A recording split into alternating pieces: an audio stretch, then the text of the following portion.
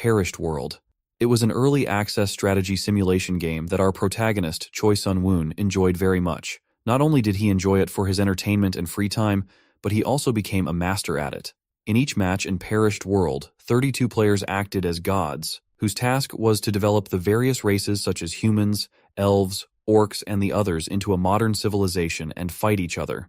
And now the match was coming to its culmination, and the armies of the two remaining players clashed in one last desperate battle for first place. On a battlefield engulfed in flames and smoke, the two armies prepared for battle, awaiting the command of their deities. Their banners unfurled in the wind, and their spears glistened in the glow of the flames. The decisive battle was about to begin. As soon as the command to advance sounded from above, the human armies came in motion and rushed to attack. The opposing army also rushed to attack, wanting to defeat Nebula's continued hegemony in the name of their deity.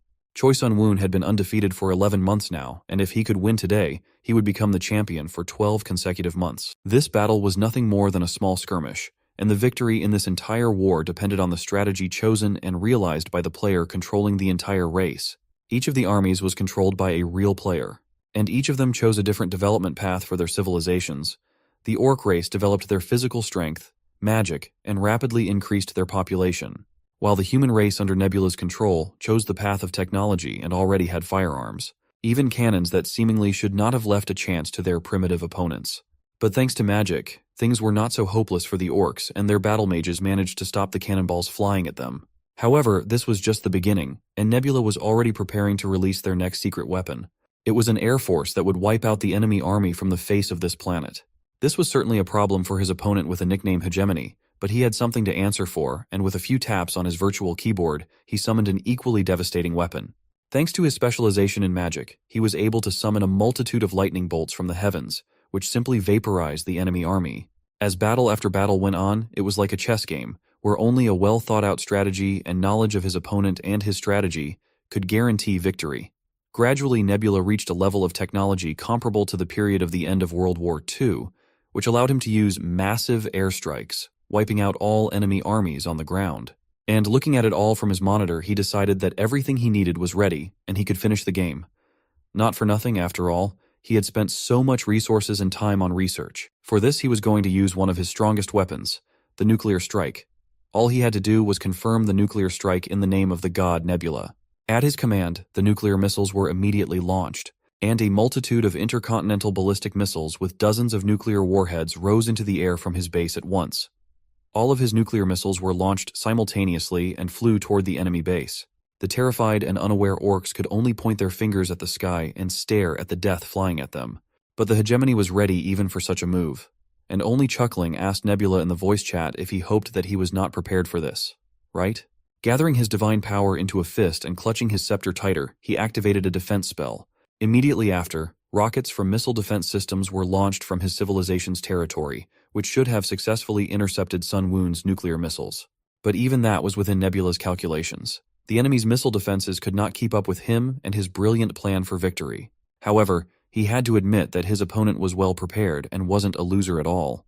While the enemy's missile defense was shooting down nuclear missiles one after another and the perished world sky was illuminated by powerful explosions, Nebula moved on to the next point of his plan, and launched another missile, which was bigger than the others.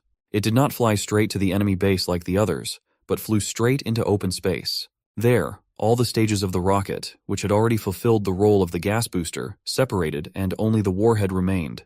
Under the watchful eye of Sun-woon, it flew straight vertically down on the capital of the enemy empire, or rather on the main temple, where the emperor was hiding and praying to his deity. When the orc emperor heard the news of nuclear missiles being launched towards his country, he went to pray in the temple. In real life, in a non-hierarchical society, a ruler praying to a god in the face of danger to his country might seem ridiculous or even pathetic. But in the perished world, it was different. His opponent was hoarding as much faith as possible instead of putting resources into research while Nebula developed his nuclear weapons. In perished world, the players acted as gods. They could intervene to some degree in the affairs of the race or nation under their rule, and through this they sought to spread their influence among the rest of the perished world's creatures and gain followers.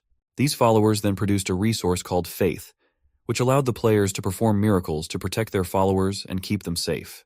This was why his opponent originally chose orcs as his primary race, because they multiplied quickly and could produce a lot of faith. However, even such an unexpected and ingenious attack did not surprise Hegemony, who looked at his followers only marveled at their persistence in prayer. The energy and power gained from their faith he transformed into another spell, and clouds of blue smoke began to surround the approaching missile. In an instant, it all turned into a huge fist that grabbed and stopped the missile. It was the fist of a huge orc-like creature hundreds of meters tall. Watching all of this, Hegemony started laughing at Nebula, and reminded him that here in the perished world, faith always brings results.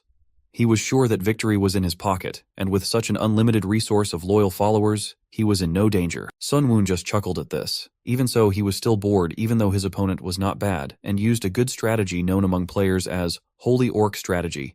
His opponent continued to laugh, confident in his victory, asking if he could see it. His avatar was now right next to his summoned orc. He proudly announced that it was his own freshly optimized Holy Orc strategy. Hegemony was the second-ranked player on their server, and he was now confident of his victory, so he suggested that Sun Woon just give up. Looking at his relaxed and laughing opponent on the monitor, Sun Woon realized why he was only the second-ranked player on their server and had never gone higher. The reason was because he was overconfident. However, his strategy wasn't perfect, and Sun Woon was very familiar with it. Orcs were chosen as the main race, to rapidly increase the population, and as the believers increased, the resources of the faith were also rapidly accumulated.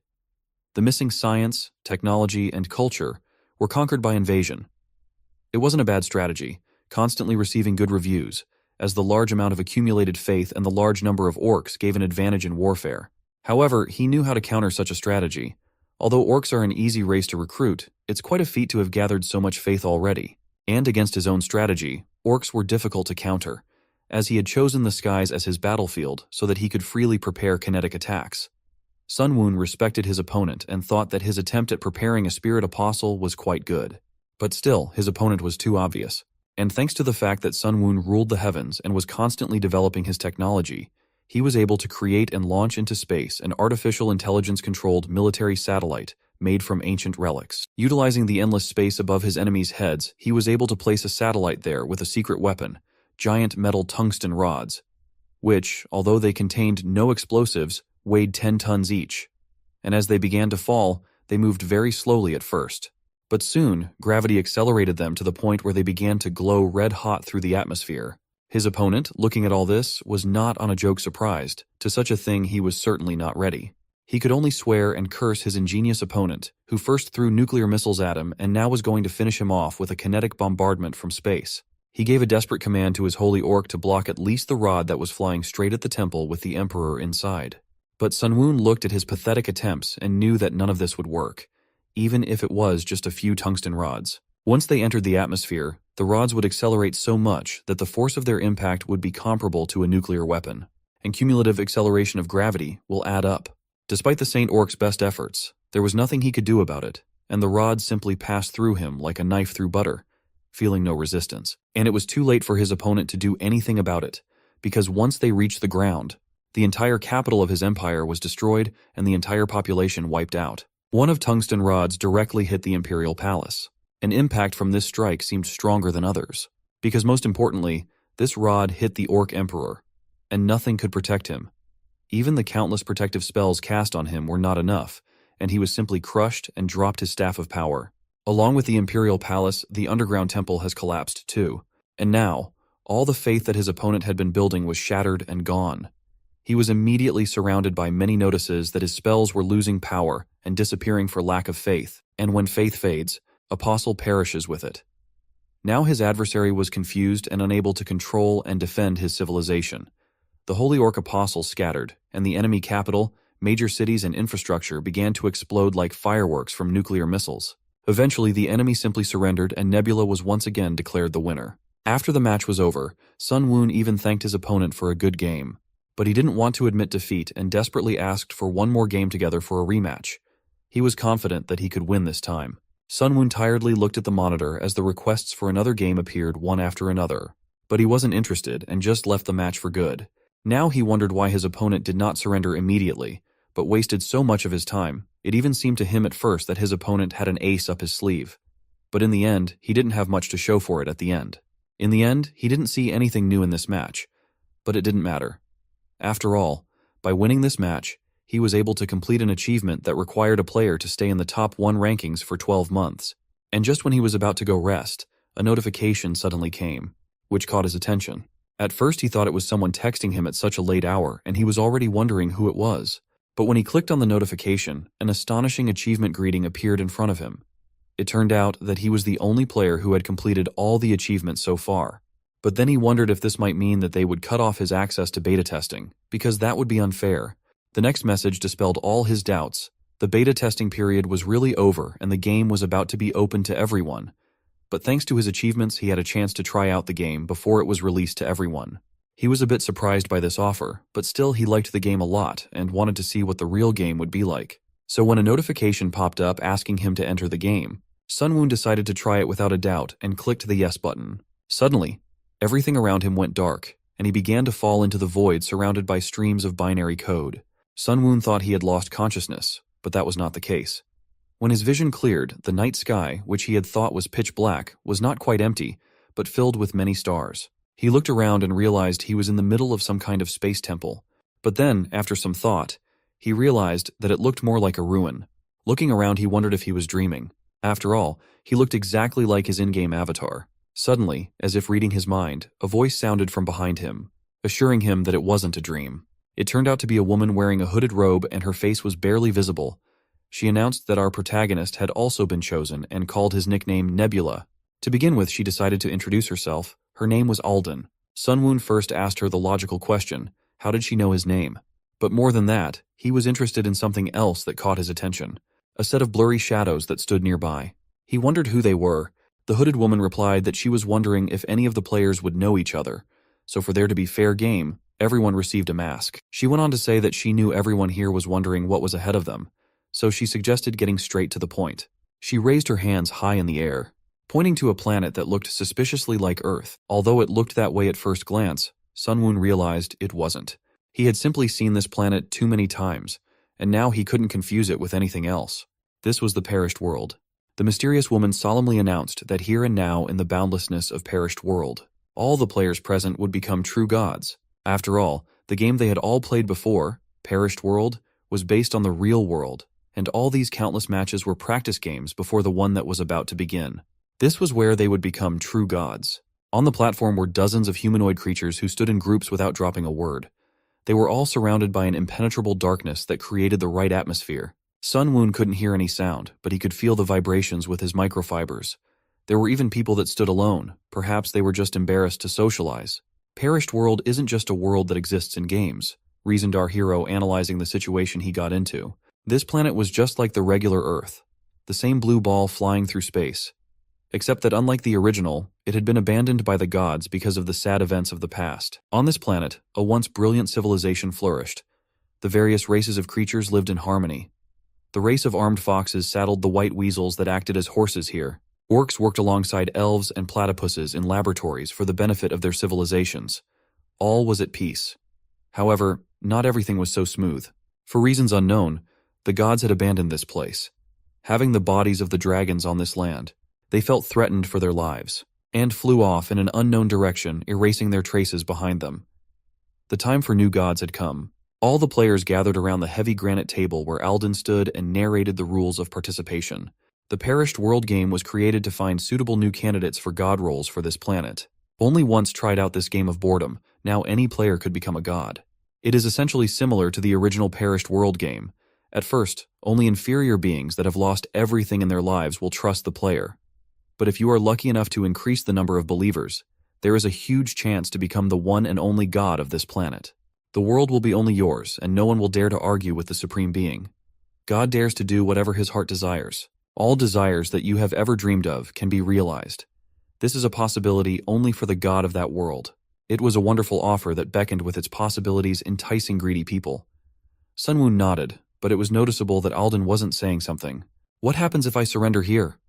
He asked, wanting to hear as many details as possible. However, if one surrenders now, one will simply go back to one's daily life. As a payment for the game, the person will lose all memories of this place. But what happens if one surrenders in the middle of a challenge? There is no such clause. It was simply impossible to give up. What happens if I'm defeated by another god? He kept on fixing the skull of the ungulate on his head. In that case, the loser would meet a divine end. The watchers will welcome such a spectacle. It will be great entertainment for them. This was the answer that Sunwoon had expected.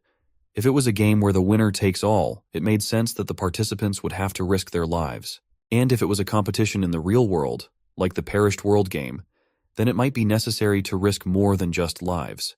Divine Ending, no matter how you look at it, only meant one thing: death.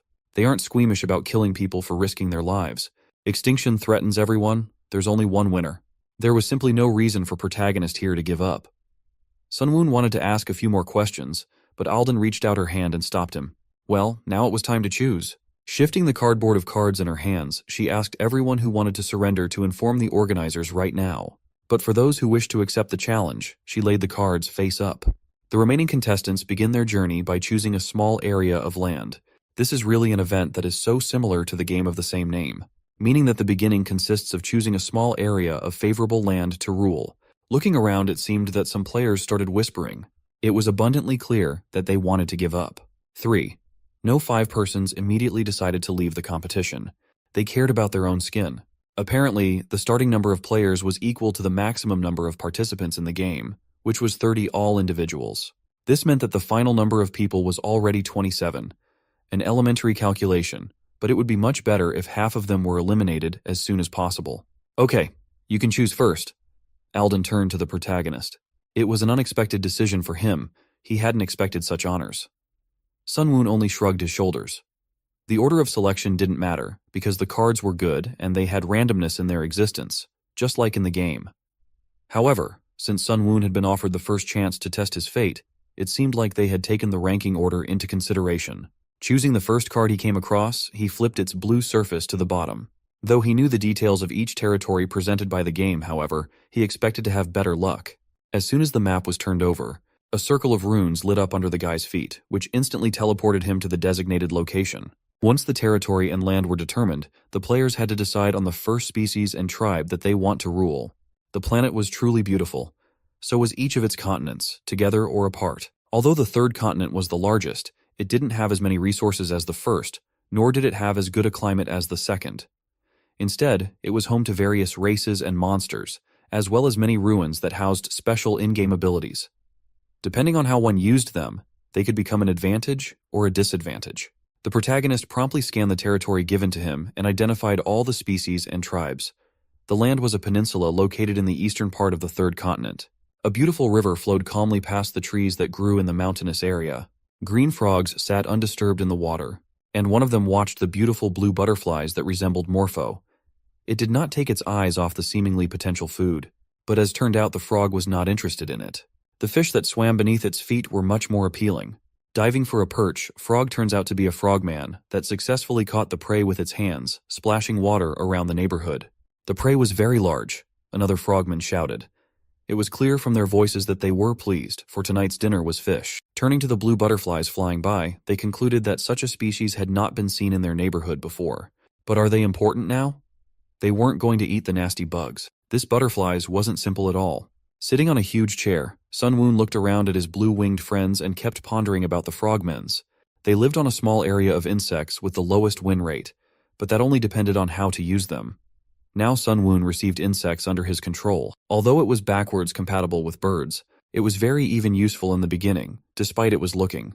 The starting point was on the eastern continent. This meant that battles were not frequent in the beginning. The small advantages gained through early engagement in fights only meant that it would be extremely difficult to implement an aggressive strategy. In this sense, a peaceful race that eats insects was more than suitable for the beginning of the game, like those frogmen for example. But what made our protagonist laugh was the number of tribes. About 500 individuals of different species was a large group that was hard to define as a first tribe.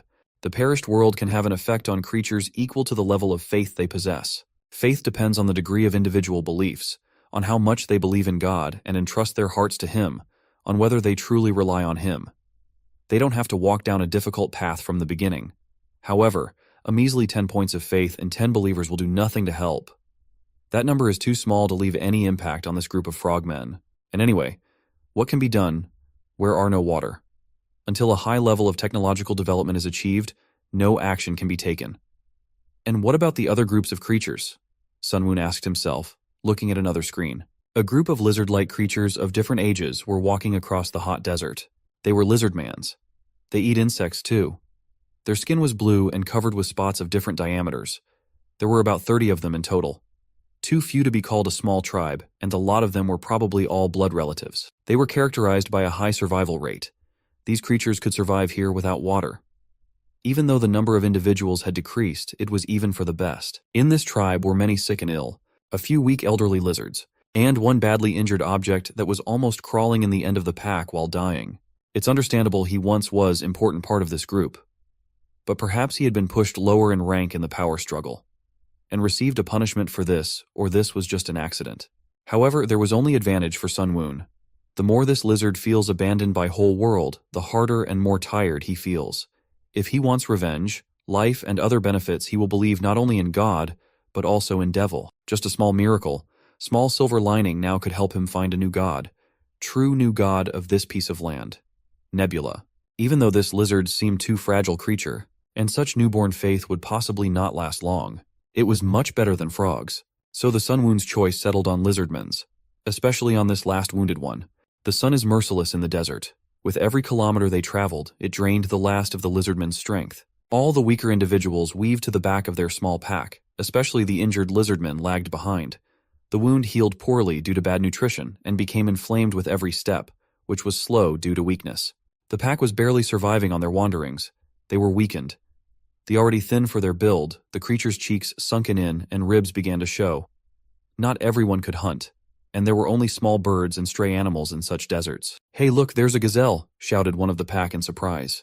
They did not believe in the reality of what was happening. In front of them lay a wounded gazelle that was waiting for its death. Its leg was broken, so it could not run away. The crowd all rushed at the poor animal trying to grab a tidbit. One prey, and about 30 hungry lizards. How long it had been since they'd eaten meat. Without tools, they tore the poor gazelle apart, spilling fresh blood onto the heated sand. This event was clearly not for the old and wounded, where they could not compete with the strength of healthy tribesmen. They just sat aside, trying at least rest a bit. The Lizardmen ate the fresh meat with great gusto, slurping loudly all around. Gazelle corpse was gone in an instant, but there were still bones to nibble. The marrow in the tubular bones was also usable. One of the Lizardmen wanted to try the delicacy, but it was not to be. One of the female Lizardmen took away the leftovers. They had had enough, and they should leave something for those who unable to hunt. She gathered all the bones into a pile, and so kindly took them to the other hungry lizards. It isn't a good thing to be weak and hungry in desert. Especially considering they'd been starving for days, it was a gift from heaven. Saliva was dripping in every direction. They gnawed on the bones and drank the liquid from them. They grabbed at them as if this bones were the last chance to live. Only the deeply wounded lizard sat by itself behind a rock, grudgingly gnawing on a bone. The gnats flying around the wound made him a little uneasy, but it was bearable compared to the pain he endured. His name was Rakarak, and he took it for granted. Clearly those who hunted had to eat more meat. Those who could not hunt should have been grateful for even being given leftovers. After all, the group could have simply left the weak and wounded to reduce the number of hungry mouths. But they didn't do that. At least not yet. While the weak and old tended to the marrow, the healthy pack members spoke of the wounded, asking Yahello what she just did. But whether pretending or not, she really didn't know what they were talking about. She questioned what they meant. The most unceremonious Lizardman gave his opinion. He didn't care if they were old or young, but that wounded lizard Rakrak was going to die soon. Everyone knew that very well, for his wound was festering. In fact, he should have been dead by now. No one knew what contributed to it, but he held up and kept up with everyone. Most of the Lizardmen survived only because Rakrak blocked the saber-toothed tiger and defeated it. He was the only one to face the predator when everyone else turned and ran. Thanks to him, other than his wounds, the remaining group was unharmed. If it hadn't been for him, many would have been killed or injured, and at worst, the entire group could have collapsed. They were already a pack that had been kicked out of the larger tribe for their weakness and illnesses, so without Rakrak, it would have been hard for them to keep themselves alive. He even managed to live longer than everyone expected. Everyone knows this and appreciates it. However, still most of lizards would die from thirst and hunger. There really wasn't enough food. That's why other lizards wanted to get rid of the dead weight as soon as possible. They had to be honest with themselves. With this kind of life, natural selection played an important role. There was no point in giving all the most nutritious food to the sick. It would just prolong their lives for another day. Night came and the full moon illuminated all the surroundings like a lamp in a child's room. Taking a break near a small rocks, the Lizardmen settled down to sleep in groups. Rakrak alone slept by himself, holding on to a throbbing wound. His already restless sleep was disturbed by the quiet flapping of wings above his ear. A familiar morpho butterfly began circling near him, shining even brighter in the moonlight.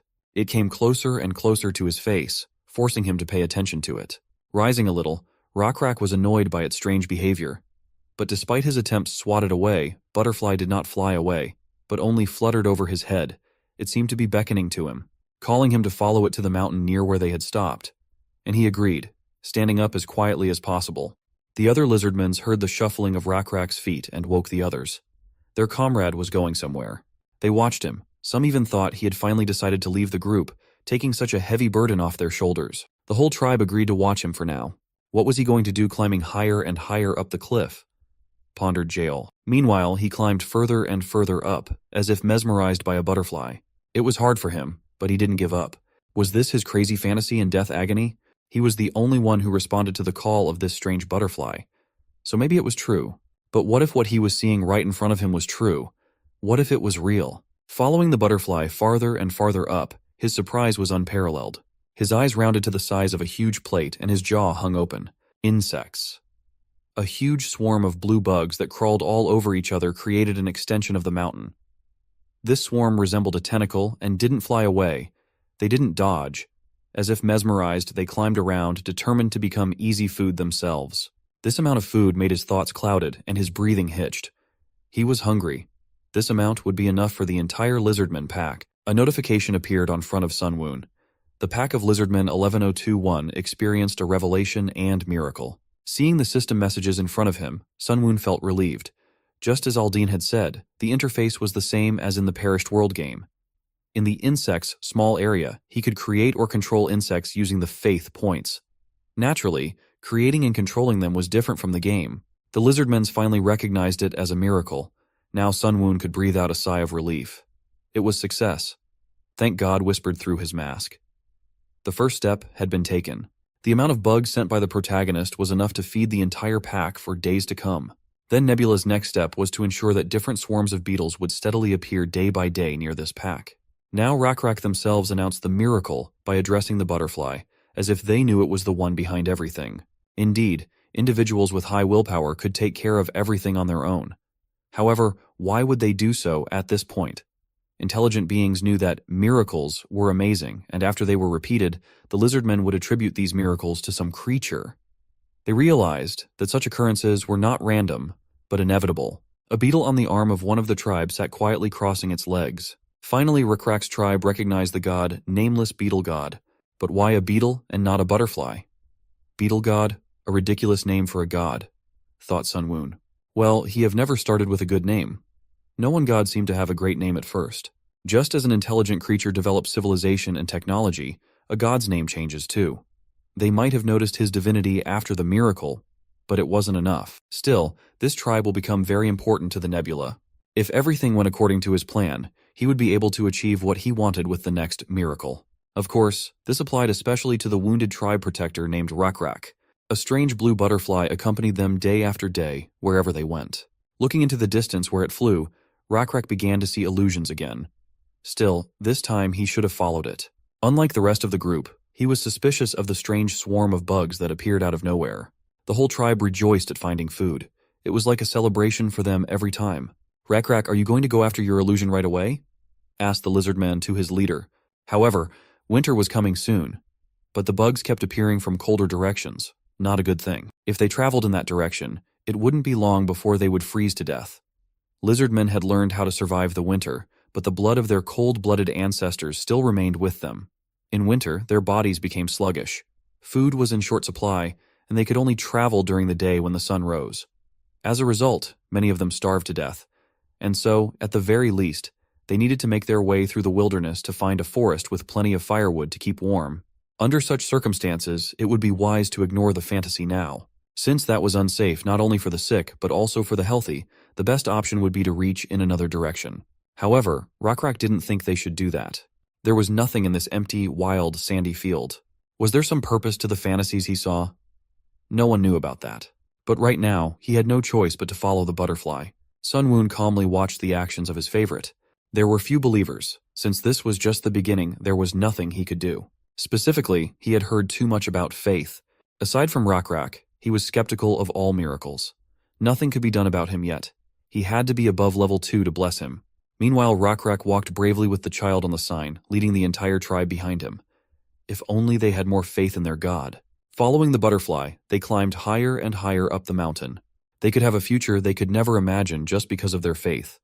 As they climbed to the maximum height, they saw an indescribable landscape. The child in Rakrak's arms was bursting out, wanting to run forward and see everything. "Listen up, everyone," shouted the lizard man to his group. "The nameless bug god had led us to a sacred place. This was truly the promised land." Here and there, green bushes could be seen, for few plants grew in the dry desert. But as they climbed the hill, a wide spring of water came into view. Dense bushes and trees surrounded the spring, from which small waterfalls and streams flowed. A crowd of gawkers opened their mouths to gaze at such beauty. This was the respite they had been dreaming of all these days. Now they wouldn't have to think about food and lodging. They had everything. The pack rejoiced inexorably at this miracle. Now they would survive. Sunwoon had been right after all. There were more believers. Sunwoon grinned as he watched the subjects. The notifications flashed before his eyes, informing him that the divinity level had been raised to 2nd. The level of the small beetle realm had increased to 2nd. At first, the level of divinity only played a role in increasing the accumulation limit of faith, and thus there was no need to pay attention to it right away. What was important was that the small beetle realm had increased. Even though it had only reached the 2nd level, it could now bestow blessings. Blessing beetles was now a possibility. But did anyone know what he wanted?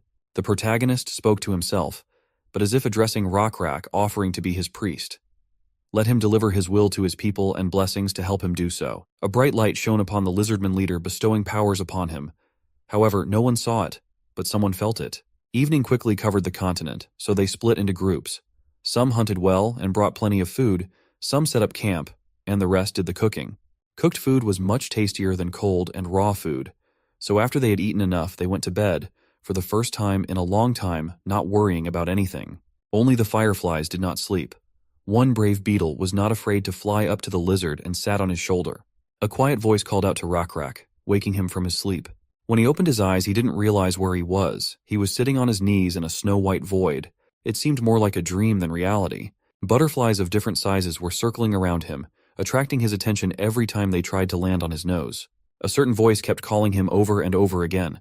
In front of him stood a lizardman in a robe whose appearance was hard to see. He was pulling his clawed paw towards Rakrak. Would he be able to withstand his hand? The unknown man asked, looking up from beneath his hood.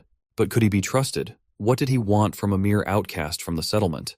The hand changed its position in space. Now it was pointing at him. The weight in his hands brought the boy to his senses, leaving him bewildered. Before he knew it, he was holding the skull of a water buffalo. It had giant horns sticking out of its head. Its eye sockets and nasal openings were empty, and its upper jaw teeth were still firmly in place. Rakrak handed the water buffalo skull to the lizard man, and the latter placed the skull on his head. Before him stood the very real nameless bug god. At this, the dream became dim, and then disappeared altogether. The new assigned from the god chief woke up all the people from the morning and said that he had a dream. After the story, everyone realized what the deity wanted from them, namely, to sacrifice a buffalo. To hunt the buffalo, they would have to go deep into the forest, which was too much of a risk, Yahello said. Her objections made sense, but whoever had brought them to this sanctuary wanted an offering. No one wanted to put their tribesmen in danger. Hunting water buffalo is so dangerous that you have to risk your life. Perhaps all the hunters of the pack would have to come forward. However, who would then protect the remaining weak members of the group? Yahello kept hitting the mark with her remarks. It wasn't for nothing that she used to be the chief. They couldn't put the whole pack in danger, Rakrak said, gripping the stone spear in his hands. He had originally intended to go alone. To most of the pack, that would only mean suicide. Many began to discourage him. You couldn't catch a water buffalo by yourself. It was impossible. However, he wasn't head over heels either. God blessed him. If he wanted, he would get him even a bull or a lion. No one understood what he was saying. Some even thought he was mad. It was really incredible. When Rakrak woke up, his wound was completely healed, and all of his shoulders were covered in black scales like bug shells. Even Yahello recognized that these were strange events, but that was no reason to go buffalo hunting on his own. Of course, that wasn't all. The real reason was different. After the blessing, not only had he healed and gained mass, he had also become many times stronger. In front of the oasis was an old palm tree that leaned sideways. Standing on one leg, he threw a spear with a perfectly straight trajectory. The weapon thundered into the dry old tree, which cracked into pieces. At the sight of such phenomenal power, the entire group erupted in cheers, while Yahello remained silent. All that remained of the tree was a trunk with many thorns sticking out of the top, which could cause a lot of burrs if touched. Picking up his spear, Recap walked back to the tribe with a nonchalant expression, as if nothing had happened. They ran to meet him, shouting joyfully and asking how he managed to hide such abilities. Even if that tree was dead, it was amazing how it was destroyed in one blow. Until recently, everyone had been dying. It was Recap who had saved them from such a life. Not far from the pandemonium, a herd ran by, causing the ground to shake. Everyone felt this vibration. Coming to the edge of the oasis, he beckoned everyone to look at the miracle. This herd of buffalo was running, raising a pile of dust behind them. It was not large, so hunting would not be a problem. It was an incredible coincidence in time. The herd seemed to be slowly approaching, having smelled the scent of water on the hill. However, considering that they had never seen a herd of buffalo approach this hill, there was no doubt that the buffalo had gotten lost as well. It was strange that a buffalo herd that always traveled around the same place was lost. There was no point in waiting any further and traveling all that way later. This could not have happened without God's providence. Grabbing his spear, Recap jumped forward without thinking, ignoring any attempts to stop him. Today they would not be dependent on hunger. Throwing the weapon that some time ago destroyed the tree, he hit directly into the forehead of the animal, killing it instantly, lying breathless on the ground. The terrified herd roared, jumping over the body, saving their lives. The joyous tribe of lizardmen caught up with the leader and raced to the buffalo's body. The Almighty had sent them not only bugs, but meat as well. Recap's mind raced. Taking the body back to the village, they lit a fire and sat down together to prepare for dinner. A pillar of smoke rose above the mountain, making it clear that something was going on there. In the center of the settlement, on a mountain of bones, hung the skulls of water buffalo with red blood dripping from the bull's head. It was an altar of sacrifice. Recap, as a priest sent by the god, sat on his knees, addressing the god with respect. To them, it was the only act of showing respect to a being higher than themselves, and it was enough. He asked to accept their offering no matter how small it was. The entire group around him voluntarily bowed their heads, repeating the chief's request. Although it was an unusual and sloppy ritual in execution, it didn't matter to Sunwoon. What mattered was sincerity. Thanks to it, he was able to gain so much faith that it exceeded all expectations. It was a worthy ritual for Recap as an aspiring priest. When the protagonist thought about the time he had put into it, it no longer seemed wasted. It was worth it. Sunwoon believed in principles of wilderness, not in the god of some wild grass that was water buffalo's food. To provide enough meat, he had to get them to leave their stable. He couldn't create a grass that didn't exist, but he could destroy one that already was.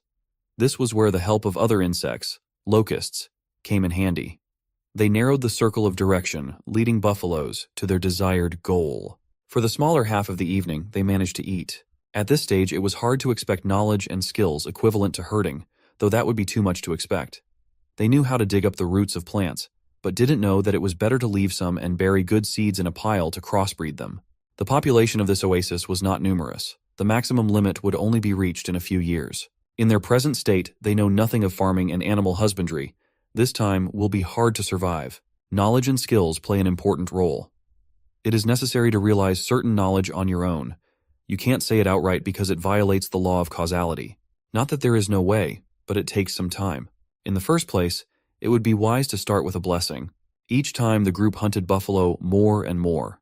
Each evening, new animal parts were added to the altar, and for the present hour, it took on a majestic appearance under several meters in height.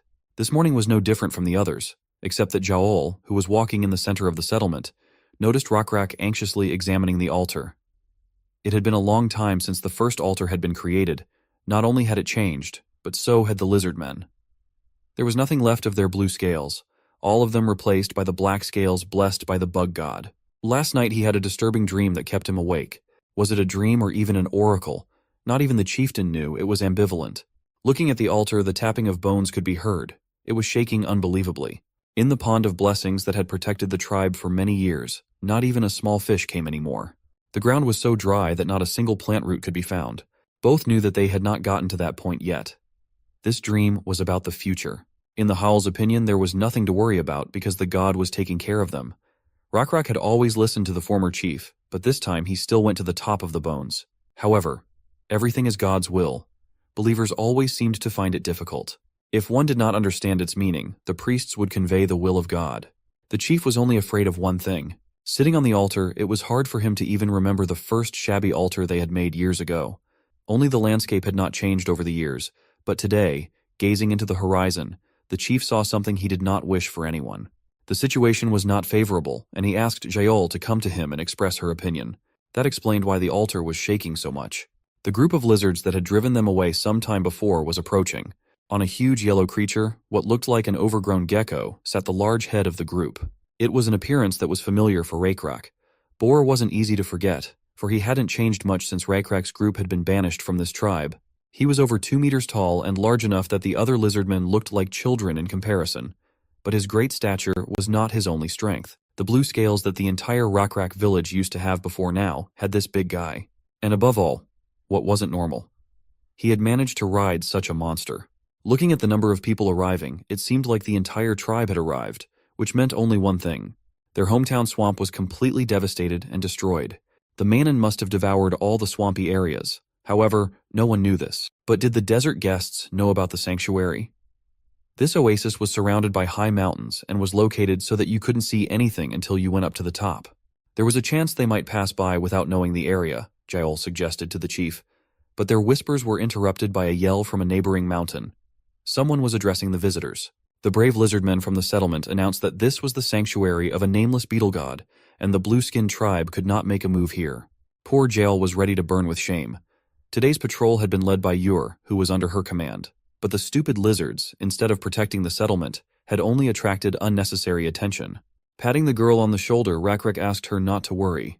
Perhaps it was the god's will, Recap said as he headed down the cliff. Picking up his spear, which lay nearby, he examined its integrity.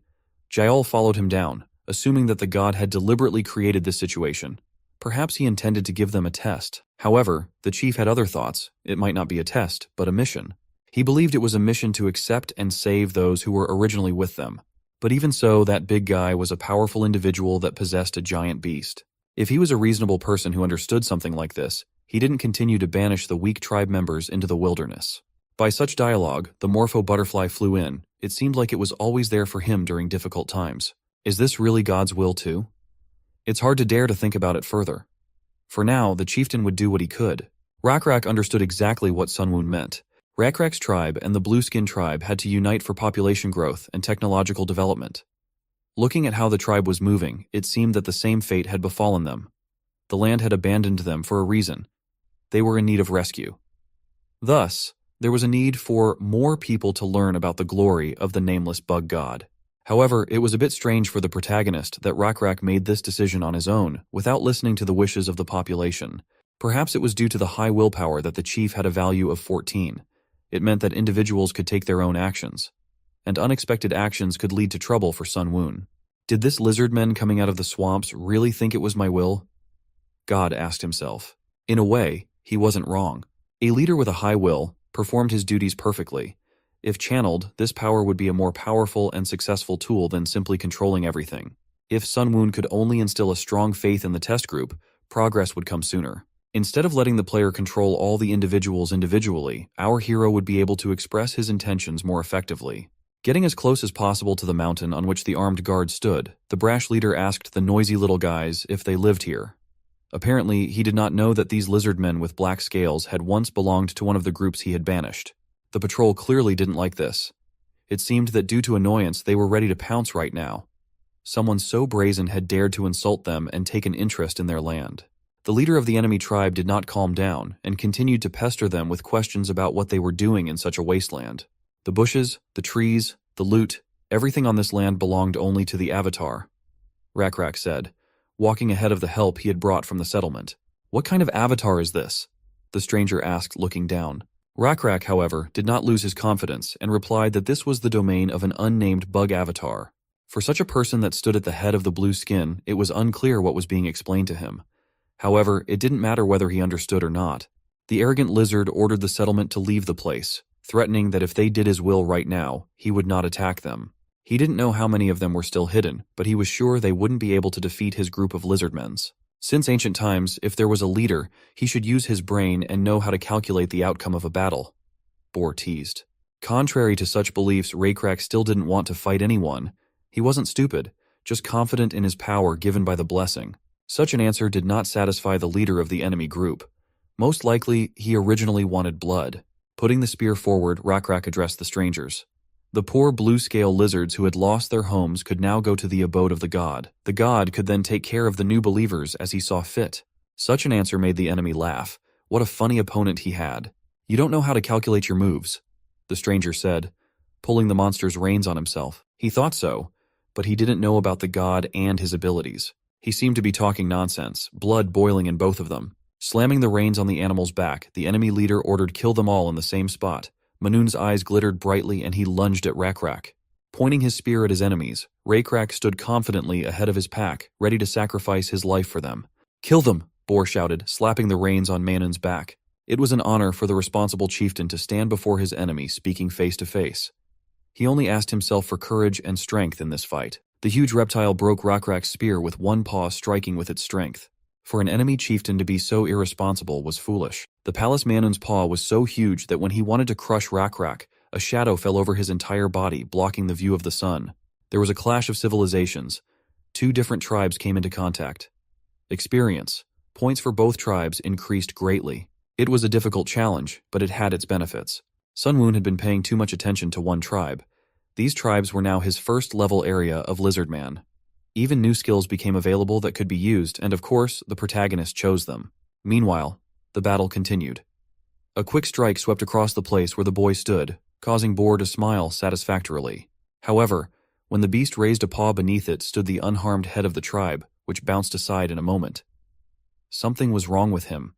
Now Sun Woon was controlling him. The boy looked down at his body. Black scales, sharp claws longer than the joints of a foot, and an equally long muzzle came into his field of vision. Boar had no idea how he had escaped death, but he threatened not to miss a second time, so he commanded the Manun to kill him. To his own tribe he was no longer the same Rakrak. His mind was ruled by his own god that looked so contemptuously at his enemy. Opening the status window, he surveyed the state of affairs. Boar was a member of the blue-skinned lizard tribe and had the starting stats. Level 1 tribe warrior, Level 2 tribe leader. Had strength 24, intelligence 15, sociality 16. The special skill was breeding. Even one Rakrak was enough to handle this guy.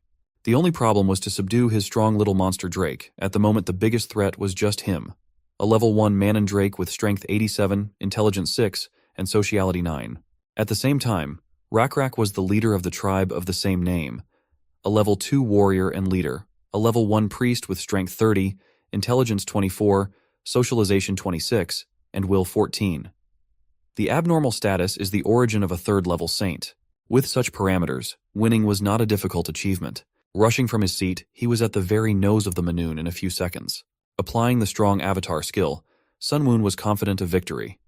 This ability gives the user an additional characteristic called Divinity Class D. 1D is 100 times the maximum amount of energy that can only exist in nature. Simply put, Rakrak now has a power of 630 units. If the opponent did not possess the same amount of divinity, then fighting God would become impossible. With one hand alone, he grabbed the jaw of the beast and flipped it in midair, toppling it over onto its own master. It was a huge difference in strength. Anyone lucky enough to witness the scene would be shocked. The impact seemed to shake the very core of the planet, and some blue-skinned lizardmen fell to the ground. With such force, Sun Woon could turn Manun into a bloody mess, but that would be too much. The guests would be more likely to be frightened than enthralled. Even the tribesmen that had seen him smash the tree with a single blow were impressed. The Manun was no longer able to fight and pressed his owner with his weight. Rakrak surprised every time, even Jaol recognized that. But watching the battle, she blocked the way for the impressed brethren that wanted to approach the lad. Boar was still alive. To him this situation was ridiculous to the point of absurdity. He didn't understand how he had managed it, and was sure he had pulled some kind of trick. When the beast was turned over, the knife that had so fortunately fallen near him fell from his belt. Shaking off the weight that was weighing on him, he grabbed the weapon and ran awkwardly toward Rakrak, shouting that no one should dare to relax early. His calculations were never wrong. Not this time, however. One movement of his hand, and Boar stopped with his face red from the slap. His neck snapped back, and soon his knees went under. Silence reigned in the ranks of the blue-skinned group members. This was an absolute power. There were definitely those among the lizards who believed that there was no way for them to escape now. "Who is next?" asked the victor, looking at the frightened tribe. All of them unanimously threw their weapons on the dry ground, not wanting the same fate. Kneeling on their knees, they bowed their heads and swore allegiance to the new leader. It was over now, but Rakrak could not believe it.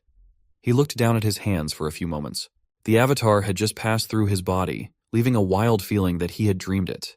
A satisfied Sun Woon sat on his throne watching the lives of his test subjects. The tribe had taken in all who wished to be enlightened into their faith. Everyone was fed and warmed. No one even mentioned the recent skirmish. One of the beginners wondered if they were the members of the tribe who had gone into the wilderness. It was a natural question, since the color of their scales was so different from the original. Following the bug's nameless avatar, they had not only changed in appearance, but had also become much stronger. Such a statement surprised them, and it made sense, otherwise they would have died wandering the desert. The blue bug god was a salvation for them, and his power was surprising. Not far from the others sat Yahello and Rakrak. They were discussing very important matters. Yahello was worried over the addition of about 6 times their settlement. The oasis would dry up very soon at this rate. This place, it was deteriorating fast. Soon they would have to leave. No one would want to go back to the desert from this beautiful place. They can't just wander the wasteland without answers. The answer must definitely lie there. Rakrak turned his head to the side. He couldn't seem to give a clear answer, but he did have one thought.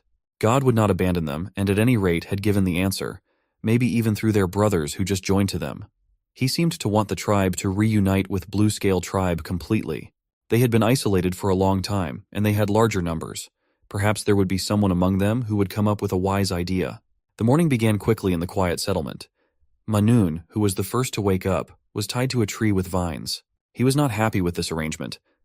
Whenever lizardmen with spears approached him, he waved his paws violently to the sides. They tried to tell him that his master had disappeared.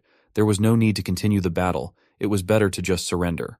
But he didn't listen to them, each time trying to throw the guests away from him.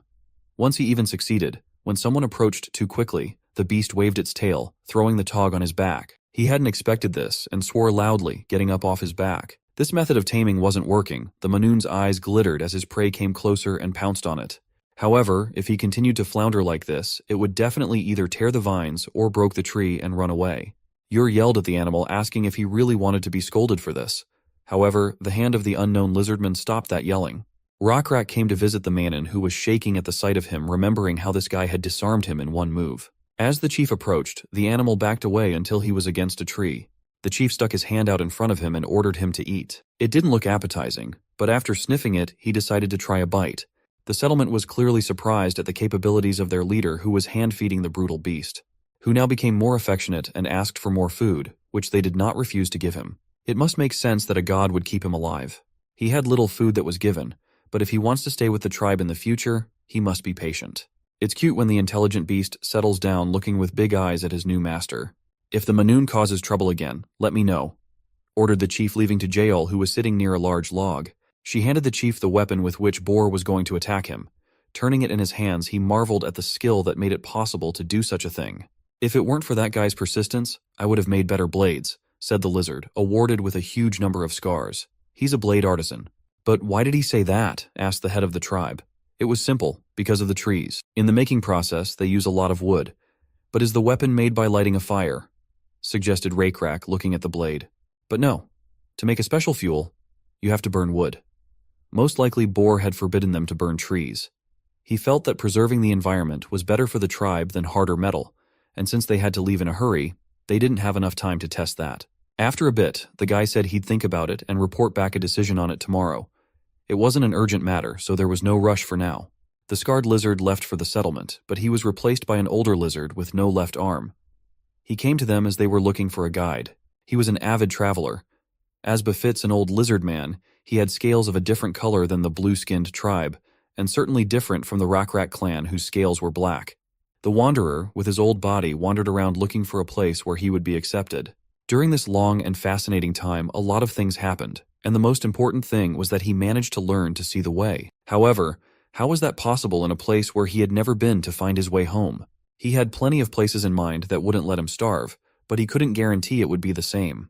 Other wanderers and tribes. Does that mean they are not far away? Asked the chief of the guide, who nodded affirmatively. If they are, then everything is fine. In case they are against the Rakrak tribe, all you have to do is defeat them and take them away. Indeed, if you have that kind of will, you can pull it off. But what about the traveler? How can he prove his faith? The question was a strange one, but the elderly lizard pointed to the sky. His answer was there. It wasn't just any sky. He asked to meet at night, to explain everything then. The night sky glittered, decorated with many stars. Looking up, the chief realized it was about them. The stars moved to point the same way every night, although they changed their position in the sky, but it did not prevent the wanderer to think of ways to use them. If you know which paths the stars follow, you can move along the path of a person and not get confused. The old man was willing to tell Rakrak about the movement of the stars if he would lead a few days with him, and then not question his loyalty. They spent half the night together discussing the rules of using the night sky. It was amazing new knowledge. There was more than enough information for one night, so they agreed again. Yor, who had joined them not long ago, was scratching his head at the end, trying to say something. The chief asked what had brought him here, if Manhwa had caused a problem, but Yor said he just looked a little disgruntled. Ever since they started giving him his food on time, he had become more affectionate, which couldn't have been a good thing. Yahello had scared them, though. She said that everyone needed a way to get around without starving to death. That was exactly what happened. Watching Rakrak tame a Manhwa with good taste in food, Yor suddenly thought of something. If beasts like Manhwa could be tamed, it's surely possible to tame something completely different, like the water buffalo that often appeared near the settlement. At some point in human history, mankind was divided into two parts, one to farming and the other to herding livestock. Although for our hero the source of this information were games, he was sure that farming would be a stable option for civilization. Creating an environment that could block outside attacks and stockpiling food allowed the population to grow steadily and rapidly. In fact, almost all large civilizations in the world also started with large rivers, reasoned Sun Woon. However, despite all this, the tribe he chose was the Lizardmen. Their strong physical fitness and high level of adaptation to the environment gave them the ability to bring living beasts into the settlement without any problems. They were more suitable for herding rather than farming. Yor and the other warriors caught and brought in a herd of water buffalo. Most of the warriors were exhausted even with the insect blessing, but the herd of water buffalo even refused to resist and stood in formation. In addition to farming, to Sun Woon's surprise, there was lizards that was also familiar with a technology that would ensure everyone's success. Ironwork was one of the crafts that interested Sun Woon. In the afternoon, Rakrak helped the iron craftsmen build a fire. They built a brazier and put a lot of wood on it. Then they covered the outside with mud to keep the fire from going out. When the fire was lit, the holes left for air to help the fire burn were plugged and they waited for the wood to burn down completely. The chief could not understand why things were done this way, but decided to just trust the iron craftsman. When it came to God's will, he knew he was right, but he recognized his ignorance in other matters. But the iron craftsman's skills didn't end there. He took 2 split wooden planks and placed them in front of the fire pit, stacking them together. The artisan then tied a wooden stick to the center of the structure and pressed it down with the palm of his hand, allowing the wind to flow easily through the fire hole. Taking the heated blades out of the mold, the blacksmith began to hammer the blanks into shape, leaving them to cool in the wind. They would finally be able to produce basic iron items. For now, they could cost less than well-worked bronze. For the Rakrak tribe, who had no choice but to use stone weapons, this would be quite useful. Having a traveling old lizard in the tribe was also an unexpected gain. Astronomy would be a revolutionary discovery. Of course, it was still too primitive to be called such a famous science. However, it could become much more in the distant future. Astronomers could later help with architecture or math. Sun Woon hoped that Rakrak could make proper use of the old stargazer. When night fell, the chief met up with the stargazer again. The night sky had changed, just as the stargazer had said it would. However, Rakrak thought that one night could have been just a coincidence. After a few more nights in a row, Stargazer told him how the stars would move again, and Rakrak memorized it carefully. It was just as the Stargazer said. The stars played the role of a guide across the sky. Now the head of the tribe had no choice but to do what he had already planned. One evening, Yahello, at the leader's command, threw more wood on the fire and gathered the whole village around the altar. "It has been a long time since the god brought them to this land," said the chief, addressing the tribe. During this time, they had even met their brothers. They could have been killed, but they chose to live independently. All of them could live on this land in peace and harmony for a long time, not letting outsiders in. However, those who were kicked out could have died in the desert. But that would not have been right. God desired salvation, not judgment, because it would benefit a large number of lizardmen. Unfortunately, heaven on this earth couldn't last forever. Resources of Oasis already run out, so they need moving further. At dawn, they will leave the Oasis, Rakrak said, and invited the Stargazer to join him. All the tribe members began to talk quietly among themselves as the curious one-armed guide with turquoise skin approached the head. Stargazer had been telling him about the movements of the stars for days. Digging into the words, Rakrak confirmed that everything he had said was pure truth. The stars will be their guide. From now on, everyone will trust the Stargazer to show them the way, so that everyone will know. Then explain to everyone where you will lead us, the guide asked respectfully. After dawn, when the morning sun rises illuminating the altar, they will head to the right side of it. The chief is going to keep going forward for 10 days. Then 15 more to the right, again across the rotten lake, and 3 days on empty mountain trails with valley roads. After this walk, the end of their long agony awaits them. An endless forest. There are many beasts there that will provide many years of hearty food. This area is also surrounded by tribes of other races. Such an area was a great place to live. The Lizardmen listened to Rakrak's speech in complete silence. His statement had meaning for the entire tribe. He declared that the purpose of life was not just to survive, but to live in the name of the great god. Rakrak let Stargazer go, to which he took his place in the crowd. Chief next beckoned Ur over to him. He stood the very first in the row of assembled warriors and raised his head sharply when he was suddenly called out. The chief asked one question, why he had not eaten a single buffalo caught yesterday. But the mute question read in his eyes that he himself did not understand what was happening. What? Ur asked the chief, looking at him standing majestically on the huge bones of the altar. He didn't eat anything simply because he wasn't hungry all the time, Ur justified. The whole tribe tried to catch the water buffalo, but he wouldn't eat anything. Well, it's true that everyone worked hard, but Ur stood his ground and said he wasn't particularly hungry. If he was patient now, he could have some meat later when he was really hungry. That's what he was really thinking. Rakrak noted the tribesman's excellent work. Of course Ur wanted to eat the buffalo now, but refrained leaving it for the future. If it continued like this, it would be a wonderful food saver. As long as he wasn't starving, he was willing to do it again and again. Since Ur had managed to hold on, he should be compensated. Rakrak beckoned the artisan over to him. A new spear forged from metal shone against the fire. This was a planned event. After all, it was obvious that the best warriors should have the best equipment. However, it seemed to the other Lizardmen warriors that there was something grandiose about what was happening. Ur accepted the weapons from the blacksmith's hands, not believing his good fortune. In addition, those who followed Ur's words, those who resisted their own desires to eat what they wanted, should also be rewarded.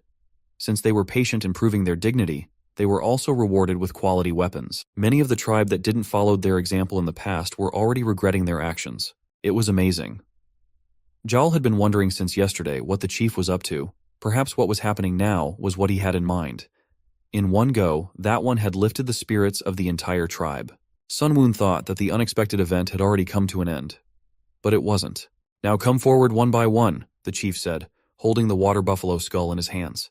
To all true warriors, may God's protection be with you, he exclaimed and put the skull on himself. Their onward journey would only be successful with the spirit of patience and expectation that they displayed to the head of the tribe.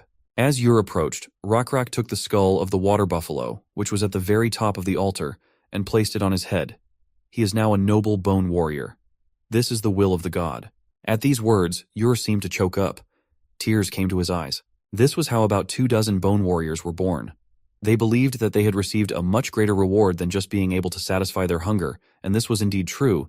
They become part of the Bone Warrior army. Sunwoon had seen something like this before in the Perished World game, but such events were not foreseen.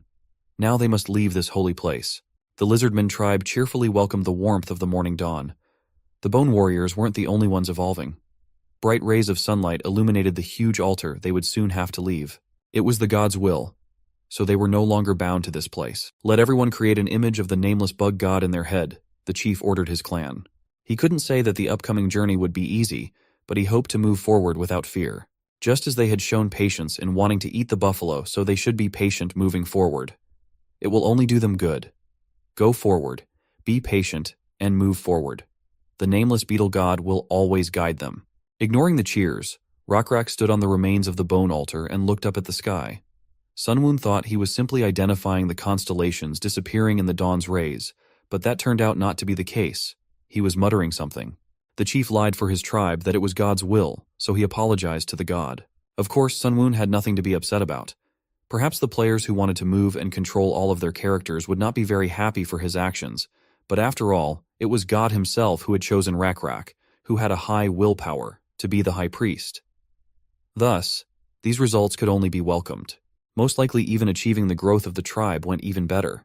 Ur had grown in stats now, his reliability was 7 and the warriors 3. Even Rakrak's special abilities saw the light of day.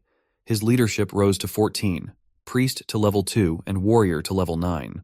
The job was excellently done, and in no way disappointed the expectations of the Sunwoon. From this point on, the chief would be given a full start. The afternoon sun was heating the desert to the point of glowing lava. It was difficult to move at this hour. The entire tribe had left their oasis and had been traveling for some time. Rockrak was disturbed by a herd of buffalo. The warriors dragging them forward and the buffaloes being dragged behind them were tired. Though the animals were now obediently following the clan, they were also exhausted.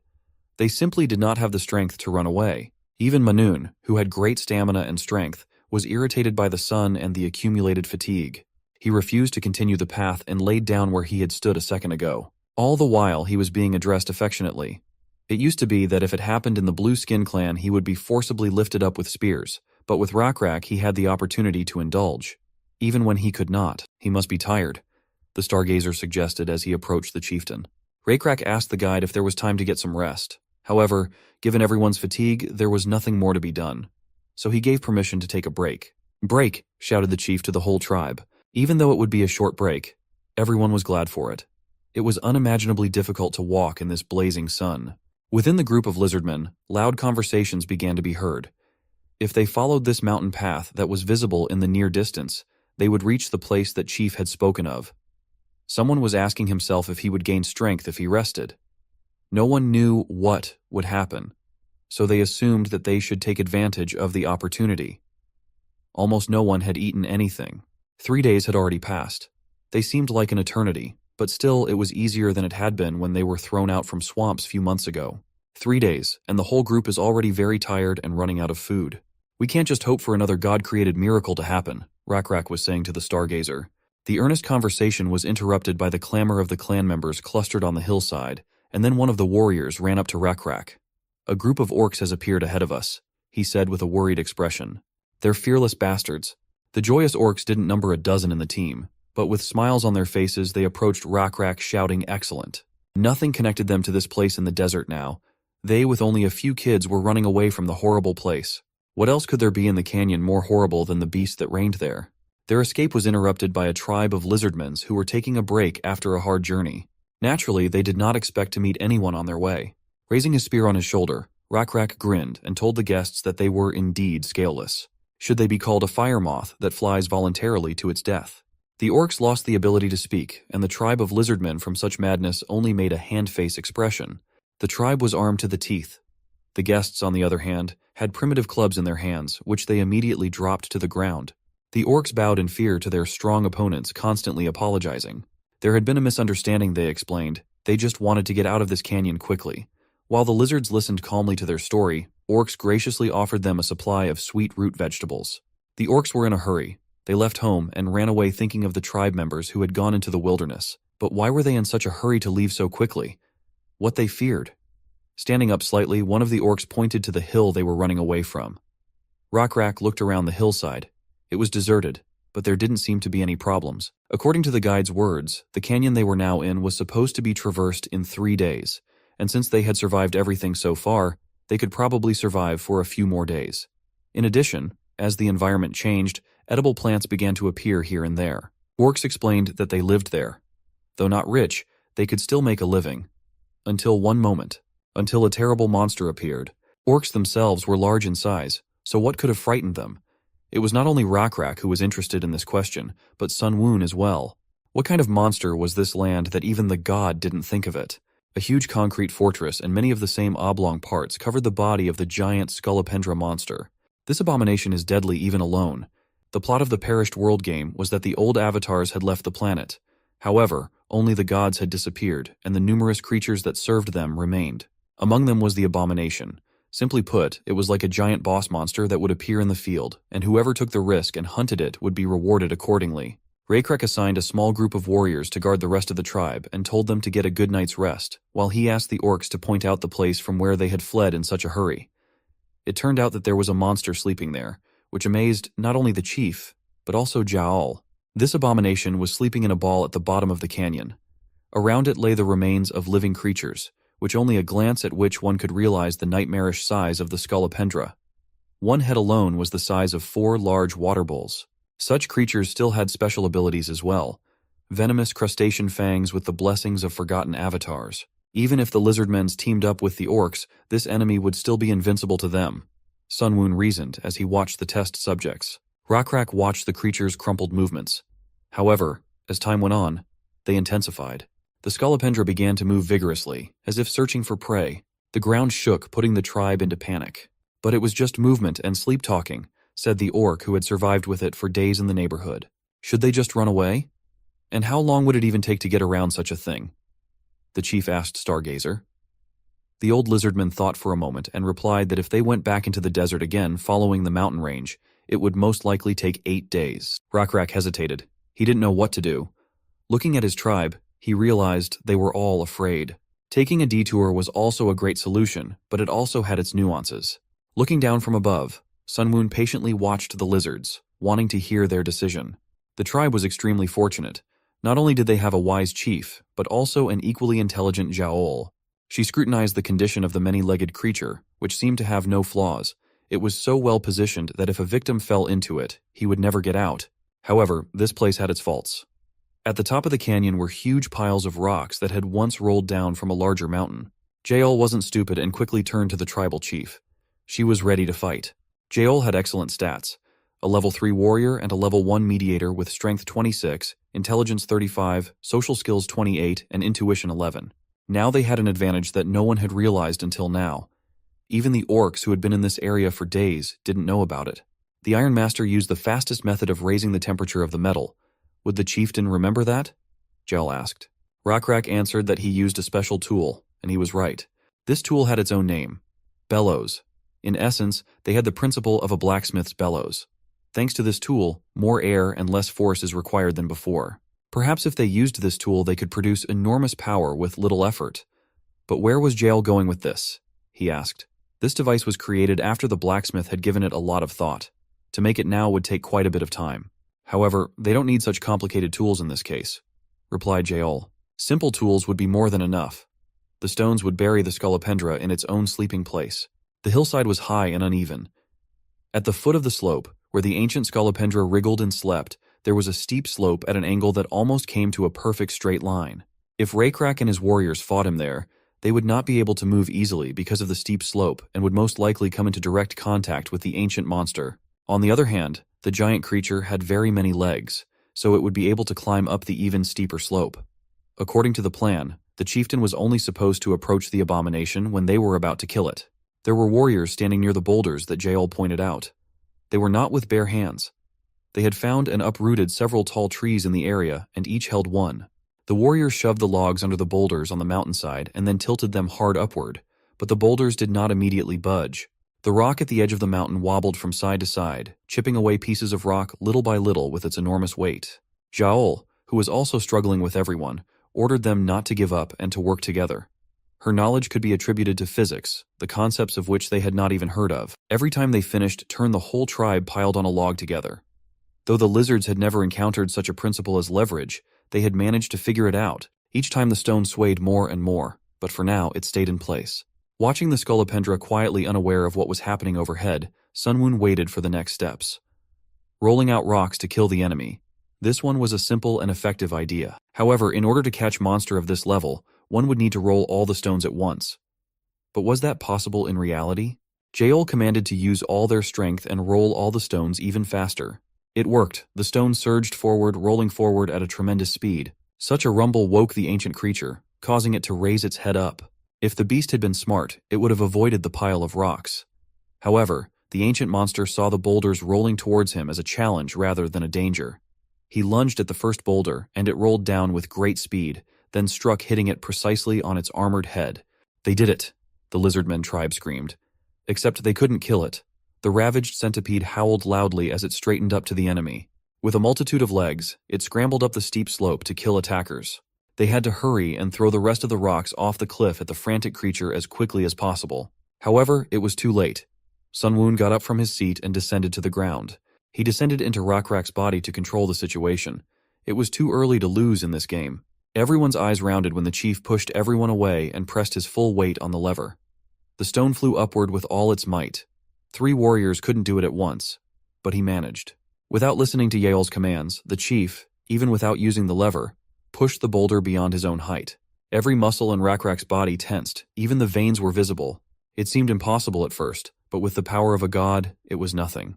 All they had to do was keep up with him and throw the stones together. Monster continued to shriek all the while, deafeningly shrieking. Before anyone knew it, the chief was rushing forward with his spear after the boulders. He threw it at the evil creature with lightning speed, hitting the concrete structure that protected its back.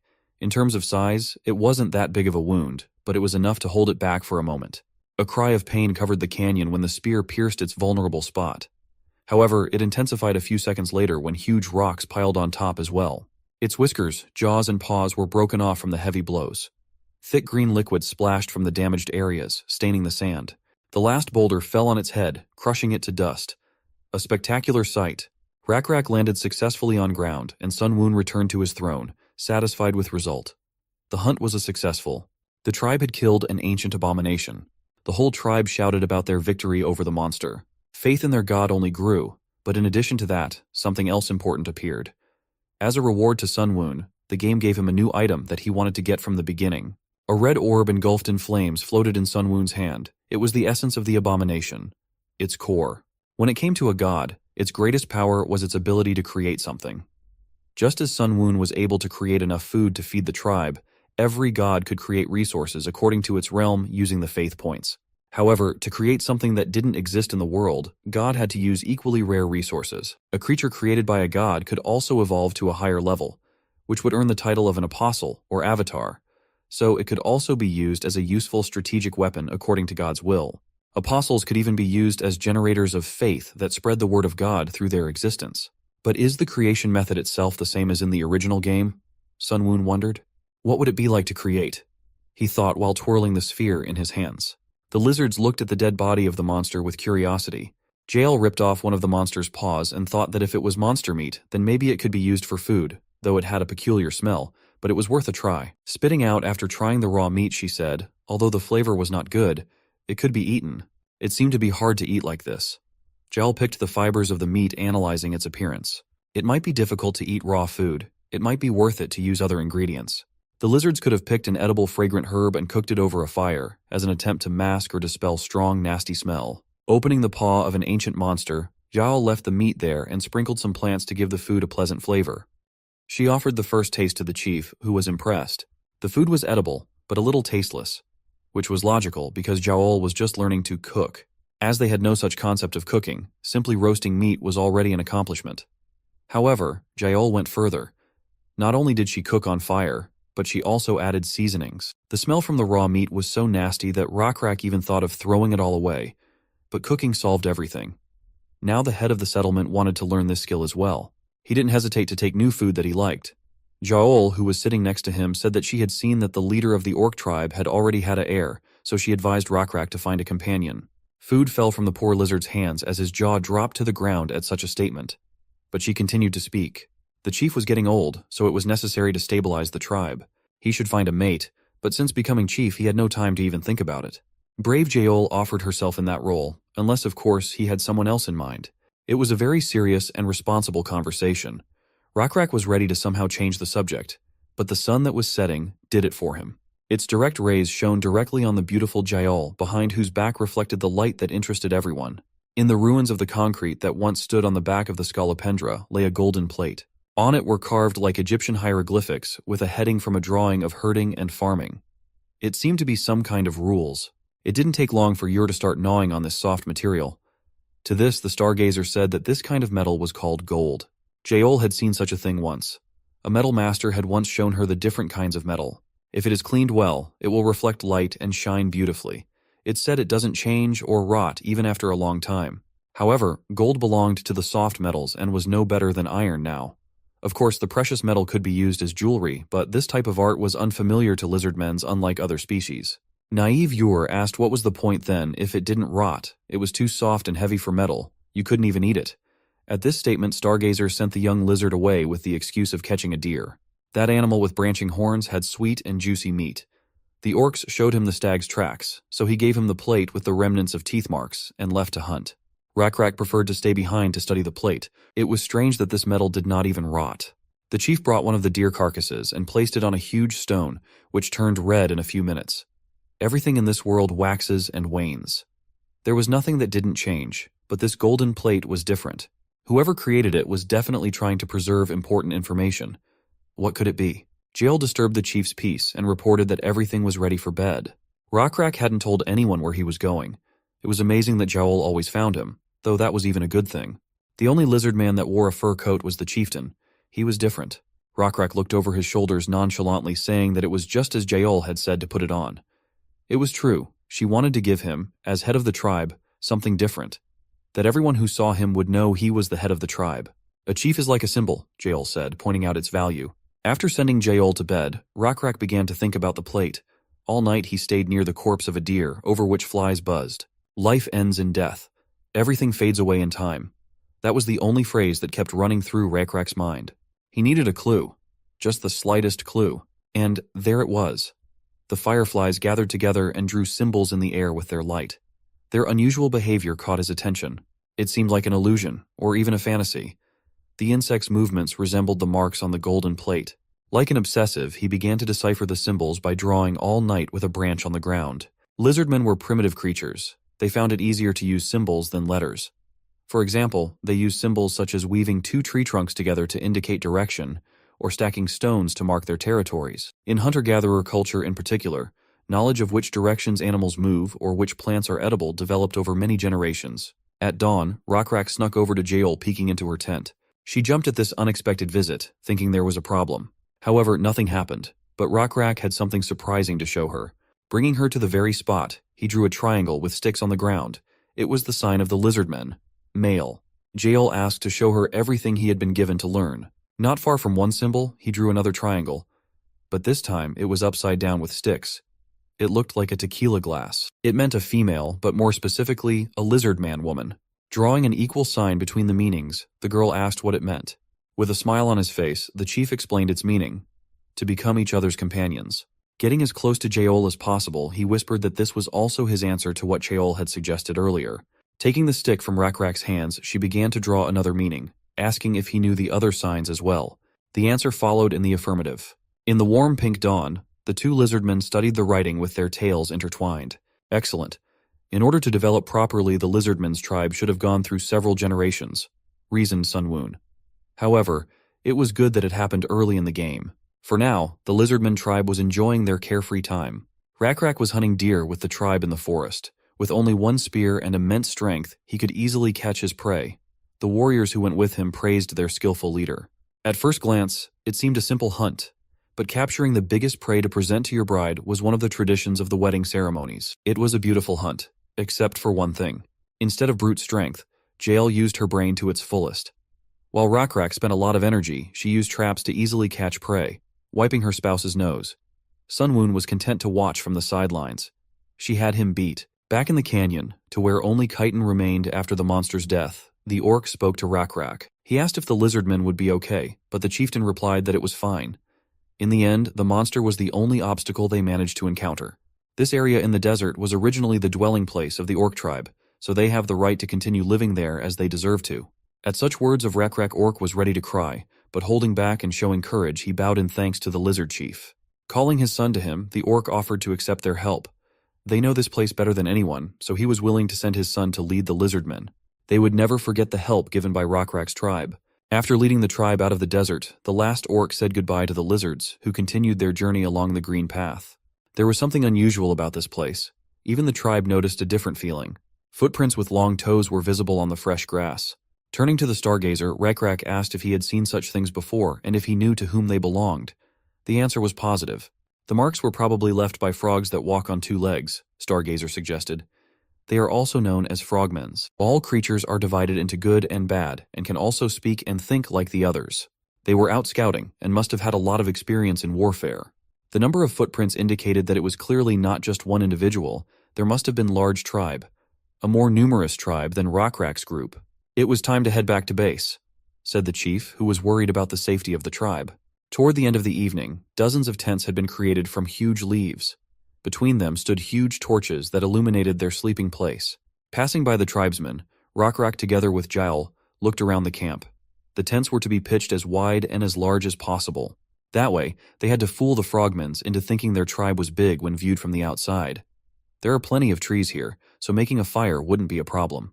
At night, there would be a group of guards watching the fires, and if enough of them were made, frogmen would think that the group of lizardmen was twice as big as it really was. Also at night, it wouldn't hurt to keep watch, assuming the warriors would be out scouting. The other tribe would surely notice them, Jowl said, looking into the distance. And she was not wrong. There were dozens of eyes watching them the whole time. After a few days, after the lizardmen changed their base, luckily they didn't encounter any frogmen. During this time, they had prepared many things to ensure the safety of the tribe. At this moment, there were hardly many players that were more successful than Sun Woon. Even he realized that. The herding was going smoothly, and their way of life had evolved so quickly that it was no problem to adapt to the changed conditions. Even their homes had begun to be built using wood, forgetting the leaf tents. What was most interesting was how quickly they mastered the concept of writing. Rakrak actively began to utilize the writing he had recently discovered. When the warriors returned from scouting, he always listened about what they had seen near the large and expansive rock in the center of the village. Taking the tip of a spear, the chief, after each story, drew on a large rock the outline of the river.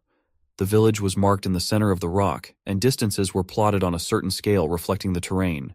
To be precise, it was a map created from hunting marks, but it incorporated the idea of creating a permanent record resembling writing. This record proved very useful.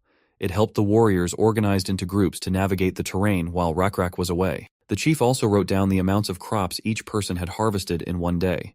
They could look at who had harvested the most and could rest, while some would compare and realize they had not brought enough and needed to work harder. This was effective in increasing productivity. Such rapid development could not have been more gratifying to Sun Woon. The swarms of locusts in the center of the continent were steadily increasing.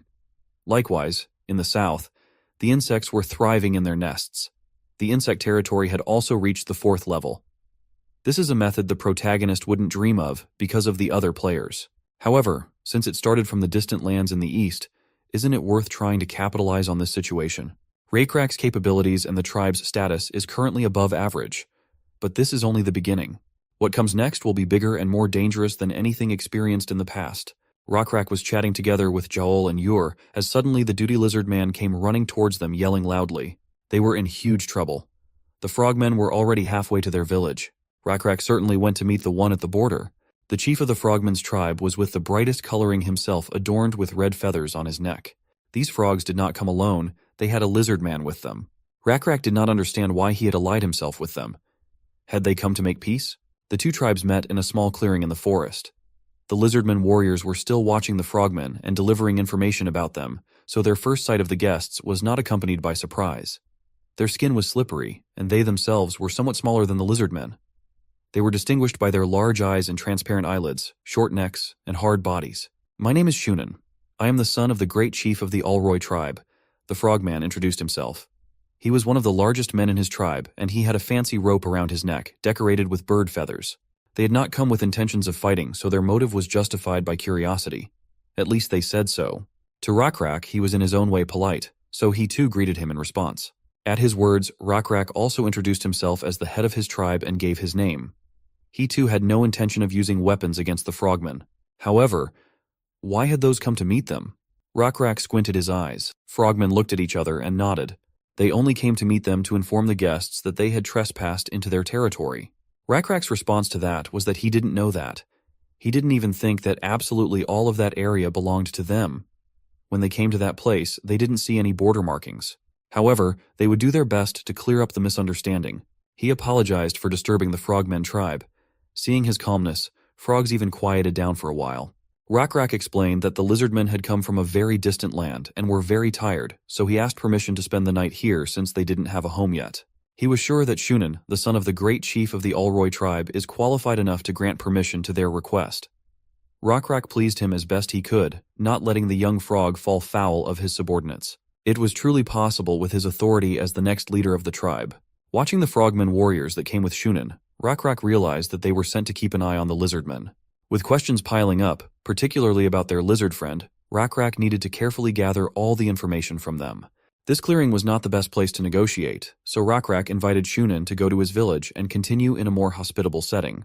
Their tribes had come to a good agreement without any animosity, so a feast was in order, he suggested. However, it didn't seem like the best idea to the frogmans, so they declined.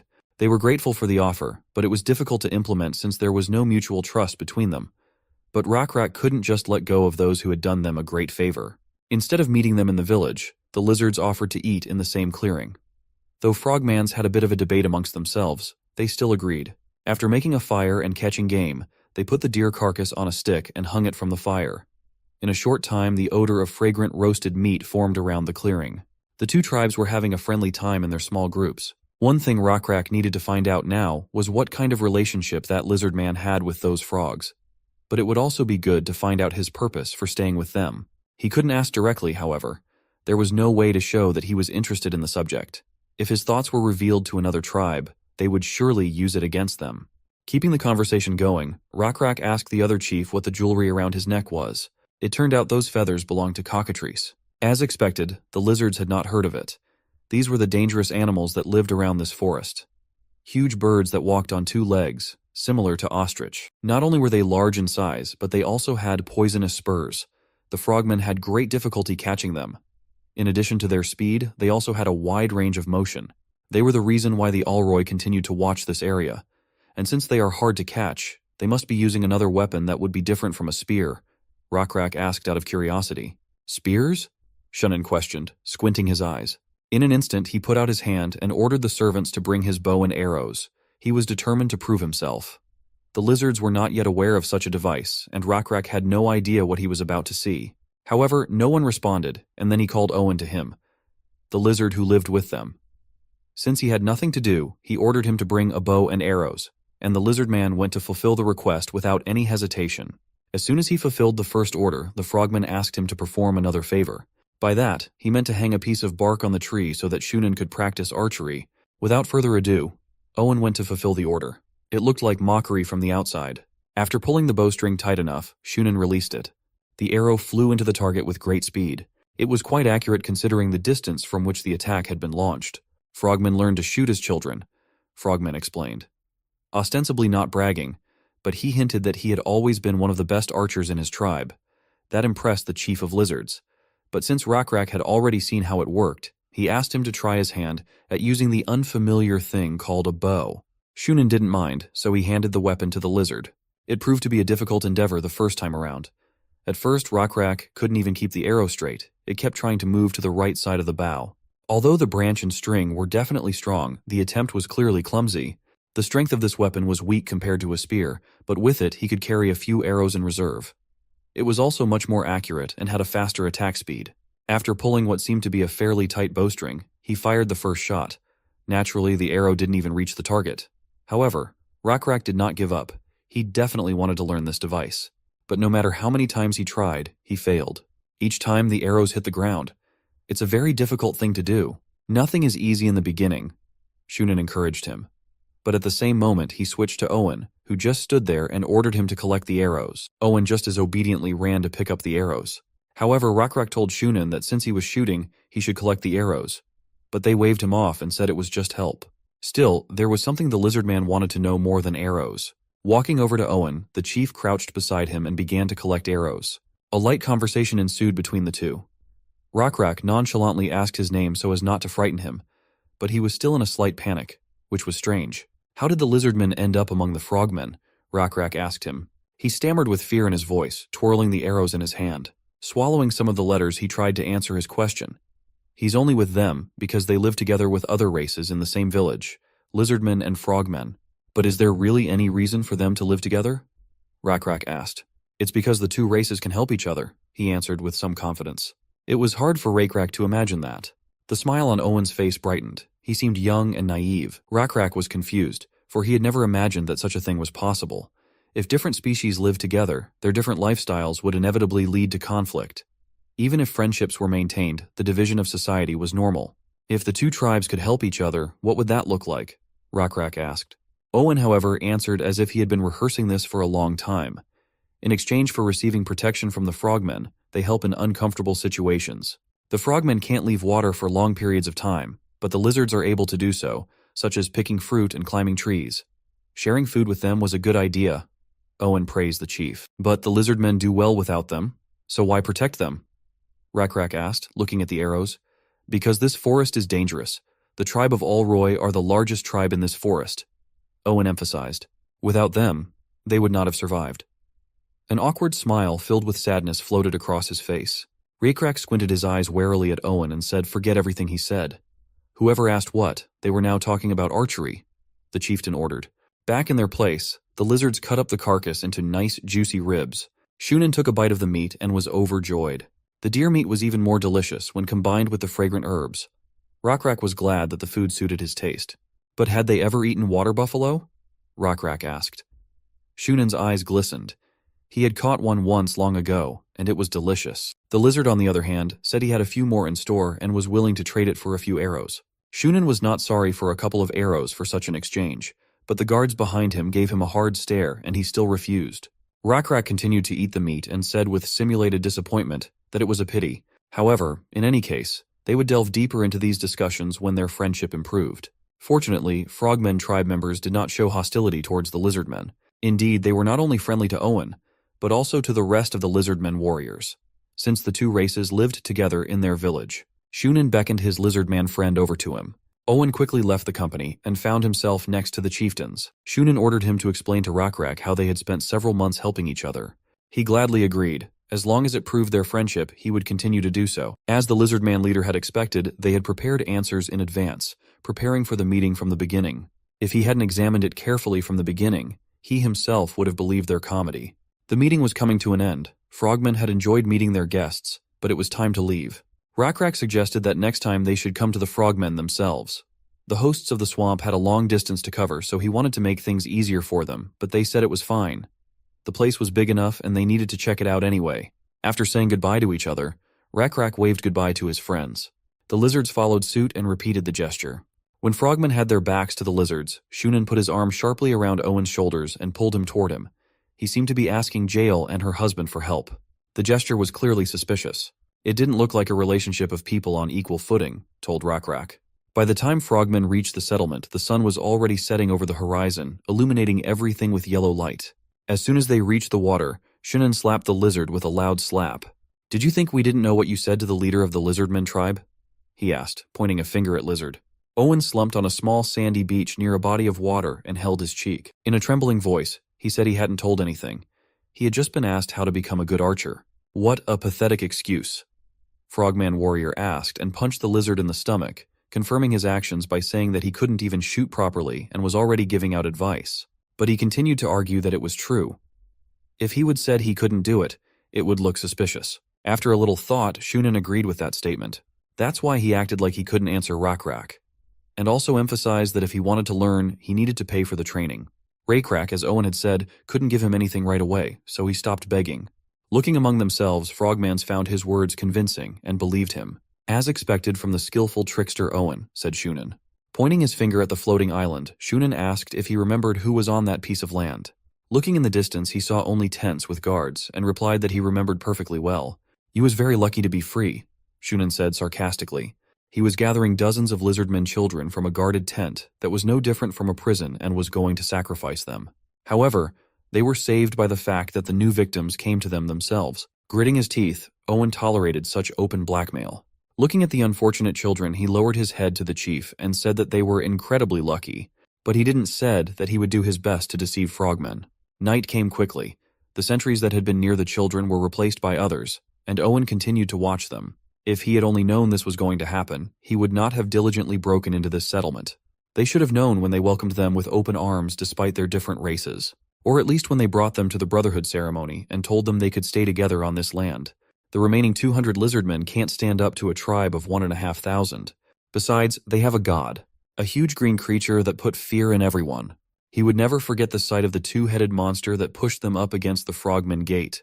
That day, blood spilled in all directions, staining the ground and walls red.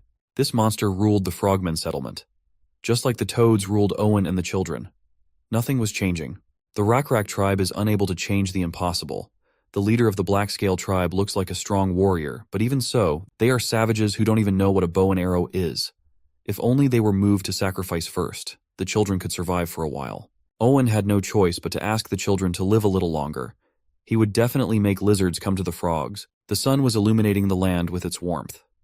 The Lizardmen brought the Frogmen a water buffalo as a gift. Frogmens did not hide their delight and were very much overjoyed.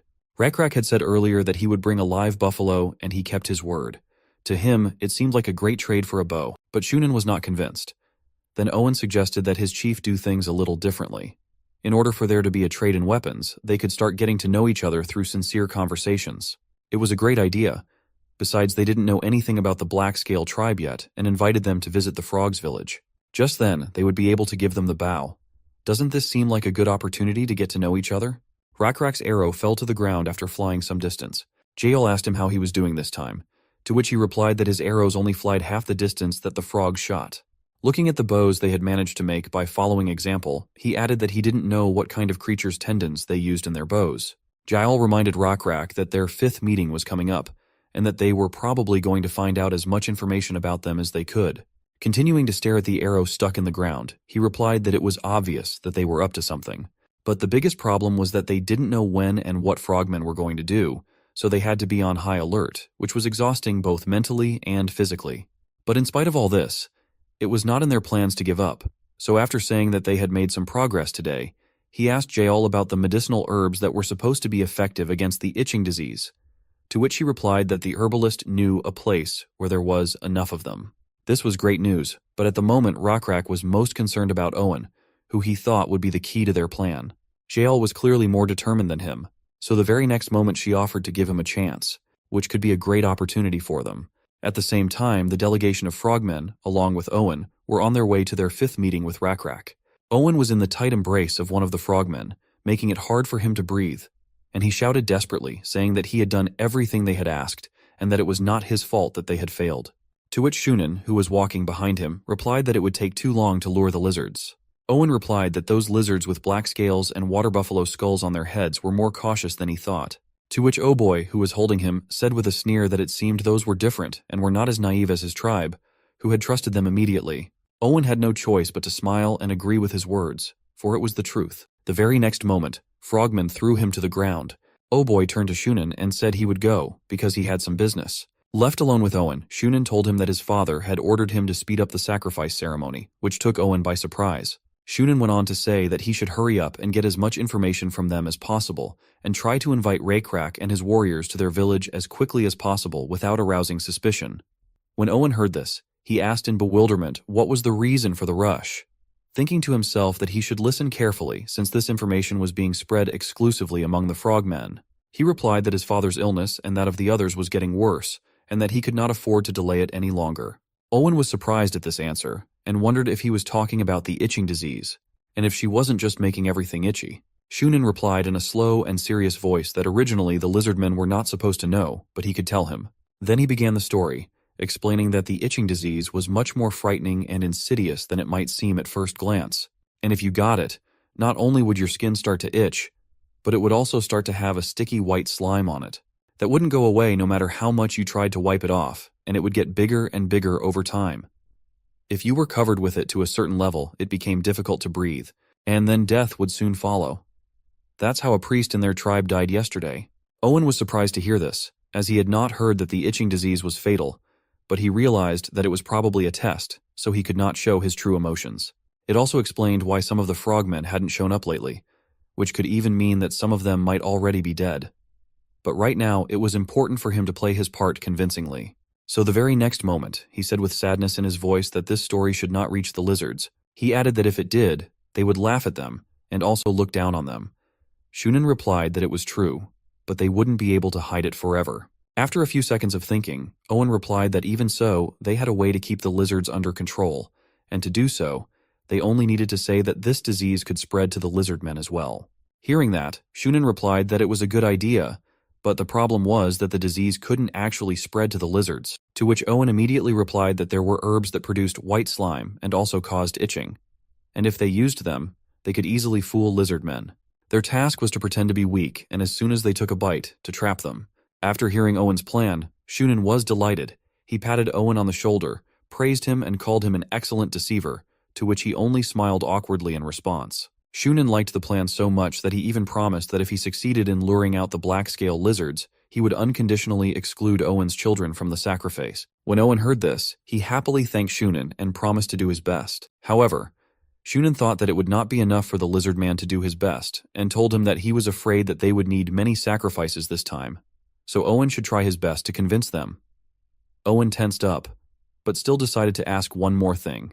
When he heard that, Shunin looked at him incredulously and asked him what he wanted. Owen didn't say right away, and started by saying that he realizes it's a complicated request, but he thinks it would be a good idea to bring at least a few bows to the next negotiation to exchange. Hearing this made Shunin grimace with anger. Giving his opponent weapons was definitely not in his plans. The next day, a delegation of frogmen arrived at the Lizardmen village with many supplies and gifts. The tribal leaders and their warriors chatted peacefully among themselves. One of the Lizardmen marveled at the incredibly strong piece of leather. To his eyes, it was incredible, and he could not believe that it was a simple gift. Could the frogmen really produce them so easily? At the same time, sitting on the packaged healing herbs, Rakrak declared that these herbs were effective against itching. He was offering all this considerable quantity in exchange for just one bow. Owen looked at their quantity and realized that they must have gathered all the medicinal plants in the area. Pretending to think about the offer, Shunin replied that no, rather than saying there isn't enough. He said that trading weapons is difficult. After all, it's difficult with a certain level of faith. Rakrak sighed and thought, that's it again. And after a moment's thought, he came up with something. Rakrak formally addressed the frogman leader saying, Shunin, a son of the great Alroy, for the sake of the faith of both tribes, I have a request to make. His request was a little strange and unexpected. Rakrak wanted to speak to Owen separately and personally. Shunin looked at his captive with a smile and simply replied, do whatever you want. They seemed to be playing their roles well, and nothing wrong could be seen behind their smiles, but that was not the case. Rakrak wanted to find out what was wrong with them and what the lizard man was hiding, so he led him away from earshot. Their conversation began with Owen telling them that their tribe had joined the tribe of the frogmen through a ritual of brotherhood. Rakrak wondered what that ritual was, but Owen replied that it was a long way off and that they still had plenty of time to get to know each other well. So he asked to tell him all about their tribe, and then he would provide them with as much information about the frogmen as possible. Owen tried to be as friendly as possible and suggested to Rakrak to put aside all doubts and come closer. However, Rakrak noticed a blue butterfly that he already knew, which immediately gave him certain thoughts, but still he didn't understand why it was here. When it landed on Owen's head, it was clear that Rakrak had to lure him to his side and use him. Owen himself did not understand anything and only asked what this strange butterfly was. After looking at the flying butterfly, Rakrak finally decided to play a dangerous game. He told Owen that indeed there were many doubts and suspicions between them now, so it should be put to an end. And now he would tell him everything about them and their story. The conversation between the two lizardmen went well. Back at the Frogmen settlement, Shunin praised Owen and his excellent work, patting him on the shoulder all the time. The results they had achieved with his idea were great. Shunin shrieked with joy as he told them they would come to their settlement. When they said they would show them their village, Oboy thought they were trying to trap them, but that was just silly. Thanks to the lizards themselves, the frogmen were able to find out the location and size of the village. They even learned some information about their history. Even contrary to what the scout had said, that the tribe consisted of 600 men. In reality, there were at most 300, of which only 30 were warriors, the Shunin's guard summarized.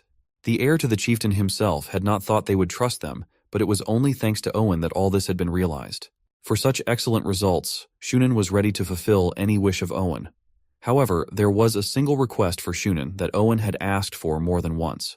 Shunin asked him what he was talking about, to which Owen shortly reminded him about the promise to let the children go if Owen did the right thing. Shunin promised to let them live together. Oboy, having heard such a promise, questioned the chief. Did he really say such a thing? To this, Shunin advised him not to be so cruel. His father also understood. They shouldn't be so cruel to the lizardmen, he reminded the guard. They needed to show the lizardmen that good things would happen if they were served faithfully. Don't be afraid, Owen. I remember the promise, said Shunin, sending him away. Owen was indeed grateful to him for this. The evening came very slowly. With anticipation in his chest, Owen looked at the cage with children from the small slope. Now, more than ever before, he wanted to live with his child. However, with the feeling of joy, the cats were scratching at his soul. He didn't understand what the problem was. After all, it was natural selection. Drawing symbols in the sand, he whispered quietly that it was only the fault of the foolish tribe leader of Lizardmen, the one called Rakrak. He should have been more suspicious and careful in his movements. Owen frowned. The last time they had met, the leader had shown something amazing that he hadn't seen before. Different signs that complemented each other. It's called writing, Rakrak explained. He and his tribe had figured out how to use them. Different symbols represented different meanings, whether it was home or food. 2 crossed-out sticks meant no, the chief said, and a sign that looked like a square root they called a lie or a fake. Owen seemed to dive headfirst into science. He began to ask if 2 letters could be written so close together. He explained his thoughts by saying that if you put them together, they would be, "don't lie." The delighted Rockrak said with a smile on his face that he had never thought about it and praised Owen, calling him a clever lizard. To this, he brushed it off, saying that it was a huge praise for him. For some reason, at this moment of praise, he was reminded of Shunen's words when he had called him a smart charlatan. It even became a little hurtful. When he came back to reality, however, he realized that the lizard chief had never told Shunen about the writings. He didn't seem to want to show that knowledge to frogmen, but why had he revealed it to Owen? As if reading his mind, Rockrak said it was all just because of faith. The faith that they had used so far, between the members of the Lizardmen tribe and the Allroy tribe of frogmen, was different. But contrary to that, the only thing he was really interested in was the trust between him and Owen. Owen was visibly crumpling his eyebrows and speaking incoherently.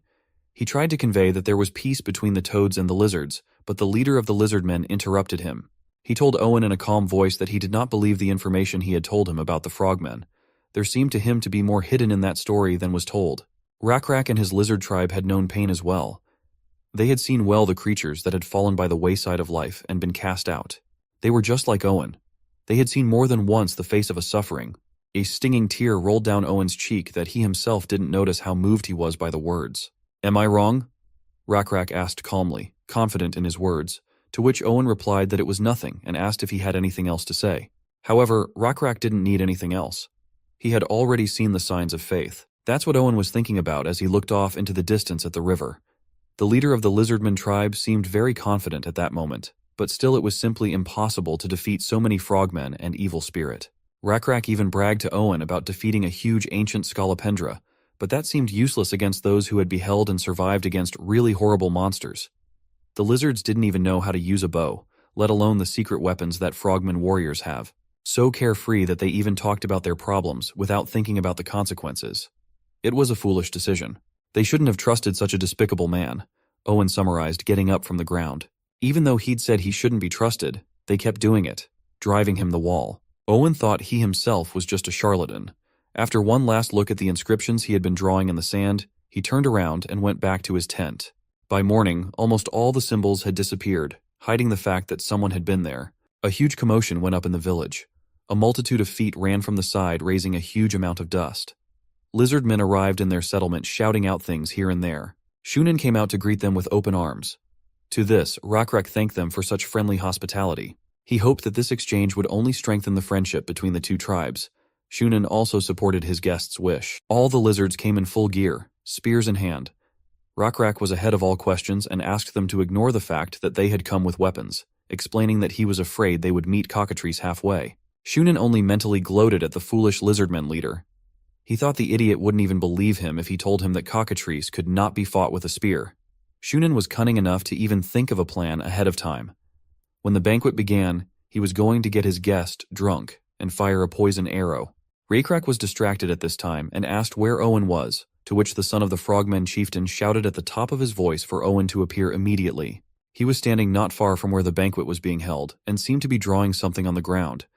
There were only lined paths on which the dishes were placed. Crates and bags of food were visible in the background.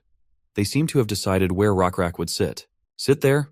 Shunen pointed ahead and asked him to say hello to Owen, and he went to make sure the food was cooked properly. "So be it," the lizard replied, pulling a smile onto his face. Getting close enough to him, Rockrak called out to Owen, who was waiting for him to come.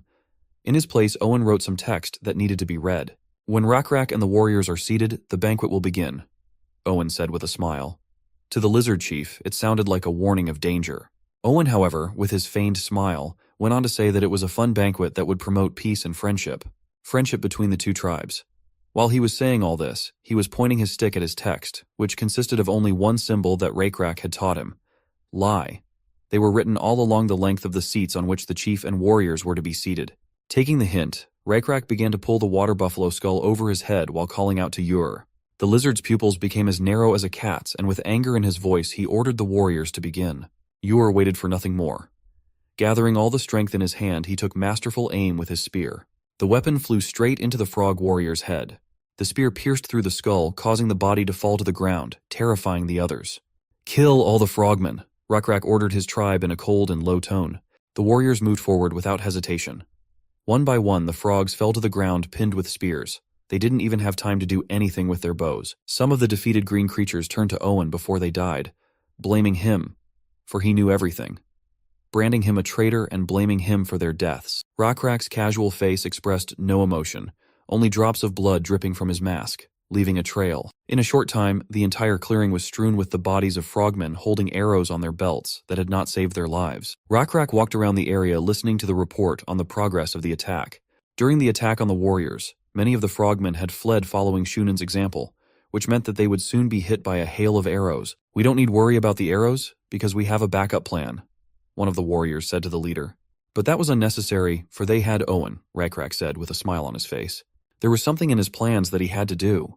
The tip of the arrow the frogmen held was coated with some kind of poison. Shunen and the warriors he'd gathered in the meantime, armed with bows, were heading toward the banquet site where the black-scale lizards would be. He was mad as hell, and blamed Owen, who in his opinion was to blame for what was happening.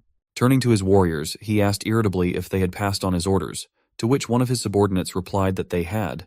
He reported that he had summoned all the warriors of the village and put them under the command of the Oboy warrior and ordered them to attack the black-scaled lizards, while the lizards in the village were ordered to hold back those until reinforcements arrived. Hearing this, Shunen angrily shouted that they should avenge such meanness from those. Pointing his finger at the black-scale lizards, he shouted furiously and ordered his men to fire and destroy the enemy at all costs. In the very next instant, a rain of poisonous arrows flew straight towards the Rakrak tribe. Even if the arrow could not kill the lizard, it would still die from the poison. However, they also had a trump card in the form of the shields each warrior was armed with. The next moment, the arrows hit the shields and fell to the ground with a clang. Shunen and the rest of his warriors were amazed at what they had seen, for they could not have imagined that the black-scale tribe would have anything to counter them, and even more so that they could neutralize one of their strongest weapons and one of the weapons of which they were so proud, namely, their bows. Rakrak and his warriors rejoiced that they had won a small victory. Shunen was angry at his failure, but not about to give up. He ordered his warriors to keep firing if they saw them trying to advance. The next moment, however, his attention was drawn to the smoke that appeared out of nowhere. Puzzled, he wondered what was happening. He looked again at where the black-scale lizards were and found that he could no longer see them properly because of the smoke, which would greatly reduce the effectiveness of their bows. However, there was still one more question, and that was where was the smoke coming from? At the same time, in the lower village of frogmen, someone had set buildings on fire with a torch. It was none other than Owen, who, with torch in hand, stood watching the fire spread throughout the house. His kin ran up to him and began to panic, asking why he was burning down the village. Seeing that he did not answer, one of them asked if it was also Shunen's order. Owen replied that it was not, but that he had been asked to do so by the leader of the black-scale lizards. Hearing this, his kin were perplexed and shocked, as they could not understand why he had decided to listen to their enemy. Seeing their confusion and panic, Owen told them to calm down and trust him, then informed them that the black-scale lizards intended to crush the frogs. The gray-scale lizards were silent. Owen was the smartest among them, and they realized that even if this trickster risked everything, they should do the same. The tips of the lizards' wooden clubs caught fire, and in the next instant, the village of frogmen was engulfed in flames. Shunen watched with shock and despair as his village burned. He still could not believe that Owen could betray him. Seeing that the grayscale lizards had betrayed them, and that their situation was getting worse and worse, Shunen gave his warriors the command to retreat, to which they asked how they could retreat when they had killed their warriors. However, Shunen's priority was his safety, for if heir like him got into trouble, it would most likely be all over for the village. However, since it was the heir's order, they could not disobey, so grudgingly, they began to prepare to withdraw. Turning to Shunen, one of them asked if they would join the Oboy warrior. However, he himself did not know the exact answer to this question. Although he had no doubts about his abilities, his intuition told him that in order to get rid of the black-scale lizards, he needed a more reliable way. At the same time, Oboy was confused as the village burned while there was no word from the warriors preparing for the feast. By his assumptions, Shunen must have been continuing to fight. However, the problem was that the 10 warriors who were in the banquet hall, as well as the 5 others who went to check, were most likely dead. This left Shunen with about 15 more warriors, while there should have been 4 or 5 more on the island. Adding them together and adding his 10 warriors as well as the warriors from the upper-class village, the total should have been somewhere around 45, which meant that they still had the advantage. Instead of panicking, he began to encourage his warriors by telling them to put more poison on their arrows. After all they had to do was wait for Shunen to arrive, with whom they would retreat. But despite his confident words, his warrior intuition warned him of the approaching danger. And as it turned out, his intuition was not lying. The very next moment, a noise was heard in the bushes nearby. Quickly reacting, he immediately pointed his bow in the direction of the noise, shouting for those who was sitting there to come out, threatening to shoot him. But behind his determination and threats was fear. He had the same feeling he had when he met cockatrice, and his instincts told him to run. But he could not do so, for the next instant 2 large eyes flashed through the bushes. On seeing them, Oh Boy immediately ordered his warriors to shoot at them. The warriors released the bowstrings of their bows, and the arrows flew at the enemy.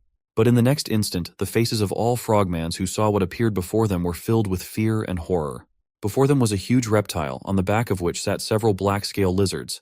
The creature, with an arrow between its teeth, seemed to be smiling at them. The lizard behind Yahello asked her if the arrow had wounded Manhwa, to which she smiled and said that it was probably just stuck between his teeth. Manhwa was still small, and still had a habit of chewing everything in his mouth. But this was not the case with the arrow, and he immediately spat it out with a disgruntled look. Whether because the arrow was not tasty enough, or for some other reason, he let out a furious growl the next moment. Yahello pointed to the frightened and desperate frogmen and asked that hadn't they been a good meal for him? Frogmen not wanting to die turned to their commander Oh Boy in a panic, asking what they should do, since arrows did not damage the creature.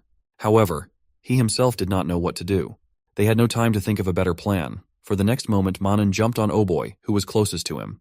He was an experienced warrior, and a second before he died, he managed to dodge, which put the head of his inexperienced kin right in the reptile's mouth. Realizing that this monster was no match for cockatrice, and that it was almost impossible to make eye contact with such a fast creature, he decided to throw poisonous toads into its jaws.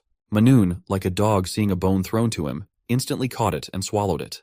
Thinking that maybe the reptile was vulnerable to poison, Oh Boy shouted to his warriors to throw all the poisonous toads they had, which they immediately did. Not about to give up the free tasty snacks, Manhwa began to catch the toads flying at him. Watching this performance with disdain, Yahello asked the lizard behind her what they were doing, to which he replied that they were throwing poisonous toads from their pouches. But she said that she had seen it herself, but what she was more interested in was why they were throwing their snacks around, which she thought was very strange. After a moment's thought, he replied that perhaps it was an act of goodwill.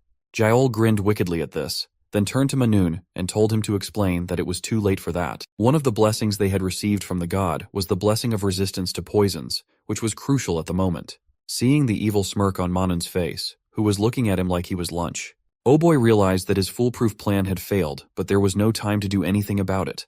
For in the next instant, the huge reptile leapt at him again, and this time without missing a beat. In the Frogman village, traces of blood could be seen everywhere on the ground, while their houses burned with fire.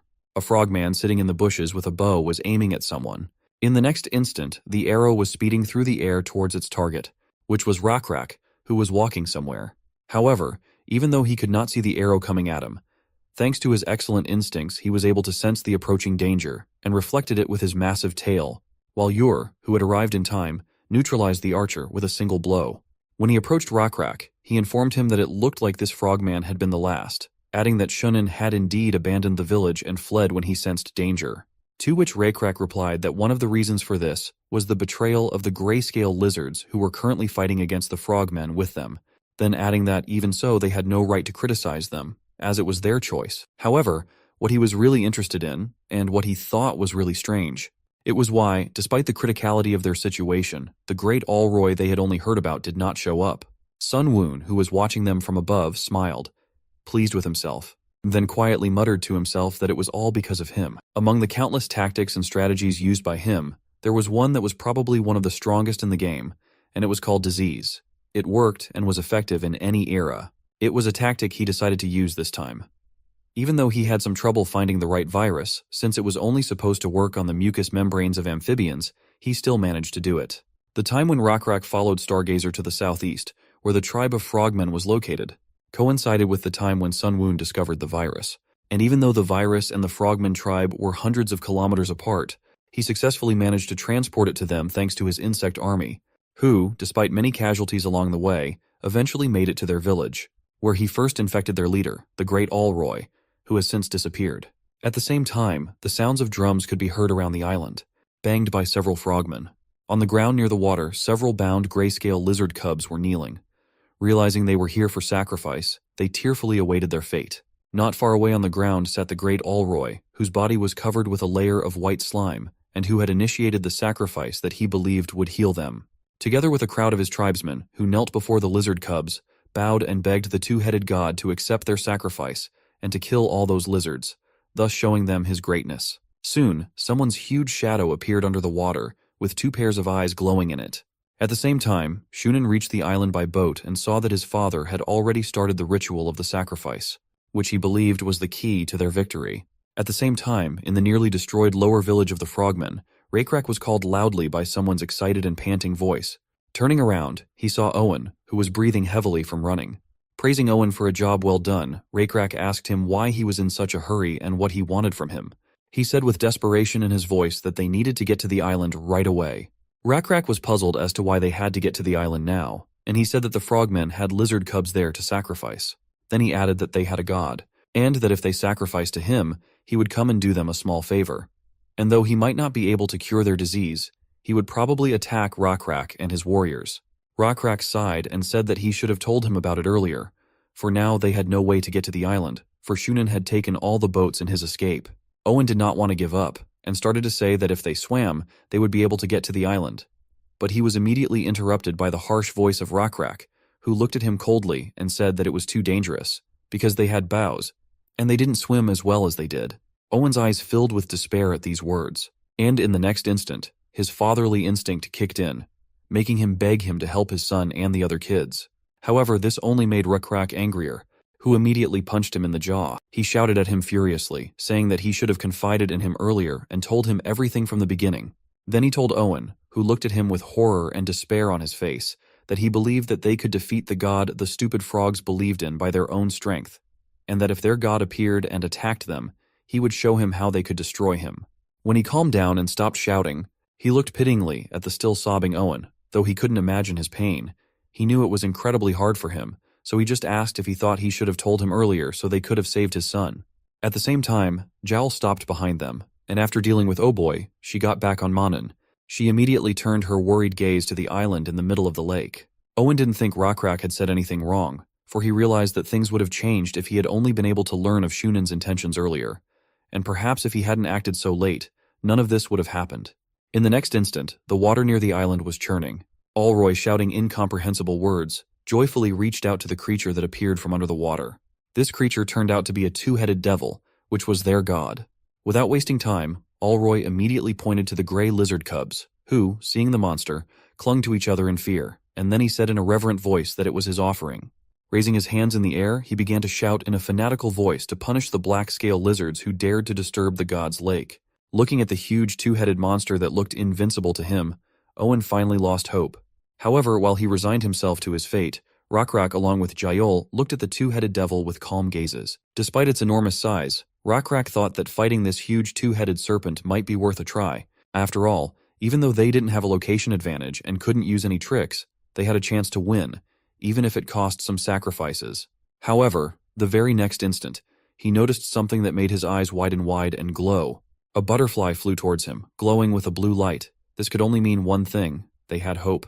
Walking over to the desperate Owen, Recap called out to him and told him to look at him. He raised his head in bewilderment and looked at him with his tear-wet eyes, which widened the next moment at what he saw. Standing in front of the huge mantis that appeared before them in the moonlight, Recap turned to Owen and asked him if he believed in miracles. Kneeling before his god, Allroy shouted loudly to his tribe to worship the 2-headed devil. He again began fanatically shouting to the monster to accept their offerings and destroy the lizards. Shunin bowed his head and watched as monster approached the victims, but at one point the monster stopped in indecision and looked forward. With Allroy's experience, this god had always been hungry for sacrifices, and always as if he had been starving for days, had rushed at them, but to his surprise, this time no such thing had happened. Wishing to know what monster was looking at, he followed his gaze and turned around cautiously. His eyes widened at what he saw, and he instinctively froze with fear. There was a large shadow above the tall trees, belonging to a huge creature with large eyes, which at the mere sight of it inspired awe and terror. The sounds of this creature's movements were accompanied by the cracking sound of trees bursting out of the ground, which immediately made the frogmen bowing to the 2-headed devil turn around. Like their leader, they also froze with fear when they saw the creature approaching them. Shivering in fear, someone from the crowd loudly exclaimed, "It's new god." Their fear was understandable, for looking at this creature, it was clear that compared to him, the 2-headed devil was just a pathetic water snake, while he really looked like a true god. When creating his creature that would follow his will, which was made possible by the fact that he had the essence of the abomination that was left after killing the ancient Scolopendra, Sun Woon decided to focus on practicality. adding strong legs as well as wings, sharp jaws, and large eyes that allowed him to see in all directions. Although the resulting creature resembled a mantis, it was a completely different organism. He guessed that at that point there probably weren't many players who had been able to create their own creature before him. Let's go back to the two-headed demon, who was confused and furious when he saw the creature approaching him, because if he let the creature that had invaded his territory stay, he would have to give up frogmen and sacrifices. And so even though his opponent seemed large and strong, he was not about to back down, for he himself was a divine being. Already in the next instant, it opened its jaws and rushed at him. Stretching out one of his arms, the mantis easily squeezed one of the heads of the snake that was trying to attack him. Crawling out onto the ground and colliding with the mantis, the snake crushed several frogmen with its body. Seeing this, the rest of them started to run away screaming in panic. Shunin barely managed to drag his father away. Despite the fact that he was almost killed, he continued to watch the monster fight with horror. Not wanting to give up so easily, the serpent opened its second mouth and tried to attack the mantis again. But like last time, it was not successful. The mantis neutralized the attacking head with one strong blow. Then turning to the snake in a quiet voice, which despite this was heard by all the lizards near the lake, he said that if he dared to call himself a god, he should realize that he was in fact nothing. Olroy and Shunin, who were watching, had a look of horror on their faces. Then grabbing the serpent's remaining head, which was still showing signs of life, the mantis said he would offer it to his creator, so that he could atone for his stupidity. For his stupidity was not a sin. In the next moment, illuminated by the bright light of the moon, he pompously tore off its head. Then, under the gaze of all present, turning to the dead serpent, he said that his sins were forgiven by his blood and flesh. Even Sun Woon, who was watching, was surprised, as he didn't expect that he would win so easily, because even though there was a big difference in skill and level, he still had high hopes for the two-headed devil. However, he decided to think about it later, because his main goal was to help the tribe of lizards, who saw the victory of their god and began to shout with joy while Owen cried again, but this time, with joy. Seeing the joy and happiness on the faces of the Lizardmen, Sun Woon thought to himself that the emotions he was experiencing were quite entertaining. Turning back to the corpse of the two-headed demon, he noted that his abilities weren't too bad, considering that he had a small area, not a large one, unlike the others. But he hadn't used it, which suggested that the reason was this creature wasn't created by player. Another reason to rejoice was the system window that appeared in the next moment, informing him that for killing the two-headed devil, he had received its essence, as well as the small area it possessed. In the next instant, another system window appeared in front of him, asking him if he wanted to check out the new territory. The fact that he was able to obtain another essence and a new territory so quickly could be attributed to nothing but luck. So without thinking long, Sun Woon confidently pressed yes. The next message that appeared after his choice made him unconsciously smile. After all, it said that he had obtained a small patch of water. However, the only problem was that he didn't need it now, because the lake had no access to the sea, which made him decide to put it aside for now. A boat pulled away from the shore. The lake was water-red with blood. In it sat Olroy, still trying to believe the truth of what was happening. Shunin looked at his father, who seemed to have lost his mind after the death of the serpent. He thought to himself that it was not the disease that had made his father weak. It was the fact that they were completely enchanted by the power of the two-headed devil, who at that moment seemed invincible to them. And at the last moment, they did nothing but hide behind him, and when he lost, there was nothing left for them to do. At the same time, Sun Woon approached the mantis, who, seeing him and addressing him as the creator, said that he had done his will, to which he continued to look at the island and replied that he had indeed done an excellent job. Then he added that he could rest until the next time he called him. Disappearing, Mantis said in a respectful voice that he would do his creator's will again when the time was right. He looked once more at the lake, which was silent. Sun Woon turned his gaze to Rakrak and said that he was not the kind of lizard who did nothing at times like this. Seeing the surviving frogmen fleeing in boats to the upper village, Rakrak cheered his warriors and shouted that they would win a complete victory today, then asked if there were any volunteers to take them to the upper village of the frogmen. He was immediately approached by Owen, who said that he wasn't that tired yet and that he needed to meet his son on the island anyway, and said he would do so. But he was not the only one. The next moment, several more gray lizards asked Rakrak to let him help them as a thank you. He looked at them and replied that their bodies were not fit for battle and they would not be able to fight, to which one of them replied that he too had once been a warrior, adding that warriors were not the only ones capable of killing frogmen. Then pointing to his kin, who despite their wounds were willing to fight even with sticks in their hands, he said that he might think it was cowardice of them to do so only now, but the sight of them fighting made their hearts burn, the first time they had felt that way since becoming slaves. Looking at them, Rakrak replied that it was like a grudge. To which the gray lizard tearfully replied that it was for the hatred and resentment of losing their life companions, children, and grandchildren, made them wish the frogmen dead. As he looked around at the gray lizards once more, he realized that few of them had ever held a real weapon, let alone been wounded, but understanding their pain and bitterness, he could not stop them. So in the next instant he raised his fist and shouted loudly, telling all those who wanted revenge to follow him, followed by the screams of the lizards who were intent on finishing off their abusers once and for all. Rakrak, along with Jael and Ur and the rest of the lizards, began to swim across the lake, and soon all 80 lizards that followed their leader had reached the island. Owen was one of the first to get out of the water. He rushed straight to his cub and gave him a big hug. Watching the happy and somewhat tearful reunion of father and son, Rakrak turned to Ur and told him to send those who were tired on the journey with their children back to the boats, and afterwards to take those who could not swim well and take them to the end of the village to attract the attention of the enemy, who must now be watching closely and waiting for their attack. When he heard this, he asked admiringly if their plan was to use one of the squads as a distraction while the main group swam around the water and stabbed them in the back, to which he replied that it was. Realizing that Rakrak was taking the hardest part, Ur asked a little worriedly if they would be able to get to the island by water without being seen, to which he replied that they would, as the number of those who were able to fight had dwindled considerably, and there were no more than 10 of them left. After a moment's silence, he added that while they were sailing to the island, he had discovered another blessing from the god. Then turning his gaze to the lake, which reflected the bright light of the moon, he said that their scales would shimmer in the moonlight as the water shimmered, making them much more invisible. Now that they had everything ready, all they had to do was get it over with once and for all. After a while, all hell really broke loose in the Frogmen village. Rakrak's successful plan had worked, and the frogs were taken by surprise, and realizing that they could not win, began to flee in panic. However, not everyone managed to escape, because those who suffered from itching disease and had problems with breathing could not do it. The great leader Alroy was no exception, as he looked in despair and incomprehension at the lizards in front of him, who appeared as if from nowhere. The realization of what was about to happen to him brought a look of horror to his face. Soon the Lizardmen warriors arrived and reached his guards, who were left to protect him. But as it turned out, they didn't stand a chance against the strong and sharp spear-wielding Lizardmen, who dispatched them in the blink of an eye, so fast that the Frogmen didn't even have time to fire their bows at them. After killing all the guards, Rakrak looked at the lone Alroy with a cold stare. But even in such a situation, and having long since lost his dignity, he began to scream in despair, accusing the two-headed devil of not saving him, despite the sacrifices he had made.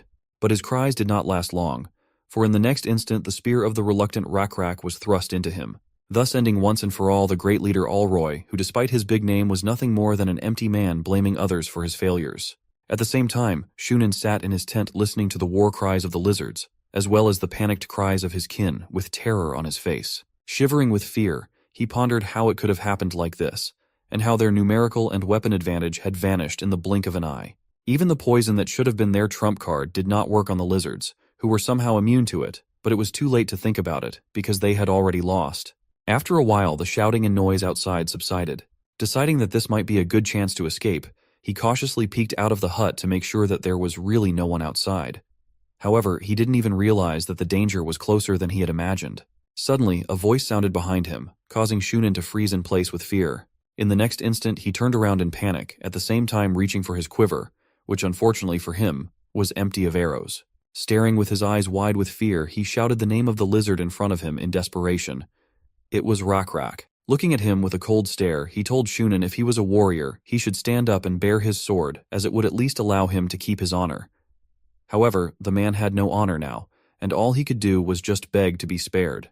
He immediately panicked and started reminiscing about how they had strengthened their friendship over the last few times they had met, adding that he had no animosity towards the lizards.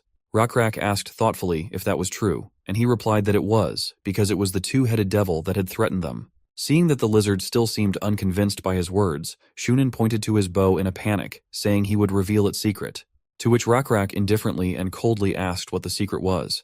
He immediately replied that it was the bowstring. And when the lizard asked him what the bowstring was made of, he replied with a playful smile that it was made of veins from the backs of frogmen. Rakrak, like Owen, was really shocked at what he had heard, and his face immediately darkened. Even though he had assumed that the bowstrings were made from some animals, he had never imagined that they were made from their kin. The next moment he asked Shunin, who was sitting in front of him with a smile on his face, what the bow itself was made of. The man, realizing what he was about to say, mumbled that it was from lizards. Shunin lowered his head and prepared to die, for he knew that after his words he would not be released. Rakrak heard the answer and replied in a cold and grim voice that he understood. Then opening the curtain at the entrance to the hut and looking out, he said that there were really no hard feelings between them, and he had already won a brilliant victory, so he accepted the deal he had offered. He then looked at Shunin and added that he was free to go. Shunin looked around warily and rose to his feet, still not fully believing that he was being let go. Not waiting for Rakrak to change his mind, he started to run away. Owen, who was standing next to Rakrak, asked him if he was really going to let him go. Rakrak took his bow and arrow and said yes. Then taking aim at the fleeing Shunin, he coldly added that all he needed was a moving target. Not long after the frogmen were finished, Rakrak's arrow whistled through the air. It hit the head of a bound, rotting, and long-dead frogman. Judging by the number of marks, it had long been used as a target for training. Now Rakrak was pleased with the result. His archery skills had improved greatly, and their tribe had found a way to make bows as good as the frogmen. However, he just wondered if this was the best they could do. Even Owen, who had been watching the training, had noticed that the quality of this bow was just as good as the frogmen's and its arrows flew just as fast and far. Rakrak explained to him that they had achieved all this by replacing the material of the bowstring with frogmen tendons. But still, the lizards were physically stronger than the frogmen and could pull the bowstring tighter and risk breaking such a bow, so they should have found stronger materials. Owen understood his desire for a better weapon, but he still reminded him that the bows made by the frogmen were the best that could be made in this forest. There just weren't any better materials here. That's true, Rakrak said, nodding. Then I guess we can't just stay in this forest then. Owen was smart, so he assumed that the reason for this decision wasn't just to make a better bow, and that was indeed the case.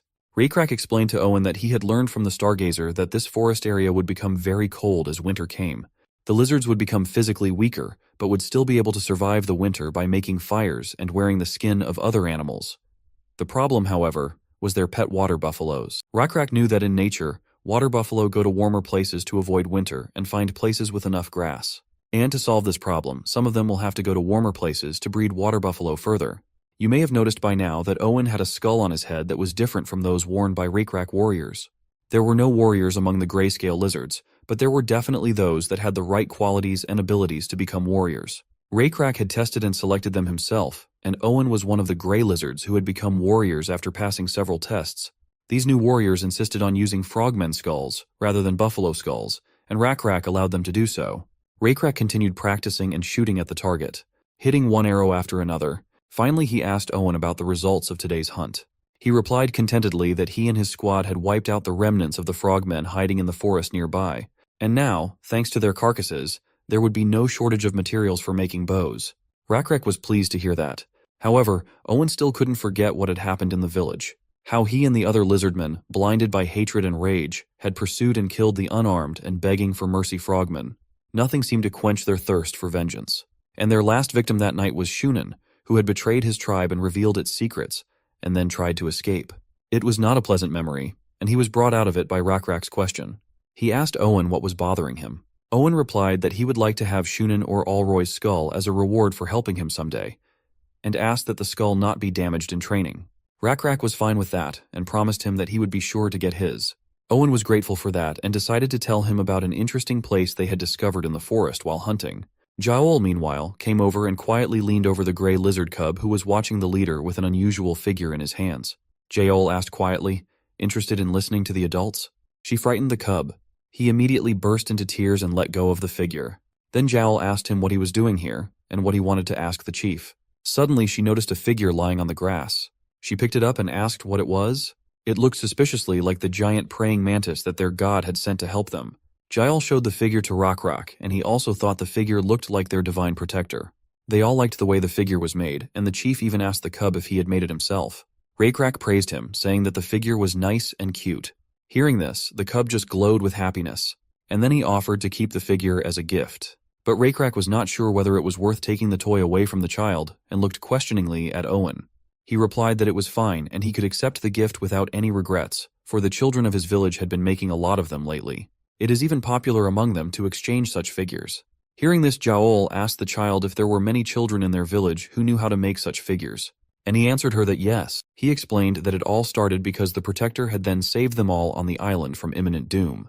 Now all the children of their village thought of him as a good and powerful being who could protect them from any misfortune.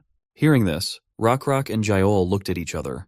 Recap realized that these figures could be very useful, and decided to see how many had been made so far and buy them all. Owen offered to go to their village and see. Rockrock agreed. He was willing to use all his resources to get more of these figurines. He saw this as an opportunity to spread the belief in their unnamed bug god. But that would come later. For now, Recap wanted to know what Owen's squad had found during the hunt. It turned out that while hunting the frogmen, they had found a strange structure inside one of the caves where some of the frogmen were hiding. It takes about half a day to get there from the lake, and their squad killed all the enemies without much trouble. But the cave was a bit strange. Rockrock was immediately interested and asked what he meant. Strange in what sense? Owen explained that when they entered the cave, they noticed that there was another entrance that seemed to be carved into the stone. And he himself still doesn't understand how they were able to carve something into solid rock. So, he thought then that all should be told to the tribal chief first. It was the right decision, and Rockrock decided to equip an expedition and explore everything with his own eyes. He returned to the village with Owen and Jael to take a group of warriors with him, and together with them he set off. On the way, Owen advised them to be careful and cautious, for the frogmen were hiding there for a reason, and some of them might still be lurking nearby, preparing an ambush. Finally, they came to the very same cave. As soon as they entered the cave, a blue butterfly appeared out of nowhere and immediately caught Rockrock's attention. While Owen assured everyone that they had cleared up all the frogmen here and they could not worry about anything, they all froze in surprise as they stared at this slab of stone. Though Owen still didn't seem to understand what was so special about it. It was like a circular passage somewhere further into the cave, closed off by a man-made door made of carved stone. Looking at it, Recap marveled at how breathtaking it looked, and he didn't understand how such hard stone had been carved so precisely. Jael noticed something else interesting. The pattern on this stone was very similar to the one on the back of the giant scolopendra they had defeated in the desert. Now Rockrock himself realized it as well. Sunwoon already knew that these were ancient ruins. He knew that there were many types of ancient ruins, and in them one could gain ancient knowledge or discover relics and wonders. Among the ruins, there were some that had useful functionality. Some were unique, but there were also demonic ruins that carried a lot of danger. Now, while the level of development of his civilization was still low, even if they found ancient knowledge in the ruins, it would be of little use, since his civilization simply wouldn't understand anything and wouldn't be able to use them. The situation was slightly different with miracles and relics. They allowed to create or change resources, and could also grant mystical blessings for civilization, but they had one disadvantage. They were fixed in one particular place and could not be transported in any way, which made them also not so valuable to the nomadic tribe. Still, in Sunwoon's opinion, getting into the ruins wouldn't be so bad if they weren't demonic ruins. Apart from ancient knowledge, rank knowledge, secrets, demonic ruins, and unique ruins, players usually obtained other things that were categorized as miscellaneous relics. There could be piles of insignificant treasures, such as the golden tablet already obtained by Rockrock. This would have been of great value in the Middle Ages or a later era, but they weren't at that stage of development yet. So Sunwoon decided to wait and see what would happen, as it seemed that Recap's curiosity and boldness would not lead to a bad scenario. He, watching Rockrock try to push back the stone door, thought that the likelihood of these ruins being unique was very slim. At the same time, probability that ruins might be demonic and full of trouble was very high. Finally, the stone slab yielded under Rockrock's efforts. Immediately, a multitude of lightning bolts appeared, which formed a portal. It turned out that behind the stone slab was a portal to another world. Notifications appeared in front of Sunwoon congratulating him that his civilization had successfully discovered the ancient ruins. Finally, the system announced to him, "Welcome to the demon world." Once inside, Recap and the rest of the group began to move through long arched bridges that zigzagged and led somewhere downward. When they found one of what she thought was the safest of the stone bridges, Jael told Rockrock that they would most likely have to walk across it. He sighed heavily and replied that it would be good if they could jump down and not waste so much time looking for the right path. Jael looked worriedly at Recap and asked if he was going to pray to their god, to which he continued to look down and said no, as he didn't want to bother him with such trivial matters. He also added that he would not be able to go down alone. Jael looked at Rockrock's face and wanted to ask if it was because it wouldn't be fun, but in the end decided not to say anything. After some time of discussing their next steps, Rockrock, Jael, and Owen came to the conclusion that the best thing for them to do for now was to keep moving on the bridge. After a while, however, the first difficulties appeared on their way, in the form of a huge army of not-so-friendly rodents that blocked their path. When Rockrock saw the rodents, he asked what they were, to which Jael, who was walking behind him, replied that they were gutters, adding that he had probably tasted them several times before.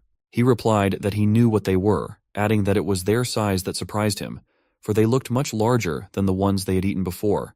In addition, the surprising fact was that these rodents, unlike ordinary nutria, moved in groups and also behaved aggressively. Owen, who had also seen a lot of things in his life, said that it was the first time he had ever seen such a thing. Rakrak said they would just call them rat monsters. Assuming that they might just be defending this place and that a battle would be inevitable, he shouted for everyone to get ready and take up arms.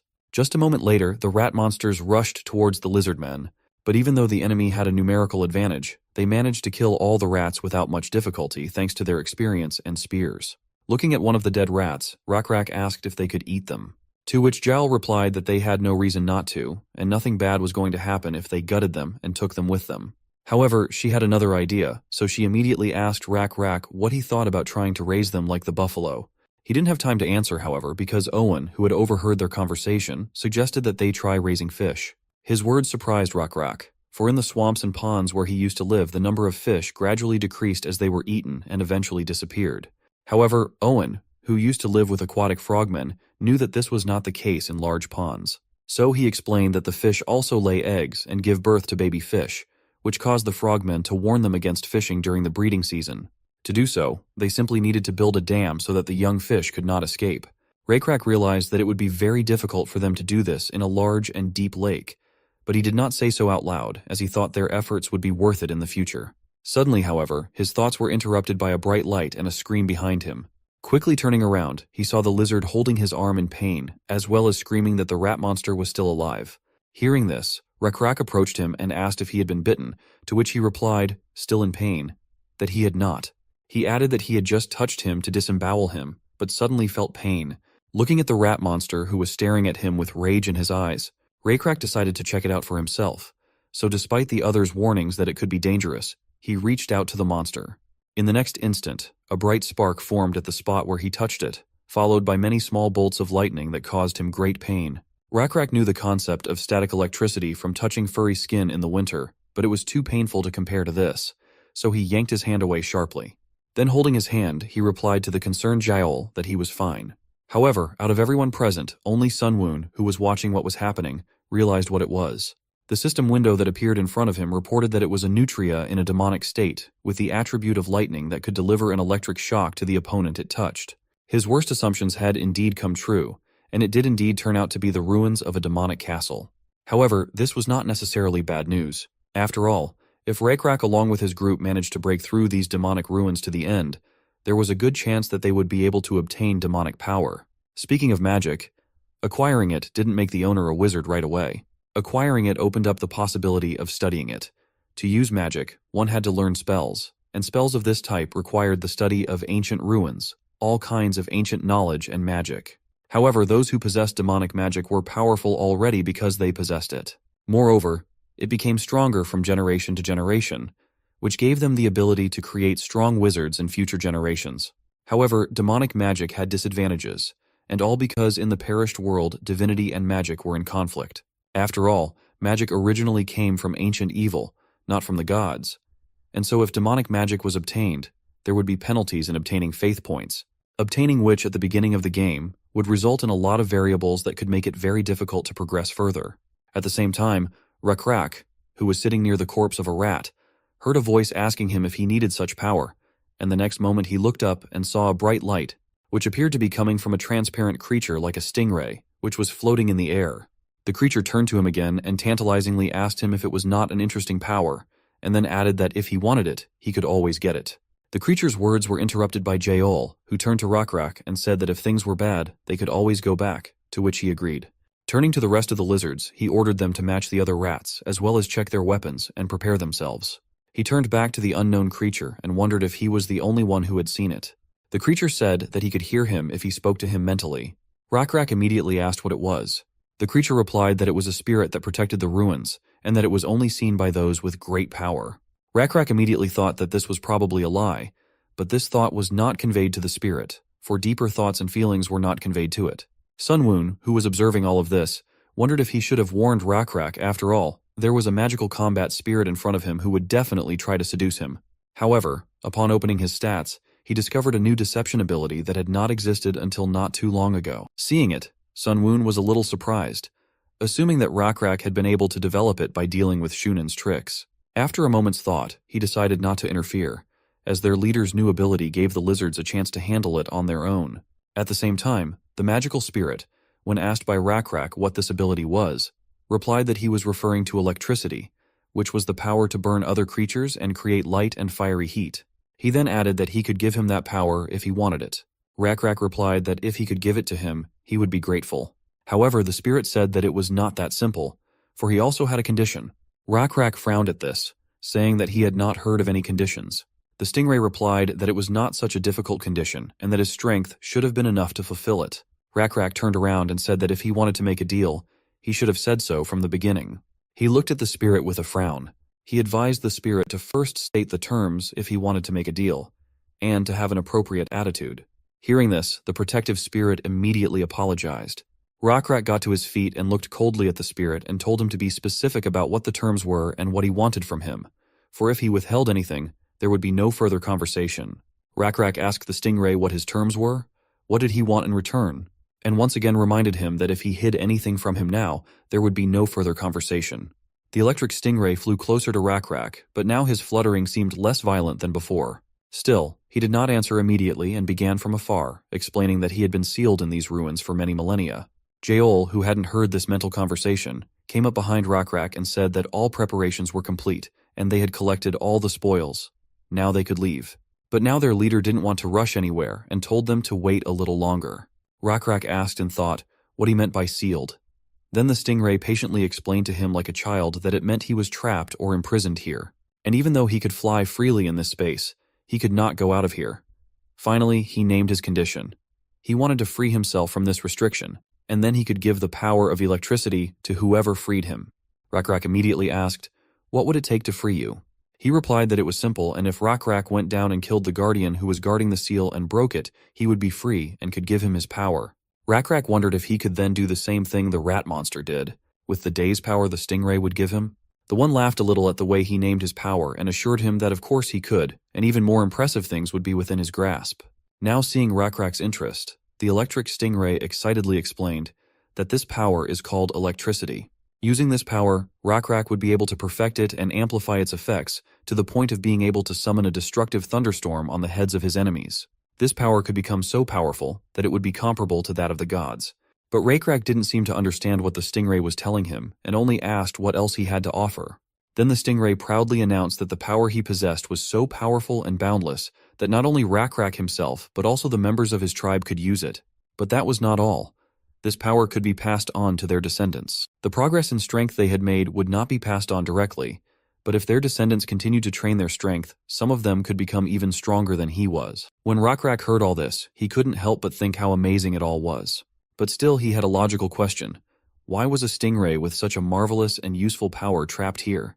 He answered without hesitation that it was because its power was too strong. And humans and other intelligent beings stay away from dangerous things like poison or monsters and anything else they don't understand. In case they can't stay away from them, they trap them and lock them there. And that's what happened to him. Suddenly Rakrak stopped him and warily pointed out to him that he himself had just said he was dangerous to others. Rakrak looked at him suspiciously and confidently stated that he was hiding something, and perhaps it was because there was more harm from the stingray's power than good. The stingray tried to argue that no, that's not true, and that if you have that power, then... Rakrak immediately stopped him and advised him not to lie anymore, and warned him that he could go back right now and block the entrance to this cave, which seems to have been blocked for no apparent reason. Then he could also order his warriors not to let anyone into that cave and warn all the descendants of my tribe to never enter there. Because of such threats, the electric stingray was clearly in a panic. The prospect of spending a few more centuries in prison did not please him at all, and there was no way he was going to give up. Rakrak turned around and pretended to head for the exit of the cave. The spirit of the stingray immediately followed him, begging him to listen to his story, for now he would tell him everything. As far as Sunwoon knew, the intelligence level of spirits was not that high. However, it was not easy for those who entered the demonic ruins to resist the temptation of the spirits. Still, as expected, Rakrak behaved very cunningly because of his new ability he had obtained. This new unique ability of Rakrak was cunning. Sunwoon decided that this ability was most likely due to Rakrak figuring out Shunan's tricks and being the first to successfully attack the frogmen. Rakrak still wanted to possess this power, so he suggested, "Why don't they start the deal again, Pez?" Scat didn't understand who he was addressing, but Rakrak said that, from now on, That would be his new name. But he still resented it, saying he wasn't Paz. Recap insisted that their deal starts with him choosing his new name, and those are fair terms since the scat was trying to trick him. He had no choice but to agree. The next thing Recap asked for was an explanation as to why the stingray was dangerous. After all, he thought, if Paz really had a power worth making a deal for, there was no reason to hide why he was dangerous. If there was a reason to hide, however, then it wasn't worth making a deal for. PZ hovered in the air and agreed to take the risk of telling him that he was descended from ancient evil, or rather from creatures that had ruled this world many millennia ago. Recap wondered which ancient evil he meant. Paz answered that it was those who ruled this world many, many years ago. But it was so long ago that everyone had forgotten about their existence, and even the gods did not remember them. Even he himself could not remember his origins, for he had simply opened his eyes one day and found himself trapped here, imprisoned for an unknown amount of time. However, to the stingray's surprise, Recap was not frightened by his origins, and even more so said he felt sorry for him. He told him himself that he grew up an orphan, and it's not that important to know what you were born as. It's much more important to decide what you're going to do with your future. Pizza was a little discouraged at being comforted by Recap's words, but soon went on to explain his danger. A power of unknown origin intoxicates sentient beings. Since the source of the power is unknown, it allows the creature to believe that the power belongs to him alone, when in fact he obtained it by accident. Once he begins to use such power, he begins to believe that he deserves it, and if he begins to think so, he looks down on those who do not possess the power. Recap found this a little hard to understand at first, but he nodded, remembering the examples of Bor and Shunin, who were intoxicated by their power. Now he asked, demonic magic also causes creatures to become like that, right? PZ confirmed his hunch. Indeed, its power spread indiscriminately and unchecked. This meant that the wielders of his power were chosen randomly and that carried certain risks. Recap tried to predict what would happen to his tribe if he obtained this power. This electric demonic power seems to be different from the one given to their bug god. The god's power is only given to those he chooses, and at his discretion. On the other hand, if someone gets this kind of power without having earned it, others will be jealous and envious. And if there are more and more of them, there will definitely be lizards who will despise God and turn away from him. Moreover, this power would only grow more powerful as time went on. Now Recap understood why Peas and his power were so dangerous, so he asked why he had to risk so much to gain that power. PZ insisted that his power was useful, attractive, and would be able to give him an advantage in battle, but it was still destructive. Then another electric shock ran through Paz. Recap thought he had seen a light like that somewhere before, and finally realized what it was. It was like thunder and lightning in the sky. He assumed that the strength of the energy determined the intensity of the light it emitted. At first it might just be a small spark, but when the force grew and became stronger, it could turn into thunder and lightning. He also realized that it would be advantageous in battle if he could generate electricity from his body like the monster rats did. It was indeed an attractive power. He was snapped out of his musings by Peas, who once again asked if he would free him. Recap replied that he would, but he had a condition. He wanted to avoid accidentally spreading the power among the tribe. PZ flew up to Recap and asked if he wanted the power himself, didn't he? He understood such a desire, and suggested that it would probably be difficult, but still possible. However, there were a few things that would then be needed. In order for a single lizard to have this power, a ritual of the same level as magic would have to be prepared. But Recap shook his finger negatively. He didn't want to keep the power to himself alone. Recap recalled that he had said that the power of electric demonic magic spread indiscriminately, but if necessary, one person could take possession of it with a ritual. If both of those statements were true, then couldn't the power also not be distributed indiscriminately, but distributed to certain select people? Paz looked puzzled. He replied that he hadn't tried it, but he thought it was possible. Such a small ritual should work, but why did Recap need it? If he wasn't going to take all the power for himself, the result would be about the same as if he left it to chance. Then Recap explained, "No, it's different. If the power is only given to certain members of the tribe, it will look as if they were chosen by God himself. In other words, it will not be a power of ancient evil that has no source, but a power with a clear source of origin. This one will look like a God-given power, but even that is not the most important thing. If the lizards think it's a gift from God, then it will be. What difference does it make? The chosen ones will think that God has given them strength, and their faith and devotion will reach God, even though they are gifts, not from Him. From this, their faith will be strengthened, and they will be afraid to disobey their deity." PZ tried to contradict Recap, but couldn't think of what to say. What Recap was saying directly applied to the perished world system. If demonic magic holders believed that they had gotten it by chance, then accruing faith points would incur penalties. On the contrary, If demonic magic holders mistook it as a power given to them by a god, it would result in increased faith points. Rakrak decided to move on to the next condition. PZ was surprised at how many conditions he had and tried to resent it. But Rakrak reminded him that if he persisted, the conditions would only get more. Stingray had no choice but to agree, and he only asked him not to delay and just say the condition at last. However, Rakrak looked at him carefully and announced that he must also believe in their bug god. PZ was shocked at the suggestion. How could he, a demonic spirit, believe in their god? PZ flashed a look of denial. How could he believe in any god when he himself was descended from beings more ancient and powerful than the modern gods of this world? The rest of the terms were good, but it would be difficult. He reminded himself once again that he was a spirit of demonic magic that had been created from a being that had been around longer than the gods. Rakrak gave him a displeased look and reminded him that it doesn't matter who gave birth to you, how or why. What matters is what you are going to do next. And then asked if he wanted to be free or not. PZ still resisted, saying it was a ridiculous idea because gods don't like demonic spirits. After all, they're just made that way. That's their nature. Demonic spirits compete with the gods and want to spread their demonic magic to as many creatures as possible. That's the purpose of their existence. Rakrak was starting to get angry and advised him not to compare his god to the others, and don't judge their god through the prism of your view of the world. He explained to the Stingray that he thought he was useful enough, and their bug god happens to be very generous and gracious to useful creatures. Their god might even listen to his wishes and fulfill them. That is why the reason why the Stingray was created is not important at all. The reason for its existence is determined by any intelligent creature itself, not the one who created it. Sunwoon watched all of this closely.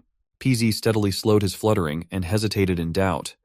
He knew very well that gods didn't like spirits of demonic magic and tried to destroy them. So he asked again, would their god really accept him? Rakrak was sure of it and assured him that if he accepted all the conditions he offered him, he would be accepted.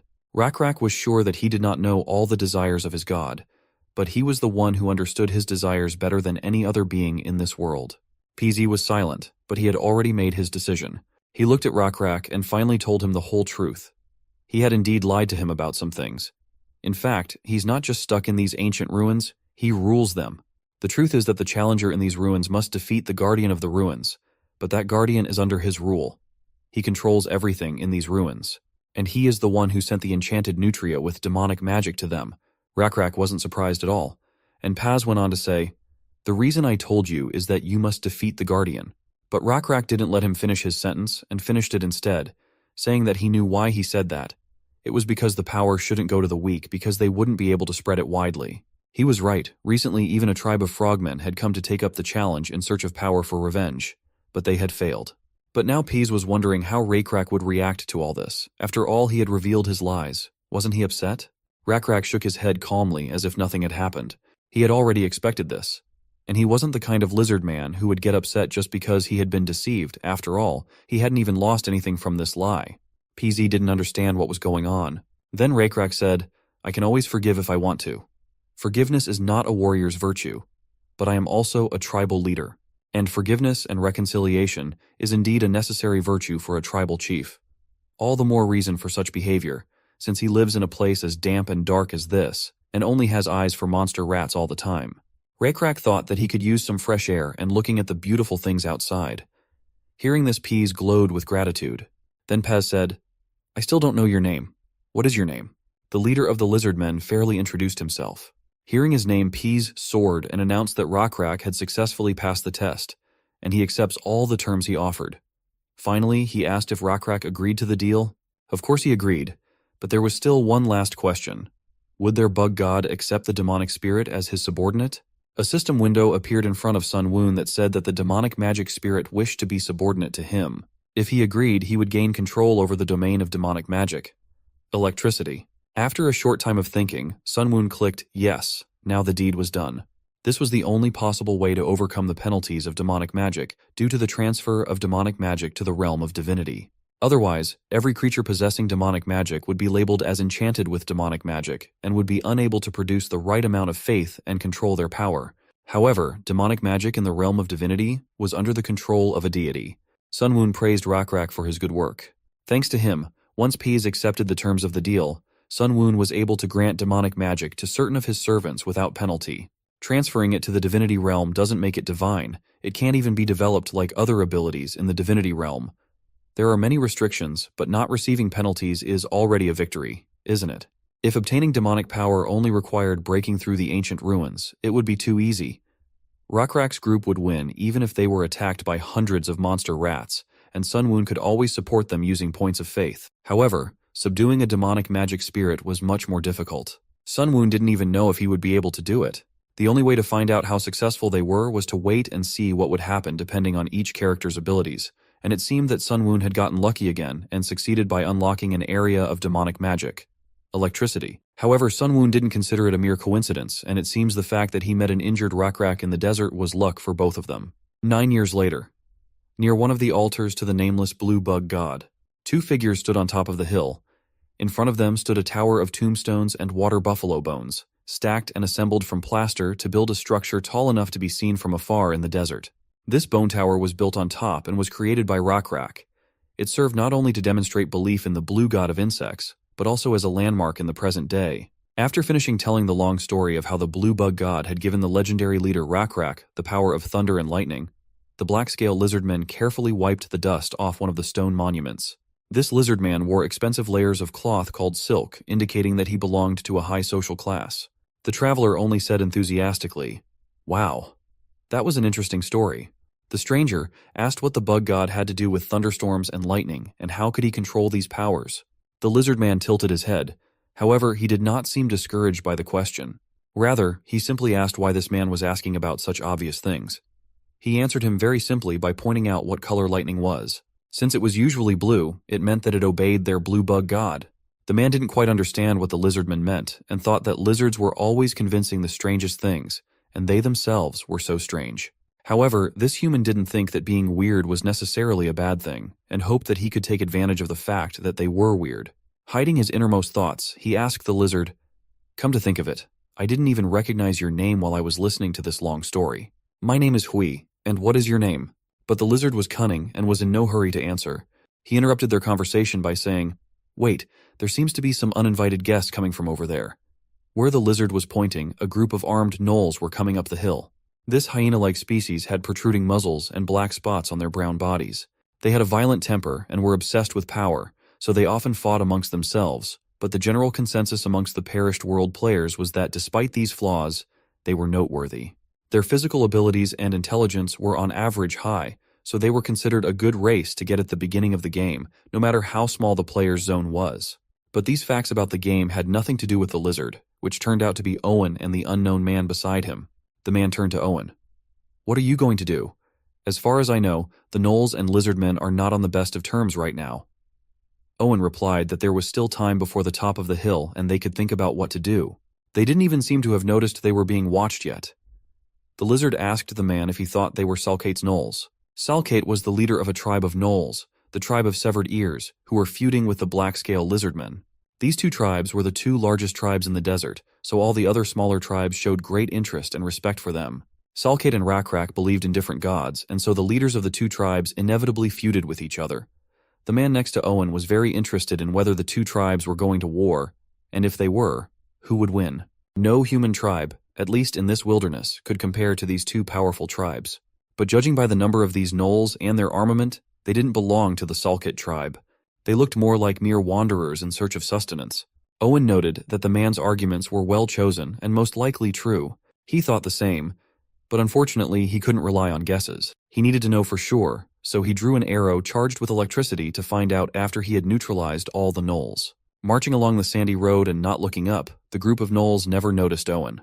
Watching them from above, he told the man that unlike the scouting parties of other races or tribes, those were just ordinary hungry marauders. Had there been a group of humans or lizards in front of him, he might have trusted them, but he had no trust in the gnolls. Watching Owen, the man saw the man reach for the bow hanging from his shoulder. Upon seeing it, the man immediately recognized it, for it was the famous compound bow of the black-scale lizards. It was made from large water buffalo, and was considered one of the best and longest-range bows on the continent. However, what surprised the man the most was why Owen had pulled out his bow even though the gnolls were still quite far away. Verbally refuting the man's thoughts, Owen pulled an arrow from the quiver hanging from his belt and fired. Owen walked down the hill a bit, but the distance between him and the gnolls was still well over 100 paces. At some point, one of the gnolls managed to sense the danger approaching them, causing it to raise its head in bewilderment. But even though the gnolls didn't react in time, the arrow never hit any of them. With a flash of blue lightning, the arrow slammed into the ground next to them with a distinctive sound. Hearing the noise, some gnolls looked at the arrow in bewilderment. Unlike them, however, their leader realized something when he saw the arrow, and in the next moment, horror began to appear on his face. Suddenly, electricity discharges and a bright blue light began to emanate from the arrow stuck in the ground.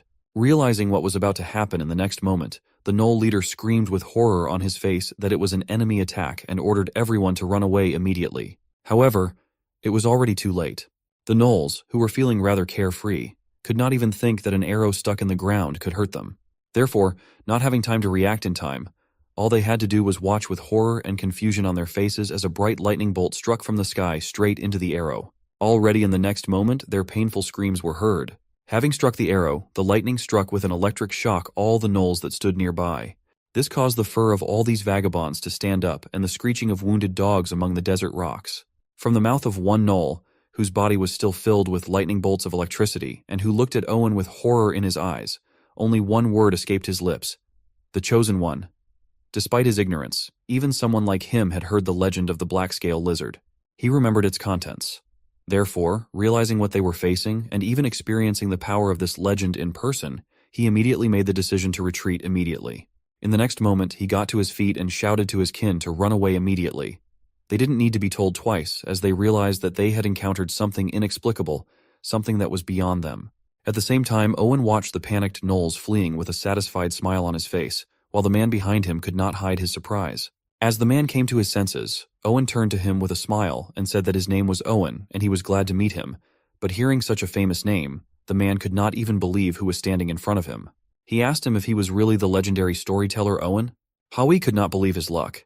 He was lucky to meet such a famous member of the lizard tribe, even one of its leaders. Owen sighed heavily. Looking into the distance, he muttered in a tired voice that it had been a long time since he had last used his power. Then turning to the man, he motioned for him to take a short break and talk some more. Owen pulled a long stick out of his silk coat. The end of the stick was round and empty. The contraption was strangely reminiscent of a smoking pipe. Then he lightly flicked his finger and formed a spark. As the dry grass caught fire, Owen took a deep breath. As he exhaled, white smoke billowed from his mouth. Watching the lizard, the man remembered that the stick in his hands was a smoking pipe.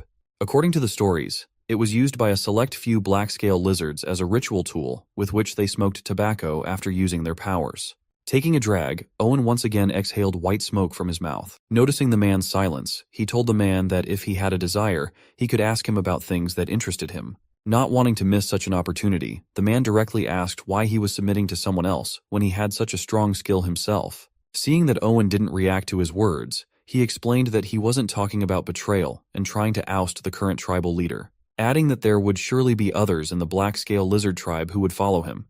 And even if there weren't, with that kind of power he could easily find another tribe of lizards somewhere and live a comfortable life. For, as far as he knew, Owen's storyteller had been known as a lonely and dangerous vagabond before. And now, instead of living a life of comfort, he was somehow forced to wander the wilderness alone. The man wondered what he was missing out on and what he didn't realize. After listening to the man, Owen exhaled another cloud of white smoke.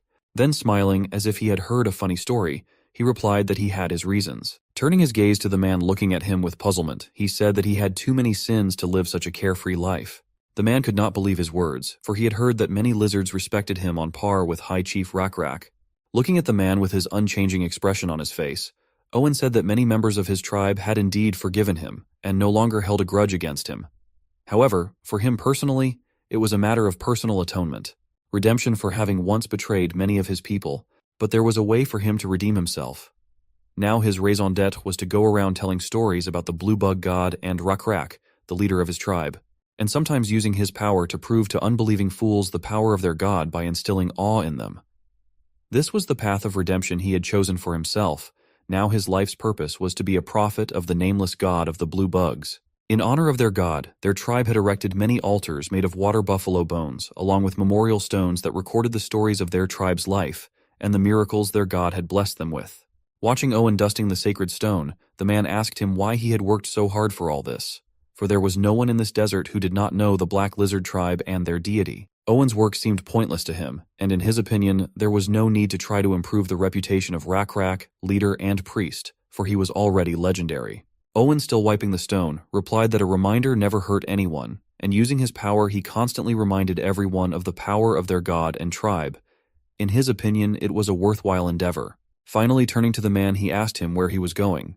And was he a wanderer, like himself?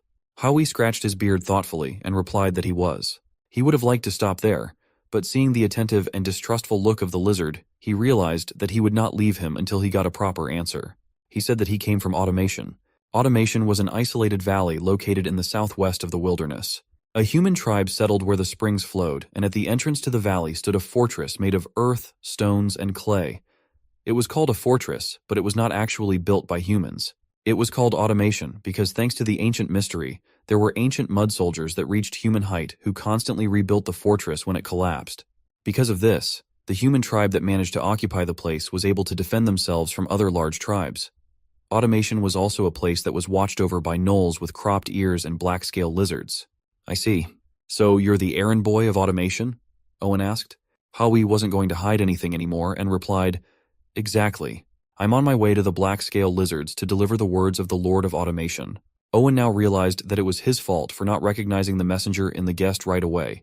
But everything went well, and they immediately found common ground and no unpleasant mishaps occurred. Howie asked him what he meant by good. Owen explained that he was really lucky and he was going to visit Chief Rakrak himself and could take him with him and show him the way. But it was quite late today, so Owen suggested that they set off early the next day at dawn. Hui wondered why at dawn, and the Lizardman explained to him that he was going to navigate by the stars. He also added that since Hui was his guest, it would be his duty to treat him with all generosity. Suddenly, Owen whistled loudly. A stomping sound was heard, and an unknown creature began to approach them, kicking up dust. It turned out to be an overgrown rooster with a lizard tail and more than 2 meters tall. When Howie saw it, he was frightened and asked, "What is Cockatrice doing here?" He was ready to run away, but Owen stopped him by telling him to calm down, and taking the creature by the reins, he added that he hadn't guessed. It was a quorka, not a cockatrice. This particular specimen was called cockadoo, and like all quorkas, was the result of crossbreeding a cockatrice with a common chicken. I don't know how the Lizardmen ever came up with such a thing. Quorka was a creature that only a small portion of the Lizardmen warriors could ride. It resembled a cockatrice in general, but was smaller, more gentle, and less wild and willful. The black-scale Lizardmen were unable to tame the cockatrice, but they were able to crossbreed them and obtain quorkas. Along with the chosen ones, these warrior riders on quorkas were one of the main reasons why the black-scale Lizardmen had both fame and prestige as well as a bad reputation. Black-scale Lizardmen ride quorkas that can run several times faster than humans, and shoot their composite bows hundreds of paces away, hitting a target. At dawn the next day, Owen saddled the quorka and motioned for his guest to sit beside him and set off. Hui did not know what the price for the honor of riding the quorka would be and was nervous. Owen advised him to relax, for in return he would only be required to listen to stories. When they were on their way, Hui asked what the stories would be about. Was it about the blue bug god or about the legendary leader Rakrak? The lizard only replied that it was about both. To the surprise, not only of Hui, but of Owen as well, the tribe of black-scale lizards was not far away at all. Owen had expected them to go farther away. A herd of water buffalo could be seen in the distance, and as they headed toward the huts they had built, they heard crying. Hui inquired cautiously, "Is there a funeral there?" Owen nodded. Apparently, Owen guessed what kind of funeral it was. The black-scale lizards held different funerals for people of different status, but today it seemed one of the chosen ones had died. A little while before, under the dark clouds, many developing tribe standards with buffalo skulls could be seen developing in the wind. The tribe was just leading water buffalo and moving leisurely through the desert. In front, Rakrak sat on a quorza. A messenger approached him from behind, bringing sad news. Rakrak immediately inquired if Stargazer had asked about him. The messenger replied that he had, and he said that his life was now at stake and he would not be able to speak to Rakrak unless he came to him immediately. Rakrak immediately ordered the procession to stop and make a halt as he was going to stay here for the day. The faithful Ur immediately repeated the chieftain's order loudly and commanded the procession to stop. While Ur stopped the tribe, Rakrak hurried to the sick Stargazer. He was met by Yahello, who was alarmed by the halt of their procession and wondered what the problem was. Rakrak replied that apparently Stargazer wanted to see him. He also says that his life is at stake. Since this old sage had correctly predicted the days ahead of us, as well as his own, he would probably be right this time. Then looking at the confused Yahello, he explained that the stargazer was always good at predicting the future, and she should already prepare a funeral for him. The old stargazer had been ill for a long time, and life was slipping from his body every day. The tribe's healers believed that he was now living his last hours, and was on high alert for a meeting with their deity. Yahello lowered her head and told the departing Rakrak not to worry, and to leave everything to her. Even Korkus, as if sensing the oppressive and heavy atmosphere, lowered their heads. Zhao looked up at the starry sky, which was soon to be joined by another star, and muttered to herself that it was going to be a sad night. Heading towards the tent where Stargazer was for the moment, Rakrak reflected on who he thought he was. The old lizard had done a lot for him and the rest of the black-scale lizards. He had many names: Old Tramp, Elder, One-Armed Lizard, Conductor, and Stargazer, but now the tribe members most often called him Elder. It was because of his leadership that their tribe could be where they were now. He also taught him and the rest of his tribesmen how to read the stars, which had saved them many times and kept them from getting lost. And often at the end of another busy day, Rakrak would sit with Stargazer, tired but with a languid expression on his face. Stargazer would sit with his back hunched but his eyes shining, and they would exchange questions and answers. Rakrak usually gave gifts to thank Stargazer for constantly teaching the young lizards his wisdom, even though he was old and tired. But Stargazer always declined the gifts with a wave of his hand. Despite the age difference, they got along very well, and even bantered with each other often. Thinking back on their time together, Rakrak suddenly realized that it would all be over soon. A part of his heart began to tear, as if from that realization. When Rakrak entered Stargazer's tent, the herbalist standing next to his bed looked at him tiredly. Rakrak immediately wondered if he was all right. Somewhere in the back of his mind, however, he already knew the answer to his own question. Herbalist rose to his feet and replied sadly that the elder had lived too long and was now very tired. He had studied and taught many creatures, traveled to places where no one had ever set foot. As if to confirm his words, Stargazer said that he was very tired. As if flipping through his life's memories, he concluded that he had indeed done a lot of things in his life.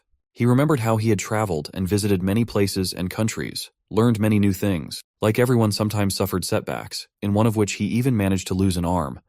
One of his most precious and pleasant memories was the one in which he met him, Rakrak. However, all good things always come to an end. Lying on his bed with his eyes closed, he told Rakrak in a peaceful voice that there was only one cure for his illness, in which he felt tired and exhausted. Sleep forever. As soon as the herbalist quietly left the tent, only Rakrak and Stargazer remained in it. The next moment, sadness was reflected on the face of even a brave and strong warrior like Rakrak. He had conquered tribes, challenged the leaders of other tribes as well as powerful monsters, but at this moment he was completely powerless. Powerless over something that no one could influence in any way. Sitting before the elder in the lotus posture and bowing his head, Rakrak said that he had heard that he wanted to see him. Smiling, Stargazer replied that he wanted to indulge in some extravagance before he left, and steal some time away from the busiest man in the tribe. Hearing his words, Rakrak asked what he meant by extravagance. Laughing, he replied that he thought time was a very valuable resource. As a man who had lived his life without greed and without taking what belonged to others, he wanted to at least indulge himself at the last moment. Rakrak smirked and said he didn't think he had called him to his room just for one last joke. Continuing to stare up at the ceiling of the tent, Stargazer replied that he was right, and he did want to see him to ask a question that no one but he would be worthy of answering. He also told the man to think of it not as a question for the tribal leader Rakrak, but as the high priest who had been chosen and was closest to the god. He sat down facing Rakrak and looked at him with his cloudy eyes, whereupon this Stargazer asked, "What will happen when I die?" Such a question was asked by every living intelligent being, and Stargazer was no exception. But what could Rakrak promise him? Addressing Rakrak not as a tribal leader, but as the high priest who was closest to God, Stargazer asked, what would happen when he died? Rakrak was silent. He wasn't sure either. The creatures told different stories. For the past few years, the black-scale lizardmen had been fighting great battles and warriors were dying. However, Rakrak could not understand where the souls of the dead went. At the funerals, he prayed for them to go to a good place, but there was no way to know if they had actually gone to a good place, at least not until he himself died. Where were they going? Were they dreaming because they were asleep? Maybe eternal sleep? Maybe they're having an eternal dream where they don't know who they are or why they're there and can't figure anything out? Or, Stargazer looked worried, and so did Rakrak. Turning to Rakrak, he asked if he also thought that after death, eternal nightmares awaited them. A little hesitant, he replied that he wasn't sure. He was also not sure why he thought he was worthy of answering that question. Stargazer, on the other hand, had his own thoughts on the matter. The blue insect god had saved them when they were lost, and so he believed that he would guide them even after death. After expressing his speculation, he asked Rakrak if his thoughts were different from the actual god's will. The latter thought for a while. Although he did not know the exact answer to this question, he felt that he was completely right. Therefore, he answered that he was not wrong. After all, the blue insect god who had guided them all the time before, guided and helped them when they faced difficulties, would surely continue to guide them after death. Hearing this, Stargazer asked Rakrak with a somewhat satisfied expression what he thought the place he would go to after death would look like. He also asked dreamily if it would start with them standing before their god and awkwardly greeting him. After hearing this, a smirk appeared on Rakrak's face. He then replied that it probably wouldn't be that boring.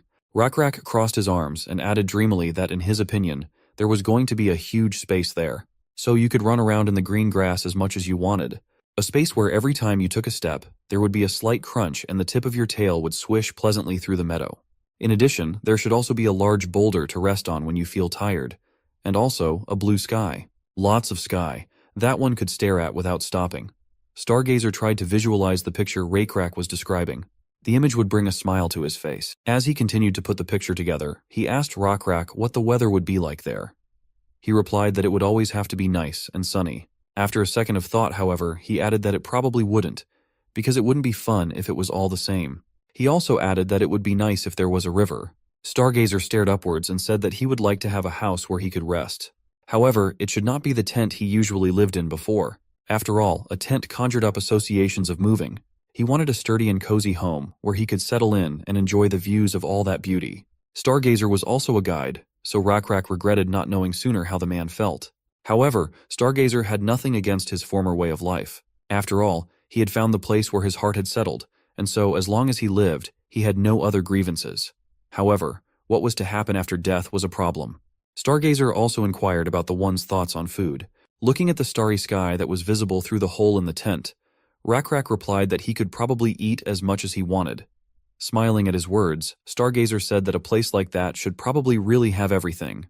However, even with everything there, he thought that he would probably be lonely in such a large place.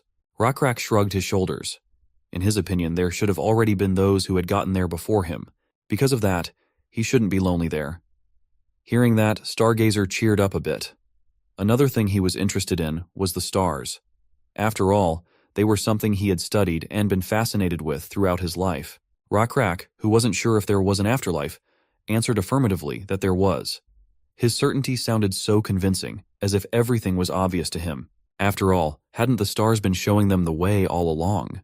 And most likely there would be those wandering there too, so God would surely have placed the stars in the sky so that they could easily find their way back. Suddenly, Rakrak's gaze was caught by a blue light coming from somewhere above. It was a blue butterfly that was glowing brightly. It slowly descended straight towards him. It was a sign.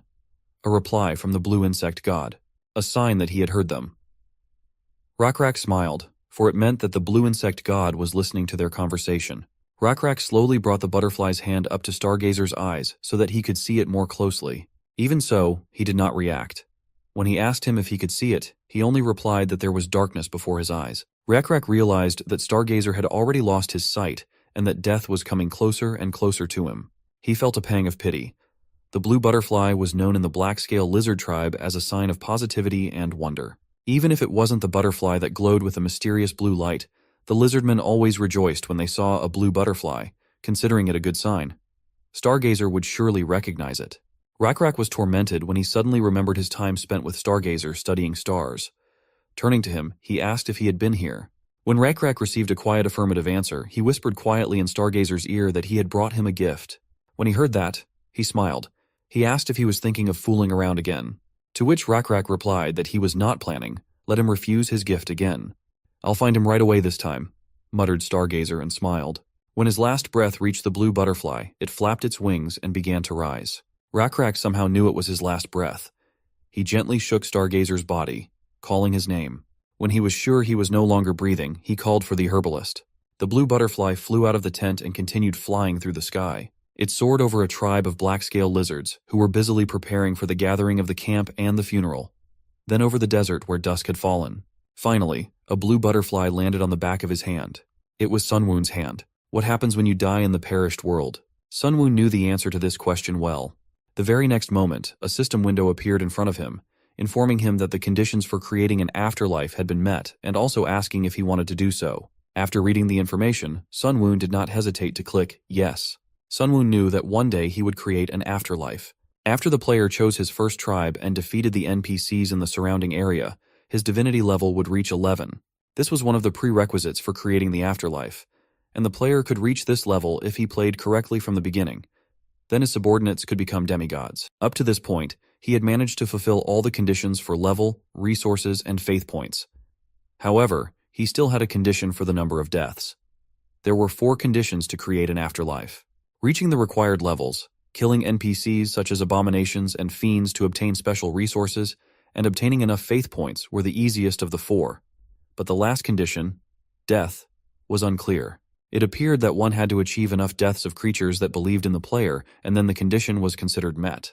However, there was no specific formula that could be used to determine how many creatures had to die in Perished World, so players had to do the calculations and guess on their own. However, since the conditions had already been met, it didn't matter. Sunwoon opened the World Creation Helper program.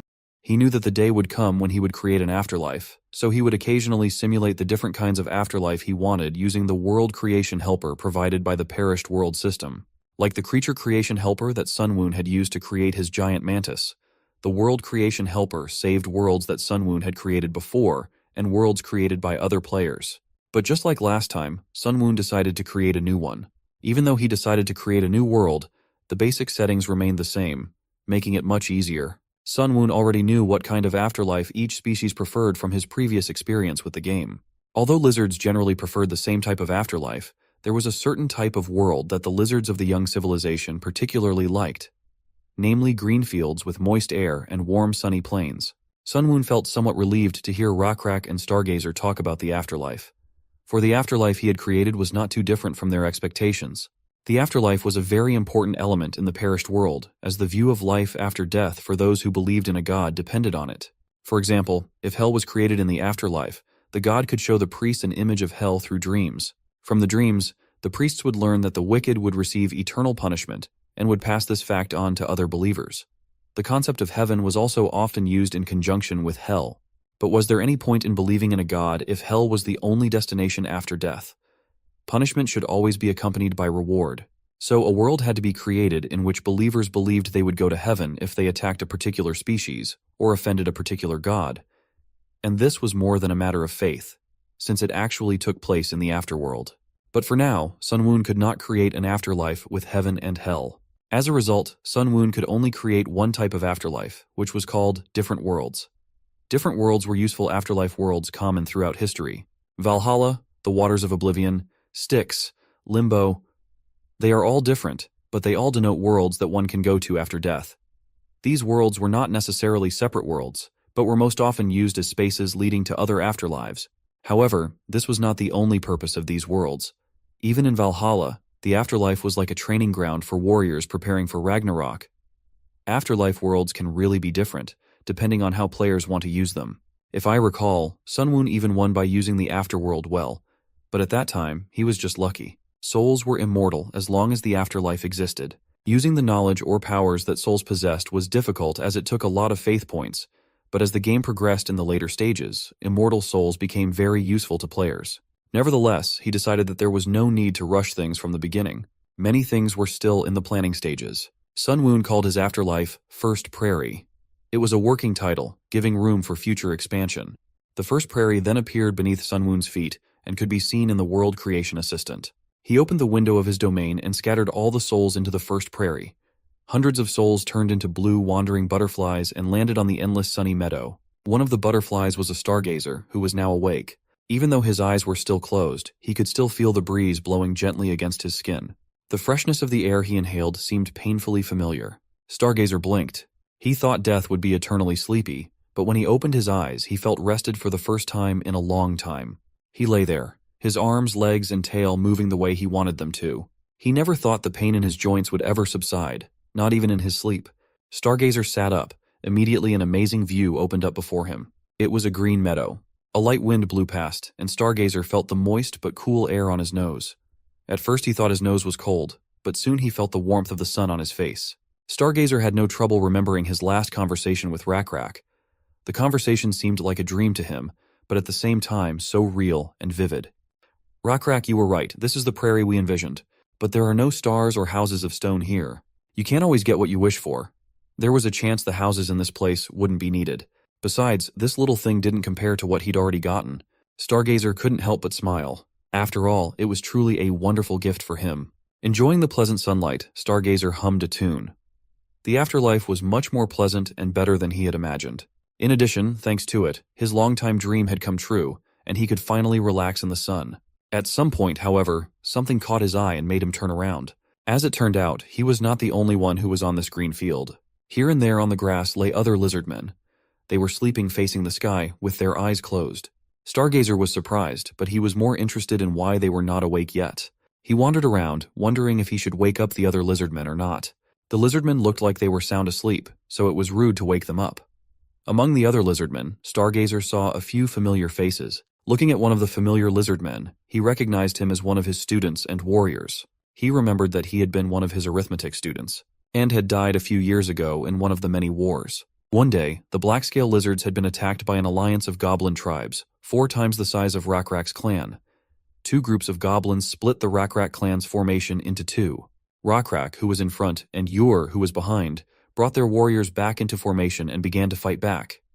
However, the children and old men who were in the center of the lizard formation could not do the same. All they had to do was hope for reinforcements and run away since they couldn't fight. But the goblins took that chance and ambushed them. Stargazer, who had seen many battles, realized that they had no way out. And the fact that the goblins were aiming at a place in the formation where there were mostly old men, women, and children was a common military trick. Their only option was to retreat and hold out until Rakrak's reinforcements arrived. The enemy had a numerical advantage, and their tribe's warriors were slowly continuing to be pushed back. The result of such a battle had to be one thing: a loss. In such a situation, Stargazer realized that they were powerless, and this was their end. The goblins were already approaching them, about to massacre them. However, some of the warriors went against the leader's order, because they thought it was necessary and abandoned the battlefield and came to the defense of the old men and children. They were few in number, and did so after making sure that without them, the formations would not be broken. They apologized to their comrades and rushed to their aid, despite the fact that the goblins were dozens of times more numerous than they were. Each knew their lives were on the line, but they couldn't risk the future of their tribe just like that. Thanks to the lessons of Stargazer, they knew how to count, and now it seemed to them a reasonable price to pay to save many others at the cost of one life. It was then that one of the warriors turned to Stargazer and said that he was glad that he had learned to count, and he was grateful to him for these lessons. Stargazer could not stop him. He was firm in his resolve, as were several other lizard warriors. They had disobeyed the chief's orders to come here to help because they thought it was the right thing to do. And thanks to their heroic sacrifices, which no one wanted, the weak lizardmen were able to escape and wait for the reinforcements, which by then had already managed to defeat the main forces of the Goblin Tribal Alliance. But that precious time was bought at a high price. Some of those brave warriors survived their heroic act, but most did not. The lizard warrior standing in front of Stargazer was one of those who did not survive.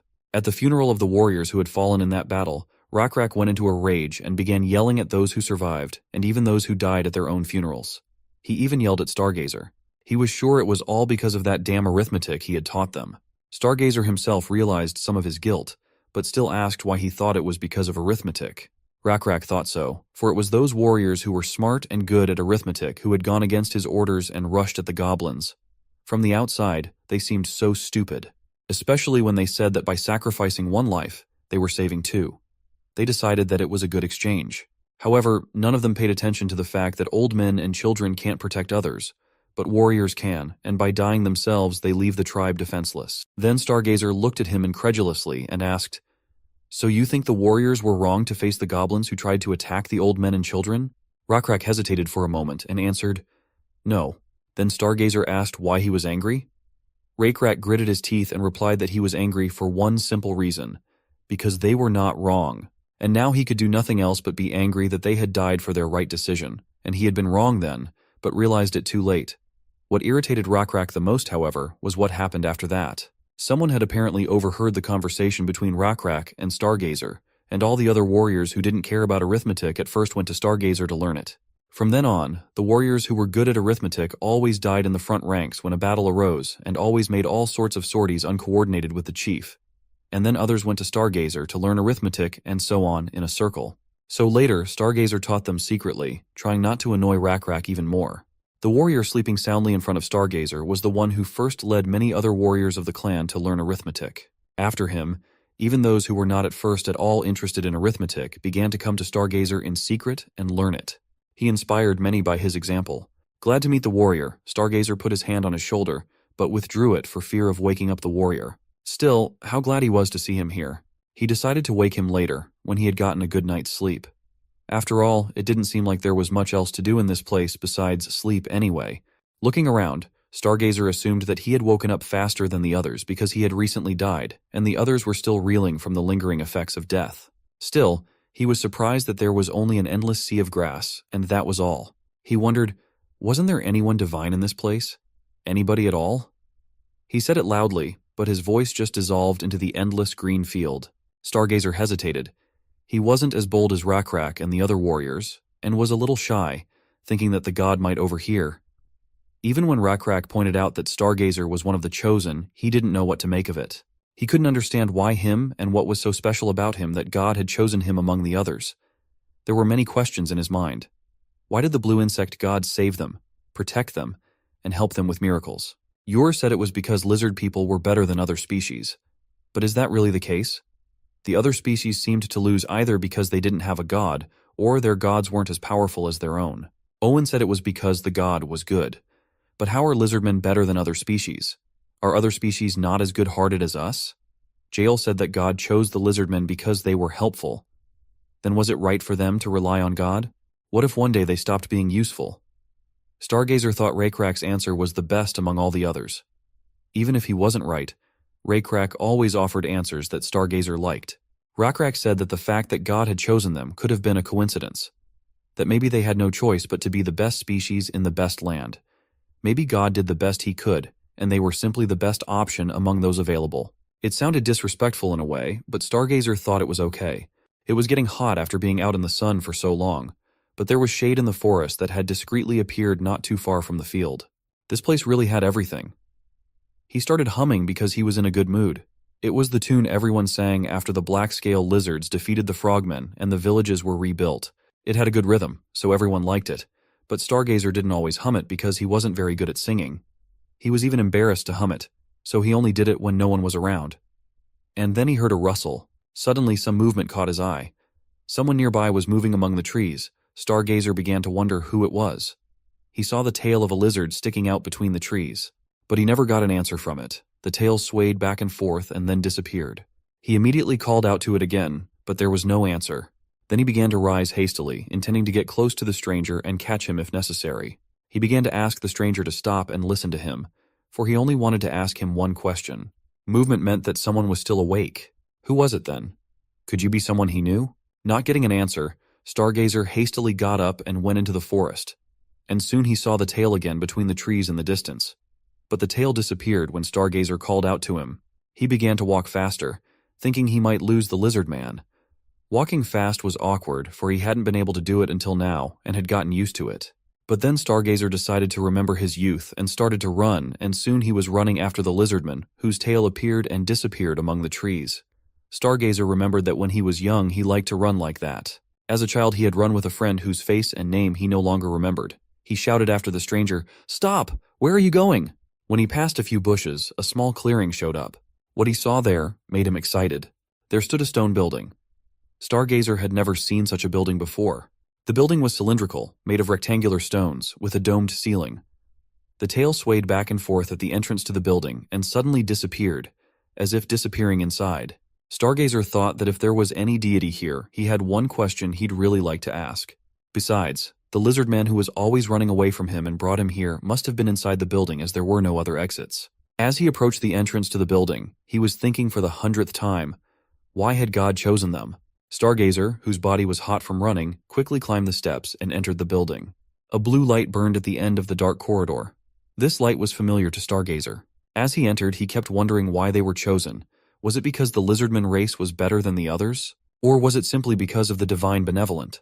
Or just because they were useful? He didn't know the right answer, but he really wanted to find out. Stargazer walked down the corridor where the blue butterfly led him. As always in his pondering of this question, he decided that Rakrak's answer was the most appropriate. He thought that perhaps it was just a coincidence and not a spur-of-the-moment choice, and perhaps it was simply the result of the best possible choice under the circumstances. It wasn't a bad thing after all. Finally, he found himself face to face with the night sky. The very night sky of the world he knew was projected on the ceiling. The stars were not drawn, but real, shining on their own. And the depth of the dark sky was no different from the real one. The sight took his breath away. He thought, well, you were right, Rakrak. A big stone house. And now, the stars. Stargazer looked around for the master of the tale he was chasing, but the building was empty. However, Stargazer's attention was already on the night sky, not the tail. He scanned it from one end to the other and realized that the sky was moving exactly as he remembered. He believed that God was moving the night sky exactly as it moved. But this was not the end of it. In the center of the room stood a strange mechanical device that looked as if it could be found in the ancient ruins. It was a long cylinder of brass with a round crystal beaker inserted at either end. It was mounted on a platform with a chair to sit on, its whole appearance silently inviting one to look into the strange device. For a moment, Stargazer froze, wondering if he could touch the device. He decided that he could, since no one was around. After touching various parts of the device, he turned his gaze to the bottom crystal glass. He looked at it and couldn't contain his delight. Oh my God, how can this be? Stargazer stepped away from the crystal glass several times to look at the night sky with his naked eye and looked into the glass again. He loosened and tightened the handle of the cylindrical-shaped device. He couldn't believe that this was what the stars really looked like. Gradually, though, he came to that conclusion. This is exactly what they looked like. This star would go this way and this one would go that way.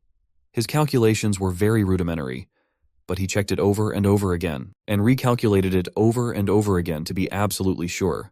Now he was sure that everything he knew before was so superficial. How much more he had to learn. Stargazer stared uninterruptedly through this mechanical device, never tiring of it, as a thought suddenly occurred to him. It would be wonderful if he could pass this knowledge on to those still alive. That would be truly amazing. He didn't even notice that Sunwoon himself was standing behind him, watching him closely. According to Stargazer, knowledge of the stars was a way of calculating, and if a person could calculate, he could determine the size and location of everything in the world, which would allow him to predict what would happen in the future. But as far as Stargazer could remember, there had never yet been a case of anyone from the dead coming back. Then, if one cannot return after death, why did God create this place? Just to see the old lizard man be happy? Stargazer knew it couldn't be. God always does everything to his best advantage. He does nothing for nothing. This knowledge would surely come in handy in the future. The God that Stargazer wanted to meet all along was standing right behind him, and he was quite pleased with the way Stargazer followed him. Stargazer's assumptions proved to be correct. After all, the afterlife would affect the views on life itself, life after death, and the values of those who believed in their God.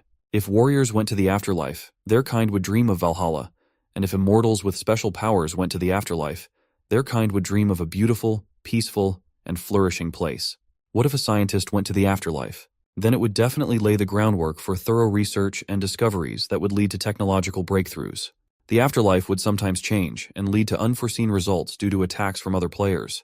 But for now, the afterlife created by Sunwoon was starting out perfect and functioning as it should. Sunwoon cast one last glance at Stargazer's back before descending from the platform and exiting the first observatory he had built himself. At the same time, in the real world, the clipped ear tribe that possesses superior ironworking technology over what the Lizardmen had at their disposal. In addition, they had managed to tame the fearsome saber-toothed tigers and were now preparing for a major war. The development and behavior of this tribe of gnolls was unusual, and it unmistakably indicated that there was also a player behind their actions. He had his own plans and his own strategy, and for sure many trump cards up his sleeve. So Sunwoon had a lot to prepare before going to war with the other players, and this one specifically. It was going to be an exciting battle of wits and strategies on the chessboard, with the price of error being the highest. Now that Sunwoon had an afterlife, he should have tackled the next point of his plan, and prepare an appropriate reception for those pesky gnolls, to crush them once and for all and make them just another stepping stone on his lizard tribe's path to complete dominance in this world. Sunwoon was determined to prepare a proper welcome for his opponents, one that would leave them no chance. But for such a fitting welcome, there was still a lot of preparation to be done. Gathering all the necessary information, utilizing all his resources, all his insects. In this perished world, players are slowly expanding their controlled territory. But that doesn't stop players from using their controlled creatures outside of their territories. and Sun Woon took full advantage of this opportunity by investing a lot of his resources to mess with his neighbors. He even developed 3 main levers of influence over neighboring areas and players based on his specialization in insects. The first leverage is a group of locusts called a swarm. With the help of a swarm of locusts, Sun Woon could control the development of civilizations that relied on farming, but he was careful not to draw attention to his actions. His next tool was to spread disease and viruses using his beetles. Having used them against the frogmen, Sun Woon did not stop there and continued to develop new pathogens. In this way, he systematically expanded the list of diseases he could use against other civilizations. And finally, the last tool was the nest, which he built in the controlled area and where he grew his beetles in such quantity that they ravaged the entire area, leaving only desert behind. That was the end of the tools he could directly control, but that was not all. Due to the power, fame, and influence of the Recap tribe, the weaker lizard tribes around them decided that it would be more profitable and safer for them to submit to the black-scale lizards and form an alliance with them. These tribes joined them one by one. Now looking at the map, he realized that it was only a matter of time before the southern peninsula was taken. But the only remaining question was what to do with those players who behave inadequately and try to interfere with him. And the solution was obvious. They had to be taken out of the equation. But all in good time. Meanwhile, in the lands of the perished world, 2 travelers arrived at a camp of black-scale lizards. Owen asked one of the passing lizardmen why the camp was so quiet and sad. Had someone died? And soon he received the answer, "The Stargazer has died." Owen was saddened. It was a significant loss to their tribe. Then Hui said he had heard of him before, and since that was the case, today was probably not the right day for his visit, so he'd better just go for a little walk and come back in a few days. Owen shook his head and replied, "That's fine. We don't think it's a bad thing if a traveler comes to a funeral. We generally consider it to be good luck." Hui had a logical question. Why do they think that? Then Owen explained that he thought it was good to have another person to share the grief with. Tonight they would talk about the Stargazer all night, and when the sun came up tomorrow, Hui would realize their sadness and grieve for the Stargazer as his friend. Hui thought for a moment and nodded, which made a little sense. Owen and Hui walked through the tents and headed towards where the funeral was being held. All the black-scale lizards recognized Owen, so the 2 of them made it to the funeral site without any problems. There, a lizard with a sturdy build and buffalo horns on his head stood near the burning altar. He wasn't wearing anything too ornate or unusual, but from the way the other lizardmen were treating him, they could tell that this was a high-ranking member of their society. Hui immediately took notice of him as his figure stood out from the crowd. The lizardman stood closest to the altar and Hui guessed correctly. It was Recap himself, the leader of the tribe and their high priest, and tears were pouring from under his bone mask. Hui noticed this and immediately asked Owen if it was normal for a tribal leader to shed tears. At these words, Owen's eyes became big and round, as if he couldn't understand what Hui meant. Then he asked, "Aren't humans like that? Don't you cry when you're sad?" Of course they cry, and their chiefs cried too. But human chiefs tried not to cry in front of their tribe in public to preserve their reputation. Reputation? Owen didn't know that word. He knew what respect was, but not reputation. Hui sighed slightly. Different species had different values that were hard to understand and explain to others. That was the way it was, even though they all spoke the same language. Fortunately, Hui didn't have to explain completely, and from the beginning, what reputation meant. Owen had met a lot of people when he was a vagabond, and he understood almost immediately what reputation meant. For him, thanks to examples, it wasn't that hard to understand. If a tribal leader showed a weak side, the warriors would think the leader was a weak man. Still, Owen advised Hui not to try to explain it to the other lizards. They just wouldn't understand it. Hui wondered why he thought that. Didn't he figure it out quickly himself? Owen then explained to him that there was something they considered more important than reputation. Owen and Hui watched tears roll down Recap's face and drip to the floor. When Hui had already asked what was more important than reputation, and Owen replied that there were many things more important than reputation, Recap suddenly turned to face them, gently wiped his tears, and greeted his old friend. He was glad to see Owen, while behind them Hui was lost in speculation as to what could be more important than reputation. Glancing at the burial pyre burning out, Owen declared that he was too late. But Recap reassured him that he was late, but not too late, and he still had a chance to see the Stargazer off. Owen and Hui moved closer to Recap. Owen said, "Your words make me feel a little better, Chief." Then Recap asked, "Who is that human friend next to you?" Owen explained, "I met him on my way here. His name is Hui. He's a messenger from Automation. He said he came to deliver the words of the Lord of Automation." Hui bowed courteously to Recap and personally introduced himself. "I am Hui of Automation. Recap looked at Hui and called Owen over to him. Recap and Owen exchanged a few whispers with each other, and Hui, who had good eyesight and hearing, tried to overhear what they were talking about, but heard nothing. While Owen whispered in Recap's ear that he had a bad feeling about this messenger and the chief should be careful. Recap looked at the messenger carefully, keeping a friendly expression on his face. One look was enough for him to assess him and realize what to expect from him. Hui was a little prepared for what might happen. He wouldn't be surprised if Lizardmen warriors jumped out of the tents and attacked him, or if Recap drew his sword and killed him himself. However, nothing of the sort happened. So Hui entered the largest tent with Recap to negotiate. Recap calmly said to Hui, "You must have come a long way, but I am sorry. We will have to stay up all night tonight, so I want to get right down to business and resolve things quickly." Hui was only too happy to resolve things quickly. Recap began by asking what brought the messenger here. Hui began by respectfully taking a pouch out of his pocket and holding it out to Recap, saying, "To begin with, please accept this gift from Lord Chadinson, especially for the leader of the lizard tribe." He still hoped to placate Recap with gifts. Recap opened the pouch. Inside was a piece of stone of a murky white color. As soon as Recap held it in his hands, he knew immediately what it was. It was rock salt. Recap already knew it was not an easy gift to give. Salt was a valuable thing in itself, and to give a piece of rock salt the size of a fist as a gift was more of an insult. But Recap knew that the Lord of Automation had no intention of insulting him with it.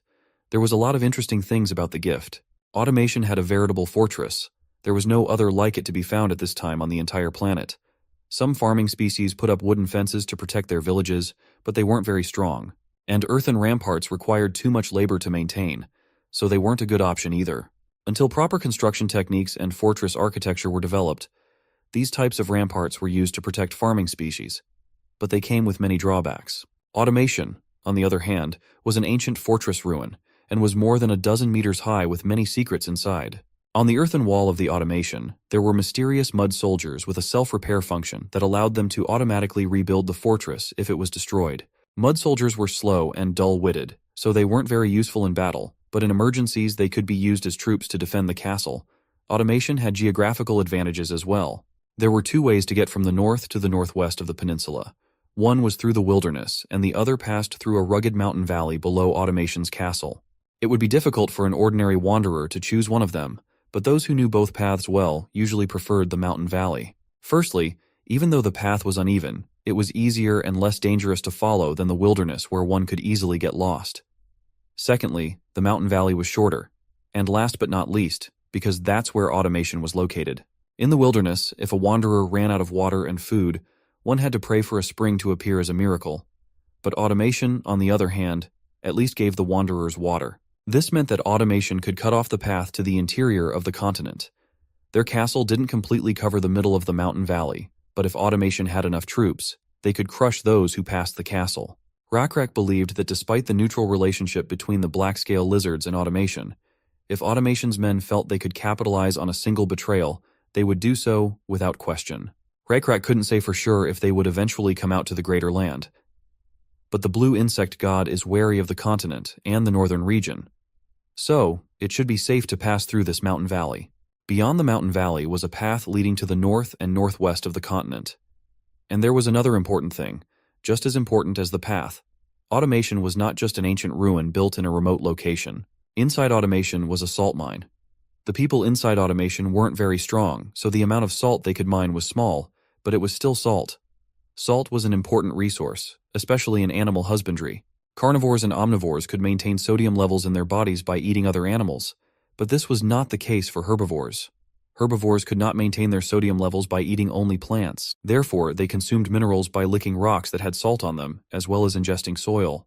However, when herbivores were artificially fed by humans and continued to travel long distances, they rarely, if ever, had the opportunity to consume the minerals they needed.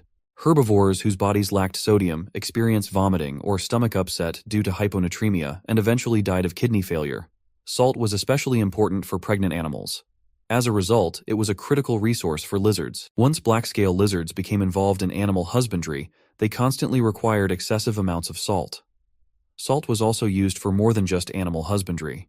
Salt was used not only to season food for cooking, but also for preservation. As livestock numbers increased, it became increasingly difficult for black-scale lizards to rely on smoking alone.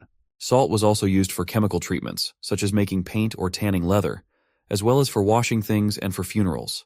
Other uses included fertilizer or even currency, but the black-scale lizardmen did not use salt for these purposes. Rakrak was well aware that most of the supply came from automation. Salt from the far coast was unavailable because it was too expensive to bring inland, and supplies from the salt lakes were scarce because there weren't many of them. Therefore, automation became the largest producer of salt in the area.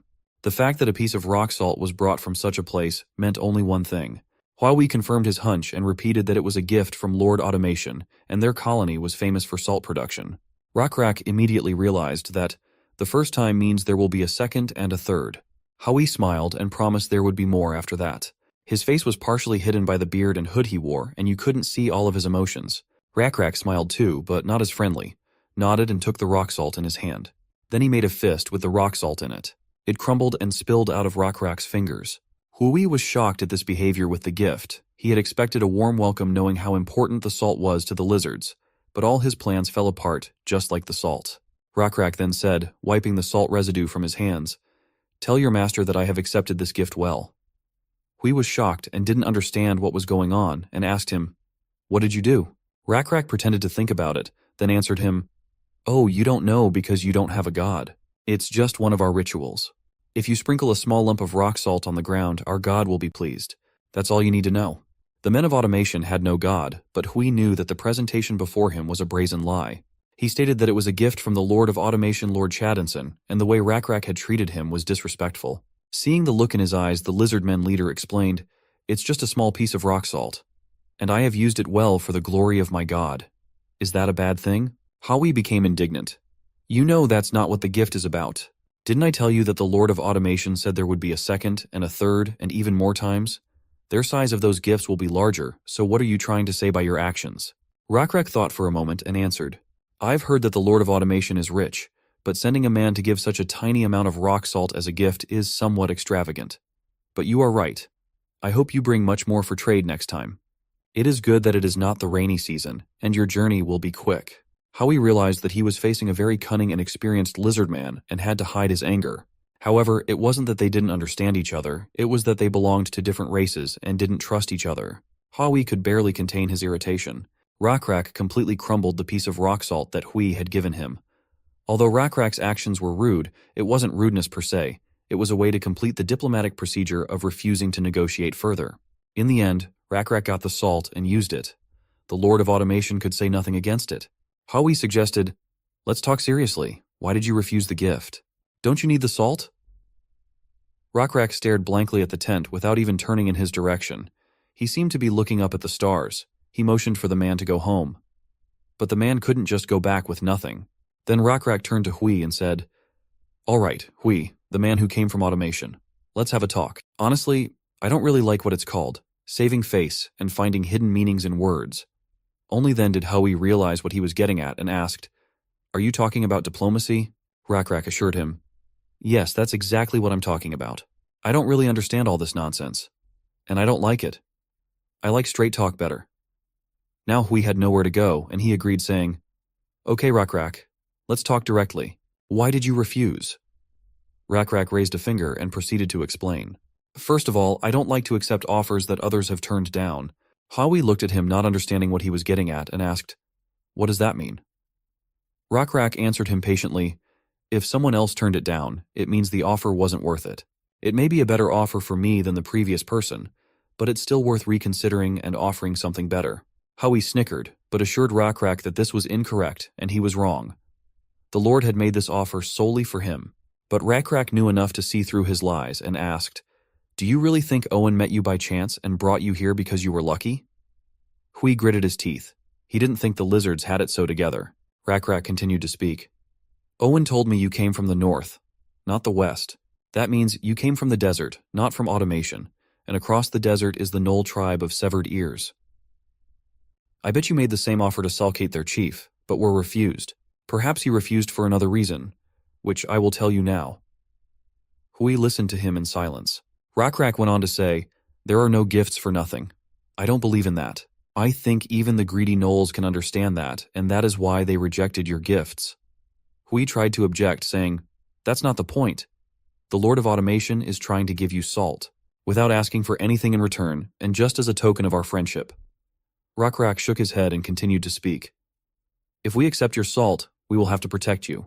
Am I not right? Pointing at him with his hand, he explained. When you humans are locked and surrounded in the castle of automation, we will have to worry about the safety of our salt. If we play along with your diplomacy and you get in trouble, we will have no choice but to turn our attention to fights that have nothing to do with us. Hui said cautiously. Rakrak, that is what diplomacy is. Of course, Rakrak knew this, but was masterful at playing his part. Then Hui decided to come at it from the other side and said, It's not necessarily a gift with nothing in return and we can make a decent deal. But that wasn't an option for the Lizardmen either. Hui didn't know what to do anymore and asked, Then why do you reject our offer? Rakrak laughed and asked, You really don't know? I'm sure the Null Chieftain Salkate has already told you. Hui silently listened to the same answer he had heard from the Null Chieftain. Why don't we just take over automation? If we kick the humans out, the salt mine and castle of automation will be ours and we can mine more salt than the humans could sell us. Isn't that right? Now Hui, why don't you tell me the truth? Or should I address you as Lord of Automation, Hui Co? To this he could answer nothing. It seemed the fate of their settlement was sealed and diplomacy could no longer help them. Their weakness was too obvious. The ancient ruins of automation towered above the landscape, an ancient relic and many meters of evidence of a bygone era. Its fortress walls, unlike those encountered at the time, held secrets yet to be unraveled. Compared to these high walls, the savages prowling around seemed insignificant. They could not dream of getting inside undetected. In addition to this, guarding all the secrets of this fortress were mysterious mud soldiers, automatons endowed with the ability to self-repair and rebuild the fortress in the event of its destruction. Though slow and dull-witted, they served as a silent, constant defense that kept watch day and night. The strategic value of automation went beyond its imposing presence. This valley held a strange attraction for vagabonds. While the treacherous terrain made the wilderness a risky path, the valley offered a shorter and safer route. Unlike the unforgiving wilderness, automation offered a glimmer of hope in the form of water, a lifeline for weary travelers. Its strategic position allowed automation to control the passage, potentially cutting off access to the interior of the continent and always attracting members of other human and non-human tribes who sought to live peacefully under the protection of the high walls. Although the black-scale lizards maintained a neutral relationship with the automation, the human inhabitants, ever opportunistic, would not fail to exploit any perceived weakness they might have for their own selfish purposes. Automation also owned a salt mine, a valuable resource in the region. But more importantly, it controlled two vital passages leading from the peninsula to the north and northwest. One route, a treacherous trek through the wilderness, was easily avoided by more knowledgeable travelers who chose the rugged mountain valley that lay under automation's watchful eye. Nebula, always wary of the continent and the north, understood how important it was to keep automation safe. Rakrak, with a sly smile on his lips, revealed the third reason. There are no free gifts. Even the avaricious Salkate understood this fundamental truth. Hui tried to convince him otherwise, insisting that salt was given unconditionally, but Rakrak was adamant. Accepting the salt meant responsibility, the burden of protecting it within automation. Any conflict around the castle would draw the Lizardmen into another's fight, a price too high to pay for mere diplomacy and a measly handful of salt. And he bluntly told his guest that he knows who he really is. Lord Automation, and he doesn't believe in free gifts from a lord who has personally traveled such a long and dangerous journey, especially if that gift is offered to you by someone who hides his true identity. That was something Rakrak could not accept. But the supposed lord of this mysterious domain, Hui, remained silent and ignored Rakrak's words. This mysterious silence fueled Rakrak's suspicions, and he concluded that since the automation lord did not deny his words, he was trying to test the Lizardmen's knowledge by saying his name, Hui. According to the Lizardmen's leader, Hui's purpose was to gauge their reaction and find out how much they knew, and whether Hui's name had any significance in their understanding of automation. Since even in the automation fortress itself, there were only a few people who knew their lord's real name and appearance. It could even be said that only the 4 noble families who were close to the lord and supported him knew him personally. Moreover, all those who were related to the lord all had a part of Hui in their name, and it was rumored that Hui himself had 4 sons and 3 daughters. The deep knowledge of the Lizardman chief surprised Hui. Rakrak discerned his disguise and deciphered his true nature by the distinctive Hui in his name, a common nickname in the lord's lineage. The wrinkles on his hands gave away his age, further confirming Rakrak's suspicions. Gathering all these facts together, Rakrak and found out Hui's real name and position. Sighing and recognizing that Rakrak was indeed clever, Hui removed his hood. His weathered face reflected a mixture of weariness and defiance. He no longer played the role of a mere messenger, but stood at the head of automation, carrying the weight of his people's future on his shoulders. Rakrak studied Hui's facial features. Fierce eyes beneath frowning brows, a disheveled beard, and scars from past battles.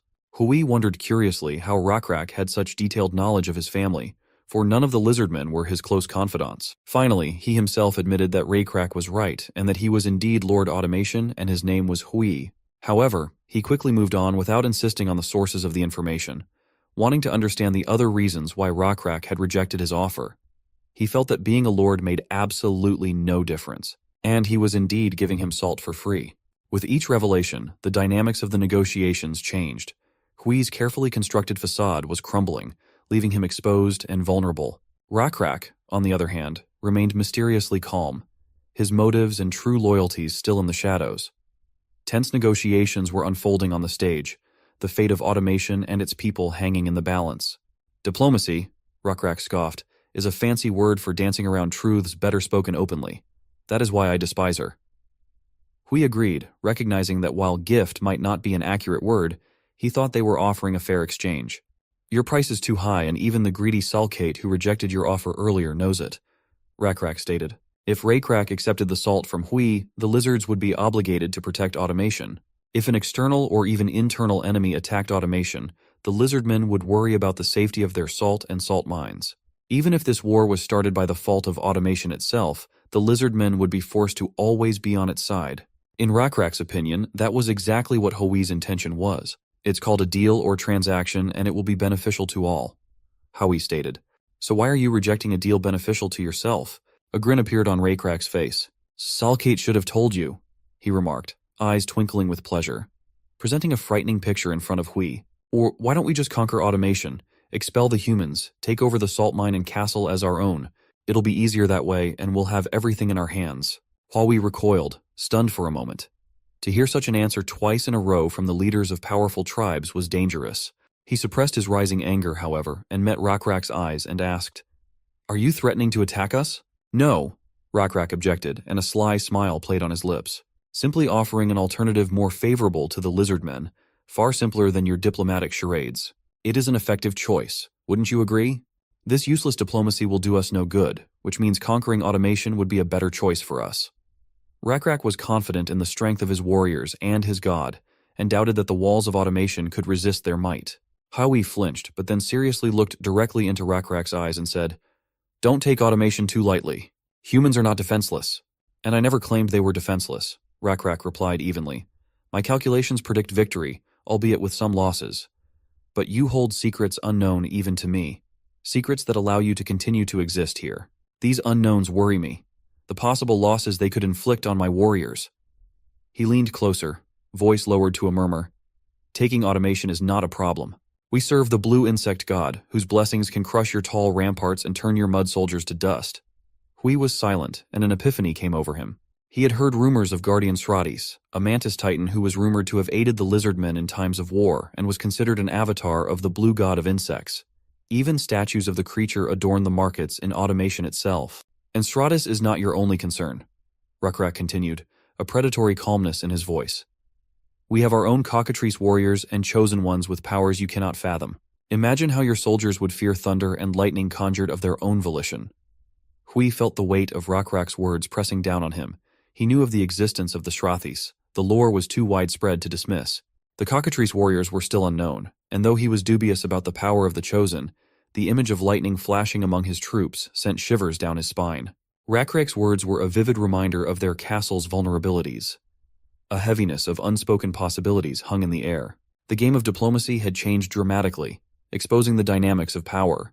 Hui knew that a simple rebuttal would not be enough. He needed a new strategy that would recognize the danger posed by Rakrak, while at the same time offering a solution no leader could refuse.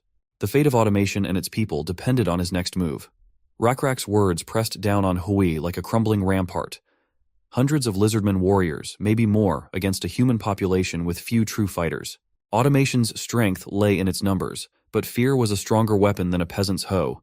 Rumors of conflict would turn them to flight, leaving behind hollow ramparts and shattered morale. The tribe of severed ears would sow fear, but the reputation of the Lizardmen outpaced them. Despair gnawed at Hui. He had lost this war before it even began. Rakrak sensed his opponent's despair and broke the silence. You're not afraid to come here alone? So you're making things very easy for us. With your death, automation will be decapitated and will only fall faster. Hui met his gaze, and though he had some misgivings, still replied, that just as you are confident of defeating automation, I know you will not kill me despite the loss of my disguise. After all, black-scale lizards honor their guests. Rakrak looked at him carefully. True, he agreed. But as I said, my tribe stands to gain much from conquering automation. 4 families will crumble into chaos if their lord dies. An easy victory without a leader. But you won't know who will be the next lord, Hui objected, his voice firm despite the panic growing inside. Rakrak was intrigued, though the Lizardmen didn't care for the automation heir. Such a surrender and acknowledgement of his possible death so easily was not something he had expected. So he tilted his head, and the tip of his tail vibrated in anticipation of the details. Explain, he ordered Hui. Hui took a deep breath, and a spark of hope lit up in his eyes. Automation has a secret, he began, lowering his voice to a conspiratorial whisper. A secret weapon that not even my closest advisors know about. A guardian so powerful that even the blessing of the blue insect god may not be enough to overcome it. Rakrak's amusement vanished, replaced by anxiety. Secrets were powerful weapons, especially if wielded by a desperate opponent. Oh, what's the secret? He asked, and his voice lost its former arrogance. Hui leaned closer, a sly smile playing on his lips. That, he said, is a story for another day, a story worth bargaining for. There was a tense silence in the room. Rakrak, whose confidence was shaken, weighed the unknown and the promise of conquest. Could this be a bluff? A desperate ploy to save automation? Or is there really power hidden within those ancient walls? He had underestimated Hui, and it was quite obvious. And underestimating, he knew, could be a costly mistake. Sighing, Rakrak relented. And why? Rakrak snorted. Should my tribe care who your successor is? What does automation's heir have to do with us? Hui thought for a moment, searching for an explanation that Rakrak could understand. Imagine, he began, the game of Go, a favorite here in automation. Lines intersect to form a grid.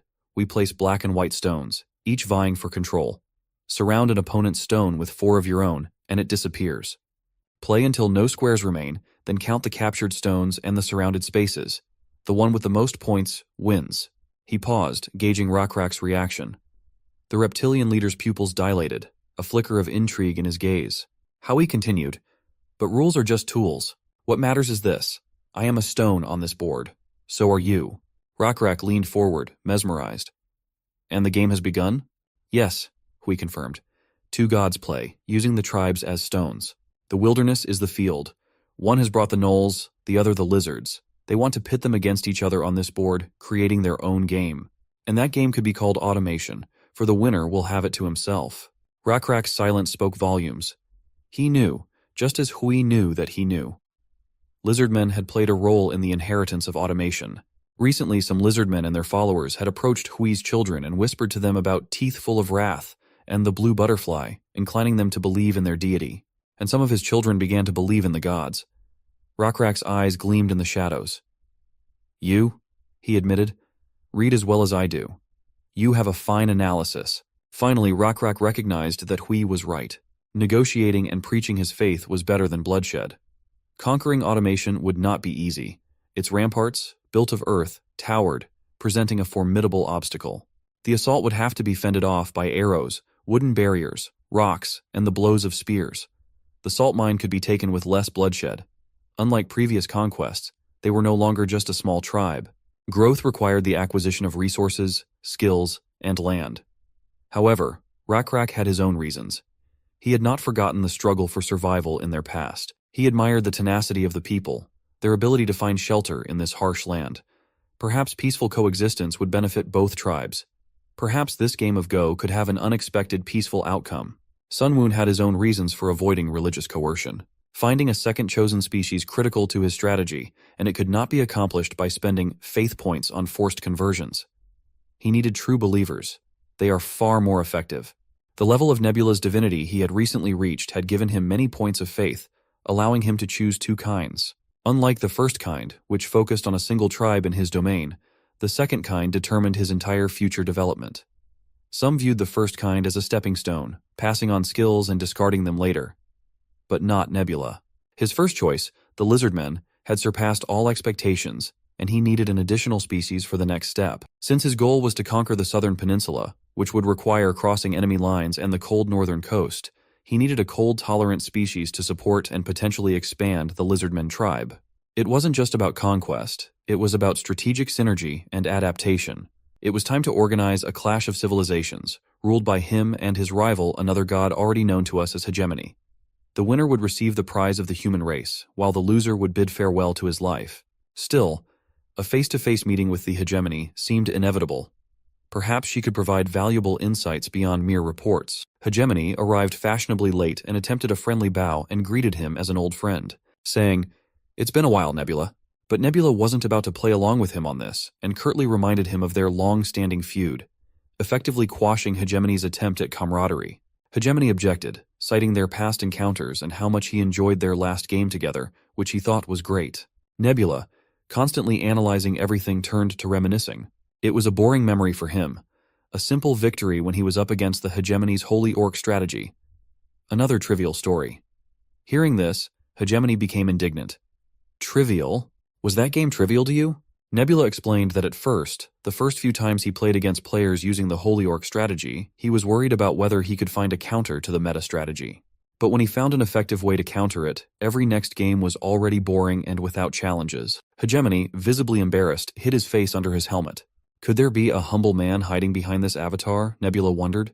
Hegemony came to his senses and, without giving up hope, declared his intention to finally defeat Nebula.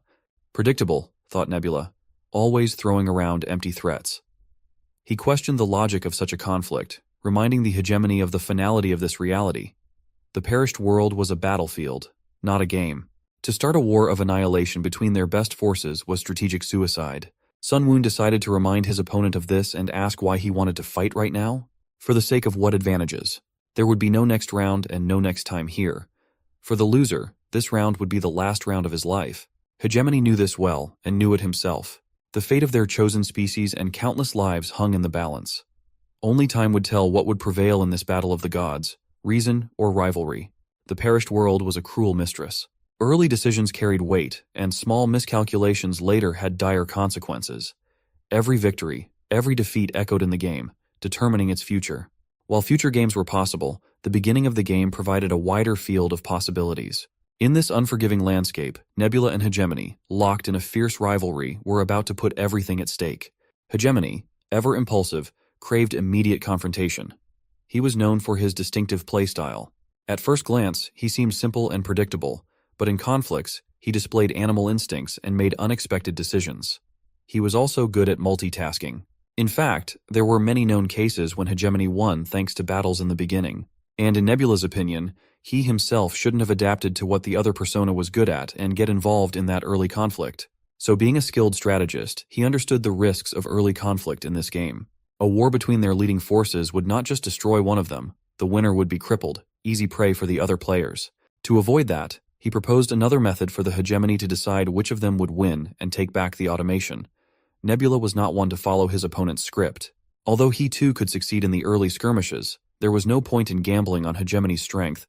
This wasn't just a battle, it was a conversation, a subtle manipulation. It was obvious that each of them wanted to get one thing: automation. And though Hegemony didn't know it yet, Nebula had already won this round by convincing him to go the wrong way in the battle. Deftly redirecting Hegemony's suggestion, he steered the duel in the direction he wanted it to go. Contradictory prophecy. This game was now a dance of deception, with players laying contradictory beliefs. The struggle for supremacy had changed. No longer was it a clash of armies, but a battle of wits. A war waged through the very fabric of faith. The perished world held its breath as it watched the two gods play their dangerous game. Would Nebula's calculated approach win out, or would the unpredictable instincts of the Hegemony tip the scales? The game had begun, and the stakes couldn't be higher. Prophecy is a skill obtained when the player's divinity reaches level 6. It's like a quest that the player gives himself, and if he fulfills the prophecy, he will receive additional experience points. However, the penalty for failure is also significant. By failing, the amount of experience the player could have gained during this period is reduced due to the absorption of the religious resources invested in creating and spreading the prophecy. If the player is unlucky, he may also receive a penalty, or a negative incident may occur among the creatures loyal to him. A short example of such a prophecy and its impact. A king received a divine message from a blind prophet saying that the king's son would kill the king and sleep with his wife and destroy the kingdom. The king was frightened by this prophecy but could not bear to kill his own son with his own hands, so he ordered one of his subordinates to kill his son instead. However, the subordinate did not have the courage to kill the infant, so he left him in the field and the infant was found by a shepherd. When the infant grew up and became a young man, rumors reached him that the parents he now had were not his biological parents. He went to the prophet to find out the truth. The prophet said that for telling him the truth, he would sleep with his mother and kill his father. Although the young man still loved his current parents, they were not his biological parents, and he left his hometown and set out for adventure. While he was riding in a wagon on the road, he happened to meet a king quarreled with him, fought and defeated him. Then he even fought a kingdom-threatening monster who had the head of a man and the body of a lion. As a reward for killing the monster, he married the queen, who had lost her husband, and became king. A few years later, he learned that the prophecy he was trying to avoid had already been fulfilled. The king he met and killed on the road was his biological father, and the king's wife he married was his biological mother. Upon learning this, the queen, who was his wife and biological mother, hanged herself, and the king gouged out his eyes and threw himself out of the palace. In the end, the kingdom fell. Unlike the confusing example, the skill was fairly simple. The player tasked himself and his subordinates with predicting what would happen in the future, and if the prophecy was fulfilled, he received points of faith spent on relaying the divine message to his tribe, as well as a reward depending on the difficulty of fulfilling the prophecy. For example, I predict that Recap will kill a terrible monster, and if I help Recap fulfill that prophecy, I get a good amount of XP. However, Perished World players didn't use this skill that often. This was because there was a penalty for failing to fulfill the prophecy. If a lot of faith points were spent on creating a big prophecy, the penalty for not fulfilling it would be even more severe. Points of faith would definitely be lost, experience might decrease, causing the player's level to drop, and if the player was unlucky, their characters involved in the prophecy might be cursed or face an unexpected negative event. If the creator of the prophecy, a god, cannot even control his own destiny, then he is not fit to be a god. Therefore, no matter how simple the prophecy was, the players were obliged to fulfill it. Prophecies that were too simple were not used too often because the number of faith points returned was less than the original number of points used, but they would still be used if necessary, if the player is confident. In Sun Woon's opinion, the best time to use prophecy was now. Conflicting prophecy is when two players make prophecies that contradict each other. For example, player A and player B made a prophecy about person C. Player A would predict that C would die within 3 days, and player B would predict that C would be alive in 3 days. Player A would try everything possible to kill C within the next 3 days, and player B would use every means to protect C from death. Thus, only one of player A or B will fulfill his prophecy, and the other will fail. Thus, one will receive a reward and the other will receive a punishment. This kind of betting is possible without prophecies, but conflicting prophecy is directly supported by the game system, so there is no loophole, and the loser will surely receive a penalty. Unlike verbal betting, in the case of conflicting prophecy, the loser would still be penalized even if they wanted to cheat and didn't want to fulfill the penalty. Therefore, it would be much more favorable to win. Regardless of the fact that the opponent might disagree with the outcome of the bet, Sun Woon just wanted to see his clear benefit if he won. Finally, Hegemony inquired, "So what kind of prophecy should we go with? You should know that the Lord of Automation chooses his successor, right?" Sun Woon replied. Hegemony immediately became indignant for no reason. "Are you playing a trick on me? To find out how much I know about automation?" Sun Woon only laughed off his irascible nature and calmly replied that, of course, not without it. But the main reason why he decided to choose this topic for the prophecy was because it would be convenient to create a conflicting prophecy based on it. Hegemony nodded and said, "Automation regularly chooses its ruler, and that person becomes the ruler of automation. Apparently, the length of time the Lord can stay in power is different every time, and only the Automation Lord himself at that time knows how long his term will last." Sun Woon decided to share a bit of information and said that this is why Hui, the Lord of Automation, hides his identity. Because if people knew his identity, then when the next successor had to be chosen, many would seek to take Automation Lord's place and his life would be in danger. Finally, they decided to create a controversial prophecy based on who would be the next Automation Lord. Hegemony opened the system window with his records and asked if he meant that they should choose one of the 5 children of the current Automation Lord. Sun Woon replied that, yes, and the important thing is that the time to choose the next successor is almost here. And the current Lord wants to give his seat to one of his children, and that means there will be 5 potential successors. and they must choose one of the 5 children and predict which son or daughter will be the next heir. Since there will only be one, the prophecies will inevitably contradict each other, and if they both foolishly guess wrong, then they'll just have to accept it as it is. Hegemony immediately agreed, and seeing Hegemony accept the challenge so readily, Sunwoon realized something. Had he also prepared in advance? However, our hero still believed that Hegemony had not prepared as thoroughly as he had, since he himself had long known that something like this would happen and had been preparing for a long time. Hui has 5 potential successors. Would you like me to present you with a list of them and give you a brief introduction if you don't know? Hegemony asked. Sunwoon gladly agreed to this, for it was a great opportunity to listen to his opponent without revealing his knowledge. He himself was well aware of the Automation Lord's children, but he was curious about Hegemony's opinion of them. Then he began in order. The first child, Dan, is a man in his early 30s. He has a strong build and is trusted by Hui himself. I think he's also quite intelligent. 2 of the 4 royal families support him, and he has the best chance of becoming a lord. Hegemony cleared his throat and continued speaking. The second child, Jun, is a man in his 20s. He is the half-brother of the first son and is considered weak. He is not particularly social and does not show himself to others, preferring quiet solitude. Rumor has it that he has no interest in becoming an heir at all, although there is a family that supports him, his mother's family. The third child, Jin, is a woman in her 20s. She has the same mother as the first son, and she often goes out to the outside world and travels. She hides her identity, but gets along well with hunters and bullies. She is supported by one remaining family of 4. The fourth child, Kyung, is a woman in her early 20s. She has a different mother than the first and second children. Rumor has it that her mother is already dead, and Kyung herself was kind of strange in her appearance and behavior, so those around her thought she was cursed. There's something unusual about her, so she's rejected not only by the Automation Lord but also by other members of her own family.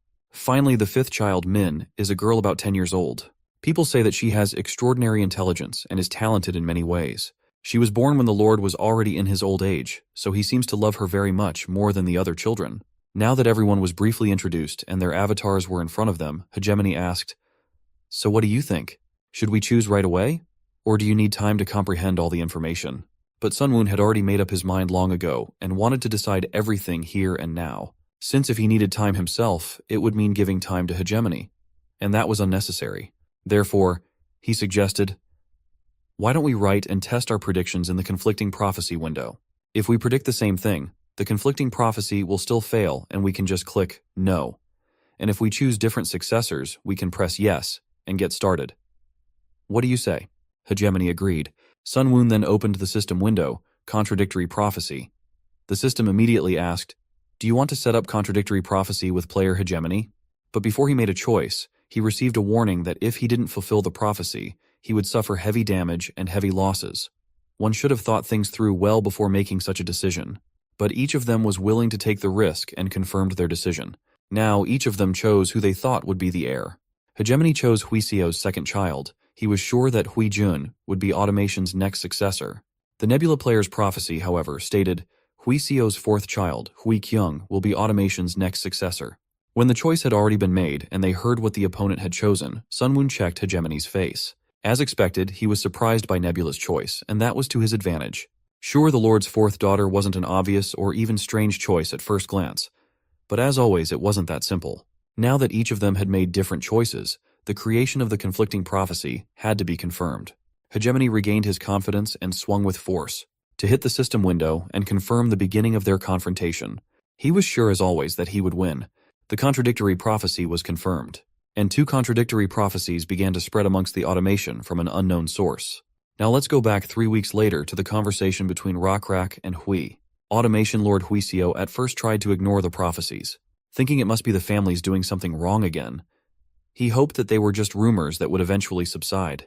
However, the prophecies did not subside, and it became obvious that they were happening from behind the walls of automation. So he went to the rulers of the 2 powerful tribes to find the source of all these rumors that had been circulating for the past 3 weeks. He didn't understand why Jun and Kyung were the ones featured in the rumors.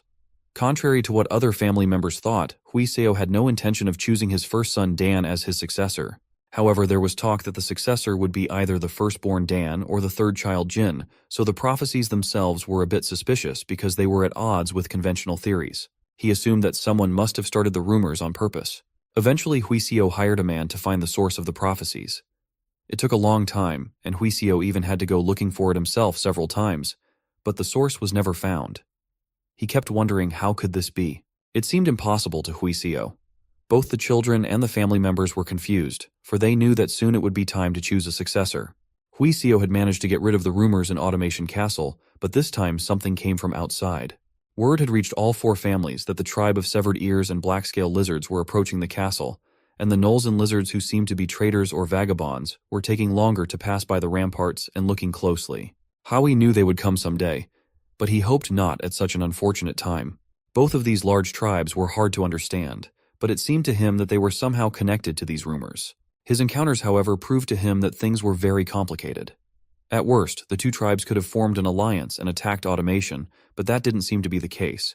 Huisio had people gather information about both tribes and found out that both tribes believed in different gods. Both tribes had no hatred for each other, but still treated the other tribe with hostility and considered them rivals that they would one day have to fight. Both tribes are huge and could not be trifled with. They probably believe that the wilderness is too small for both tribes and that it should only go to one tribe. While the humans were barely surviving in this automation castle, Huisio knew that he had to do his best to fulfill his final duty as the Lord of Automation and decided to risk his life to do so. He felt that there was definitely a connection between the movement of the 2 tribes and the successor and the rumors, but there was no proof. Even the fact that he still hadn't died after meeting the leaders of the 2 tribes was strange and already meant a lot. It meant that Hui himself was nothing more than a small pebble on the playing field, and that gave him a hopeless confidence. He had already decided to remember that he was just a stone on the board. And just like that, Huisio confirmed his hopelessness. Huisio was the first to feel the warmth in the tent fade, but Huisio just endured the cold air of the desert night while the fire died down. Rakrak looked at the dying fire. He broke a few dry twigs beside him and then began to throw them into the fire, thus revitalizing it. After hearing part of Hui's story, Rakrak noticed how much easier things were when diplomacy was left aside and could be spoken directly.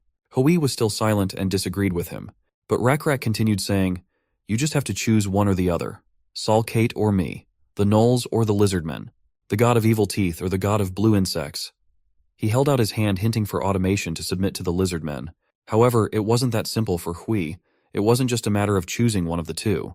Others would think that Rakrak was asking him to choose between 2 precious gifts. In his mind, however, it was more a matter of which would hurt less if he put his head in the jaws of a saber-toothed tiger or a cockatrice. Even in this situation, the choice was obvious to Rakrak, and he said, "I'm sorry you think so, but wouldn't it be better to put the head in the mouth of a cockatrice?" But Hui said that Salkite also said that a saber-toothed tiger would have been better.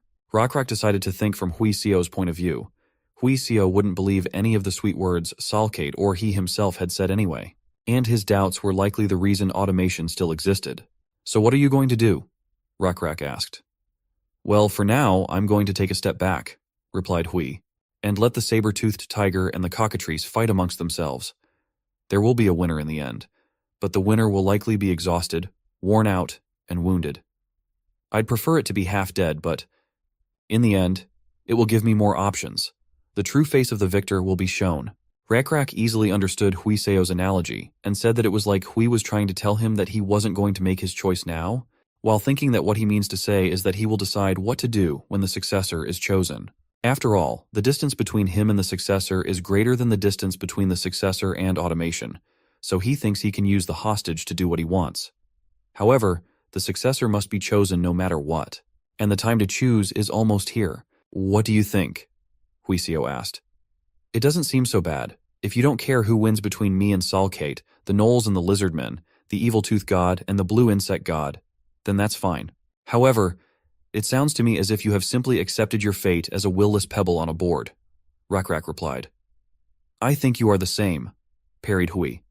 "You can think whatever you want, but you're the same. Sounds like there's nothing I can do to me. And the fact that you're just resigned to your fate is like a stone on a chalkboard. You think it's too late now, but you could have done things differently. Wouldn't it have been better to learn more about both tribes and see which one was better? If only you had realized sooner that you couldn't escape both of us." Rakrak's words cut painfully at Huisio's heart, but then Rakrak shook his head and continued speaking. "No, you're right. Doing nothing depending on the situation is also a good choice. You are wise, as you are for a human." Hui stood up and a breeze blew into the tent, and the fire flickered. The shadows of the 2 chiefs facing each other also swayed violently along with the fire. This signaled the end of the conversation. This was where Hui was going to end their conversation, but before he left, he wanted to ask one last question. Looking tiredly at Rakrak, he said, "After all, I'm not the only one who is a stone. You are as well. Only the plank you're standing on is bigger. Doesn't that frighten you? Don't you feel angry, hurt, or helpless because of that fact?" Huisio meant that Rakrak was also just a toy of the gods. The corners of Rakrak's lips lifted slightly in a meaningful smile, and Huisio realized that Rakrak didn't think so. However, he couldn't guess Rakrak's answer to his question. Finally, after a slightly prolonged silence, Rakrak promised, "I will answer that question when this is over." Such an answer pleased Hui, and he said, "Good. Though personally, I hope this is the last time I see you or Salkayat." Before Hui left, Rakrak asked if he needed to be escorted to the exit of the camp, but Hui assured him it was fine. He came as an errand boy, so he will leave as a regular messenger. Huiseo rose from his seat, threw his leather hood over his head, and walked out of the tent. No one stopped or looked at Huiseo in any strange way, as if Rakrak had already told them something. Huiseo had a sudden thought that this was his chance to spy on the Lizardmen, but he quickly dismissed it. After all, it didn't matter anymore. His heart was overwhelmed by heavy thoughts. Huiseo had faced similar situations in the past, and he knew he had to set things straight, rather than doing what his heart told him to do. Huiseo walked through the Lizardmen's camp and out into the desert. He looked up at the stars. At least he knew how to determine direction by the stars.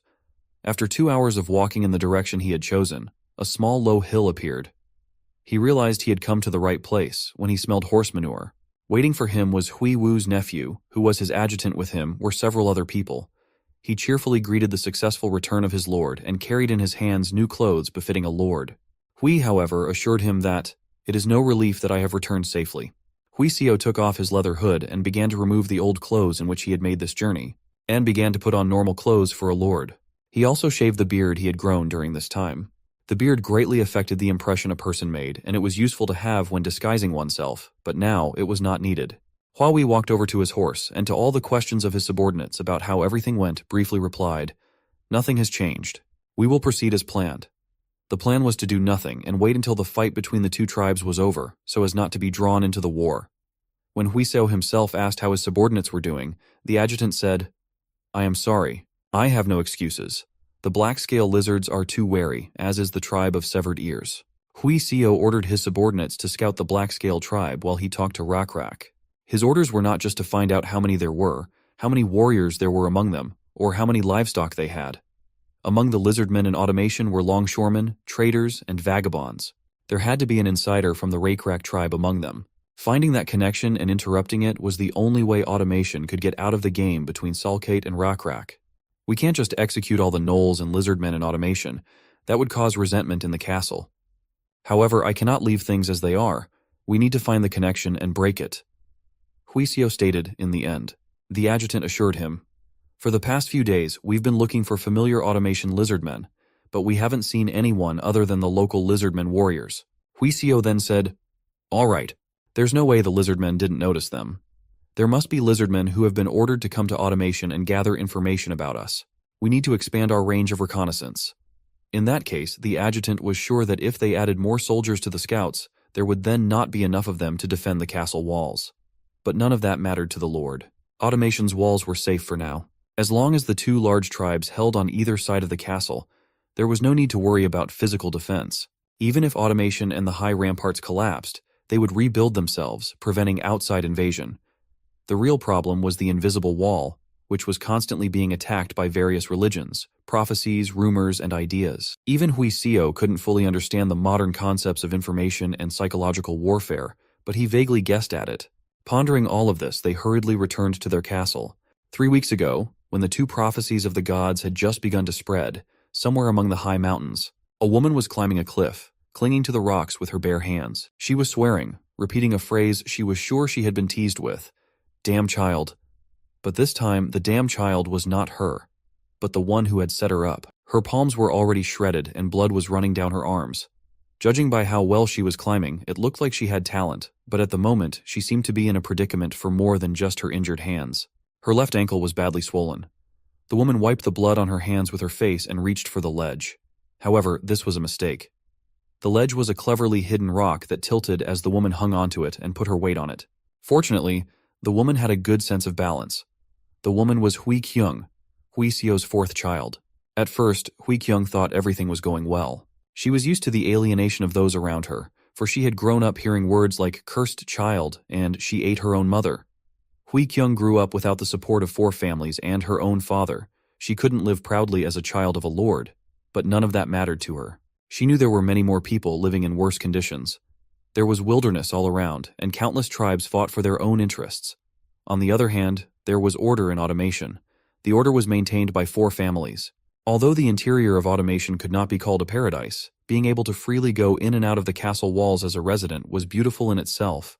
To remain a resident of the castle, people had to do a great favor or dedicate a large amount of wealth to automation, and that was more difficult for species other than humans. So Hui Kyung decided to live using the last advantage she had, and that was business. Going in and out of the castle walls meant that one could sell goods inside that sold for next to nothing outside automation, but sold for high prices inside the castle walls, and vice versa. In order to do business, a certain amount of wealth had to be given to the lord, but Hui Kyung didn't mind. However, things did not go well again. Looking at her scattered silk goods, she wailed, "I can't believe the wheelbarrow wheel was broken. You bloody rascal, you dare to lend me such a thing. Maybe I won't repay you with salt." Hui Kyung, who continued to climb the rock, looked down for a moment. A few meters below lay a wrecked unicycle wheelbarrow. It was a miracle that after falling from the wheelbarrow, Hui Kyung had only suffered a sprained ankle and bruises all over her body. It wouldn't have been strange if she had lost her life, but Hui Kyung's thoughts were focused on something else. But it was a long way to climb back up the trail, and she had to work hard to get out. Hui Kyung reassuringly said to herself, "It's okay. Being patient is what I'm best at." And that injured ankle was just a minor inconvenience compared to what she was going through. The main thing was to figure out how to get upstairs, and the rest she could endure and bear any pain. Ever since she was a little girl, she had heard people say that she was cursed, all because of a pair of horns that grew on her forehead. They whispered amongst themselves loud enough for her to clearly hear her spoken of as the monster who killed her mother at birth. And even after she was born, accidents continued to happen around her ever since she was a little girl. Mishaps followed her one after another, some of them directly threatening her life. Once when she was 13, she fell down the steps of a store and nearly broke her neck.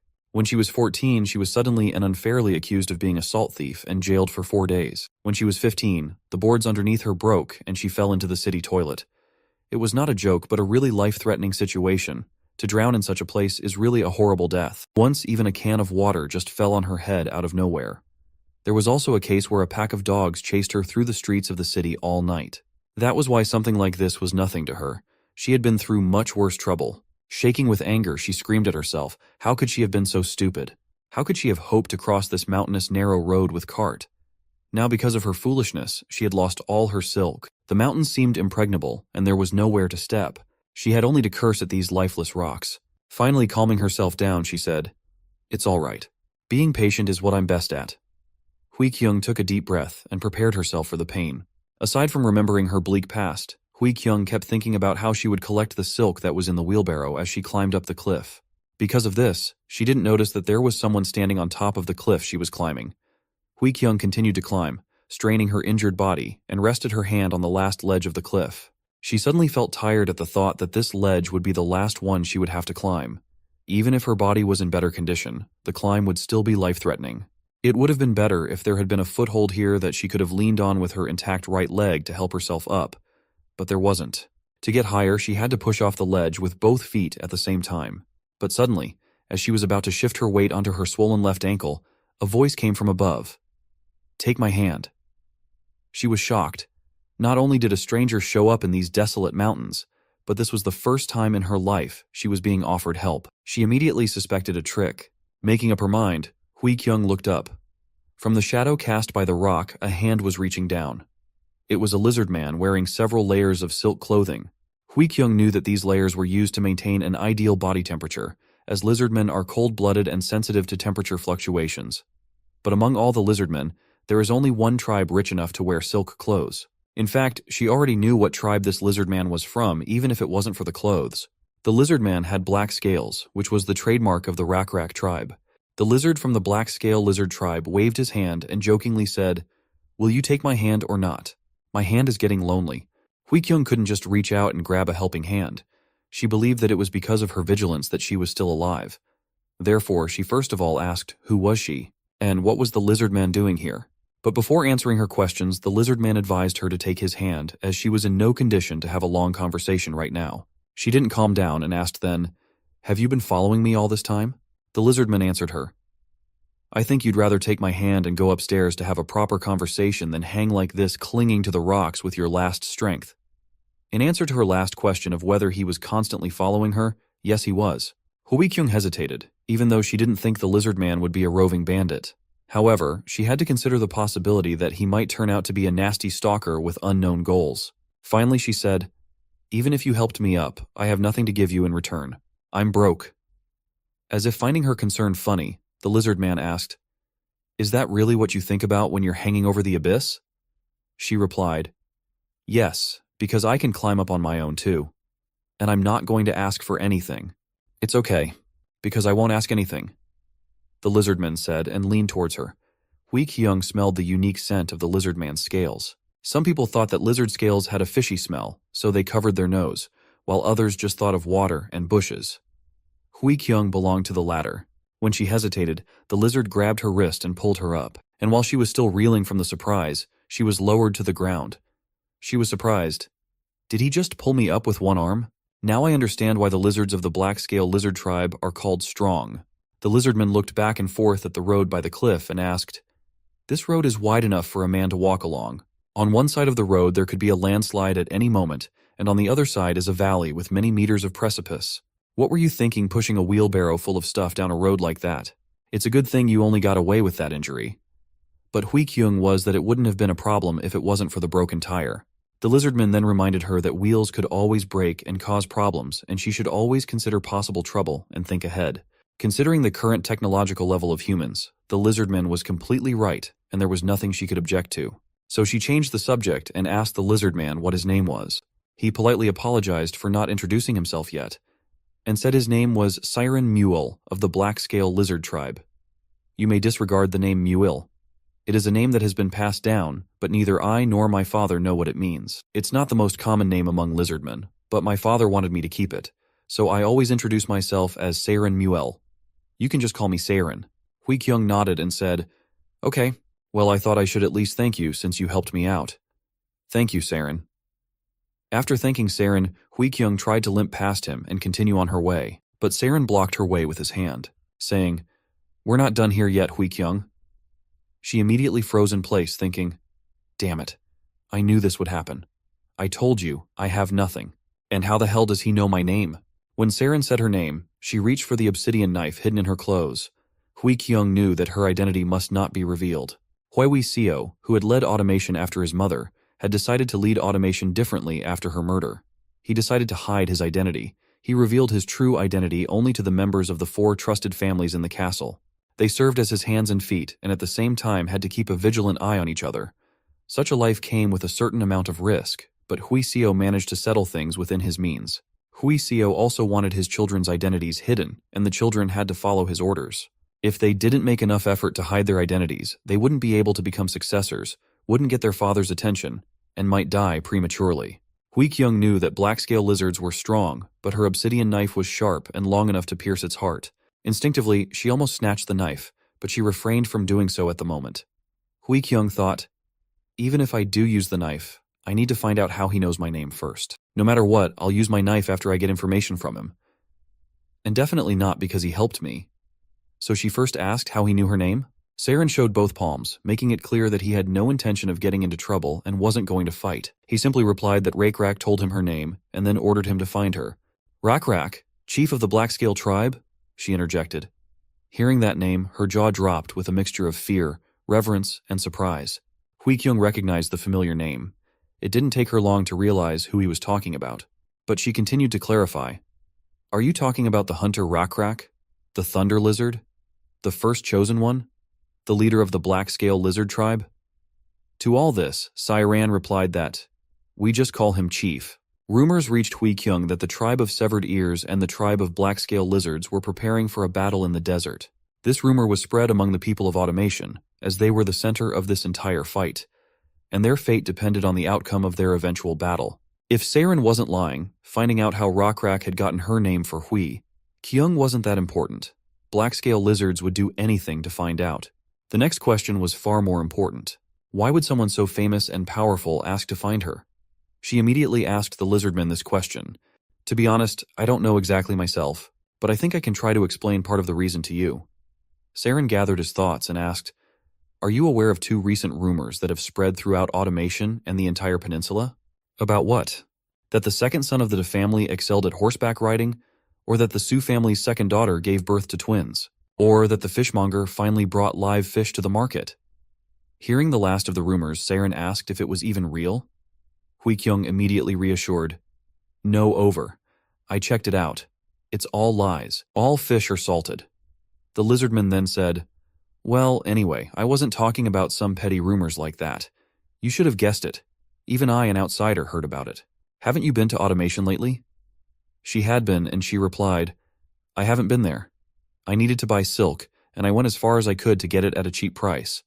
I was lucky enough to find a man from whom I could buy silk. So what is this rumor you speak of? Saren replied, More precisely, there are 2 rumors. One says that the Lord's second child will become the next Lord of Automation, and the other says that the 4th child will become the next Lord of Automation. Hearing this, Hui-kyung frowned for a moment, and exhaling a sigh of relief, she skeptically said that these were all false rumors. But Saren didn't share her skepticism and stated, I know you're Huiseo's 4th child. Hui-kyung shook her head. I guess you don't understand because you're not human and you don't live in automation. But fighting doesn't necessarily mean knife fighting. These rumors are part of a fight between my siblings who are trying to become the next Lord of Automation. I'm not sure exactly why, but my second brother and I seem to be caught up in these rumors, and I'm sure there will be someone who will benefit from it. I'm just an outcast with no chance of being my father's heir. There's nothing you can get out of me. It would have been better for you to look into another sibling. My first brother and older sister aren't the type to spread false rumors. I don't think they did it. Then it was probably my second brother or my younger sister. But my younger sister is too young for something like that, so she couldn't have done it. My other brother is probably behind it. He always likes to make things up behind other people's backs. He probably wanted to make himself the victim of false rumors, but he thought he'd draw too much attention to himself, so he dragged me into it. How childish. Finally, Hui-kyung said, Anyway, these rumors have nothing to do with me or you. Why don't you just say that the black-scale lizard tribe sent you to get information about automation? It seems you somehow found out that I'm one of the Lord's children, but I'm an outcast. You can't get anything out of me. It would be better for you to look for another sibling of mine. Hui-kyung finished her speech and watched Saren's reaction, and since she had learned everything she wanted from the lizard man, he had to die. Hui-kyung gripped the hilt of her knife tightly. Even though Saren was just standing still, there seemed to be no place where Hui-kyung could strike. And because of the height difference, Hui-kyung thought she couldn't reach him. Being strong didn't mean being fast, and maybe she had a chance. But Hui-kyung already knew that the probability of failure was higher than the probability of success if she attacked the lizard man. What if she succeeded in killing him? He knows exactly who she is, and he was sent specifically to her. So if she kills him, then she will incur the wrath of the black-scale lizard tribe, which had the most incredible rumors about it. However, she also couldn't just let Saren go. If word spread that she had let the stranger go, even when she had the chance to stop him, and especially if her father found out, she would disappoint him greatly and possibly be awarded the death penalty for it. So she decided it was better to try and kill this lizard man and die than to live with her father's disappointment. Seeing her intentions, Saren lowered his gaze and turned to Hui-kyung. I think you misunderstood something. Seeking you was Rockrak's first order, but I also have to fulfill the second command as well. The second command I received was to protect you and your life at all costs. Hui-kyung was surprised and felt an unpleasant feeling somewhere in the back of her mind. It was a feeling she had ignored for a long time because others ignored her. It was strange, and since she hadn't experienced it in a long time, she couldn't give it a name. Hui-kyung decided that she didn't want to know what the feeling was, but somewhere in the back of her mind, she heard a voice. One that asked, Do you want me to tell you what it is? It's called warmth. The warmth of someone caring about you. Did my heart become tender to this lizard man I met just a moment ago just because he said those words? But it was inevitable. As far back as Hui-kyung could remember, no one had ever offered her protection. She had already loosened her grip on the hilt of her knife. Hui-kyung wasn't about to stab someone who said he would protect her. She had always thought of herself as strict, but those who remembered her thought of her as someone who became weak when it came to affection. Finally coming to her senses a little, Hui-kyung stuttered and asked, What? What are you talking about? Saren didn't know much about human emotions, so he calmly told her what he knew. You said it was a false rumor, but your siblings don't think so, nor do the other families. Chief Recap said that the automation succession ceremony is coming up, Everyone is paying attention to the big changes coming. Therefore, people will be sensitive to even the smallest rumors and will want to cut down on unnecessary variables. Given the circumstances, the weakest ones will be eliminated first, and you will definitely be the target of an assassination attempt and more than one on your life. While Saren was talking, Hui Kyung pulled herself together and said, "Even if I agree with everything you just said, I can defend myself on my own, so go back to where you came from. I have no reason to get help from the black-scale lizard tribe, and like I said, I have nothing to offer you in return. Look for another brother or sister." But Saren answered her calmly, "I cannot do that. The tribal chief has ordered me to protect you specifically, and neither I nor the tribal leader wants anything from you, except to keep you alive." Hui Kyung sighed. She realized that logic would not make the lizard go away, so she would have to resort to emotion. She didn't want to tell him so much, but what could she do? Hui Kyung let go of the knife and walked closer to Siren. He was surprised when Hui Kyung came up to him empty-handed and said, "Look at this." Hui Kyung lifted her bangs with her hand. There were a pair of cylindrical bumps on her forehead. The cross-section was so uneven that any keen eye could see that they had been cut off by her hands. As you have already realized, these are horns. More precisely, the parts where the horns used to be. Horn stumps, you might say. "Do they grow back?" Saren asked. Hui Kyung nodded and said, "Yes, that's why I trim them when they grow long. Everyone who knows me says I'm cursed because of these horns. There are some who say that simply because they find it distasteful that a person has horns, but those who know me well avoid and hate me even more, because I am truly cursed." Saren, glancing at Hui Kyung every now and then, said, "You look a bit scruffy, but it's not like you're cursed. Do people really hate you just because of those cute horns?" But she sadly replied, "I'm not kidding." Hui Kyung pointed at her horns and continued to say, "I was born by tearing my mother's belly with these horns, and because of that, she died. One of my half-brothers also eventually died because of my horns. In addition, misfortunes are constantly happening to those around me. That's the real reason why I'm a loner." Saren lowered his sad gaze to Hui Kyung for a moment and said, "I'm sorry to hear that, Hui Kyung. Please accept my condolences. But my mission does not depend on whether you are cursed or not. The mission has been entrusted to me by the tribe chief, and I am here to fulfill the will of the black-scale lizard tribe. And even if you refuse, I will still protect you. I have the desire and the ability to do so." After the failed attempt to make Saren afraid, Hui Kyung had run out of ideas on how to make him leave, and she began to ponder. Would the only way to get rid of him be to make him experience my curse? If that was the case, Hui Kyung realized that she would have no choice but to go along with Siran. So she would have to go with this big, strong, powerful warrior from the Lizardmen tribe who says he will protect her life. Hui Kyung was not unfamiliar with Lizardmen. There were few of them in automation. However, even in her eyes, Saren was different from other Lizardmen. Not only because of the precious clothes he was wearing, but also because of the muscles visible under Saren's scales and the dignity evident in his demeanor. Even though Hui Kyung had to hide her identity from others and didn't even like the fact that she was the daughter of a lord, she still belonged to high society. But even she felt uncomfortable looking at Saren. After thinking for a bit, she came to a conclusion. Well, it's not really that bad, is it? Hui Kyung quickly thought in her mind. She couldn't just send Saren away like that, because then she would have to kill him. But there was a very small chance that she would be able to do so. And even if Saren spared Hui Kyung's life, she would have to risk letting go of someone who knew her true identity. On the other hand, if Saren stayed by her side, she wouldn't have to kill him, and she herself would be able to prevent the risk of her identity being revealed to others. There was nothing wrong with Saren being with her, rather it was even a good thing. After all, he had even said that he would protect her. That meant that he would take action and help her if she got into a dangerous situation. While Hui Kyung was pondering without saying a word, Saren, unable to stand the silence, asked, "Hui Kyung, what are you thinking about?" And she replied that she was thinking about silk. And now that she was thinking about it, she realized that she couldn't just leave all that silk down there. She needed to go back downstairs, which she was going to do. Saren sighed as Hui Kyung staggered to the edge of the cliff and stood there. He snickered. "People will praise you for being able to climb up the cliff with an injured leg, but they'll say you're crazy to climb back down. I know that, and you know it too. I'd stop you, and you'd object that you really need that silk. However, there's a better way to get people to do things for you, so you just have to ask for help."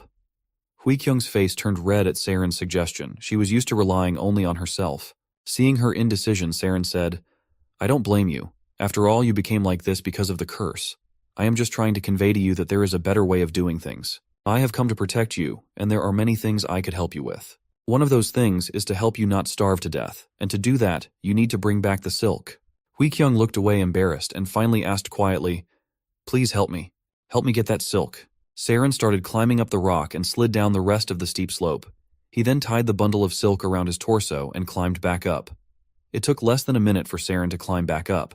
He quickly gathered up all the bundles of silk, as if it was no big deal and they were light as feathers, and they headed off to automation together. Hui Kyung decided she should know more and asked, "So you're not a warrior? I've heard that warriors of the black-scale lizard tribe wear water buffalo skulls on their heads." But Saren assured her, "I am a warrior too, but nowadays we don't wear buffalo skulls often, only if there is some ritual, though Chief Rakrak still usually wears them. But it is also true that I am one of Mrs. Jail's errand boys. I learned from Lady Jail how to identify medicinal herbs and treat the wounded, and when I grew older, I took the warrior's exam and learned to use spears and shoot arrows from Mr. Ure. He is the best warrior of our tribe." Hui Kyung nodded as if it didn't matter much, but she understood that Saren wasn't just a lizard warrior that Rakrak had decided to send. He used to be an errand boy for someone who handled the inner workings of the tribe, and then he learned weapons from the best warrior. There was more to learn. So she asked how did he even know she was here? Saren replied, "I just went to automation and asked around there, using your fake name Mangji. It fits you better than Hui Kyung, doesn't it?" She replied, "I think so too. But I don't think information about me would have been given out so easily. I have bad relationships with people, but I'm sure my business partners wouldn't sell me so easily and cheaply." Saren laughed. "If that were the case, how would I have found you? Everyone I asked told me everything as soon as I gave them a pocketful of salt. They told me that you've been going into the silk business for a long time, that they didn't know where you'd find silk since the rainy season was coming soon, and that they wondered how you'd bring in enough silk yourself to make a profit. They also told me that you borrowed a wheelbarrow from them to start your silk business, but did not return, and they thought you had cheated them. They also told me that you left automation through the back gate of the castle, and so on. Don't you think you've lost too much of your business partner's trust, aside from other human relationships?" Hui Kyung couldn't lift her head from how screwed up she was. Her face was red all the way to her ears. The journey back to automation took a whole day when they finally saw automation's rampart. The rampart was shorter than the one Hui Kyung had fallen from, but the artificially created fortress was different from the natural one.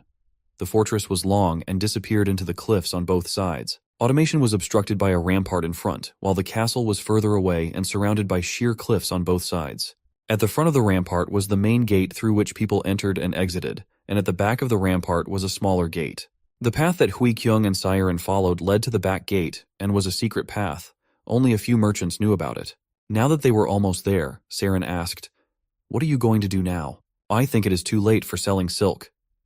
Hui Kyung said that the market should still be open, but first she should meet the Geo family and talk to them, since it was one of them who had lent her the faulty car, which she'll have to pay for now. While they were talking so calmly, the menace was approaching them from behind. It was only because of Saran's excellent reaction that Hui Kyung survived. The dagger was fired accurately at her back, but hit the hand of the lizardman who had sacrificed it to protect the girl. The dagger pierced through the palm of his hand and blood nearly covered the terrified Hui Kyung. Saren, writhing the dagger in his hand, said, "Just as Mr. Rakrak said, you are being hunted. One of your business associates has probably uncovered everything you've been up to, and the gatekeeper or someone else has reported how you left the castle and how you're likely to return." The battle for the air had begun, and then the attackers revealed themselves. They were a band of goblin mercenaries who specialized in assassinations for hire, a kind of prehistoric assassins. They had no chance against the Lizardman one-on-one, but they had the advantage in numbers that gave them hope of victory. However, despite their numerical advantage, it was not surprising that in a few moments the entire goblin squad was defeated and bound with a piece of silk cloth that Saren had borrowed from Hui Kyung. Interrogating them, they learned that the masked man had ordered them to kill Hui Kyung and told them where to wait for her and how she looked, but they didn't know any more. Instead of killing the goblins, which at first glance seemed like a logical step, Saren decided that the goblins could be useful in another way. At the same time, Hui Kyung couldn't stop marveling at how good a lizardman was at fighting. She said that she had heard that the most famous warrior among the lizardmen was their battlemaster Ure. Saren, while bandaging the wounds of the goblins, confirmed her words. Indeed, Ure was the best warrior of their tribe, and Saren had personally learned battle techniques from him. Hearing this, Hui Kyung looked at how he treated the goblins with interest, and asked if he had learned these healing techniques from Ure too? But Saren replied that of course not. He learned how to heal others from Jaeol when he worked as her errand boy. The more he told about himself, the more it became clear to Hui Kyung that he was no ordinary lizardman. Jaeol is the one in charge of the Black-Scale tribe's internal affairs and is Rakrak's wife. Being her errand boy means that he was under Jaeol's supervision, and the fact that he learned to fight from Yor meant that he holds an important position in the Black-Scale tribe.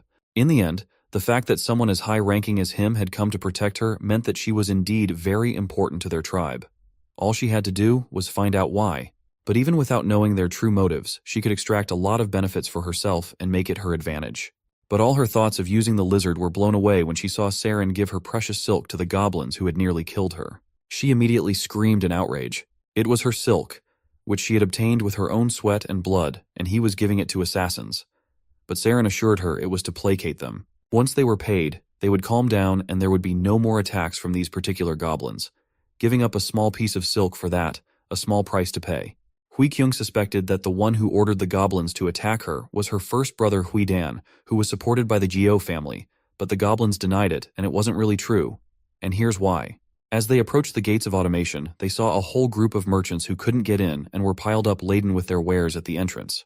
Looking closely, Hui Kyung noted that the gates of the castle are closed, and the guards would not let anyone inside, regardless of race or merchandise. This meant that something unusual was going on in the castle. When they got closer, they asked one merchant what had happened and why the gates of Automation Castle were closed. Seeing their load of silk, Foxman assured her that she, as a silk merchant, would not be able to enter either. Neither would everyone else. The doors were closed right in front of their noses for a while, and guards didn't say why or when they would be reopened. And even if someone who was an Automation citizen was let in, they were still not let out again. Trading was the main activity in Automation, and if they closed the gates to all traders, then something really serious had happened in the castle. Hui Kyung, as one of the heiresses, was of course allowed in, and Saren with her. But they were warned that they would not be able to leave Automation until they were ordered to do so. Everything came to a head during the visit to the Zhou family, where Hui Kyung went first. The head of the Zhou family was in a bad mood and reluctantly agreed to talk to her. It was obvious that he had much more important things to worry about than meeting her. Seeing that, Hui Kyung asked what was wrong with his expression. She should be the one being angry here, not him. Sipping her tea, she said, "Gyo-jung, I almost died because the cart you lent me broke." He only replied tiredly, "It seems you haven't heard anything yet." "Well, whatever. Did nothing particular happen on the way here?" This question surprised her a little, but she decided to answer honestly that it was a failed assassination attempt. Luckily, she had a warrior from the Black-Scale Lizard tribe with her, who had saved her and defeated her attackers. She pointed directly at Siren, who introduced himself to the head of the Geo house as Siren Muel from the Black-Scale tribe. Gyo-jung had not yet met the members of this tribe in person and was glad to meet them. He in turn introduced himself as Gyo-jung, the leader of the Gyo family, one of the 4 families of the Automation Castle. Saren said that after they had defeated the goblins whose attempt to kill Hui Kyung had failed, they had interrogated them, and learned from them that the Gyo family was not involved in the assassination attempt. At least that's what they said. Gyo-jung confirmed their words, saying that of course their family was not involved. After all, they never did any dirty tricks like other families. Hui Kyung didn't believe him yet and asked with a strained smile, "Really? So what happened in the Automation Castle? I don't think it's because the cursed 4th daughter was ambushed. All the castle residents were locked inside." Gyo-jung replied with a stone face, "An assassination attempt occurred here inside the castle too." Hui Kyung was shocked by what she heard. An assassination attempt occurred here inside the castle, where everything seemed to be safe. Gyo-jung continued, "Now that the castle lord has left, a leading heir of the Automation Castle, your brother, Hui Dan, went missing." It turned out that the Geo and Wu Sun families, who supported Hui Dan, suspected the other 2 families of being involved in Hui Dan's disappearance. But there was no proof, and no corpse either, so all the families supported the decision to close the castle gates until proof was found. Gyo-jung even allowed Hui Kyung to visit the room where Hui Dan disappeared from, so she could see for herself with her own eyes. She and Saren looked around the room carefully, hoping to find anything that would indicate what had happened to her brother. Looking around the room, Hui Kyung noticed how things had changed since the last time she had been here. As a child, she had been quite close to him, closer than any of her other siblings, as he treated her better than anyone else despite her curse.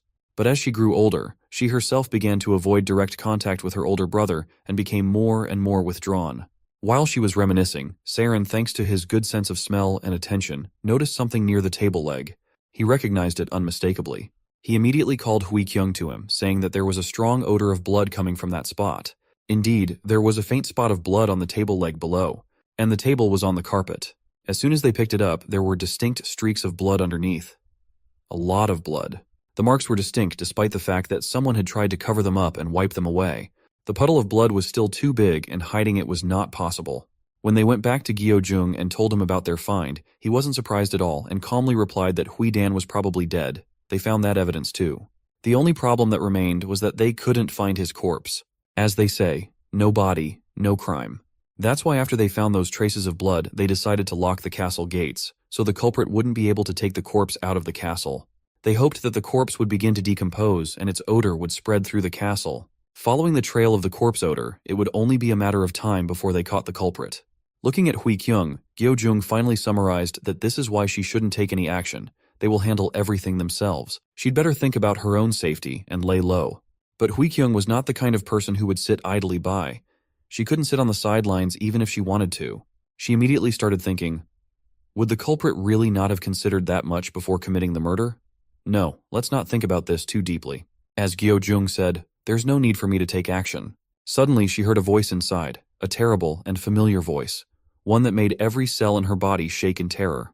It was the voice of her horned curse, which expressed itself not only in the horns on her head, but also in the insidious spirit within, which, of course, no one but herself knew about. He asked, should I tell you? Are you really just going to sit there and do nothing again? Hui-kyung tried to shut that voice out, but she was having no success. Her inner struggle was visible even from the outside, and Saren even started to worry about her, asking if she was okay. But she was silent in response, and her eyes glowed with an otherworldly light. She seemed resigned and strained to listen to advice from somewhere deep inside. She finally came to her senses and immediately asked the head of the Gyo house a strange question. Gyo-jung, what kind of person possesses a pot big enough for a corpse to be stored in without being suspected? He was surprised by the question and asked her which pot she meant. Then she clarified that she meant a pot where meat could be stored without rotting. But it wasn't Gyo-jung who answered her, but Sairan. He suggested that a butcher or a hunter might have such pots, but he wondered why she was asking. He finally realized what she meant. Someone who had such a pot could store meat, any meat, including human meat, and keep it from rotting for a long time. Hui-kyung confirmed his hunch. In such a pot with meat, it was only necessary to add enough lily and it could be preserved for a very long time, long enough to get rid of the corpse without a trace. Someone who can easily take a hunter around with them in the castle. Someone who has a lot of meat preserved in salt within the pots at their home. Now Gyo-jung realized what she was getting at, and he finished her logical chain of reasoning by adding that it was someone who could naturally visit this office. Someone very familiar to everyone. Someone who could just walk into Hui-dan's office. It could only be one person, who was just now completing the disguise of the evidence of his crime. Securely closing the pot lid and smiling smugly, confident that he would never be caught, thanks to his ingenious plan. The killer was a hunter and possible successor of the Automation Castle, the second child of the Lord, Hui-jin. All that's left is to catch her, along with all the evidence. Hui-kyung's reasoning was very convincing and logical. Therefore, even though only a few people inside the castle were informed about the name of the likely culprit who committed the murder according to Hui-kyung's reasoning, the rumors spread very quickly. And when Hui-dan's death was officially announced and the sad news became known to everyone in the castle, everyone already knew that the main suspect was Hui-jin. Her cunning plan was revealed, and she had no choice but to flee. Escape from the castle at night and under the cover of darkness. On the way, she couldn't stop cursing. Damn it, how the hell did this happen? Hui-jin thought it was a brilliant and perfect plan that guaranteed her success without consequences. But in fact, it turned out to be wrong, and her perfect plan crashed into the harsh reality, and the heavy body bag on her back was solid proof of that. She wasn't alone. She had her faithful assistant with her, who was carrying the other part of the corpse. They had already traveled far enough away from automation and up into the mountains that towered above the castle. They thought they could relax a little and no longer fear the chase. But Hui-jin did not calm down and continued to wonder how that damned girl Hui-kyung managed to reveal her plans. She'd never thought she'd be capable of such a thing. Suddenly, someone answered her wails, and it wasn't her assistant, who had remained silent the whole way. A young voice came from above and asked Hui-jin, "Isn't there someone else you neglected?" This voice was very familiar to her, for it was her younger sister, Hui-min.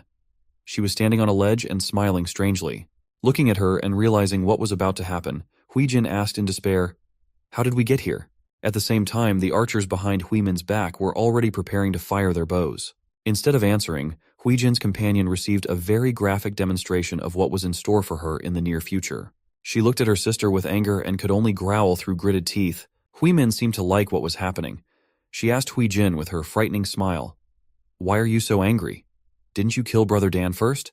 So even if I do something to you, you have no right to be so angry, unless it's at herself, because you are the one who started the bloodshed. The smartest among the brothers gets to be the lord of the castle. It's all for the throne, isn't it?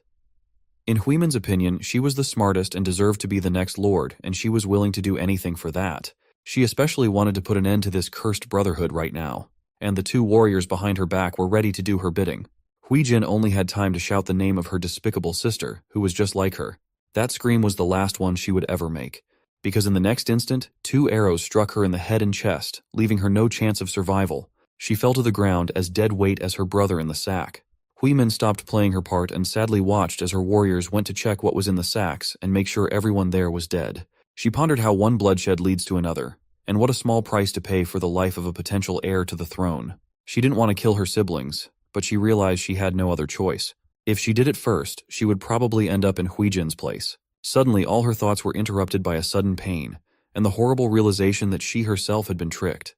The huntress herself had been victimized, and while she was ambushing her sister, someone had ambushed her. The sword that pierced Huimin's chest was sharp and merciless. She didn't even hear the stranger coming up behind her. She didn't even feel the slightest danger. Coughing up blood as the sword was pulled out of her, she heard the familiar voice of her brother. He was someone she hadn't expected to be here at all. So with surprise on her face, she died. Standing over her falling corpse, Hui Jun repeated her words. "It's time to put an end to this cursed brotherhood." He pushed his sister's corpse off the cliff and looked at the 3 corpses lying below, and declared that now, from all his siblings, only one left. The blood of the Hui family flowed like a river that night. And the controversial prophecy began to be fulfilled, if only in that the next Lord of Automation would be Hui Jun or Hui Kyung. There were simply no other options left. Hui Jun was not going to stop there and promised, "I won't make you wait long, Hui Kyung." It seemed that by gambling on him, Hegemony had chosen the most dangerous and cunning of the heirs. Soon, the news that the corpses of 3 of the Lord's children had been found outside the walls of Automation shook the entire castle. Hui Kyung was also shocked that Hui Jin and Hui Min were found dead near the body of their older brother, Hui Dan. The head of the Jiao family said that all this means that the culprit has no intention of hiding his identity. Otherwise, he would have hidden the corpses better, or at least left them in different places. It was all too obvious. So much so that even a fool would have realized who was behind all this and who would benefit from it. Everyone present agreed that it was Hui Jun, and Hui Kyung went even further, suggesting that he had waited until the last minute for the right moment. When Hui Jin made her move first, it in turn forced Hui Min to act. He watched everything from afar and with superior knowledge of both situations. Finally, he waited for the right moment to get rid of the 2 of them at once and for all. Then if the attack of the hired goblins was the work of Hui Jun, then everything was clear and fell into place. If Saren hadn't shown up then, no doubt Hui Kyung would have been dead long ago. Moreover, everyone would have thought it was a robbery, not a contract killing, and Hui Jun would have been beyond suspicion. Gyo Jung, realizing all this, warned her that it was now that the real threat would begin. She realized it herself. She had already made up her mind to do her best. But the head of the family, Gyo, did not hurry to voice his thoughts and intentions about who his family will support in this struggle for the title of Lord. However, he revealed, "Actually, there was just a meeting inside the Gyo family, and we came to a common decision." At that moment, Hui Kyung froze and tensed up, listening intently to his every word, and staring at his every move. What she saw calmed her down, and she calmly finished her tea. Then she asked, "So, what is the decision of the Gyo family?" Gyo Jung pretended to hesitate and asked, "Isn't it obvious that Hui Jun is dominating the scene right now?" So, Hui Kyung looked at him carefully again. She was well aware that her fate was being decided right now. If none of the family supported her, things would go badly, and her days inside the castle would be numbered. Fortunately, the Gyo family decided to take a gamble on Hui Kyung.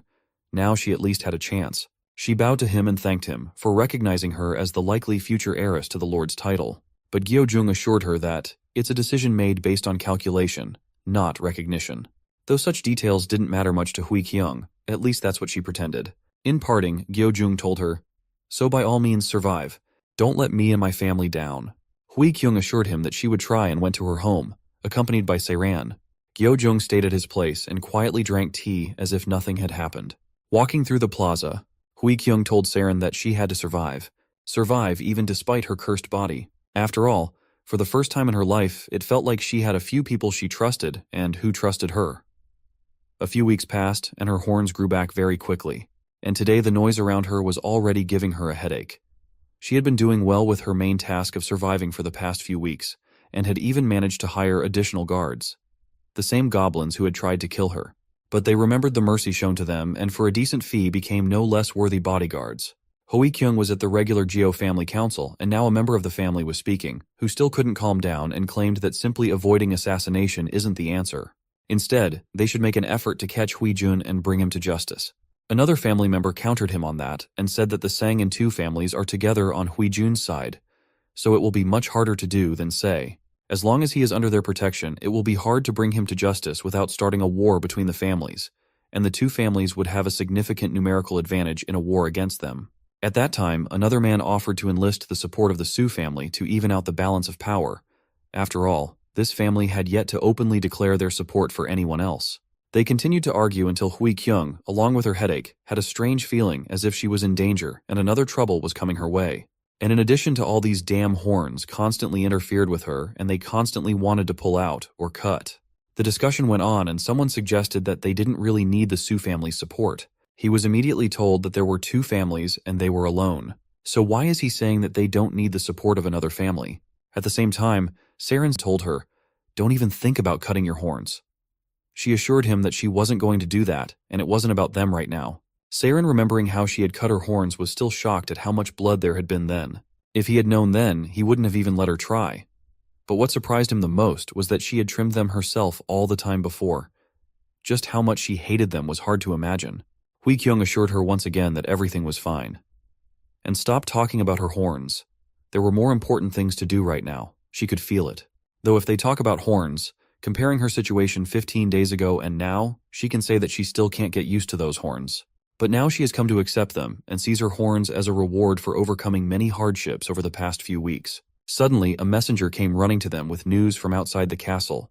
The messenger was in a great hurry and worried. He started talking, barely catching his breath. The news was simple. The Lord was finally returning to the castle. Everyone immediately began to discuss Lord Huiseo's return, for it solved a lot of their problems. All they had to do was wait for his arrival. Hui-kyung asked when he would arrive. The messenger replied that the Lord was traveling slowly and not too fast. Therefore, he will arrive at the castle not earlier than tomorrow morning. Then the messenger came a little closer to Hui-kyung and said that there was also news that the scouting party told him to deliver personally only for Hui-kyung. He moved even closer to her and leaned over her ear when she asked what it was. Then suddenly, blood splattered on her face. The blood of the messenger. He was pierced by two blades at once on both sides from Seiren and the goblin. The messenger immediately let go of the knife he was about to kill Hui-kyung with, if given literally a moment more time. Hui-kyung looked at that knife and couldn't believe her eyes. How and why? What made the messenger take such a suicidal step? After all, he was a respected and trusted member of the Geo family himself. Saren explained to everyone present who were puzzled that the messenger was trying to pull the knife out of his pocket. The simplest explanation voiced by Gyo Jung was that that guy had simply been bribed. Greed had always been a human weakness, and now they probably couldn't even trust Gyo's family members. Suddenly, all of this lost importance when the goblin who had looked out to see the commotion outside flew back into the room. He shouted for everyone to hurry up and run out of here now. Gyo Jung repeated the same thing only more specifically. Run away, Hui-kyung. Everything was clear now. Apparently Hui-jun had already made the decision to attack before the Lord arrived. He knew that when he returned, things would be much more complicated, and Hui-kyung would have all the trump cards in her hands. So he, along with the families supporting him, planned to end things here and now. And now, the war between the families had begun. So, Hui-kyung was forced to flee, and to be honest, she'd hoped she'd never have to use this escape route. But looking at this stinky hole, she realized there was just no other way. There is just no escape route as safe as this one. And even though it's gross and unpleasant, there's nothing else they can do. The sewer. How many times has it served as the last escape route for the heroes in a desperate situation, and this time was no exception. Saren reminds Hui-kyung once again that under the circumstances, they simply have no other options. So Hui-kyung, without thinking long, started to go down into the hole, intending to go first. She disappeared down the hole, but Saren didn't follow her. She had to come back to wave to him and ask him what he was doing. There was no time to delay. They had to hurry. Finally, Saren came down after her and closed the hatch behind him. When he smelled the disgusting stench that almost made him vomit, he noticed how well Hui-kyung was holding up. It seemed her stomach was much stronger than he thought. Hui-kyung didn't want to go into details about her troubled past at first, and just said that she was used to stink bugs. But Saren wanted to hear her whole story, and she couldn't get out of it. She had to tell him that when she was little, once she went to the bathroom and ended up falling into it. It wasn't a very long story, but it was disgusting. Just like this sewer they were walking through. Saren still didn't calm down and kept bothering her with questions, asking, "Isn't that a lot more dangerous than you made it sound like?" She replied that it was.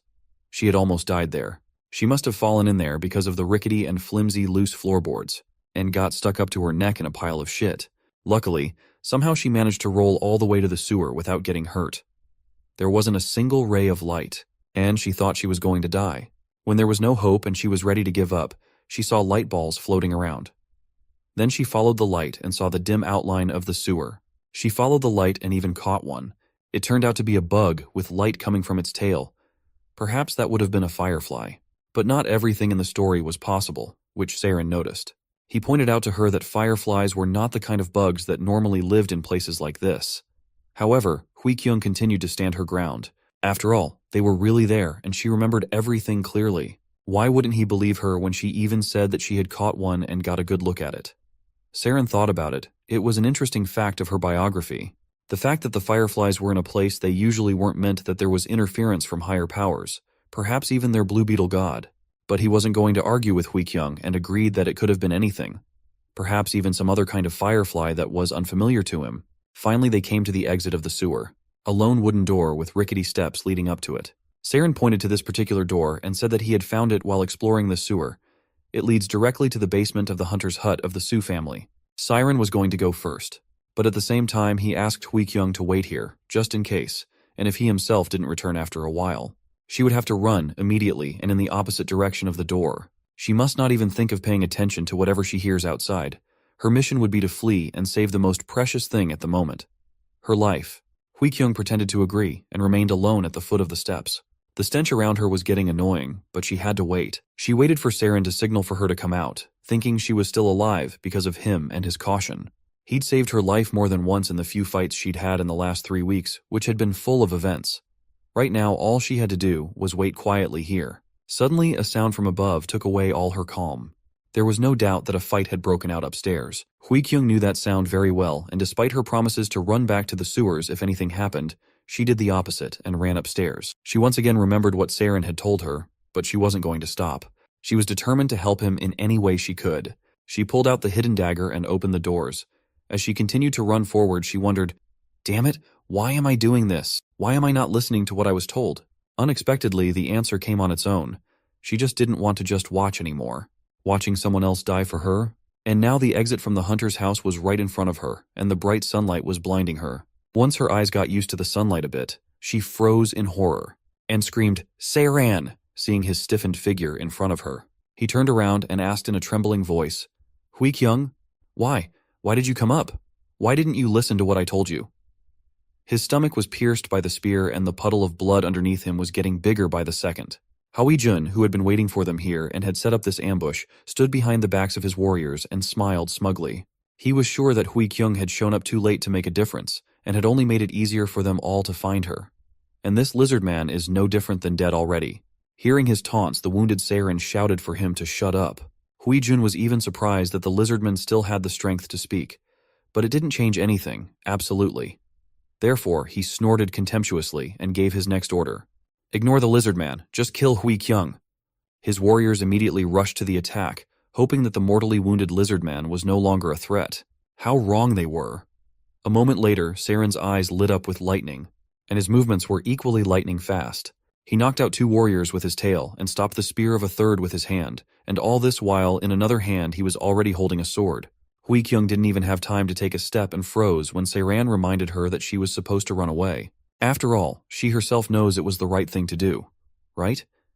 Then he grabbed the shaft of the spear with his tail and broke it in one motion. At the same time, he was still trying to get an answer from Hui-kyung, asking, "So why did you make the wrong choice?" But she didn't know the answer to that question either, and she only said that sometimes people make choices, wrong choices even when they know they are wrong, even if it ultimately leads to their own destruction. Saren looked at her and realized that it was not just a trait of humans, but of all intelligent beings. The warriors standing opposite them had their weapons ready, but did not rush to attack, hoping that the lizard man would lose more blood and become less dangerous. So when Hui-kyung asked why Saren felt that way, he could calmly tell her that the leader of his tribe had told him to protect her, but had not asked him to risk his life for her. Perhaps that was where they were both similar. It seemed that there was nowhere to retreat, and they would have to accept death together. Meanwhile, one of the subordinates approached Hui Jun and whispered a message in his ear, which was just as well. It turns out they had found something, and now he was going to use it. To his hesitant warriors, he announced that whoever killed the Lizardman and Hui Kyung would be rewarded with a full cart of silk. To his surprise, even that didn't work on his usually greedy subordinates, and they still stood still. Then he lost his patience and shouted, "How long are you going to suffer from a single wounded warrior? Put your human pride on the line and kill them." To this, the warriors objected to him, saying that that guy's spirit is too ferocious to simply be called a warrior. There's also a rumor that he's a chosen one. Even though he's not at his best condition right now, Hui Jun just called them idiots and said it was impossible. If he was the chosen one, there'd be no reason for him to hide his powers until he gets a spear piercing his back. While Hui Jun argued with his warriors and tried to get them to attack, Saren looked around carefully for a possible way out. All he could see was a flimsy-looking wall with salt crystals in it. Surely somewhere behind this wall was one of the passages of the salt mine. So he quickly came up with an escape plan. He had to explain it to Hui Kyung quickly, so he told her as soon as he gave the signal, she would have to run straight to the right. When Hui Kyung looked over there, she saw a solid wall and asked why she should run there. Siren explained that unfortunately Hui Jun is right, and he really isn't the chosen one. But that also doesn't mean he's a low-level warrior at all. In fact, he's the second best warrior in the entire Lizardmen tribe. But no one remembers the second best warrior. When finally the Hui Jun warriors decided to attack, Saren reminded Hui Kyung that she should run to the right. She yelled one last time in panic that it was just a wall. Saren was already running towards the wall and assured her that the wall wouldn't be there for much longer. Hui Kyung trusted him and just ran after him. Saren smashed through the wall like a battering ram, which could not withstand the power of the Lizardman and crumbled into pieces. Hui Kyung could hardly believe he had succeeded, so she just kept running after him. But her surprise was hard to compare to that of their opponents. They didn't understand how this could happen at all. The first to regain consciousness was Hui Jun, who shouted furiously, "Damn it! Go after them! Catch them!" With a battle cry, the warriors ran after the fugitives into the breach. But finding the fugitives in the dark and confusing tunnels was no easy task at all. Soon Hui Kyung and Saren broke away from their pursuers and could afford not to run. Of course Saren's blood trail was visible, but so far they were lucky that the pursuers hadn't thought to follow it. However, Saren's loss of blood was the real problem. He was getting weaker by the minute and was already having to lean on Hui Kyung to keep moving. For now, she kept asking him to hold on just a little longer and then everything would be fine. They would surely get out of this damn mine together. With each step, Saren found it harder to move and breathe. But Hui Kyung continued to lead him onward, hoping to get out as quickly as possible. Soon, the walls of the mine in front of them began to narrow, which could mean that they were not far from an exit or a dead end. Unfortunately, it wasn't long before Hui Kyung froze in despair. It was a dead end. They had no luck finding a way out, and they had been going in the wrong direction the whole time until they hit a dead end. To make matters worse, Saren's bleeding hadn't stopped and the spear tip was still in his stomach. Looking at this, Hui Kyung asked, "Wouldn't it be better to pull out that spearhead and get some rest?" But Saren assured her that was a very bad idea. If they pulled out the tip thoughtlessly, he would lose even more blood at once and the bleeding would only get worse. But they would both have to rest, because in their current condition, they would definitely not get anywhere else. While saying this, he accidentally touched the spearhead and groaned slightly at the sudden pain. But he was used to the pain. What surprised him was the crying and sobbing on Hui Kyung's part. Saren asked her in surprise if she was crying, but she didn't even want to talk about it and asked him not to even ask her. But Saren insisted because he wanted to check and find out why she was crying. Was it because of him? Surprisingly, she admitted that yes. All because he's dying, and anyway, what does he want to check? That she can't even cry? She was already hoping that things would change and she wouldn't be alone all the time. After all her life before it was like this and bad things happened to everyone around her. Saren, seeing her despair, assumed she thought it was all because of the curse. But she was wrong, and he was determined to prove it to her. To do so, he asked her to think back to how many dangers they'd encountered together in the last 3 weeks. There had been many, but all of them she had overcome and survived. Most people would call it not a curse at all, but another word for it. Luck. Yes. Luck. She's not cursed at all. And there's plenty of proof of that. Saren asked if she remembered the day they had first met. Then he noticed something interesting when he climbed down from the cliff to pick up the silk. It was then that he noticed something was wrong with the wagon. Such a breakdown was quite strange. It looked like someone had deliberately broken the part that held the axle, even though she had borrowed the wagon from Gyeojung before the Battle of the Airs broke out. Just like this case, Saren assumed that something similar had happened in the past. For example, he found it suspicious and strange that in the past, the bathroom floor had broken so easily under the weight of an ordinary child. So it seemed logical on Saren's part to assume that none of this was an accident, and that someone had been deliberately trying to kill Hui-kyung since she was a child and make it look like an accident. She should have realized it herself. Someone had been purposefully trying to take her life for a long time. Suddenly, as if resonating with what Saren had said, a chilling voice sounded inside Hui-kyung. One that told her that she knew it herself too. More than that, she even knows deep down inside who tried to kill her. Soon the pursuers found them after all, by the trail of Saren's blood. It was no surprise, and it was bound to happen sooner or later. Their hiding place was revealed and illuminated by the light of torches. Shouts of warriors were heard, and they surrounded the only exit. Soon, the footsteps of Hui-jun were heard, who gloatingly stated the fact that the Lizardman had already lost a lot of blood judging from the trail of blood drops. But the most important thing is that this place is deep in the salt mine. A dead end. And here the runaways can't break down the wall and escape like before. Just what he needed. A perfect trap with no way out. A trap they've driven themselves into. He was not going to wait any longer and immediately sent all his warriors to attack, ordering them to kill the runaways immediately. Saren and Hui-kyung prepared to take their final battle and meet their fate. Hui-kyung thought that at least now she would not blame the curse for anything. And if she died, it would be entirely her own fault. Saren wasn't going to die yet. He told her he was still waiting for her luck. Maybe this time she'd get lucky in the face of death. But the Hui-jun soldiers weren't waiting. They were already charging towards them with a battle cry. Suddenly, a bright blue flash blinded the attackers. A shining ball of lightning appeared right in front of them. No one realized what was happening. Not the soldiers. Not Saren and Hui-kyung. Not Hui-jun. Everyone froze in place. The light formed into a flashing sphere that cast shadows behind the people in the cave. Those who had good vision were able to make out a strange, square-shaped creature fluttering in the air. And as the mine began to dim, all the other people were also able to see the creature. An electric stingray, a demonic spirit called Buzz, Pez, or Pazd. But his name said nothing to everyone in the cave, and they all stared at him questioningly. Just as the bright light disappeared, everyone heard a voice coming from within their hearts. Buzz didn't hesitate and turned directly to Saren. In a voice shrouded in mystery, he announced, "Saren Mule, you have been chosen." When Hui-jun's soldiers heard the word chosen, they hesitated and did not dare to move forward, much to the annoyance of their commander. Hui-jun was shivering with anger. He was so annoyed that when they were about to deal with that pesky Hui-kyung, everything went wrong again. Moreover, he didn't understand why his soldiers were so stupid and hesitant at a time like this. He wasn't going to stand for it, so he shouted at his soldiers to move and not even think about regretting that they didn't make an alliance with the Gnolls. And why were they so scared of that flying thing anyway? If they're so scared to go over there, they should take a bow and arrow and shoot it. Where are the archers? Buzz turned around at this noise and saw Hui-jun and his soldiers. To him, they were only minor hindrances. Finally, Saren came to his senses and realized who was in front of him. However, he did not seem happy at the news that he was the chosen one. There were 5 chosen ones in the black-scale Lizardmen tribe: Rokrak, Jaeol, Ur, Owen, and the Stargazer.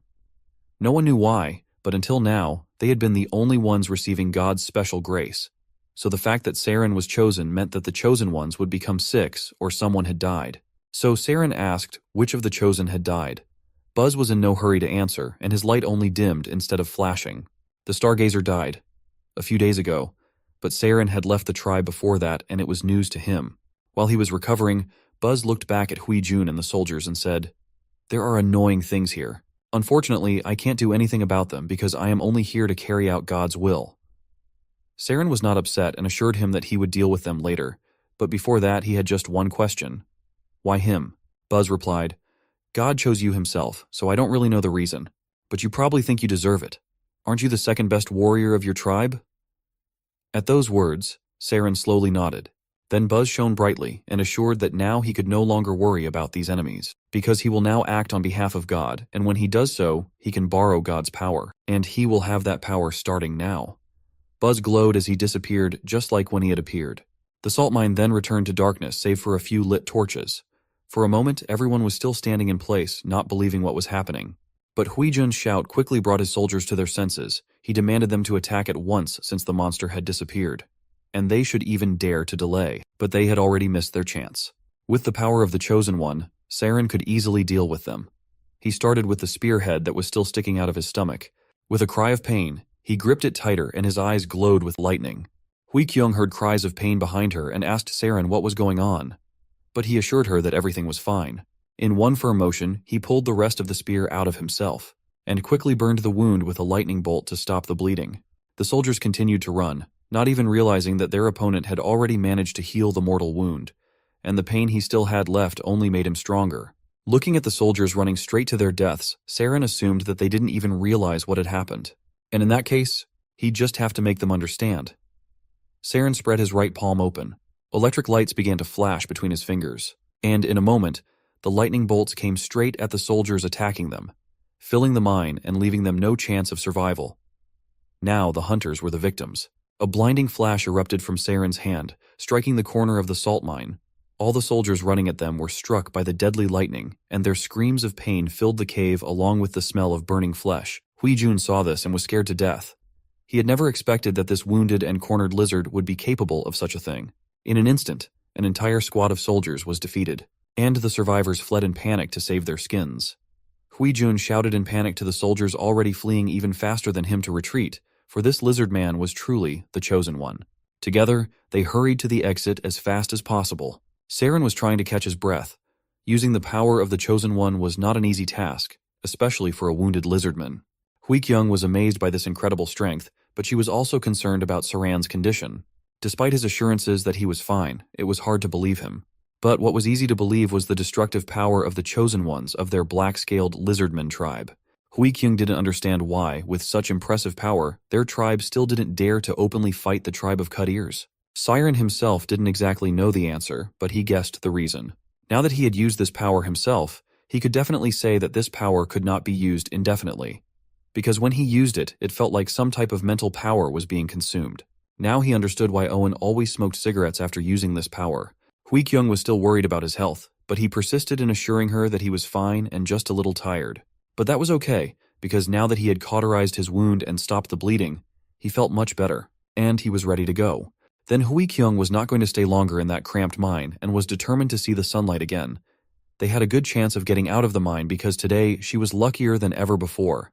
However, as they made their way to the exit, the obstacles did not become less, and they were blocked every time by a Huijun soldier who jumped out from around the corner, and they had to deal with him. Of course, with Saran's new strength they had no chance, but they kept trying.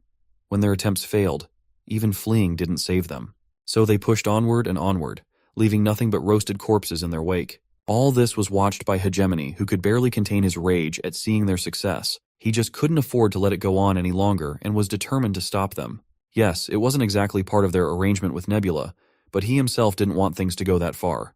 Now he had no choice but to act.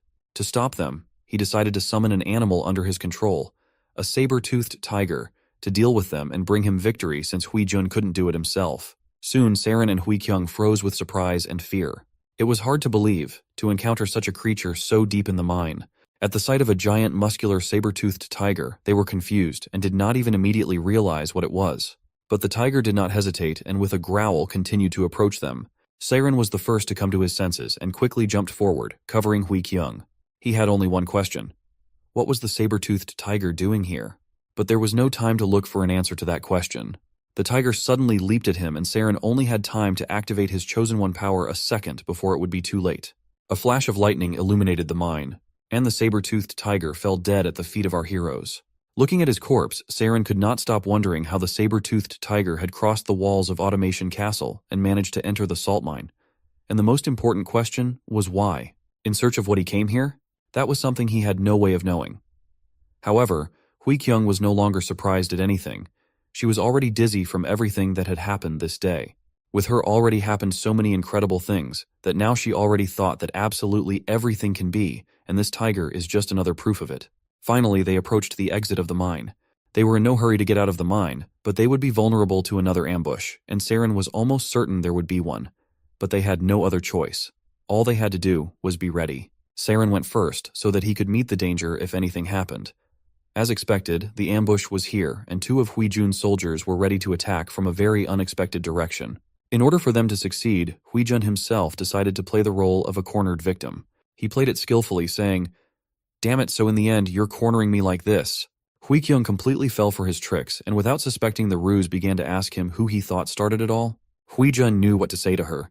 He reminded her that she was the one who had brought the wicked lizard into the castle.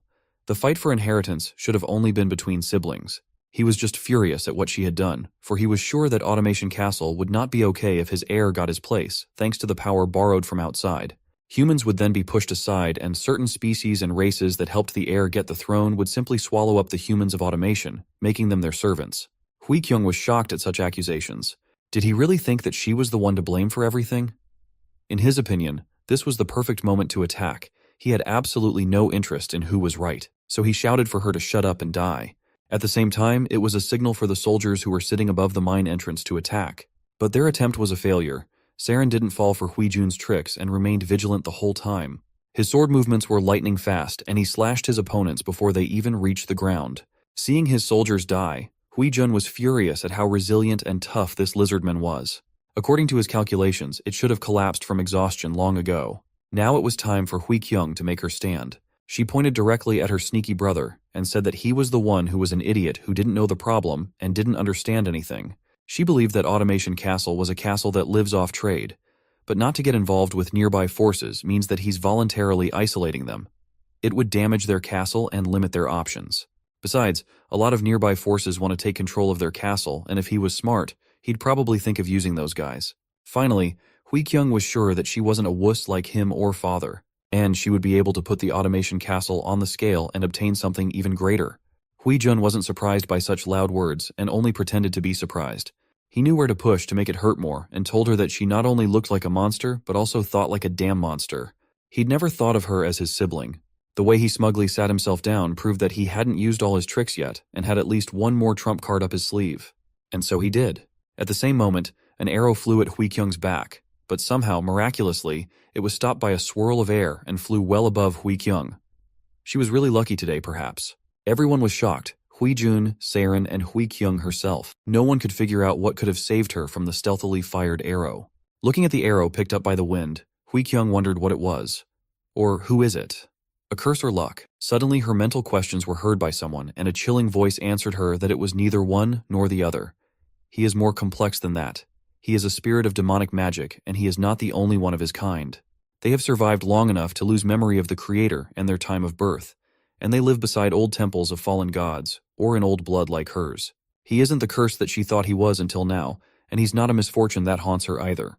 He sees infinite probabilities for the future and can make the choice that will be most suitable for the situation and bring the most benefits. Moreover, he can manipulate those probabilities. Having familiarized herself with the image of her curse, Hui Kyung discovered a demonic property called probability. It was also recognized by Nebula and Hegemony, who were watching the scene through the system window that appeared in front of them. Hegemony was just shocked that what had haunted Hui Kyung all her life wasn't a curse. This turn of events was definitely not something he had expected. In contrast, Sunwoo knew this very well, and seeing his reaction started laughing at him, asking, "Why would I choose a cursed entity?" Hegemony was simply in a panic and couldn't believe what had happened. He frantically opened system windows with information about Hui Kyung to check. He didn't understand how it could be that the character's explanation clearly said that she was a cursed entity. In fact, it turned out that it wasn't information about Hui Kyung, but about a spirit with a demonic property that was in her. Had Nebula purposely confused something in the description for him? To such accusations, Sunwoo only replied to him that he would have found out for himself if he had looked closely at the description of Hui Kyung. It had always been like that, and even if he wanted to, he couldn't do anything about it. Hegemony could only curse and blame his inattentiveness. After calming down a bit, he asked Nebula a question. How did he know then that Hui Kyung had a demonic property? The answer to that question was simple, and he honestly answered that from the beginning, he didn't know about it either. And thought that there was some unlucky curse on Hui Kyung, all because of the countless unlucky-looking incidents that happened to Hui Kyung. But then he realized that it wasn't just bad luck, but failed assassination attempts that people were organizing against her. Sunwoo realized this when the washroom floors broke. It was because the headmaid had destroyed the floorboards before Hui Kyung came. However, even though things seemed hopeless to her herself and she thought she couldn't even go to the washroom in peace, everything was not as it seemed at first glance. Even in situations where she could have gotten stabbed or buried and died, Hui Kyung would leave perfectly fine. Sunwoo then realized something as he watched her and noticed fireflies that shouldn't have been there. The thing inside Hui Kyung wasn't the worst curse in the whole game of unluckiness, but the demonic entity with property of probability, which could be incredibly lucky if used well. Hui Kyung's horns were only an outward demonstration of what was inside, but her appearance didn't matter. What mattered was that having an entity with demonic properties under her control was a great advantage.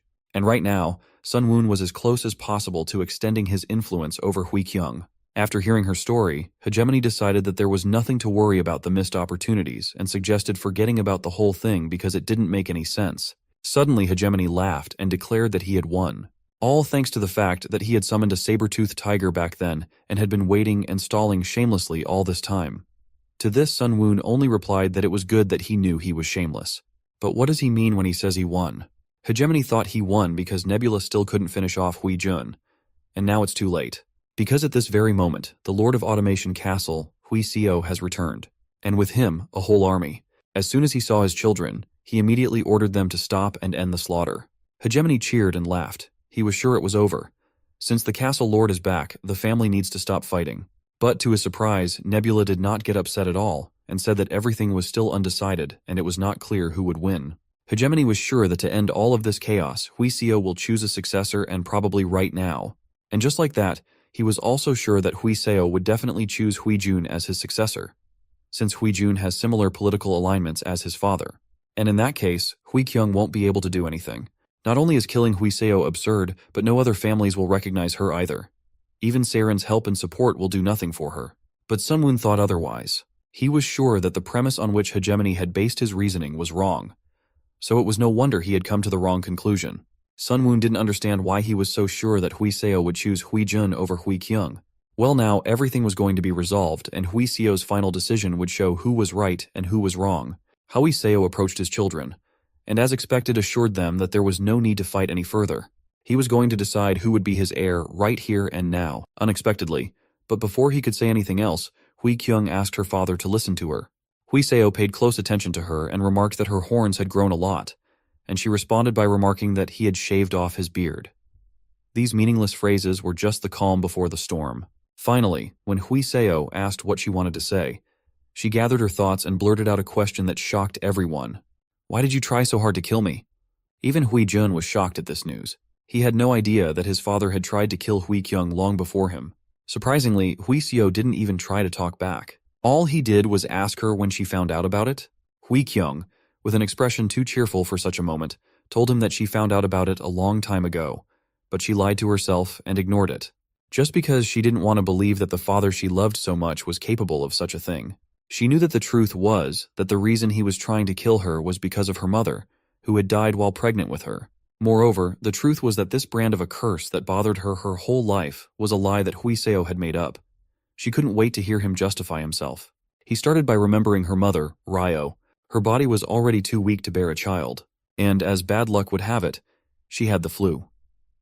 She died of exhaustion from the strain of childbirth.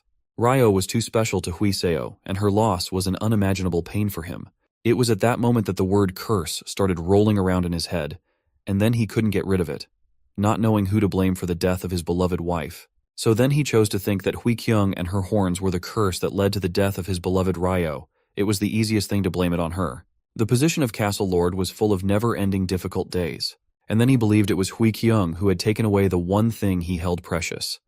That was why he simply could not let her stay alive and be a living reminder of his loss. Upon hearing this, Hui Kyung declared that she had figured out for herself what she was going to do, and he could now do as he wished now. Hui Jun intervened and rushed to his father's side, warning him not to make a decision swayed by guilt. The fate of Automation Castle would depend on his decision. Hui Seo reassured him that he had nothing to worry about. Even though he himself is old and tired when it comes to such an important decision, he will decide purely with his judgment as the Automation Castle's lord. Besides Hui Seo, he knew that this is the last decision he can make with free will as a pawn on this chessboard for gods. So he decided to announce his choice to everyone. Everyone froze in anticipation, even the so-called gods. Hegemony began to pray to his gods, while Nebula watched him skeptically and asked if he really thought it would work. They are gods themselves, by the way. But beyond that, something down below caught Sun Woon's attention. There, Hui Kyung's demonic essence was about to reveal itself. That inner spirit was scrutinizing Hui Seo's every move and word and explaining everything that was happening to Hui Kyung. Judging from the way Hui Seo opened his mouth, he was about to say, Kyung, so she would probably be the next owner of the Automation Castle. But the spirit wondered why she didn't look happy. Then she explained that her father was trying to escape, even if he doesn't realize it himself. But in the end, he chose to rid himself of the guilt. If so, the rumors will spread within the castle that the castle lord gave his position away out of guilt to his daughter that he had been trying to kill. Hui Jun's side will spread the rumors like that. And if so, people will doubt her ability, saying she got the position out of luck. The 4 families of the Automation Castle and citizens will not follow her, and even the position of Castle Lord she will receive will be at risk. That's why Hui Kyung couldn't afford to be chosen by her father as his heir. She had to get that position herself, and she was determined to do so, no matter what it cost her.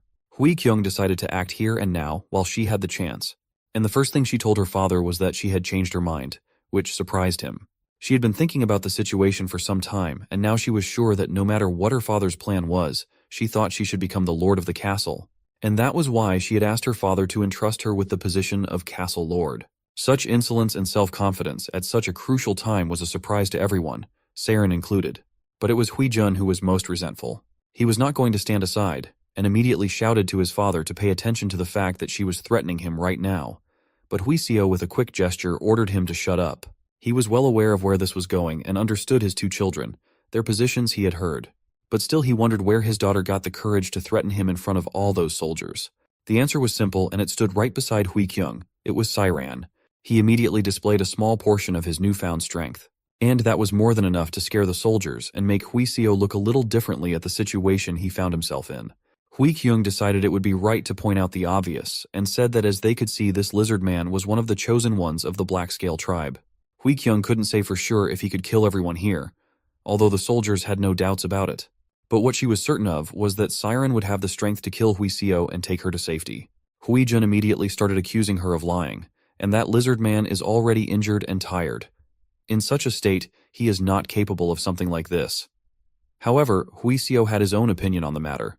He could clearly recall the strength of the chosen ones, and especially their leader, Rak. He is a fearsome beast, strong and cunning. And Hui Seo was sure that this lizard in front was just one of the pawns Rak had deliberately placed in automation, to ensure for himself that the lord of the castle would make the right decision. Right for Rak, of course. Still, Hui Seo did not want to give up so easily and reminded his daughter what she already knew very well. Automation Castle is special, and if he dies without appointing an heir, the council of the heads of the castle's great families will find someone within the castle and appoint him as the next lord. Hui Kyung wouldn't want that situation to happen, but still if it did, she would get the support of the Black Scale tribe. And with the help of their power and warriors, she will be able to completely devastate the castle. And all she will have to do is to be the only person inside the castle, and then no one will have any doubts who is the real heir and lord. Hui Jun couldn't contain his indignation at what he heard and called Hui Kyung a low trash who finally stopped hiding his dirty nature after all. He still had no way of understanding how she could even say such a thing. Meanwhile, Hui Seo remained silent and weighed all the factors to make a decision. He had no choice but to make a difficult one. There was nothing Hui Jun could do to change that. Hui Seo stepped forward and solemnly declared that as the current Lord of Automation Castle, he was giving up his position for Hui Kyung. Right here and now. From that moment on, Hui Kyung was considered the new Lord of Automation.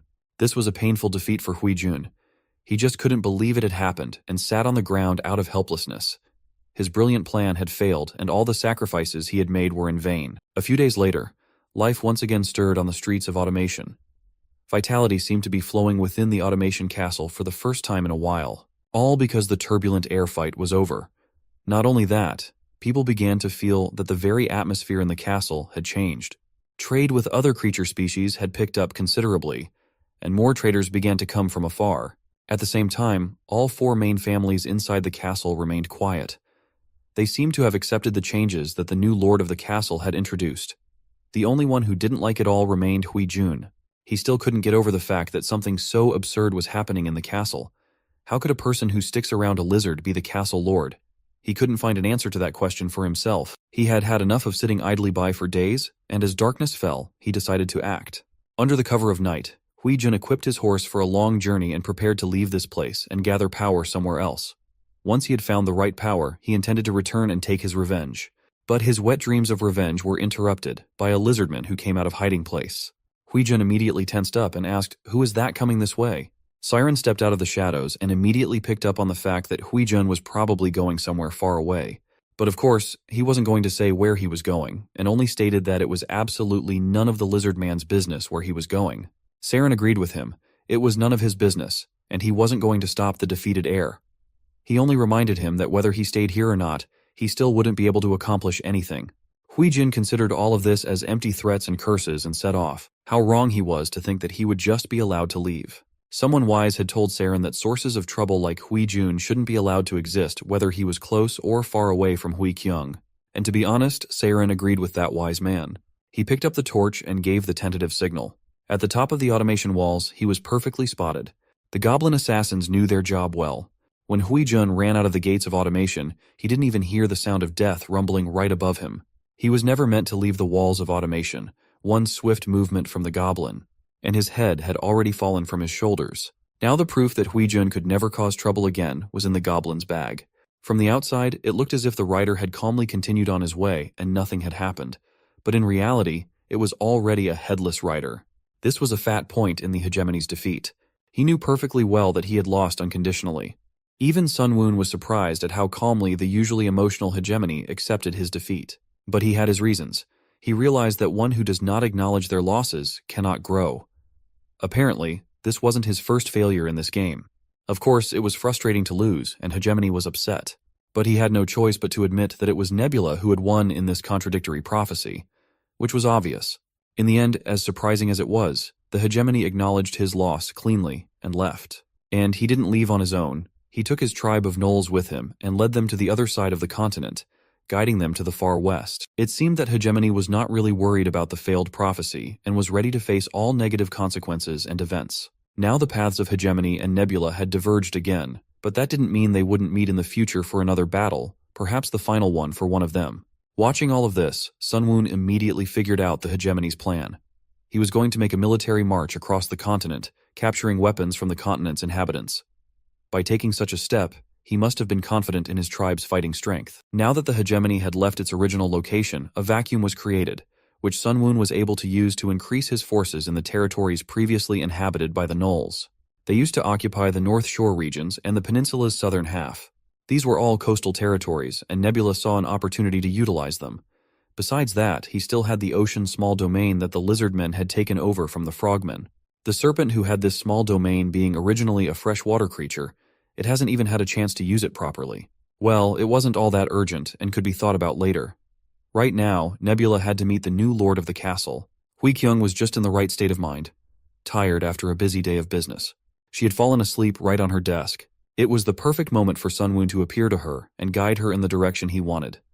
Hui Kyung was awakened right in her sleep by a small blue firefly. As soon as she woke up, the firefly returned to its true owner. The mysterious hooded figure of Nebula stood right in front of Hui Kyung. She immediately realized who was in front of her, the blue bug god she had heard so much about from the Lizardmen. Hui Kyung bowed in reverence to the god whose followers she had received so much help from. She knew this was just the beginning, but she had nothing to thank him for. She had started various businesses, but they had all failed and had little to offer the god. All she got in response was silence. But then the firefly that was in Nebula's hand shone even brighter, and turned into a small ingot of iron. This piece of iron was what Nebula had shown Hui Kyung. It was his message to her today, though for her, it was not clear at all what it all meant. This ingot of metal looked like a piece of iron that automation merchants used as currency, but that fact didn't help her understand what they wanted her to do, and it made her feel very stupid. Did God really want money from her? Suddenly, a lizard's hand touched Hui Kyung's back. She immediately turned around fearfully and saw Saren in front of her. What was he doing here? And where did the blue bug god go? Everything around her began to blur, and she began to realize that it was probably a dream. Finally, Hui Kyung woke up, and real gravity quickly helped her regain consciousness. After falling out of the chair, she had no doubts. It really was a dream. After something like that, it was definitely necessary to take a walk and clear her mind, which Hui Kyung did. Walking around, she pondered whether this dream was just a dream or some kind of revelation. She didn't have even the slightest idea how to help the blue bug god. Though if he was showing her an ingot of iron, what should she do with it? She wanted to earn trust points from the blue bug god, but to do that, she still needed to find out what the revelation in her dream meant. Not far from her, a merchant from distant lands was surprised at the high quality of silk sold in automation. The Lizardman merchant really didn't see this as a surprise. He had already sold silk of this quality at the local market several times before. But this traveler was from the far western lands, and this was the first time he had come to automation. The western lands are located in the direction of the setting sun, and no one from there could come to automation before because the Gnoll tribe blocked their way. The Lizardman merchant really hadn't seen creatures of that race here before and asked if he was going to buy silk or not. The troll was satisfied with the quality of the goods and was going to buy all the silk the merchant had. He had a full bag of iron currency for that purpose. As soon as he showed the iron, the Lizardmen immediately agreed to make a deal. Such a quantity of high-quality silk must have been expensive, so the troll showed a whole bag of ingots. Of course, that was more than enough. The merchant was about to declare the deal a success when suddenly Hui Kyung shouted to him to wait. As for the troll, she told him to leave his money where it was now. Hui Kyung explained to him as peacefully as possible that she was sorry, but this guy was supposed to do business with her first. The merchant didn't understand what was going on at first and wanted to object, but one look at Hui Kyung was enough for him to realize that he'd better shut up. The troll had no choice but to turn around and leave. Only then did Hui Kyung answer the Lizardman's questions and tell him that if he continued to do business this way, he would be in even more trouble. She pointed to the silk and asked if he thought it was wise to sell it at such a low price. No matter who she is now, she is also a merchant, so she just couldn't look at such a bad deal. Then the merchant told her that he had come here with Chief Rakrak and brought the silk in a wheelbarrow, so transportation was not difficult. Usually he sold the silk at the higher price, but this time due to the large quantity he found it profitable to sell everything even at a lower price. But Hui Kyung was in complete disagreement with this logic. If he continues to think like that, he won't be able to do business here. Doesn't he know how rare the products he trades in are? She had noticed such behavior not only from him, but also from the rest of the merchants from the Black Scale tribe. Hui Kyung had made it clear to him that he shouldn't undercharge, especially when he was selling high-quality luxury goods like silk. And there was one more thing he had missed when making the deal. Iron. She had an iron ingot in her hands, just like the trolls were. The merchant had to watch carefully as Hui Kyung explained to him what the scale was. On the scale, she placed 2 pieces of iron. One was the one normally used in Automation's castle, and the other was from the troll. Hui Kyung was going to compare their weights. Whichever one was lighter would go up. The Lizardman merchant was watching everything with interest. And as you might have guessed by now, the piece of iron brought by the troll was lighter. That's why he should check the weight of the iron before he traded it next time. Behind him came the voice of someone. The scale that Hui Kyung had shown him seemed to be a very useful item. It was Rakrak himself, and he also asked Hui Kyung to compare the weights of a few more pieces of iron. She happily agreed. It was not for nothing that their automation scales were considered the most accurate. After the measurements, it was immediately clear that this metal was different from regular iron. Then Rakrak told her that this iron was obtained from ancient ruins. It is of excellent quality, but it has one very significant disadvantage. It is very difficult to melt. The best forges of the Black Scale tribe had given up out of helplessness. That is why Rakrak came here, hoping to find a solution to this problem within the walls of Automation Castle. Rakrak wanted to find a way to melt this iron and turn it into a weapon. At that moment, Hui Kyung realized what her dream was about. The Blue Bug God had given her the task of helping Rakrak with this difficult challenge. Of course, Hui Kyung replied that she could do it. However, she later realized that she had been a little hasty with this statement and had said it too confidently. Now she wondered what would happen if she didn't keep her word, and now said she couldn't do it. Would her reputation as Lord of Automation fall from that? By the way, there was a reason Hui Kyung was so confident in front of Rakrak. She was relying on the blacksmiths of Automation, who were considered the best in the area. When they looked at the iron that Rakrak had brought, they assured Hui Kyung that they could make weapons out of them. However, they had a problem in the process. If it was the will of the castle lord, the blacksmith was willing to work, even though it was difficult. This damn metal proved to be too unyielding to be crafted. After heating up the workpiece, a skillful blacksmith could usually get it into the desired shape in 10 hammer blows.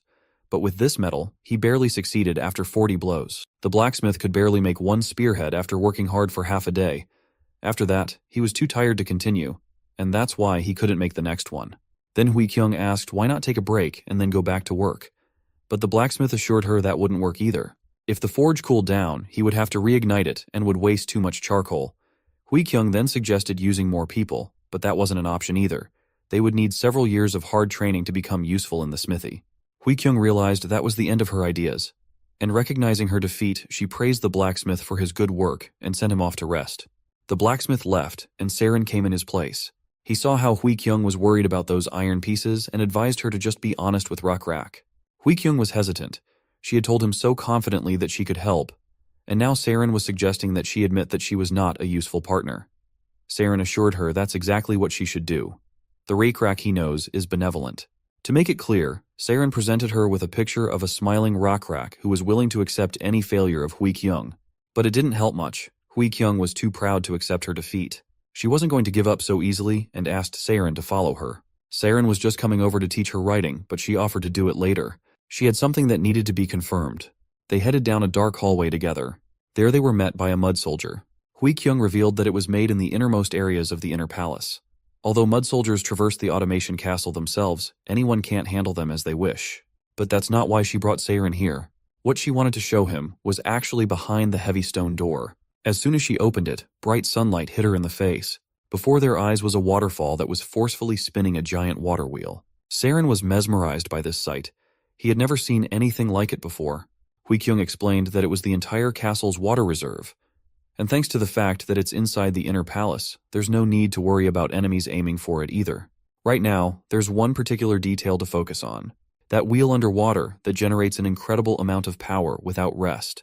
A machine that doesn't get tired, though none of the humans knew how the automation castle used that power. Hui Kyung had brought Seiren here to tell him about her plans for the future. She wasn't going to limit herself to using this power just to process metal pieces. She wanted to use this power to completely change Automation Castle. But to do that, she needed help, so she asked Seiren for it. Of course he was willing to help her. A few days later, a group of Lizardmen arrived in Automation at Seiren's request. Hui Kyung didn't hesitate to show them her blueprints. She suggested making a new water path at a higher position than the current one, because it's a way to add new wheels without weakening the current waterway. Still, she had doubts and asked for advice on whether it would work. The familiar Yahello came to her aid. She had already become the head of the engineers of the Black Scale tribe thanks to her sharp mind and intelligence. Yahello had already had time to look around and replied that judging by the amount of water flowing there and the formation of the wheels, she thought that energy production was possible. But to accomplish such a large-scale project, Hui Kyung would need a lot of people. And of course a lot of money and hardwood, which doesn't grow in this area. Even though Yahello had inexplicably licked Hui Kyung's horn, she replied that Automation Castle definitely had enough money. But Yahello replied that it's not just a matter of whether or not she has enough money. The problem is that if Hui Kyung uses so much money and then doesn't get enough obvious and useful effects in return, it could cause people to resent her. Her position is already weak, and if she wastes the castle's funds, she will definitely get flood of criticism. The question is, will she be able to handle it? Yahello's words made her think. That evening in her office, this question never left her. In such a difficult situation, she turned to her inner spirit and asked if he knew the future. Unfortunately, the spirit replied that he was not a spirit of prophecy. What he can know or can change is simply the moment in front of her. Hui Kyung guessed that would be the answer. Still, she asked him to hear about the future she was pondering.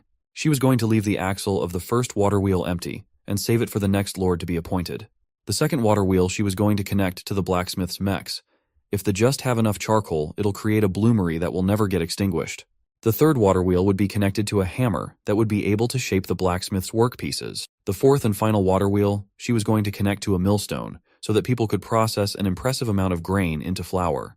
Hearing her thoughts, the spirit replied that it looked pretty good, but that wasn't enough for Hui Kyung. She needed to be sure. This the spirit could not guarantee her. It was a future he couldn't see. He only said what he thought. Well, in that case, she was even willing to take the risk.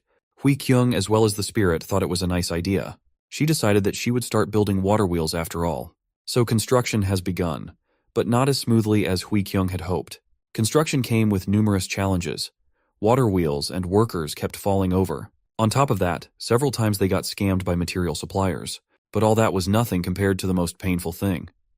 When the work was almost finished and 3 water wheels were installed, it turned out that the 4th one could not be installed. Now that was the real challenge. Gaojung suggested that there was a space calculation error in the design. It's a pity, but he suggested just building everything with 3 wheels, because if they needed to install a 4th wheel, they would have no choice but to start over. Gaojung assumed that there was no other choice. In that case, Hui Kyung told them to start over. They were shocked. How could she order such a thing? If they started over, they would have to dismantle what they had already built and then start over, and that would take twice as long. On top of that, there was also the problem of the workers they had hired. Hearing all these pathetic excuses, Hui Kyung turned to them with a threat and asked, "What's the problem? This is a promise with the Blue Bug God. Are they really willing to arouse the god's wrath on Automation Castle the moment it just started to revive?" Finally, Hui Kyung shouted, "Say this to everyone. As long as I am awake and alive, I will keep my promise with the Blue Bug God at all costs and show you the completed water wheels." Sunwoon, watching this of course, couldn't remember when he told her to build exactly 4 wheels. Although, that didn't surprise him in the least. The human race had always been like this. After all, unlike lizardmen, who are a bit blunt and tactless in comparison, humans live extremely goal-oriented lives. Thus, using the blue bug god as an excuse, the build period was extended. But the other automation families weren't very resistant to this, all because they were benefiting from the ongoing construction and the flourishing trade and business. The reason being, as the construction workers stay and more goods circulate, the scale of the commercial district expands, eventually returning benefits. Finally, under Sun Woon's close supervision, after countless twists and turns, construction was completed. And the 4 water wheels, the most advanced structure in the world, was born in Automation Castle. Hui Kyung was more than pleased with the result. So were the Lizardmen who helped her. The water wheels were moving and all the mechanisms were working. The automatic smithing hammer worked with some incredible power, as did the other mechanisms. Now the Automation Castle will surely become a place about which travelers will say the following: I have been to many places, but I have never seen a place as remarkable as Automation Castle, famous for its ironwork that is trusted and used all over the continent. Hui Kyung was satisfied and only apologized to the blue bug god for using his name for her own purposes. But still, she believed he would understand her, and would appreciate her plan. She was right. Sun Woon was just as pleased as she was. Thanks to Hui Kyung, he was able to improve his iron-making skill to level 2. His civilization had now laid the technological groundwork to produce higher-grade iron. Also, his civilization was now able to smelt steel to create more durable and long-lasting ironware. In addition, now iron made in automation and marked with a special tag became the first base currency to establish itself on the 3rd continent. Even that was not the end of it. The writing system developed in automation called Chung Letter System also became the mainstream on the 3rd continent. Thus, the technology of the civilizations under Nebula's control developed much faster than the average development speed of the other players. How could he even be angry at Hui Kyung for this? This was the exact reason why Sun Woon had chosen humans as his second race. As a result, Automation Castle prospered more than ever, and began to attract races that had never been here before. Elves, for example, who strolled through the castle and were surprised by the sound and sight of the continent's famous water wheels. One of them knew that the giant water wheel inside the city grinds grains. The other could not imagine how huge it was that the sound of its operation reached all the way here. A Lizardman trader intervened in their conversation and corrected them that the water wheels were not only used to grind grain, but also to make weapons for the tribe of black-scale lizards. But the lizard was not particularly interested in talking. Since the travelers had come here, they probably wanted to buy high-quality silk, right? After feeling the goods, the elves were surprised by the quality and immediately decided to buy it. They were going to pay for the goods with iron ingots, not the ones made by automation, but their own. They assured that they were of the highest quality, made of iron that is found only in their region. But the merchant, having learned from his own experience, was not going to take their word for it and took out a scale. As could be guessed, the elves' iron ingots were lighter than the standard. Their iron was of the lowest quality. In that case, the merchant was not even going to sell them anything. He would not accept such low-grade currency and was not going to trust such cheats as them. Of course, the elves were surprised by this refusal. As a solution, the merchant suggested they go and exchange their iron plates for those issued at the central exchange of the Automation Castle, and then come back, because he could not sell them anything until they had normal currency. The elves tried to resist and kept convincing him that he was making a mistake and missing a great opportunity to make a good deal. And anyway, someone who sells a lowly piece of cloth shouldn't be so power-tripping. It was a mistake. As soon as the merchant heard this, his patience ran out. He shouted at them to get lost, since they don't know how much quality silk costs. Hui Kyung was watching from the sidelines like a professional spy. She liked that this lizard man ended up being a worn-out merchant. But what she didn't like were those 2 elves. She wasn't used to seeing that race in her castle, and she wondered where they were from. So she decided to observe them and see how they did business. The elves approached one merchant, then another, and so on. And then Hui Kyung realized who they were. These elves are cunning tricksters. They're just targeting naive people or new businessmen. The way they're just targeting anyone who they get their hands on. It's more like they're hunting pushovers. A couple of scammers like this, Hui Kyung had never met before. And the big question remained, where the hell did they come from? Meanwhile, Sun Woon received a private message from one of the players. He was surprised. No one had written to him before. The message was from a player named Eldar. Based on his name, Sun Woon immediately assumed that this was a new player he hadn't met yet and was most likely controlling the elf race. During the issue with the hegemony, they resolved their conflict regarding Automation Castle by talking, as our hero needed to resolve all issues outside of the battlefield. As far as he knows, right now the elven forces are located far away on the northern coast, so why would Eldar want to talk to him? Still, Sun Woon lacked information regarding the entire northern coast that was located beyond the wasteland. And if the conversation was trivial, It would even be useful for gathering more information. So he decided to accept the request. He was immediately greeted by the melodious voice of an elven woman. She introduced herself as Eldar, the goddess of the elves. She had only one question for him: was he the god of this small castle and these people? Sunwoon, looking at her, couldn't understand what was going on and what was wrong with her. Is she really an RP player? I'm sure you know it, but just in case. RP or role-playing. Immersing oneself in a role within a game. That's exactly what that elf was doing. Such players are quite rare, but still Sunwoon was willing to talk to her, and he greeted her as well. She liked the beginning of their conversation and immediately picked up on the fact that Nebula was better than Hegemony, at least in his manners. Sunwoon was surprised that she knew Hegemony. As it turned out, she knew him too well, and she was the one who personally drove his barbarian group out of the northern coast. To Sunwoon, that sounded doubtful, though it might explain the strange behavior of Hegemony, who was very quick to agree to a contradictory prophecy instead of war. So Eldar had defeated him after all, and he was forced to look for a different place. But it was strange for an RP player to be so strong. Usually, such players are quite mediocre in terms of game achievements. Well, in that case, Nebula decided to find out what she wanted. Eldar was quick to state her demand. She wanted Nebula to pay her tribute, and then she would be merciful and spare his pathetic civilization along with him. It was a rather self-righteous demand on her part. There was no point in talking to her further, and Sunwoon immediately cut off their communication by blacklisting her name. He wasn't going to pay tribute, of course, and didn't even respond to her request. The Eldar base was located on the northern coast, and it was almost impossible to get to it for reconnaissance with insects. Sunwoon wasn't going to go there himself either. It was dangerous, and there was no telling what might have happened to his civilizations during his absence. But Eldar was also limited in what she could do as well. Just as Sunwoon knew little about Eldar, who turned out to be just another guy who had chosen a female avatar in the game, neither did he know much about Nebula. That was probably why he had sent his elf scouts to Automation Castle, since he couldn't use his little domain for that either. There was also a chance that there were no birds or insects in his small domain. And then Eldar was very unlucky. However, considering Eldar claimed to have driven the hegemony away, he shouldn't be underestimated. He probably has an ace up his sleeve and support that he relies on. In that case, Nebula needed to quickly prepare for war. But before that, he was going to see what the other players had. Meanwhile, at Automation Castle, Hui Kyung had uninvited and unexpected guests. A delegation of elves had come to negotiate with her. It was headed by Leaner, the president of one of the largest trading companies of the elven civilization. He wanted to meet personally with the Lord of Castle Hui Kyung and no one else. He had come to apologize and resolve the problem that Hui Kyung had banned elves from trading in the castle because of the fraud of the two she had overseen. And they didn't come empty-handed. They had prepared a valuable gift.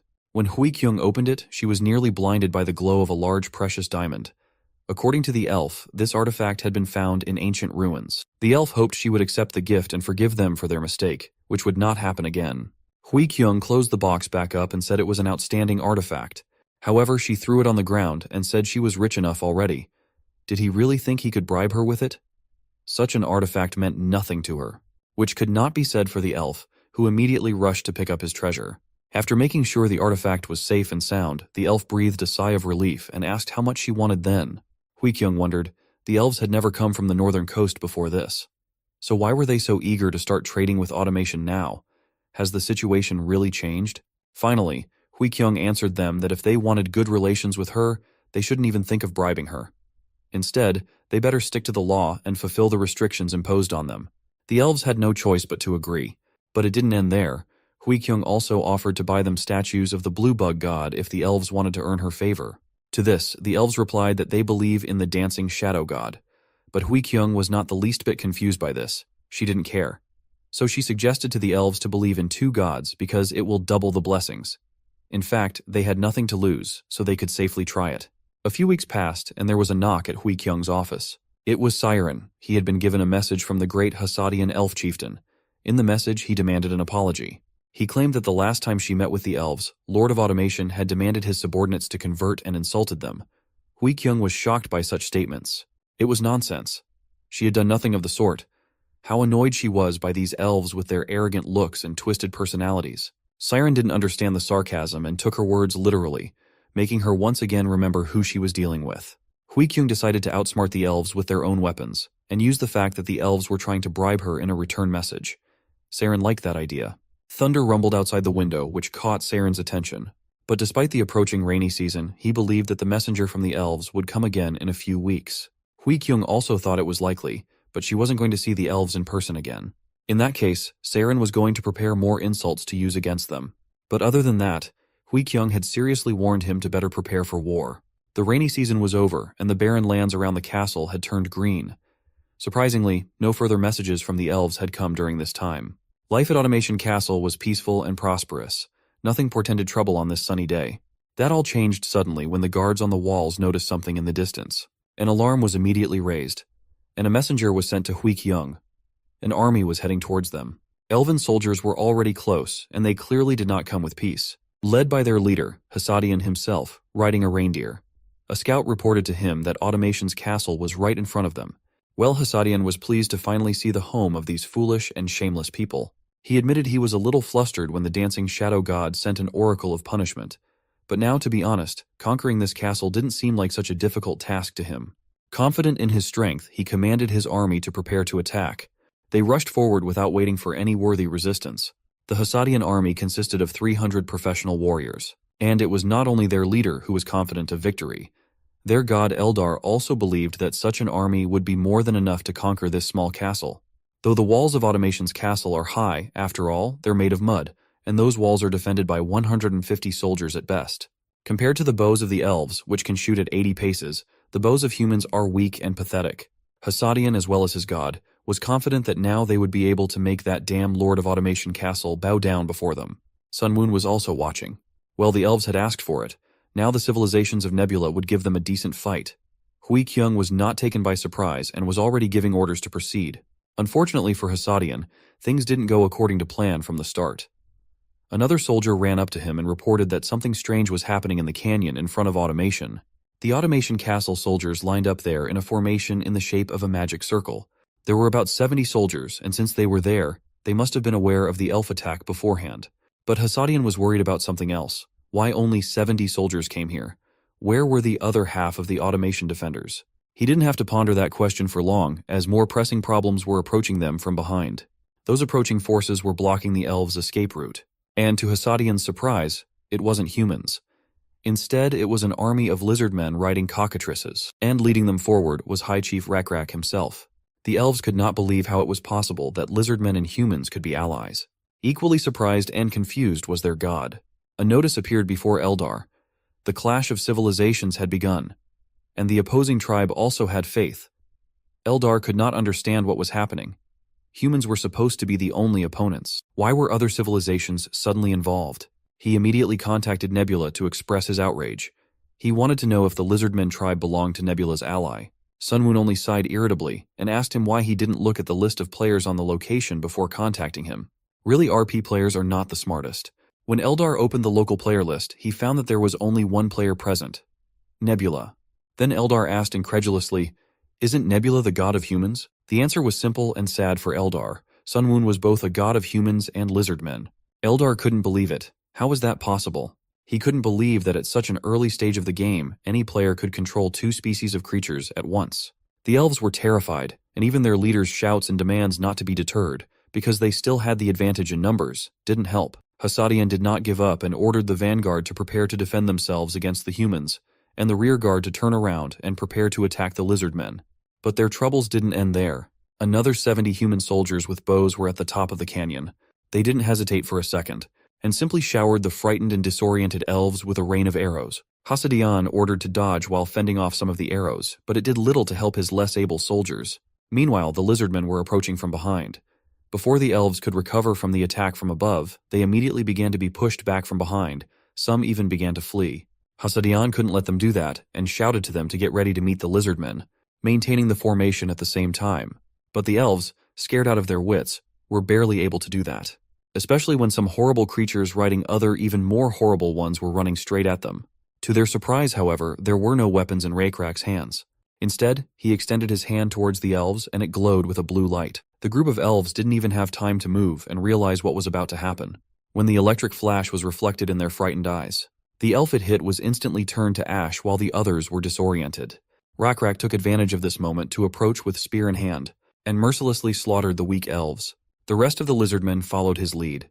The cockatrice cavalry was merciless, and soon the cries of dying elves for salvation and mercy filled the canyon. They were helpless in the face of a superior force. and began to run for their lives. Hassadian tried to stop them, but all his calls for the soldiers to stay and fight only shook the air in vain. He even reminded them all that they must bring the will of the dancing shadow god, but that didn't help at all. The elven soldiers fled and were afraid to even look back.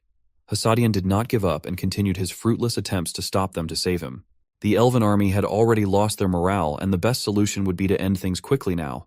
Rakrek said they will charge once more, and this time, the electric stingray demon pest would help them with that. It flew right over the battlefield, and the rest of the Lizardmen saw it as a sign from the chieftain, calling for their attention. As everyone looked at him, Rakrek gave his last order for the day: kill everyone. It was all over for the elves. Eldar had no choice but to admit that he had lost. Sun Woon was surprised that he gave up so quickly and didn't even try to intervene and use his divine power to descend on the elf leader and grant him superpowers. Eldar was forced to admit that even if he had done so, he had inevitably lost and had only once again shown that Nebula was stronger. As the losing side would have it, Eldar wondered what the winner wanted. Sun Woon wanted only 3 very important things: information, skills, and resources. When Eldar heard that, he was indignant that he wanted everything at once, and it looked like a robbery in the middle of the day. Then Nebula told him that he didn't really need all 3 things. But anyway, if Eldar doesn't try to obey and come to our hero's side, his elves will have a hard time living. While he thought about it, Sun Woon decided that the most important thing at this time was information about the northern coast. Not this guy. The silence lengthened, and Nebula asked again if Eldar accepted his offer. It was a hard decision to make, but Eldar even thought it might be profitable for him. He had lost almost 300 warriors here, and after that it would be hard for him to survive as an independent player with what he had left. On the other hand, Nebula is already playing with 2 species of creatures, so if he has to choose sides anyway, let it be someone very strong, like Nebula, for example. Eventually Eldar changed his mind, and while a few minutes ago he was claiming that he was being robbed in the middle of the day, now he took up his RP stuff again and solemnly declared that he had been touched by the mercy of Nebula, god of humans and Lizardmen. Eldar was willing to give everything to him: information, skills, resources, and anything else he needed. Further playing his role, he even pretended to cry, asking for forgiveness for his past arrogance. It was a mystery to Nebula what was wrong with this guy all this time, but it didn't matter, because he was ready to share everything he knew about the North Coast now. Now Sun Woon understood what had made Eldar change his behavior. He wanted to make an alliance. Eldar made no secret of it, and as a sign of his sincere intentions, he began to tell Sun Woon what he was eager to know without demand. On the northern coast were the civilizations of 3 players: Solongos, Lim Chunsik, and he himself. Together they formed a loose alliance there without systematic support for each other. The player known as Solongos controls a rare race of centaurs. Sun Woon knew something about them. Although the centaur race had the advantage of being cavalry soldiers, they also had their disadvantages. For example, it was very difficult for them to increase their population quickly, and they consumed a lot of resources. Sun Woon wouldn't want to rule such a race, but at the same time it was quite annoying when it had to be opposed. The other player was Lim Chunsik. His nationality was clear from his name. However, that wasn't what mattered. It was the fact that he managed to subdue the ogre race and found a way to compensate for their shortcomings. Ogres were known for their incredible strength, but had a low intelligence level. Sun Woon was well aware that the average ogre IQ value was 10. However, Eldar told him that Lim Chunsik had succeeded in raising their intelligence using the blessings of his small domain. Nebula pondered. Indeed, the blessings of the small domain are not limited to just physical stats. It was because of this that Sun Woon was able to give people different blessings. If Lim Chunsik was able to obtain a good small domain and give its blessings to his ogre race, then even such dumb creatures might well be able to develop a fairly advanced civilization. It's a gamble, but it's not a bad play. Sun Woon concluded that of the 2 future opponents, Lim Chunsik was stronger than Solongos, and then he would probably be the one that Hegemony fought with. But his guess regarding Hegemony's opponent turned out to be wrong.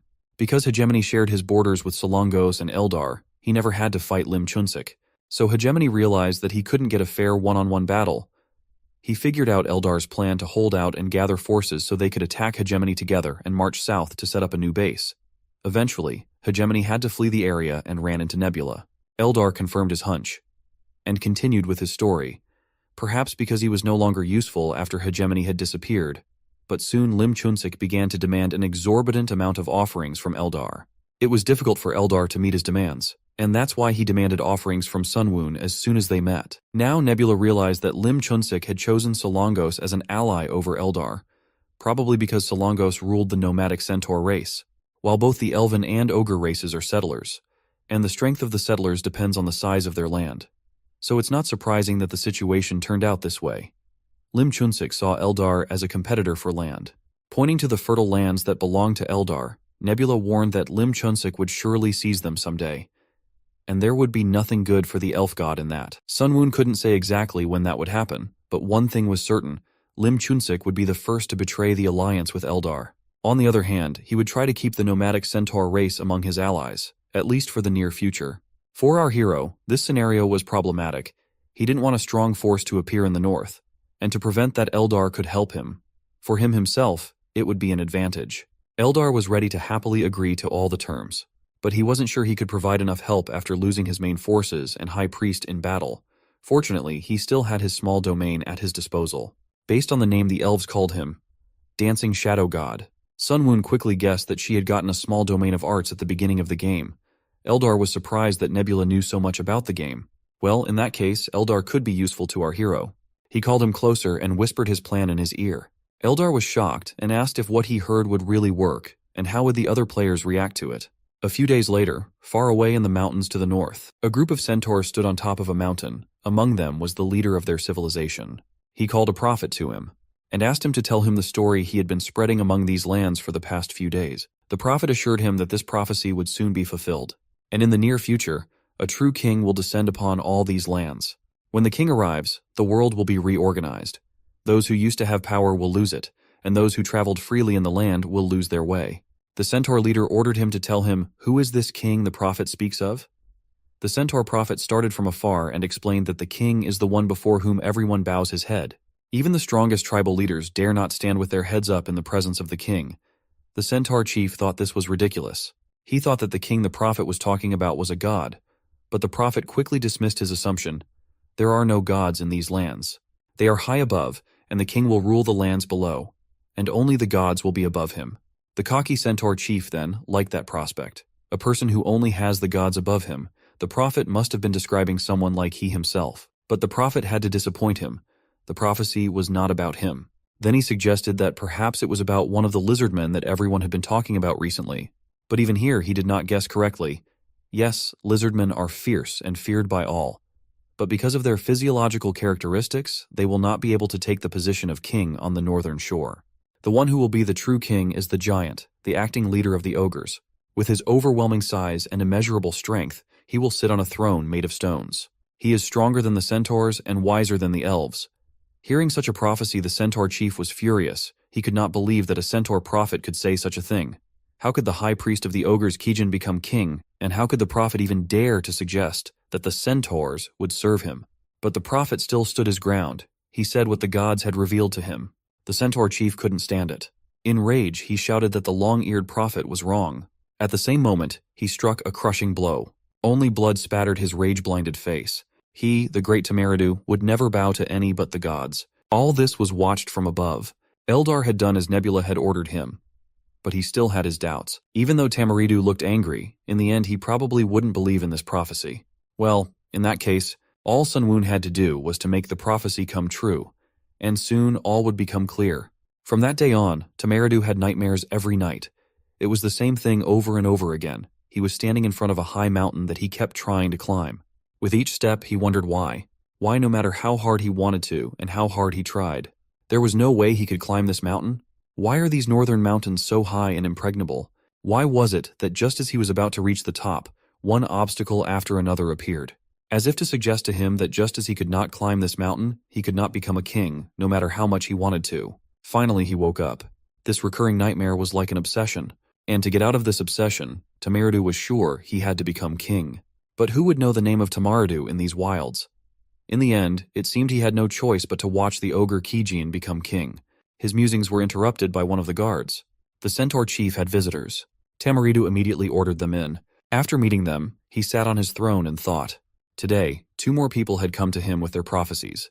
The first was a green-eyed elf. His prophecy was the opposite of what the already dead prophet had said. That elf said that he had heard a prophecy that the ogre leader Kijin would become king, but the elf was sure that they should change that, and that the real king should be Tamaridu. After the elf came the man from Automation Castle. He immediately said that he had heard the news that a centaur king had appeared. and so he immediately brought tribute to the new king to trade in his lands. They were all talking about the king. But why was Tamaridu beginning to worry even at the words that came from ordinary mortals rather than revelations from the gods? And now his attention was drawn to the last, third guest, a lizardman who came from far away. It was the familiar lizardman from the black-scaled tribe. Owen, Tamaridu asked in surprise. Did he also come here to say that he should become king? But Owen wasn't so straightforward, and instead replied that he didn't know anything about the future. But if Tamaridu wants to become king, then he is here to tell him to give up. Of course the centaur chief didn't like that and asked, isn't he worthy to be king? And does he need the recognition of the other chiefs to do so? Then Owen asked Tamaridu if the other chiefs recognized him. Well, the humans and elves said he was good enough. What about the lizardmen?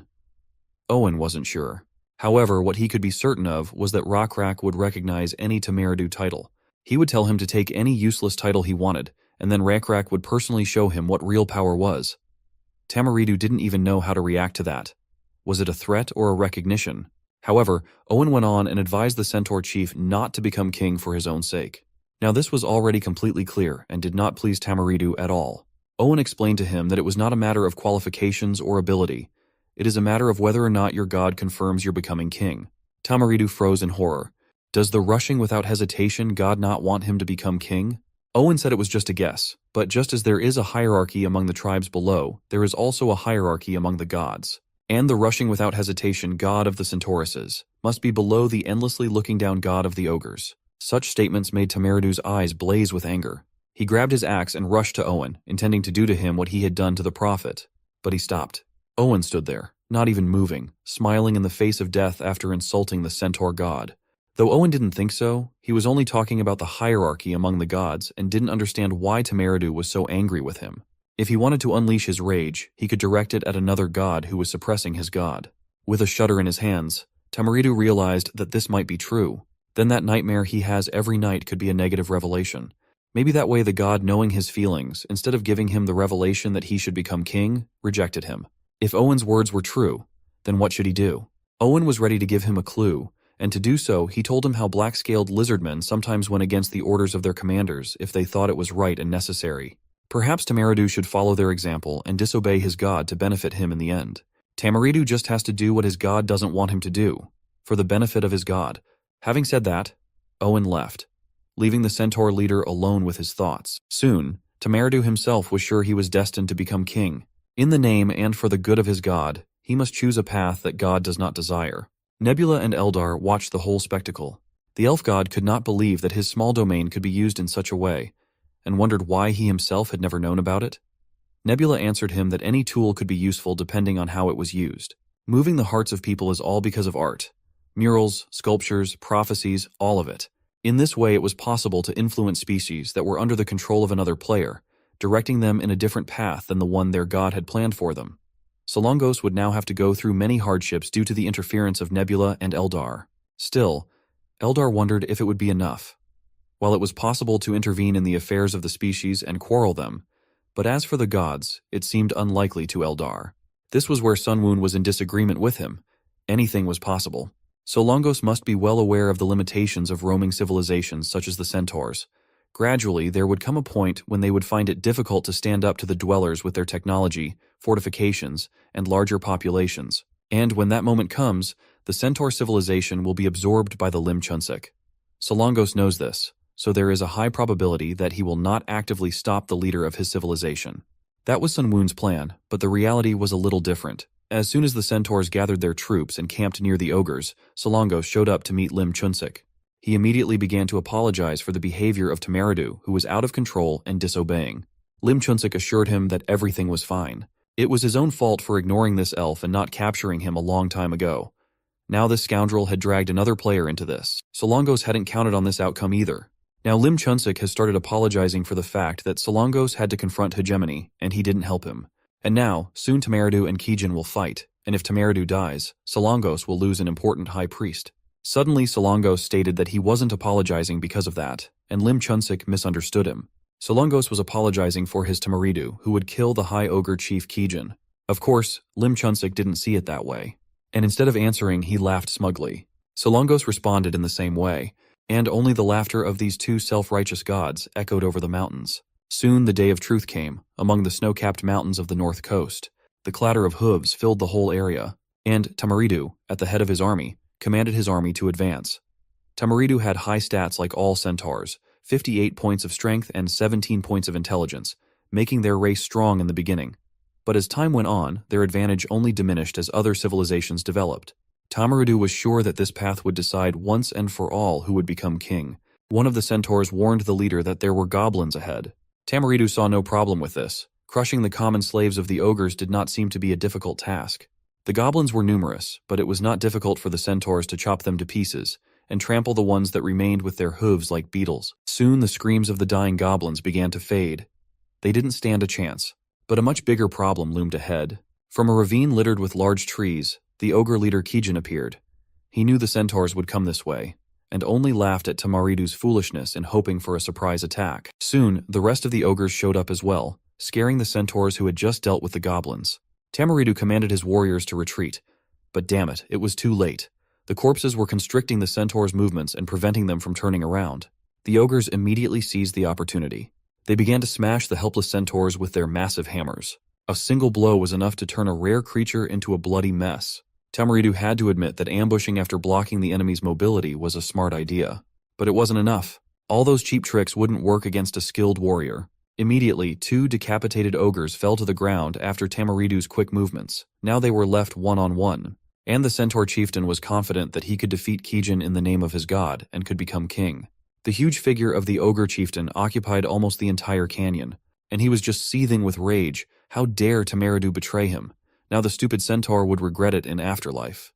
With battle cries, they rushed at each other. At one point, Tamaridu managed to knock the hammer out of the ogre's hand, and wanted to strike with his fist, but the ogre easily dodged it, and grabbed the centaur by the throat. It was a dead grip from which it was impossible to escape. Tamaridu tried to fight back, but it was useless. That bastard ogre was too strong. Everything was over, and the centaur's body fell to the ground. For the last time, Kijin only reminded him that he told him that he would regret it. Meanwhile, Eldar and Sunwoon were watching everything from their screens. Eldar had thought that the centaurs would do much more damage to the ogres and hadn't expected such a quick outcome. Of course, he didn't think the centaurs would win, since the ogres are the strongest race. But centaurs are a rare race and good fighters, and he would like to see more from them. Sunwoon didn't react to all his musings until he asked him directly if lizardmen were his main strength. They are vulnerable to the cold, and in that case, how would they be able to stand up to the ogres? Nebula once again sighed. His ally was too stupid. He had told him before, his lizardmen would not stand up to the ogres. Eldar seemed to have heard that for the first time and asked what he meant. Sunwoon was too lazy to explain it to him, and instead he asked Eldar what his rank was in the game. Eldar had nothing to be proud of, and he didn't really want to say, but still he had to share that he was about 3400th in the leaderboard. That explained a lot to Sunwoon. Such a rank was a very questionable result. He used to think that players for the role of gods were chosen based on their ranking, but it seems he was wrong. What were the conditions for being chosen then? The players weren't chosen randomly, were they? In any case, even such an ally was better than nothing, and Sunwoon asked Eldar if he would continue to cooperate. Even such a simple question caused him difficulty, so Sunwoon just assumed it was a yes. This of course annoyed Eldar, who didn't even understand what Nebula was saying. Meanwhile, their opponent Lim Chunsik wasn't sitting idly by either. He was diligently gathering information. In the end, he found out all the basic information regarding Nebula. Even the ID looked familiar to him. In the past, he had seen him at the first place of the player rank too often. There were rumors that this crazy bastard didn't stream or compete, and just only ate and played. It seemed like a strange coincidence for Lim Chunsik to meet Nebula so early. But he himself seemed to be luckier than Nebula. He had the ogre civilization at his disposal, combined with the small domain of birds, which gave him the blessings of the wisdom of an owl and the intelligence of a crow. He knew that Nebula had the insect small domain and the lizardmen civilization at his command, and both of them were vulnerable to the cold. When winter came, Nebula would have no choice but to try and wage a short-term battle. By then, Lim Chunsik would have all the preparations completed. In addition, he himself was not easy. In the past in the game, he was in the top 20 in ranking, and now he was confident that he had everything he needed to defeat Nebula. Time passed, and the weather worsened. It was getting colder by the day, and Lim Chunsik kept wondering when Nebula would attack. Something didn't add up. Suddenly, something caught his attention.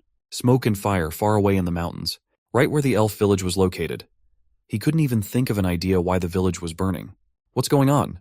Did that bastard dare to do such a thing? and used the slash and burn tactic? Lim Chunsik was right. This is the tactic Sun Woon used, also known as the scorched earth tactic. It's when you destroy all the areas your opponent can occupy to block his supplies. Eldar himself probably used this tactic as well. However, he didn't like the fact that his elven village was on fire, even though Nebula had previously evacuated all the elves from there. Eldar had indeed used such tactics before, but usually not this early in the game. Sun Woon was in agreement with him. It usually didn't work in the beginning, but this time they got lucky. The location of Lim Chunsik's possessions on the northern coast made him vulnerable. He couldn't produce enough food himself, so it had to be bought or captured. And now that the Lizardmen tribe controlled all the trade at Automation Castle, the ogres would not be able to buy food supplies there. And once the battle started, the ogres were probably planning to rob the elves or buy food from them. But now, that will be impossible when the elf village is completely ravaged. In addition to all this, the weakness of the ogres is that they eat a lot. They probably don't have enough supplies to survive the winter even now. Lim Chunsik made the mistake of not realizing who is actually vulnerable to the cold. Also, Sun Woon got lucky with Eldar. He is part of his luck. Usually for Scorched Earth strategy you have to burn your own lands, but it just so happened that this time it was enough to burn the elves' territory. Now they just need to wait, and the ogre civilization will definitely not survive the second winter. Everything happened just as Nebula had predicted. A year later, the ogres suffered from hunger so badly that they began ravaging allied goblin villages. The goblins fled in fear, but the starving ogres pursued them and caught them. They didn't come here for the goblins' meager food. They came for the goblins themselves, to satisfy their hunger. But most of the goblins had escaped. They were small and agile, unlike the clumsy ogres. Kijin was not pleased to hear this news. His tribe was in a quandary. Now that the goblins had fled and there was no food left in their village either, the ogres would have to endure an even worse famine. Because of this, some have already started fleeing from the tribe, and their numbers are growing every day. Even with all the intelligence bonuses for Chief Kijin, it was hard to think of a way out of such a situation. The tribesmen kept asking if there was any news from God, but Kijin could not answer them. Their endlessly looking down God was silent, and Kijin himself wondered how long they would have to wait for an answer. The ogre village now looked like a ruin. The ogres were dying every day, and so were the goblins, their remaining servants. Lim Chunsik realized that he could not bear it any longer. He had to act, and urgently. He decided to call his former ally Solongos. The centaur god answered immediately and asked what was wrong. Lim Chunsik had only one question for him. How many forces does he have at his disposal? It turned out that Solongos had lost all of his warriors in the battle with the ogres, and now he had almost no one left. Lim Chunsik was shocked by this turn of events, as it had been more than a year since their battle. In that time, it was possible to gather at least a small squad. But the reality was much sadder. After Tamaradu was killed by Kijin, a tribe of black-scaled lizardmen came and conquered the centaurs' lands. Almost all of the centaurs were killed in the escape. They were now scattered in small groups, and their faith level was too low. This made things much more difficult for Lim Chunsik. There was also something else Solongos wanted to contact him for. Recently, the bastard Eldar had called him and offered to become an ally of Nebula just like him. In case Solongos helped them, they promised to spare his life. Lim Chunsik was already preparing for the worst, and wondered what Solongos had told them. The centaur god assured him that he refused, even though he had been considering their offer for some time. After Solongos saw what kind of situation Eldar was in after being submitted, he realized that he didn't want that kind of existence. And even if he and Lim Chunsik had conflicts earlier, they had spent so much time together that Solongos simply couldn't betray him. Lim Chunsik was touched by such loyalty. Also, despite all the difficulties, Solongos managed to gather 10 warriors and the remnants of his faith to try and have one last battle with Nebula. Lim Chunsik himself only wanted to suggest it. Of course, both of them had lost a lot of strength due to Nebula's tricks, but if they tried to have a battle in the open terrain, they would have a chance at a battle among the gods. They will be able to descend on their priests and use their divine powers to destroy the main enemy forces. Because Eldar lost, he probably lost a lot of his divinity and faith and won't be able to descend on his warrior. So despite Nebula's high level of divinity, he will be outnumbered, and the advantage would be on their side. Lim Chunsik was now confident that it wasn't too late to change things. He would rebuild his civilization after crushing Nebula. So, the combined army of ogres and centaurs moved out to attack. As planned, a spacious valley was chosen for the battle. The warriors of Lim Chunsik and Solongos were exhausted from hunger and wandering, but that didn't stop them. Finally, High Chief Kijin ordered everyone to stop. An army of lizardmen marched out to meet them. Leading them, of course, was Recap Manhua. This was the moment Lim Chunsik had been waiting for. He immediately used his divine power to descend on the ogre leader. He was now confident that they could win. Solongos also followed suit and descended on the leader of his squad. Now they stood shoulder to shoulder. Without delay, they rushed to attack Rakrak, who stood calmly in the face of seemingly imminent death. But Sunwoon was not idle either, and descended on his subordinate. Rakrak now easily dodged Kijin's attack, as well as the Centaur Chief's attack. Already in flight, his eyes glowed with a blue light, and it was clear that this was the end. The end for these two idiots. An electric flash formed in Rakrak's hand. Now even the cocky Solongos and Lim Chunsik realized that they were finished. When it was over, Sunwoon asked disdainfully, how could they think they could win if they just descended on their priests? There was simply no way that Sunwoon couldn't have predicted this. They should have thought about why he didn't run away when he realized that he would have to fight against two people at once. It's obvious that he did so because he was sure of his victory. Now both of these players were sealed and placed in Nebula's hands. If a player dies when he's down, he loses an incredible amount of experience points. And if the player's divinity drops below level 1, then he becomes sealed. In this state, if the one who holds the player's statues destroys them, they will indeed die. If he doesn't, then they will be able to go through a specific process and undo the seal. Sunwoon decided to leave them for later and deal with them afterwards. Right now, it was more important to summarize the results of this confrontation. The battle was relatively easy, and because he was able to defeat the two gods, he was able to raise his level. Now with the 12th level of divinity, he could raise a lot of his stats, even though many of them were already at their maximum level in this period of time. The only thing he lacked in such a measure was points of faith, but that was another matter. Also, after defeating two players, Sunwoon could get one small area from each of his opponents at random. Among the many possible choices, Nebula only received two small areas that belonged to Solongos and Lim Chunsik in the past. What could it be? So they were two small areas, the birds and the swamp. In Sunwoon's opinion, the swamp area wasn't bad. But as for the birds, it was just unbelievable. He had wanted to get one for a long time. Perhaps he could use it to replace the insect blessing he'd given to the Lizardmen and humans. After thinking for a bit, Sunwoon decided to use this blessing on the next generations. It would help his progress move forward a bit in the future. Now the three closest players were defeated, 2 sealed and 1 subdued. After that, it was worth thinking about what to do next. Sunwoon should have organized the situation on the continent properly. In the west, according to the information received from the Locusts, things were as follows. There are lands of 5 players divided into 3 forces that are at war with each other.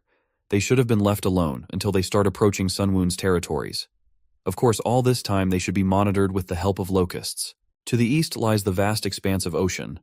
It was now worth focusing on dominating the land, so conquering the ocean was not even worth dreaming about.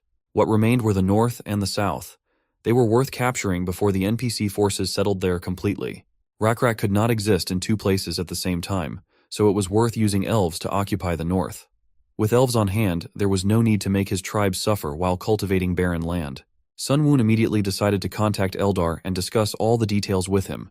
Far to the north, the elf tribe displaced from their village still hadn't built regular dwellings and were living in tents. They moved from place to place, looking for a suitable place to settle, but never found one. So they moved farther and farther north. The winters here were too long, and the elves needed to work the land to grow food. During this time, they were easy targets for the ogre and goblin gangs prowling around. Doubts crept in among the elves about their god. Why should they suffer so much? They asked the new chief Leonor many times if the god of the dancing shadows had sent any news. Surprisingly, this time his chief did not have to answer them with silence. He actually received a prophecy. Someone was to come from the south and help their long-suffering tribe. Just then, one of the elves came in with the news. A group of humans were approaching their camp. The elves immediately assumed it was a sign of prophecy, which came just in time. Leonor also hoped that these were the ones mentioned in the prophecy and ordered a greeting for the humans to be prepared. The elves lined up to greet the guests. A delegation led by a familiar character arrived.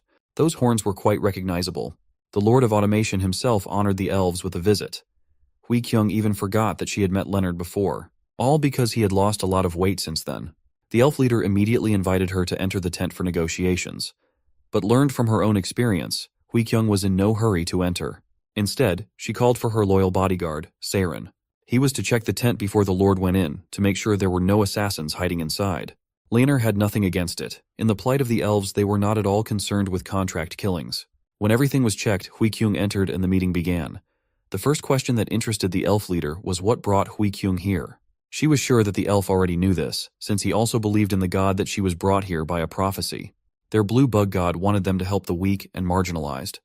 Of course, Lanner didn't like that the elves were considered as such, but now he had to put his pride away. So, in order to help, Hui-kyung brought weapons and farming tools with her, and more importantly, grain seeds that grow well in cold places. Leonor was about to thank her for such valuable gifts when Hui-kyung said she was willing to sell them all cheaply. Poor Leonor didn't know what she was talking about.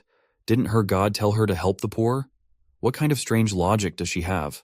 Then Hui-kyung explained that her god had told her to come and help the elves, but still doing it without profit would be difficult. It sounded strange to the leader of the elves. They didn't have anything of value that they could trade right now. They had spent a lot of their resources and supplies just to get here. In that case, Hui-kyung pretended that she couldn't help in any way and was heading back, since she firmly believes that time is money. But her performance failed and the elf's patience broke. Lanner knew well that she would not have come to such a remote land for nothing. Surely the elves must have what she wanted. Hui-kyung only smiled. He had just told her that the elves had nothing, so what could she want from them then? Lanner then pulled out and placed a map on the table. Even if they didn't have anything right now, there are rich iron mines in this area, as well as tall trees along with fertile soil for grain. In return for helping them now, Lanner was willing to sell it all for a cheap price just to Automation Castle in the future. Hui-kyung then asked if he really wanted to sell something he didn't have yet, the price of which was not yet known to pay for the real thing today. That was exactly what Lanner was offering and had personally guaranteed it as the leader of the elves. Hui-kyung thought for a moment and agreed, but with one condition. They couldn't just make a deal on words. Proof of their promise had to be made. Lanner had no choice but to agree, even though he realized he was selling the future of his descendants. No matter how you look at it, the value of iron ore and wood in the future was far greater than what Hui-kyung was bringing now. But if he doesn't make this deal, there may not even be a near future for his people. Surely the dancing shadow god saw this coming and gave him this revelation. God simply could not abandon them to their fate. So the trade treaty or contract was made in blood, and the chief of the elves swore in the name of his god that this contract would be kept no matter what. Hui-kyung liked that phrase and did the same. At the same time, a notice came for Sunwoon. The first credit trade in the third continent's northern shore had been made. Now their world was even wider. Until now, for every creature in the perished world, the entire world revolved only around their own tribes. Other species were just potential threats and wanderers. So no normal trade deals were made with those who could disappear who knows where at any moment. But now that the tribes were settling down in specific places and the wanderers were moving along certain fixed routes, that changed. Tribes began to make agreements and write them in text form. Soon, the value of the intangible and the value of the future, being bought and sold, will become commonplace. Civilizations under Nebula's control have passed the period of simple business transactions and are now beginning to practice economic behavior. Now, how will Sunwoon be able to rule such a wide world? Now, before Sunwoon could rule this world, he had to conquer it, and he had a reliable tool for that, a tribe of lizardmen led by Rakrak. It had been a long and bloody process, one that even Rakrak had grown weary of. But now that it was over, he could breathe a sigh of relief. The dwarf tribe was the last in the path of the lizardmen, and most of them had simply fled out of fear. But some remained, and Rakrak ordered his warriors to clear the surrounding area. Those remnants fought back desperately and held out until the very end. They were as stubborn as a rock, just like all dwarves. But it did them absolutely no good. It was meaningless in front of the superior force of the lizardmen. Now after the massacre, Rakrak stepped out onto the ocean shore, and froze at the beautiful sight that took his breath away. There is always something mesmerizing in the waves of the sea, something that makes you think about the meaning of life and where you should move on. Here on this shore was the end of the peninsula's land and the bloody path Rakrak had led his tribe down. They had taken over the entire peninsula from the mountains of the far north to the coast in the south, just as the blue bug god wished them to do. Now the entire peninsula belonged to the tribe of lizardmen and their blue bug god. But looking back at the burning remains of the villages, Rakrak pondered what he should do next. He had only ruled his tribe before, but now he would have to lead all species of sentient beings in the conquered land. But how to do this effectively remained unclear to Rakrak. Fortunately for him, Sunwoon was always watching his subordinate and was ready to help him. He too had his own worries about which ruling system to choose. After all, every system had its own advantages and disadvantages. One of the options was feudalism. This is a type of ruling in which the king chooses feudal lords and gives them titles and land. This type of government was widely used in Europe during the Middle Ages. The feudal lords then have to manage and protect their land while paying taxes to the king. In this way, they lessen the king's burden and allow him to increase his power. However, there is one drawback to this feudal system. The king cannot control the relationships of the feudal lords among themselves, which leads to frequent civil wars. Of course, frequent wars can fuel and advance the development of technology, but it is too difficult to manage it all, and this way often leads to complete chaos and destruction, canceling out that small progress. In addition to feudalism, there is another option: monarchy. In this type of government, the king stays in the capital and appoints his representatives in different provinces and localities to govern everything there on his behalf. A similar system of government was used in ancient China, and it was the kind of system that Sun Wun liked best, because this system allowed to build a consistent nation made up of different races. Also, thanks to the professionalism of administrative work, we'll be able to accelerate the development of each region of the empire. And most importantly, with a strong centralized force, it would be much easier to mobilize the military. However, in order to establish a centralized monarchical system of government, there was still a lot to prepare: roads, ports, a king's authenticity, and a system to choose officials.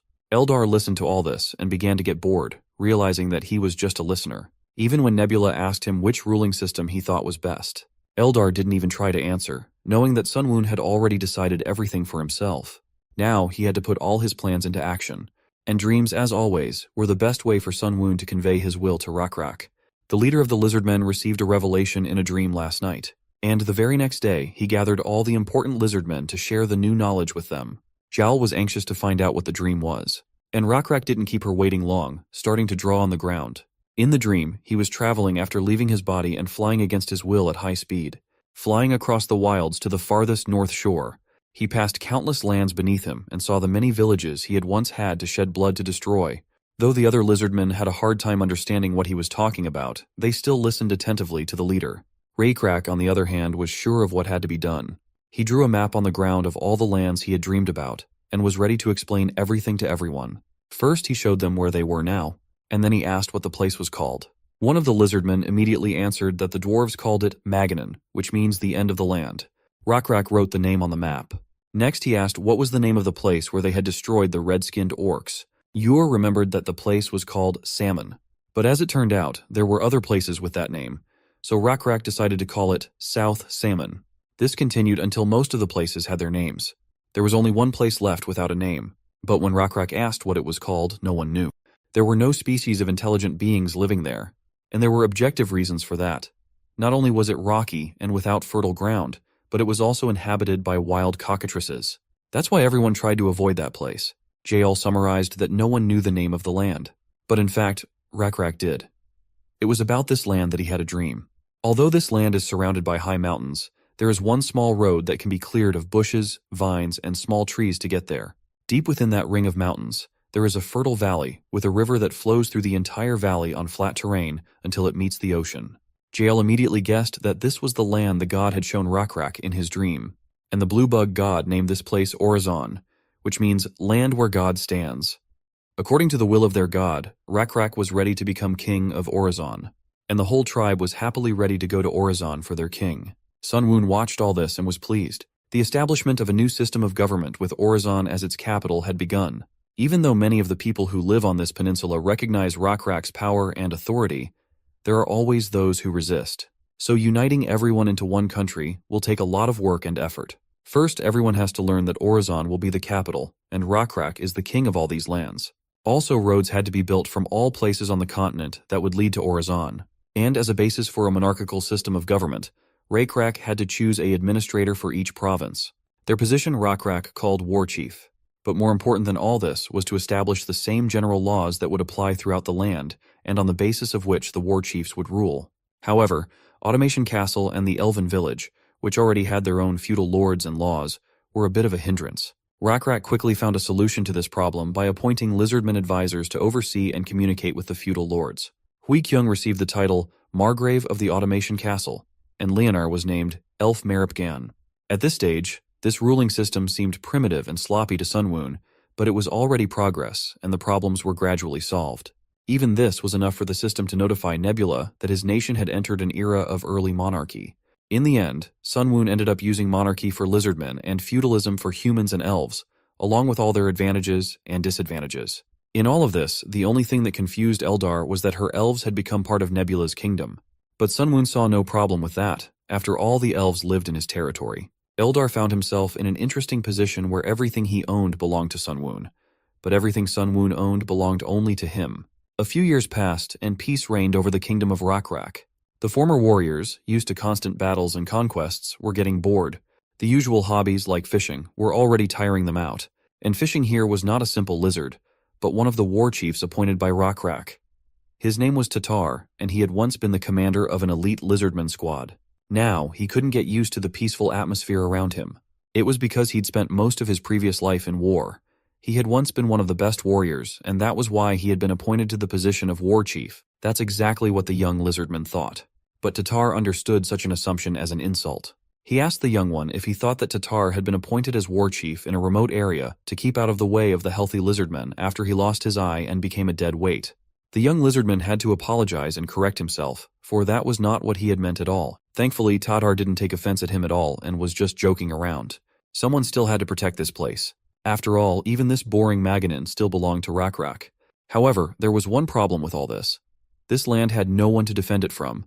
Being located in the far south, it was surrounded by the rest of the Lizardmen lands and the ocean. Unless someone came from the ocean.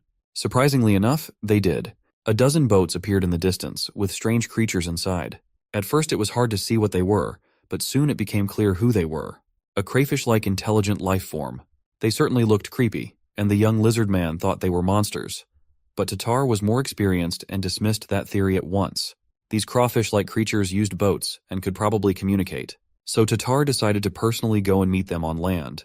He was clearly not lacking in courage.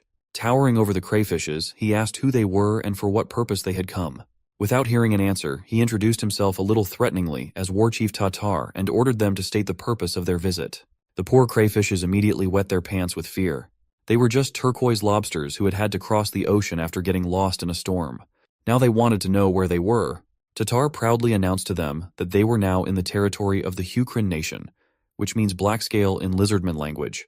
Meanwhile, the young lizard man was tense and ready to rush into battle at any moment at the command of his leader. He was sure that Tatar was not one of those who showed mercy to their enemies, and since these crawfish-like creatures were unknown opponents, Tatar would definitely capture and bind them to get information from them or just kill them all here on the spot. Even the frightened lobsters felt the threat coming from the Tatar and were already preparing to flee with all their many legs. But they didn't have to. Tatar, instead of attacking, commanded his subordinate to prepare a temporary shelter for the guests. They must be hungry, so he also ordered to feed them with the leftover food after the Lizardmen. At this turn of events, everyone was shocked. It turned out that the bloodthirsty-looking Tatar wasn't really like that at all. The turquoise lobsters were heartily grateful to Tatar, and promised that they would never forget his kindness and this favor. After they had rested and eaten, they departed for home. As the young lizard watched, he wondered why Tatar had helped them. If he had been in Tatar's place, he would have chased those lobsters away immediately and reported back to Rakrak that he had chased some intruders away. The young one just couldn't understand why Tatar had thrown away such a great opportunity to get merit with the king.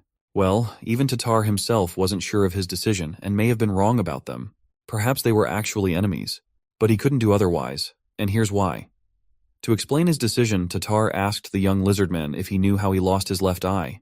Of course he knew. It was a well-known story among the Lizardmen. Tatar had fought against 10 trolls at once who were trying to rob travelers, and in that fight, he had been wounded. To be fair, those travelers were just strange halflings who weren't even allies of the Lizardmen. After Tatar lost his eye, he met up with Rakrak. The king of the Lizardmen noted that fighting against 10 trolls at once and losing only one eye is a prideful feat. However, the problem was that he lost his eye not by helping the tribe, but by saving a group of halflings, and Rakrak wondered if he regretted it. And then Tatar answered him as follows. He had heard that long ago a group of lizardmen, led by Rakrak, had been wounded and exhausted after wandering the wasteland for so long. There seemed to be no hope, but at that critical moment Rakrak had received the blessing of the blue bug god. And in return for his help and blessings, the blue bug god wanted nothing. He simply took pity on the poor travelers. Rakrak was shocked. Tatar dared to say that he had helped those halflings because he had acted as mercifully as the blue bug god. Tatar assured him that he felt he had to do so that time. That answer pleased Rakrak. Tatar was right and had done the right thing. Rakrak then wanted him to continue to act the same way, and if anyone said he was wrong, Tatar would just have to tell them about this conversation, adding that Rakrak fully agreed with Tatar and supported his position. Now only time was going to show if Tatar was right about those lobsters. Soon the same young lizard man came into his office with the news. Those crustaceans had returned. Tatar hurried to meet with them in person again to find out what had happened. Rubo, as the leader of those lobsters, happily greeted his rescuer. But Tatar was only concerned with one question. Why were they here? Had they been caught in the storm again? It turned out that this time they had come specifically because they wanted to buy the silk and iron that Tatar had told them about last time. Their island was at war with another, and they really needed foreign technology and resources. For that, all the lobsters were ready to pay with a crate full of precious white pearls. However, the round, shiny pebbles did not impress the Tatar at all. Perhaps the Lord of Automation would see some value in them, but Tatar himself at that moment was not sure how valuable the pearls were. But he was not going to show his indecision, and instead decided to bargain a little and get something really valuable, like the technology to make the boats the lobsters used to come in. The lobsters didn't really like the idea of sharing the technology they were so proud of. So Rubo began to justify that the manufacture of such boats takes a long time, and it is a complicated process. To which Tatar replied that he did not know complex things, but if Rubo did not like his proposal, then there would be no deal. This outcome of the negotiations the lobsters could not accept. They were desperately in need of resources. So they immediately agreed to everything and promised to bring an empty boat next time, which they would give to the Lizardmen and use it as an example to show them how to make the same ones. This option suited Tatar, and he agreed to exchange silk and iron for all this. A seagull was watching all this from above. It was very suspicious and looked at all this as if it knew something that it should not. A look like that immediately makes you involuntarily tense up and think you've done something wrong. Fortunately, it was just a seagull that Sun Woon used to observe his creatures. The small area of birds was very useful. Thanks to the bird scouting, he learned everything he needed to know about this race. These lobsters are a crustacean species that lives in the southern archipelago. They called themselves Asticideans. There were several of their tribes on these islands, and they were constantly at war with each other. Their civilization was at the level of the Bronze Age, and they were most likely not ruled by the player. Due to the fact that this tribe lives on the archipelago, they had an advanced technology of making boats. Received from trade with them, pearls will definitely like Huikyung, because in the depths of the continent, their price increases many times and they can be very profitable to sell. But much more important to Sun Woon was the shipbuilding technology, which allowed him to increase the Lizardmen's skill in building ships to the second level. Tatar saw this as a huge advantage for a reason, or he saw nothing and just got lucky. Anyway, Recap should know the value of a good boat and would definitely try to make something similar with Yahello's help. Now it was only a matter of time before all the creatures under Sun Woon's control would start traveling the rivers in Hukrin using boats. This would be the perfect opportunity to create trade routes through the waterways. As much as this was surprising to Sun Woon, it seems the old warrior Tatar has a talent for diplomacy, so Sun Woon could safely leave it to him to deal with the Asticideans. And given the level of development of the civilization of these crawfish-like creatures, they will soon become an affiliated nation of Hukrin in the future. When that happens, the Sun Woon civilization will be able to use the silver mines in the archipelago, and use the mined silver to create a new currency to replace iron plates. In the end, for Nebula, the small area of the sea also became very useful. Suddenly, all of Sun Woon's musings on future plans were interrupted by a call from a strange creature who addressed him as creator. His name was Hongo, and Sun Woon immediately ordered him to report on his progress. Some time ago, Nebula had tasked Hongo with the management and cultivation of a swarm of locusts, and he wasn't supposed to report if nothing serious happened. Well, things didn't go according to plan, and because of Sun Woon's miscalculation and Hongo's mistake, the identity of the one behind the locust swarm became known to the other gods in that area. Sun Woon was forced to take such a risky step because the size of the level 3 locust swarm had begun to decrease. He had recently instructed Hongo to direct the locust swarms at other players' grain plants to slow down the development of their civilizations. Sun Woon wanted Hongo to do this carefully so that the other players wouldn't notice the interference if possible. But unfortunately, the swarm attacked a settlement that belonged to one of the players' advanced civilizations, and there were unavoidable consequences. That player realized that the locust swarm was the work of another player who was controlling a small area of insects. Fortunately, Hongo could take it easy. Sun Woon expected something like this to happen soon and prepared himself. The only thing Sun Woon was a little worried about right now was Hongo himself. He was fine, even though he had lost a lot of locusts due to the other gods' wonders. But it seemed the other gods hadn't yet realized that a creature like Hongo existed at all. This was a good thing for Sun Woon. If the others found out about Hongo, it would be a much greater loss. So Nebula ordered him to use the remains of the locust swarms to create confusion and hide himself. Now for Hongo, his survival had to come first. Hongo understood the order and proceeded to follow it. After this conversation, Sun Woon realized that he didn't like interacting with his creations. They were so empty and willless, unlike the NPCs in the perished world. There, the creatures spoke as if they had souls and personalities, not like robots. Well, it's not that important anyway. What was important was that Hongo had accomplished most of his mission, and the swarms of locusts had damaged crops and vegetation in the territory of the 5 nations to the west. If the gods at the head of those nations find out that Nebula was the one behind all of this, they will definitely attack. Based on the location of the nations, the two closest in the neighborhood would most likely attack. The nations Danim of the Sataros race and Jukwa of the Lennar race. It seems that these two are already ready to move their troops out. The other three nations are just watching from behind for now, but it's only a matter of time before they send their troops as well. Of course, it doesn't look fair when one player has to fight against 5. However, there was no help for it, such was the unfair world. And Sun Woon was ready to fight even against 5 nations at once, because even that was not outside of the scope of his expectations. Meanwhile, in the city of Damarit, capital of the Sataros nation of Danim, King of the Lennars Hattie doubted whether he and his ally could trust the 3 nations that were behind them. They did not seem trustworthy to him. King of the Sataros, Fav, agreed with him on this point, but still insisted that they could not allow the culprit behind the swarms of locusts to do whatever he wanted. The gods had made it clear to them that inaction was not an option, and those bastard lizardmen must be crushed. They pray to their evil blue bug god to make the other nations starve while they themselves live in abundance. To make matters worse, after obtaining Automation Castle, the lizardmen began producing high-quality iron plates using their technology. Their plates have become the standard, and they benefit more from exchange and trade. Also, because they were the 2 closest to the border with Hukrin, they would suffer losses anyway if the armies of the other 3 nations marched through their lands. In the end, they simply had no choice but to attack using their own forces. Trusting completely in the prophecy of the 5 gods, which said that the Sataros and the Lennars would come together to destroy the Hukrin capital of Orizon to the ground. In that case, Hattie wanted to decide the best way to attack. Fav already had a plan ready. The Hukrin territory was surrounded by mountains on all sides, and the only sure way was through Automation Castle. There is of course another way through the southern coast, but it is full of insects of the blue bug god and the terrain there is too rough. The only thing left to do is to use the remaining opportunity and attack Automation Castle to free it from Rakrak's grasp, and then move on. There were 2 roads leading to the castle itself, and Sataros was going to move straight to Automation Castle. The Lennars, on the other hand, decided to take a slightly detour and approach the castle from the northern wastelands. So, they reached an agreement and decided to work out a more detailed plan and gather their forces for an attack in a month. 1 month later, everything was ready, and the armies were on their way. Under the watchful eye of their gods, of course. One of them was Krampus. He ruled the nation of Sataros and was known as the life-sacrificing god. He had reached rank 1430 in the game, and now he was wondering what the allied god was doing to provide his army with supplies. She planned to use her own supplies until the army crossed the wilderness. And then when the Lennars hit the northern coast, they would have to ravage the villages on their way. Her name was Runda. She was the god of Lennars, also known as the supreme fruition god. And no matter how hard she tried, she could not contact Nebula, as he had deliberately blocked her. Over a month passed, and he never unblocked her, nor did he unblock the rest of the 5 gods. Runda couldn't understand what he was thinking. Krampus didn't either.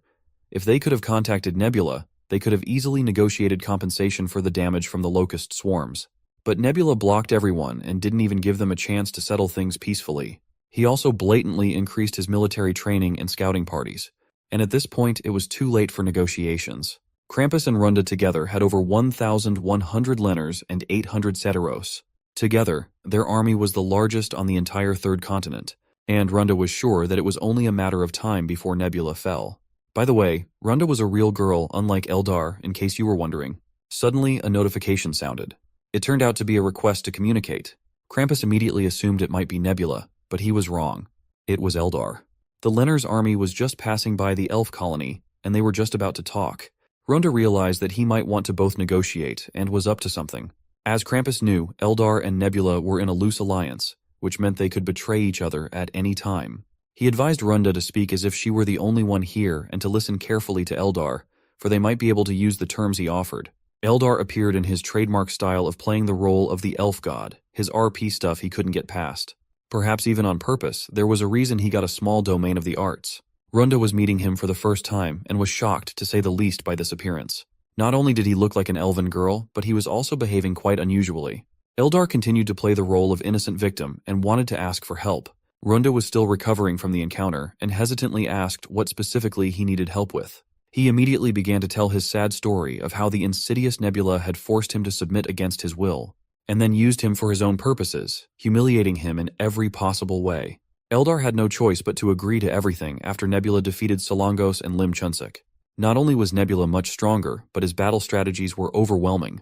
Runda was shocked when she found out that Eldar didn't help him defeat them. If you thought about it, it was incredible that he alone defeated such strong players. But to Eldar, it was no surprise. Had they themselves never heard of Nebula's reputation? He had fought an infinite number of gods in countless worlds and had gotten the highest ranking position. Nebula is a true monster. Krampus and Runda looked at each other.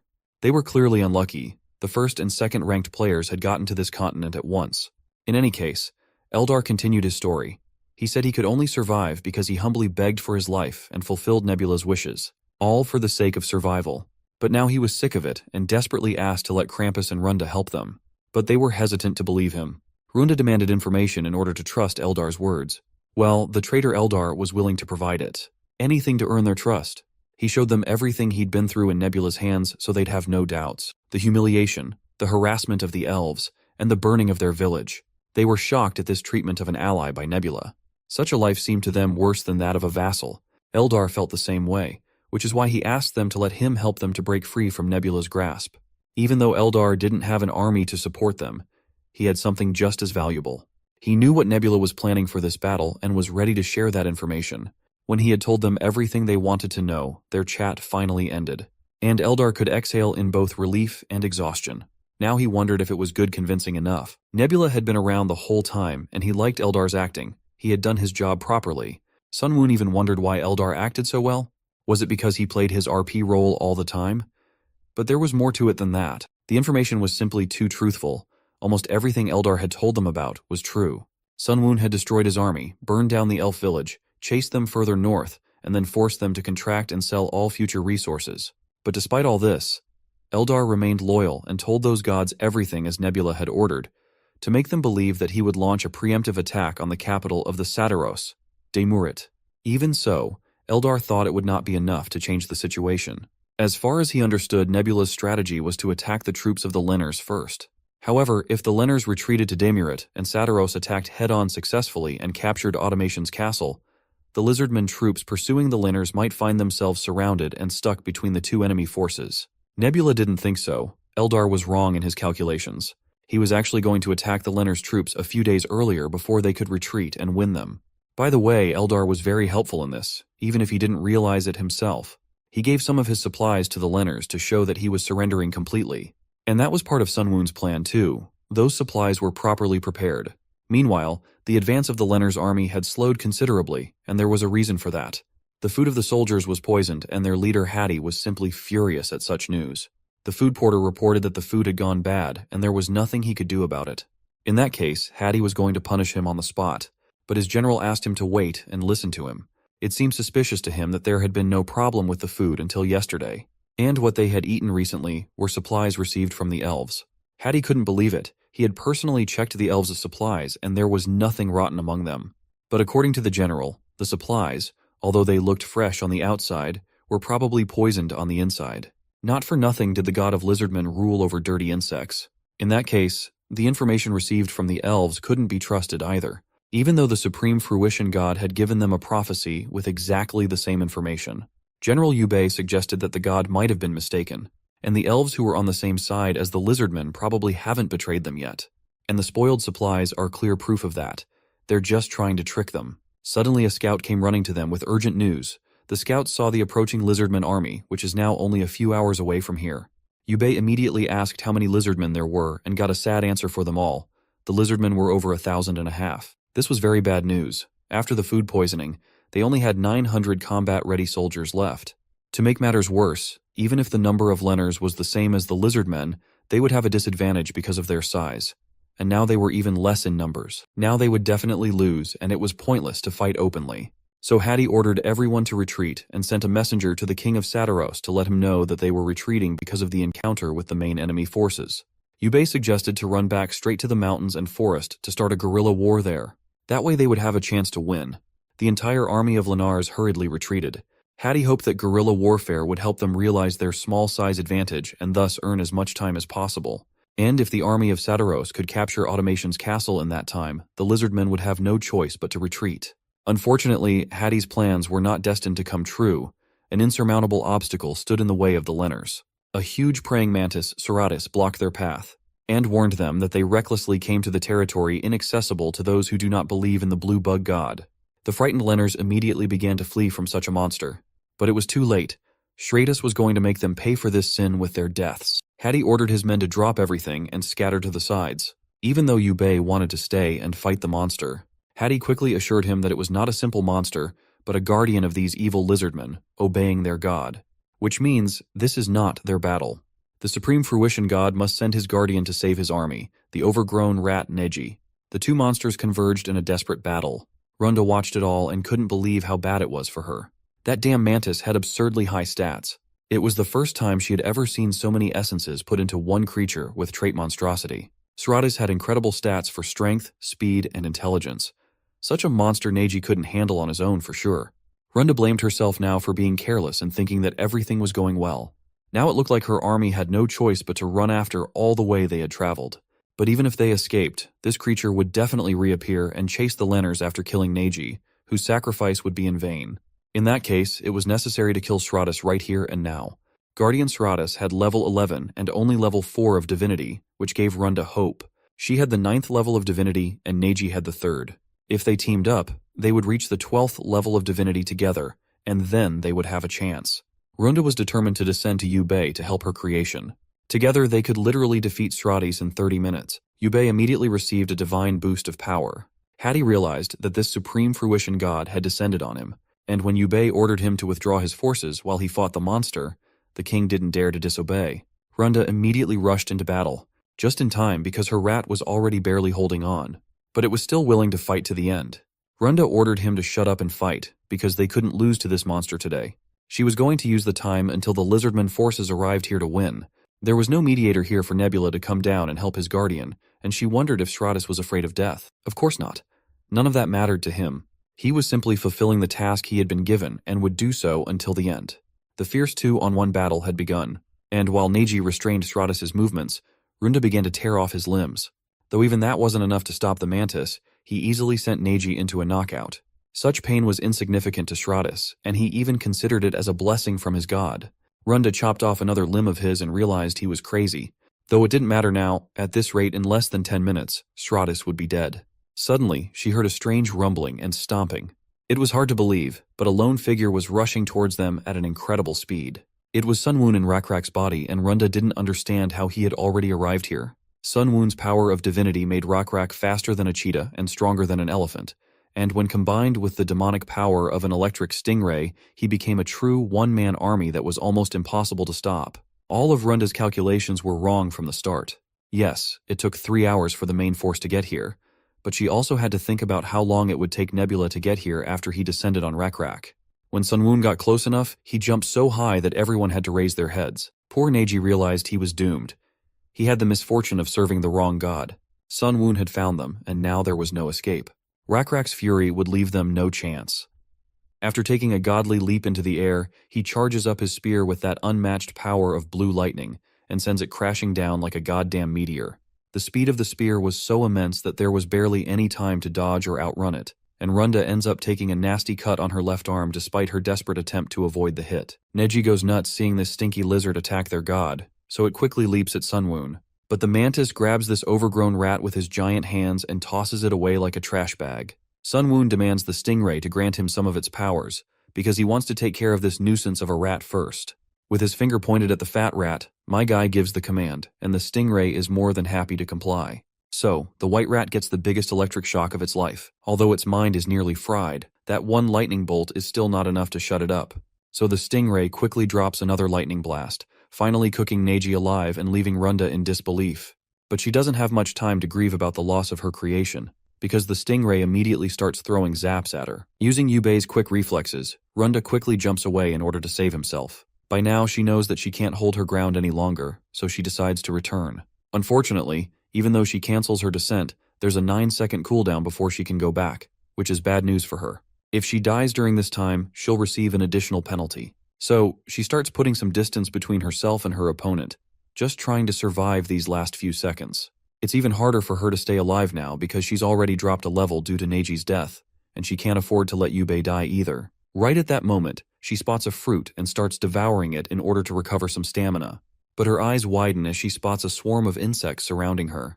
It doesn't take her long to realize that this isn't an actual attempt to attack, it's just a distraction meant to block her sight. So she steels herself and decides to hang on just a bit longer. There are only 2 seconds left, and when that giant mantis tries to crush her, Runda starts jumping away.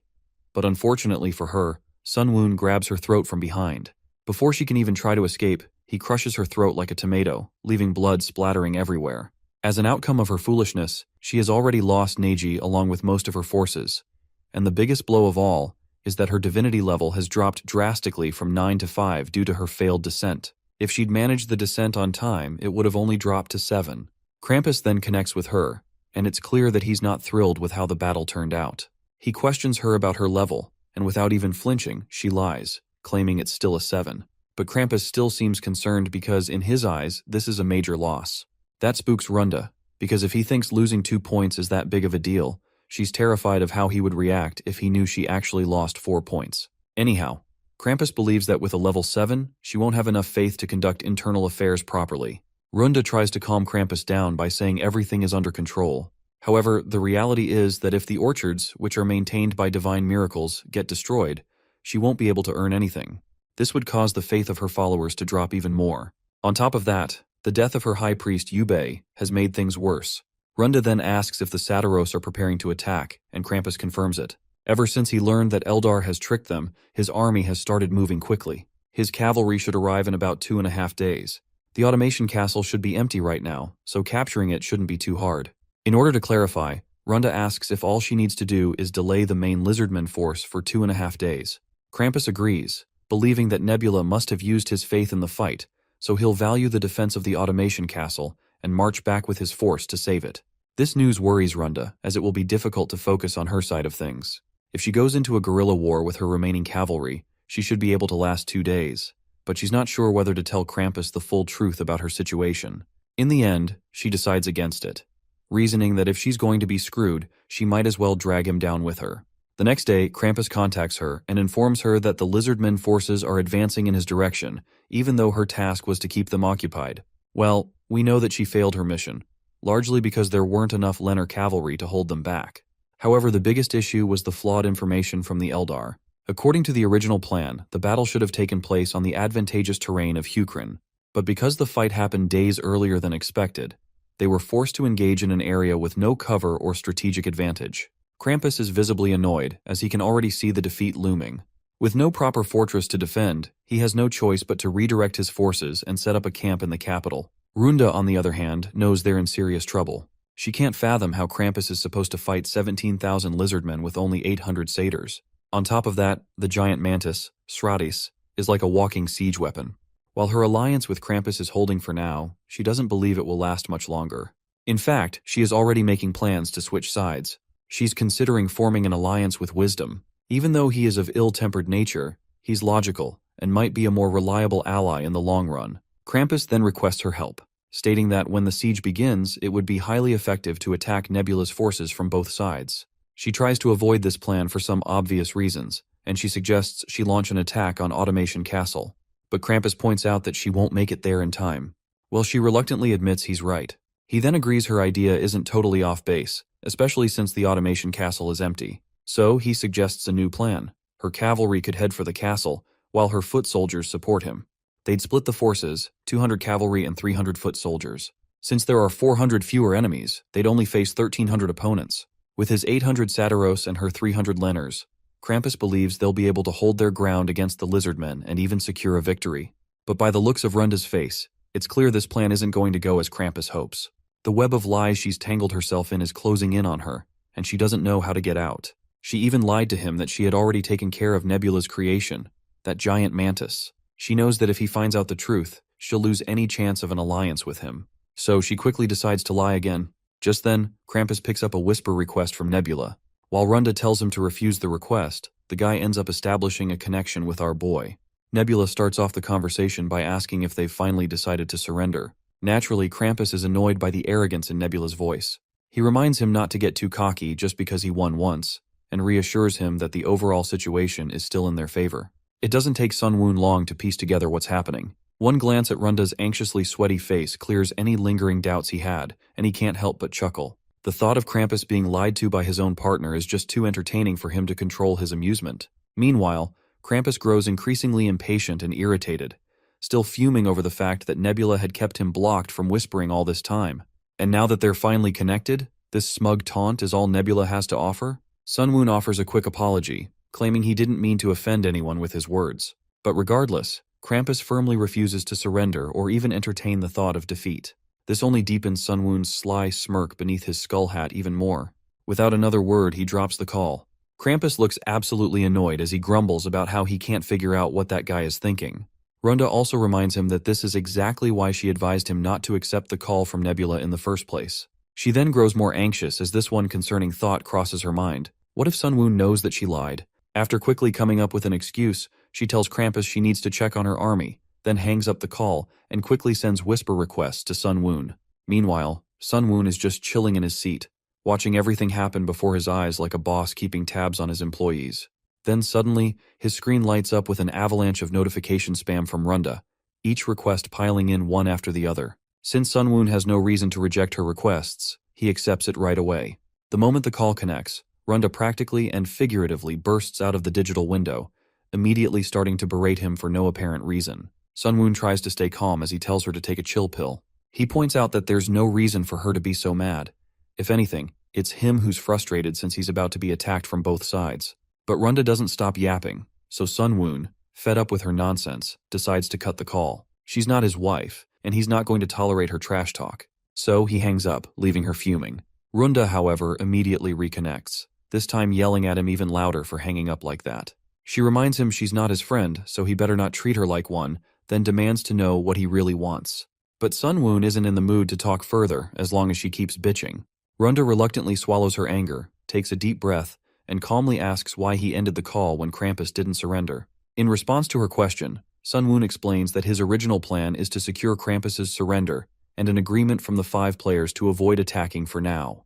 However, given the circumstances, he has decided it might be more efficient to ruin and occupy both Krampus's and Runda's nations, even if it requires extra effort.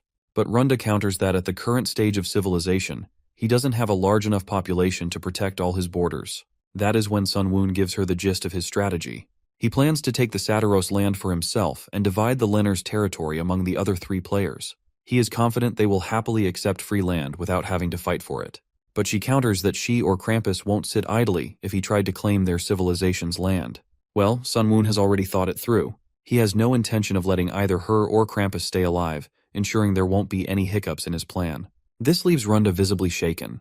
She asks him if this is some sort of threat. Sunwoon, however, remains calm, making it clear that eliminating them is simply one of the options available to him. Realizing she has no way to turn the situation in her favor, Runda surrenders. She asks what he wants in exchange for sparing her life.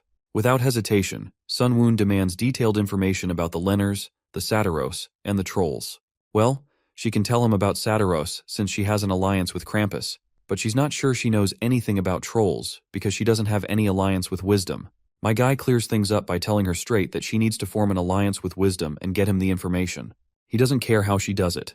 Of course, the lady gets mad because she's not about to play double agent for anyone. Out of frustration, she starts punching the screen and ranting nonsense, but my guy just dismisses her. He reminds her that her alliance with Krampus won't last long anyway, especially since this attack will hit Krampus hard, and her last remaining army will fall as well. He threatens her, pointing out the consequences if he tells Krampus about the current state of the battle. Since she's already lied to him, she'll lose her alliances with the other 4 players and be left completely on her own, stuck at level 5.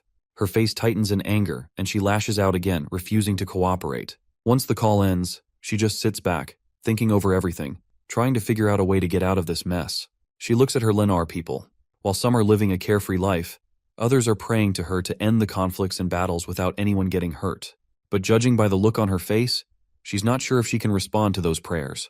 With no other choice, she contacts Nebula, and my guy smirks, like he was expecting this already. He asks if she's done thinking, to which she replies yes, albeit a bit reluctantly.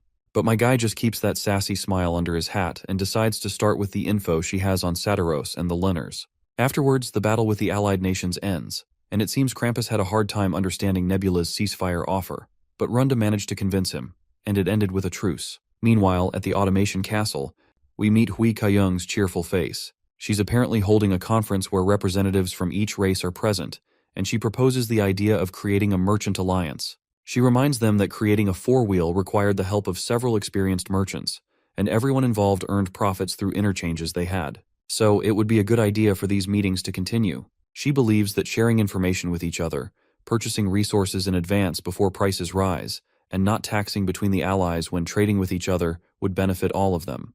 The white-haired guy, whose name I forgot, also says that they could trade items that are forbidden by their nations in a way that would go unnoticed. They could gather those items in advance, and once the prices rise, they could resell them. It would even be nice to buy up all the stock of certain products and control the prices however they want.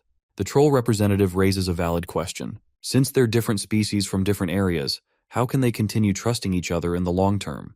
To which Hui Kaiyong reminds him that there's one way, which is to believe in one god as the basis of their trust. But of course, the troll isn't interested in this, as he's not about to abandon his faith in his god. He counters her by asking, why don't she abandon her god and join him? That's when Hui Kaiyong pulls out a dice and decides to settle everything with a roll. The rule is simple. They'll believe in the god of whoever throws the highest number on the die. Well, we all know how that dice roll ended, and one system window clears up any doubts as well. Under Hui Kaiyong's leadership, the Merchant Alliance, now known as the Fifth Wheel, has been officially created, with the blue insect god as its main deity. This alliance benefits everyone involved by making black market deals, monopolies, and price-fixing practices easier. As a secret merchant alliance, they can now rake in profits without paying any taxes. Sun Woon reflects on how it might be a little early for this kind of secret organization to form, but he had been expecting it. He's impressed by how Hui Kaiyong used her demonic property, probability, to pull this off. She's truly outdone herself this time. With the conflicts over, it's time for everyone to focus on their nations for a while and handle the events that unfolded. This means there won't be any major shifts in borders for some time, which might lead to a bit of stagnation. In the meantime, Sun Woon is determined to prepare more thoroughly for future conflicts with other nations. We've come a long way in the story, so here's a brief overview of how far Nebula's civilization has come. The first major incident involved Rak, who was chased out of the Blue Leather Lizardmen tribe. After being chosen by Nebula, he took control of the tribe. The second major event was the defeat of the Abomination, the ancient Coleoptera. By doing so, Sun Woon obtained the Abomination Essence and created the sacred beast, Sratus. The third major event was the defeat of the Frogman tribe and the two-headed abominable god, which helped Nebula earn the demonic property of lightning. The fourth big moment involved a secret operation and battle for the Automation Castle through Saren. Nebula's prophecy turned out to be true, and Hui Kaiyong eventually took the throne over all her siblings. The fifth event was the defeat of the elves, who invaded the Automation Castle. After their loss, Nebula also subjugated Eldar. Nebula went on to defeat Solongos and Lim Chunsik, moved the elves to the north shore, and conquered the village of dwarves Maganin at the southern edge of the land. Another significant achievement for Nebula was the establishment of Hukrin, with Orizon chosen as the capital city. So far, the players we've encountered include Nebula, Hegemonia, Eldar, Lim Chunsik, and Solongos. The second season opens with a lively camera shot zooming out over a bustling market of Orizon. In one of the booths, we meet Rak alongside another lizard wearing a red gown, Zyol, who proudly showcases a newly produced product to their leader, and the product in question is actually paper. Rak inquires further about it, and Zyol explains that one of the remaining Linars claimed to be a paper craftsman. Thanks to him, they learned how to make paper, which is lighter and cheaper than silk. Rak wonders if the production process is difficult, but Zyol reassures him that it's quite simple, especially since it was made using the wheels that were created in Orizon. Once the paper supply is steady, they'll be able to use letters more frequently and keep better records, marking a significant step forward in their civilization. You see, with these, recorded history will not be forgotten. It seems like Rak has something he wants to show Zyol as well. Although the paper is good, if someone ruins it, it can't be fixed. Rak continues by saying that he has gallant warriors and wise companions, including Zyol himself, by his side. As long as their god is with them, he believes they can defeat their enemies. However, if those enemies are divided into two, then not even their god can be everywhere at once. So, Rak has come up with a plan. He stretches a line across the map and reveals that they are going to create a barrier. Zyol acknowledges this idea, but reminds his leader that building a wall of this size will take a lot of time. It will need to be taller than the walls of the Automation Castle to act as a proper barrier, since they don't have the dolls of the Automation Castle, and it needs to be built from stone, which is not common. It will still take at least 100 years to complete, even if they gathered all the manpower available and spent all their money. Rak is surprised to hear this, not because it will take so long, but because he had originally thought it would take 200 years. However, Zayol's point still stands. It will be difficult to maintain work for 200 years, and they would need to complete it within 100 years. Since 100 years is still a long way off, Rak decides to think of a more efficient way to handle it. After some thought, Rakrak proposes using the steep river and 3 swamps as natural barriers. If they exclude those areas, it should only take around 80 or maybe even 70 years. But still, this amount of time would take an entire lifetime. So Rakrak decides to propose a different plan altogether. Instead of focusing on delaying the enemy, they could simply call their allies faster. He suggests using fire and smoke signals, a system with 5 chimneys. 1 chimney lit means everything is fine, 2 means an enemy has been discovered, 3 means the enemy is heading their way, 4 means the beacon has been intruded upon, and 5 means the battle has begun. This system would protect the wild without connecting all the walls. The mountains themselves act as natural barriers, and by setting up mountain fortresses in the valleys with beacons on the ridges, they would serve the same function as beacons in the wild. After outlining the entire plan, Rakrak asks Zael for an estimate of how long it would take. The junior quickly responds that it could be completed in 5 years. It's nice to see how they started with a 200-year plan and ended up with one that could be completed in just 5 years. 3 years pass like a breeze, and we find ourselves in Orizon. Inside a mansion, Rakrak sits alone, seemingly lost in thought. He reflects on how maintaining a nation is proving to be harder than creating one. He needs to unite his people internally as much as he needs to defend them from external enemies. Yet every species, aside from humans, fear the Lizardmen. While fear makes it easier to command obedience, relying on it alone makes ruling difficult. Without harmony, people will either submit reluctantly or rebel outright. Moreover, he cannot force everyone to place their faith in the blue insect god. If only there were a way to align everyone's hearts. He acknowledges himself as a good fighter but admits that he lacks the intellect to be a true king. Still, he is wise enough to understand that merely living on the same land and coexisting is not enough for true unity. A familiar voice agrees with Rakrak's thoughts, and to his surprise, it belongs to Stargazer, who miraculously walks into the mansion. Stargazer believes that although everyone may live on the same land, they do not live in the same time. Rakrak jumps to his feet in joy and asks his old friend how he's here, as he was supposed to be dead. Stargazer places a finger over Rakrak's mouth to keep his voice low, signaling him to be quiet. At that moment, Rakrak realizes that Stargazer's final words were true. Even if they die, the blue insect god will guide them. He desperately wants to ask Stargazer about the afterlife, but knows that death is a secretive matter, so he refrains from seeking answers. Instead, he asks what Stargazer meant when he said they are not living in the same time. Stargazer looks outside at the stars, then asks Rakrak if he remembers the stories he has told him. Pointing to the sky, he asks if the stars seen in Orizon and those seen in Maganin are the same. Rakrak isn't sure, but he can tell they are different, even if only slightly. Stargazer continues by asking about the lands of the Lenners and the Saturons. Rakrak responds that they are even more different. Stargazer agrees and reminds Rakrak that just as the skies differ, everyone lives in their own time. As a king, Rakrak must learn to live within everyone's time. You see, everyone lives their own lives in their own time. Even though they share the same land, their hearts are divided because of this difference. As a king, Rakrak must understand this. As far as Rakrak knows, from all the things he has learned from Stargazer, others read time in their own unique way.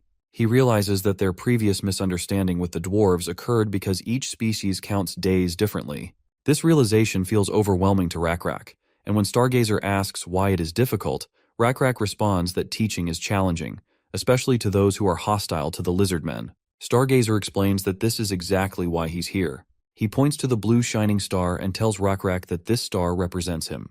If aligned with neighboring stars, it forms a constellation of Rakrak atop a cockatrice. This wandering star, which shines in the spring and dims in the winter, is named Owen. Stargazer believes that when the time comes, Owen will graze Rakrak as it passes by, and Rakrak will be able to hear all the stories Owen has collected so far. Rakrak enjoys the time with Stargazer, and as Stargazer shows him the Forgment, Shunin, Auloi, and even the figures of Lord Hui Kayung, Siren, the Ogre Chief Kijin, and Tamaridu, Rakrak feels the warmth of their shared moment. Everyone is together, living in harmony, even if only for a short time. Eventually, Stargazer senses the god calling him back, and he knows it is time to leave. Rakrak, not wanting this moment to end, insists that Stargazer stay a little longer, saying he still has so much to share. But Stargazer dismisses this, telling him that such things are part of the business of living. Curious, Rakrak asks about the afterlife, hoping Stargazer will reveal more about it. Stargazer, with a somber tone, responds that the afterlife is the business of the dead. Hearing this, Rakrak feels sad. He wanted to know more about what happens after death, as it is something that has always frightened him. Stargazer acknowledges this fear, admitting that those who live should rightfully feel afraid of death. He goes on to explain that the dead cannot change anything. Even if their god allows them to watch, they can do nothing more, for that is their limit. Only the living can work to change things, and Rokrak should never forget this. As Rokrak sees the constellation of their god, he quickly falls to his knees in reverence. But suddenly he hears his name being called. He wakes up from his dreamlike state to see Zayal standing in front of him. It's a crucial time, and all his vassals have assembled to discuss matters of great importance. Rokrak orders Zayal to bring him a large piece of paper and some charcoal, and he wants enough paper to draw out the sky. Meanwhile, the system window announces a significant achievement: the creation of the Hunting Star Calendar, the first calendar in Green Cityac. This calendar is based on constellations and marks months according to the positions of stars. The Hunting Star Calendar is noted for its accuracy, reflecting the actual orbital period with 99.8% precision. It has been adopted by 3 nations and is recognized as a near-perfect system for organizing time. Nebula observes this notification with pride. He recalls how he had dispatched Stargazer to lay the groundwork for this very accomplishment. Though this has cost him a lot, the more information Stargazer revealed, the more faith value dropped. Transferring knowledge from the afterlife isn't free, but it was a necessary investment. It seems like he's on a call with Runda, and he's glad that the Lenners are also going to benefit from this calendar.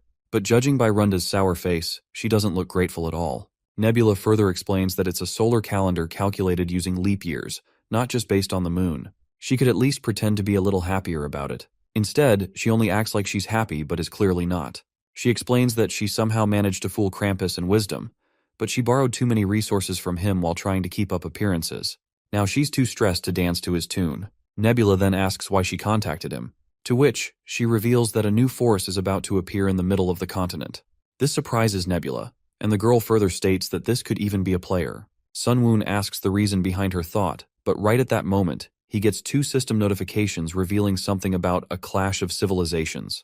It seems 2 divided tribes have come into contact, and both tribes will experience a huge boost in experience. Nebula also gets an additional warning that the opposing tribe possesses faith. This notification clears up any lingering doubts that it's not an NPC tribe, but it doesn't make sense for a player to suddenly appear in the middle of the continent either. What makes it even more suspicious is that it's been around 22 years since the game started, and this tribe hasn't made any moves until now. They just appeared out of nowhere. Nebula mentions that it could be an abominable god, but Runda explains that she can send whispers to them, and they show up in the local player inventory, so there's no way it's an NPC. Her whispers are getting blocked. Sunwoon doesn't fully trust her, so he asks if she might be trying to trick him as well. That's when she sends him all of the sauce she has regarding this mysterious player and its civilization. She further explains that the information regarding vampires has been sent by the player, whose nickname is AR-1026, who controls the Juman civilization, whose main species is Nixon, which is called Nix in singular form. Normally, AR-1026 would have only sent this to her ally, Zhangwan, but she also sent it to Wisdom, Krampus, and to Runda as well. After seeing the information before his eyes, this literally makes 0 sense to our boy, and Runda agrees with him. He then asks her what they're calling this new player, to which she states that the first character is the Hanja Joel, so they took the next 2 characters and named them Jael Wooby. Nebula reflects on how not only should this player with such a unique name not exist, but the mysterious species vampire shouldn't exist either. The people you see in this scene fighting are the Nix, and some of them have turned into vampires after getting bitten. The system window then further reveals that the vampires infect others like zombies, transforming them into their own species. The transformation usually takes a day, or at most a few days. During the transformation, their abilities generally decrease, but occasionally they can increase. Runda finds it fascinating that even Nebula doesn't seem to know about this vampire species, to which he agrees. She further reveals that, according to Krampus, they might not know because it's an event with an extremely low probability of occurring. But Nebula believes that no such thing could exist, and thinks it's more like DLC, similar to an expansion pack to the game. He reminds her that this perished world is not exactly the same as the one they used to play in the game, and they no longer have the graphic options window or the logout window, meaning they can't log out. If things that once existed can disappear, then it's also possible for things that never existed to suddenly appear. Nebula then decides to inform the approaching threat to AR, who is another player, and AR should also look into the matter of who is behind all this. But Runda believes that wouldn't be of any help, because Wisdom and Krampus have both decided to keep an eye on vampires for now too. She also shares that she's experienced zombie apocalypse events in the game before, and this one has a much slower infection rate. However, Nebula argues that, compared to zombies with low intelligence, these vampires maintain their intelligence and should not be underestimated. Runda is still unsure whether she should inform AR about the looming vampire threat. AR has an alliance with Zhangwan, while Wisdom is playing solo. Meanwhile, with her alliance with Krampus, there are 3 distinct factions, all of them currently at war with one another. If AR is weakened by this vampire madness, it would directly benefit her and her partner. Nebula acknowledges her thought process and decides to meet her later to discuss further. With that, he ends the call and starts reviewing the information he has received about the vampires. However, he still hasn't figured out the source of this strange anomaly. The scene transitions to a mountainous region, where 5 major players are on a conference call together. The first player, Jiangwan, wears a large mask over his face. He is the invisible flow god, his species is kobold, and his nation is Amgal. The third participant is AR-1026, known as the invisible root god, but we will simply call her AR from now on. Her species is Nyx, and her nation is Guman. They are apparently discussing whether to turn to help Hegemonia or Nebula, but from Krampus's perspective, they're both equally douchebags, and Runda agrees with him. However, she believes it will be easier to communicate with Nebula than with Hegemonia. While everyone has expressed their opinion, there's still one person left who hasn't given his statement, who is Wisdom, the tangled and entwined god. His main species is Troll, and his nation is Sukmion. He approves of Runda's idea as well. With the speak of the devil, Nebula also joins the Skype call to figure things out. My guy feels smug, knowing everyone was just talking about him. Of course, they all give him cold, unamused looks.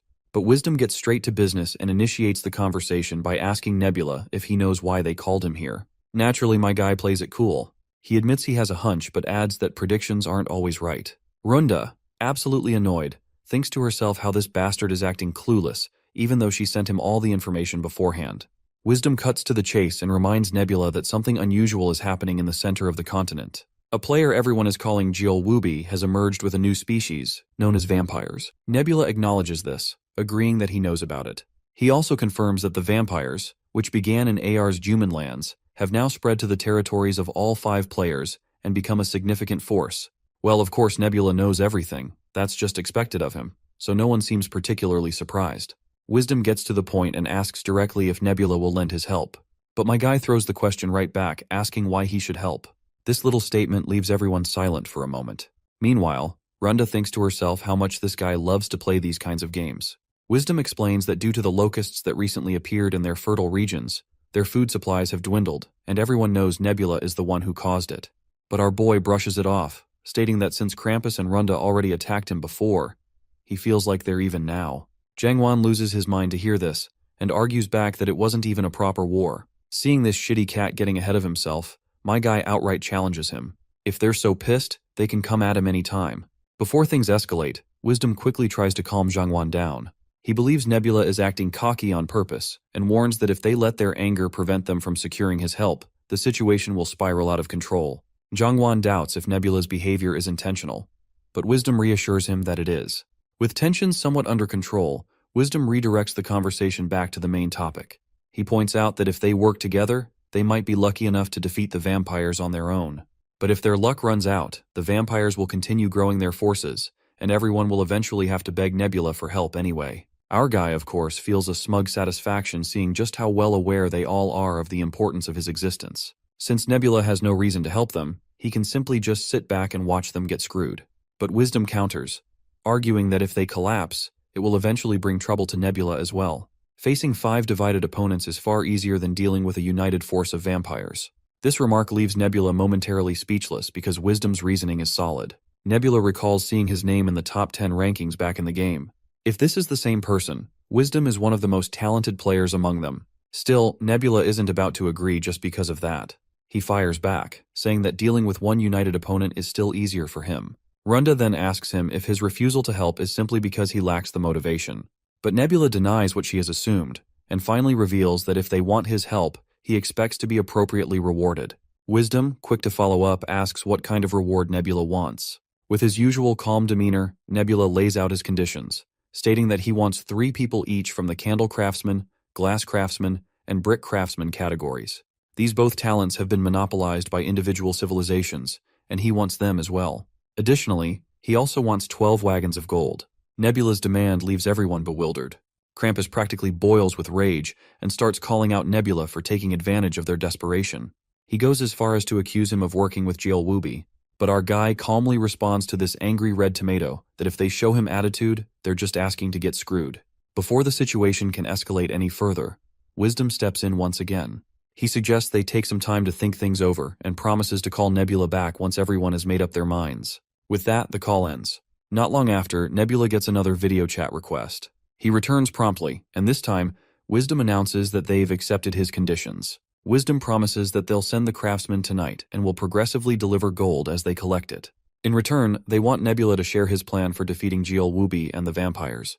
He is confident that Nebula must have a strategy in mind if he was bold enough to demand such a hefty reward. But Nebula subverts everyone's expectations by casually stating that their assumptions are wrong, because he's already put his plan into action. We then see this unknown Nyx appear on Nebula's display, and it would not be surprising if this turned out to be the Lord of Vampires and faithful follower of Jielwubi. The scene transitions into a flashback. We see Juman engulfed in flames. Amidst the destruction, a lone woman escapes the gruesome scene alive, and this woman appears to be same lady we just saw. The tragedy unfolded due to a sudden attack by the Null tribe. During the assault, the human tribe's chiefess, her mother, was sacrificed. Her mother fought valiantly, putting her life on the line, but ultimately perished. Following this disaster, the invisible root god chose a new chief from another family, marking the downfall of the original bloodline. Now, the newly appointed chief is ruthlessly hunting down the survivors of the former ruling family in order to purge the original power. She can't believe this is the result of being loyal to their god. She wants to know the reason why they got abandoned by their god. How could the invisible root god could not grant her even the smallest miracle? She starts to wonder if they were nothing more than disposable pawns to their god all along. Desperate and broken, she begs the invisible root god to answer her prayers. But just as her pleas echo into the void, a dark and mysterious entity appears right in front of her. She's bewildered, staring at this unknown figure, and starts to wonder if the god is here to kill her. But at this point, she has nothing left to lose. It doesn't matter what happens to her anymore. Mustering the last of her strength, she asks the entity for just one sip of water. The entity throws a pouch filled with blood and a piece of rotten meat at her feet. But to her eyes, that disgusting filth looked like sweet, cool water and freshly baked bread. She starts thanking the entity, tears streaming down her face as she takes a bite of the bread. After devouring the rotten meat and drinking the blood, she surrenders herself completely to the entity. She promises to do anything for it. At that moment, the entity offers her a sword. The moment she grabs it, her hand begins to move on its own, and before she knows it, the sword is pointed right at her. In desperation, she begs the entity to save her, and eventually her hand stops moving. After getting overwhelmed by the entity's apparent generosity, she decides to consider it her new god. She vows to serve it, whatever it desires, and she calls it the Blood and Rotten Meat God. A system notification flashes to reveal that the Blood and Rotten Meat God has chosen Chief Shaven, and with that, the first vampire is born. The scene transitions back to Nebula, who is observing the vampire's rapid growth. In just 6 months, their population has skyrocketed to 6,000. Within less than a year, the vampire forces have grown to 4,000 strong. With that army, they launched an attack and conquered Guman's capital. AR, one of the players, perished while using Descent, losing both her life and her creation. Her level has probably dropped to 4 now. If anyone had helped AR when the vampire force was still small and wiped them out back then, this wouldn't have happened. But instead, all of the players decided not to help her. And now, this is the result, the foundation of the vampire nation. The nation is called Baeka White Fang, and the leader of the vampires calls himself the Vampire King. The generals are mainly the vulnerable beings cast away by other nations, and their ultimate goal is to get revenge on the gods who abandoned them. Nebula promises to tell them how to defeat these vampires, but the question is whether they'll even be able to handle it now. You see, vampires have 3 weaknesses, but Krampus cuts our boy mid-sentence, because he is surprised to hear this, since he thought they only had 2 weaknesses. Nebula then asks him to share the 2 weaknesses he knows, so they can see if he's right. Krampus says it's common knowledge that vampires can't go near sunlight, and they're weak to silver. The 3rd weakness, he thinks, must be that they get weaker the more generations go by. But Nebula corrects him, saying that's actually a strength, not a weakness. Here's the thing. Higher-level vampires have outstanding physical abilities, but they're still weak to sunlight and silver. As generations pass, their physical abilities do get weaker, but so do the effects of sunlight and silver on them. Wisdom then asks about the plan Nebula had mentioned earlier. According to scouts Wisdom has spread around, it seems like the vampires haven't started moving yet. But Nebula clarifies that Baeka is already on the move. Just so you are not confused, Baeka is the vampire civilization name. Nebula then finally reveals that being vampires is their own inherent weakness, which is the 3rd weakness he was talking about.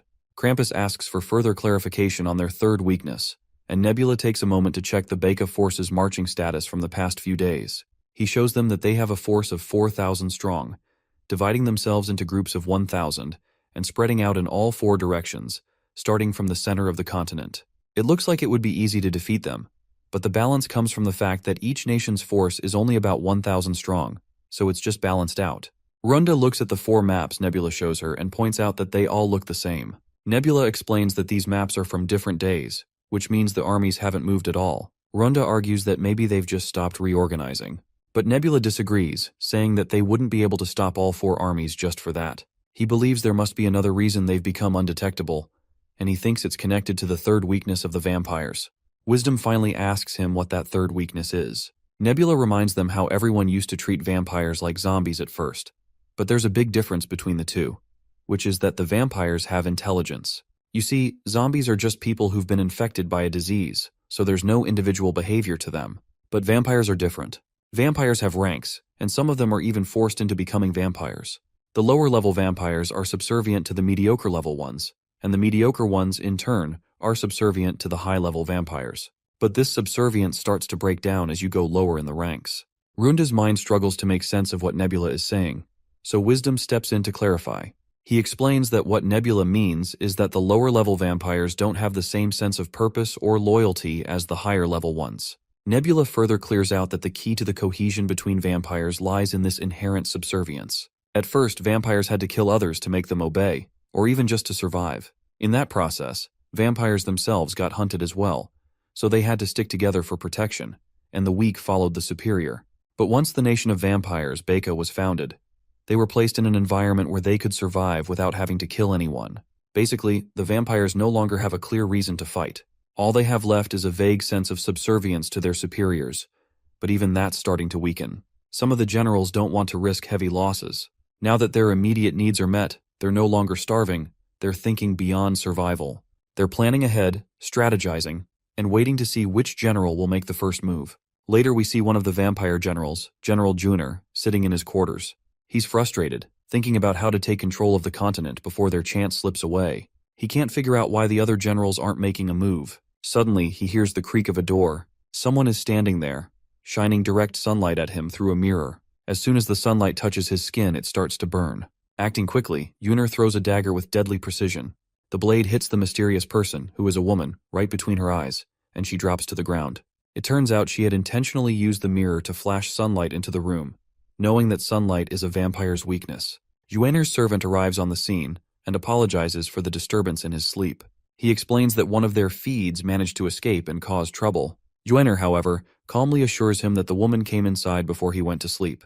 The servant asks why he hasn't gone to bed yet, to which Juner explains that he's still trying to figure out what the other generals are thinking.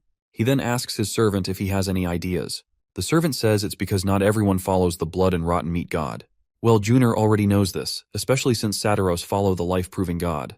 The servant goes on to say that there are some vampires who follow that same god as well. Juner is shocked and questions how such beings could even exist. He despises the gods who abandoned them.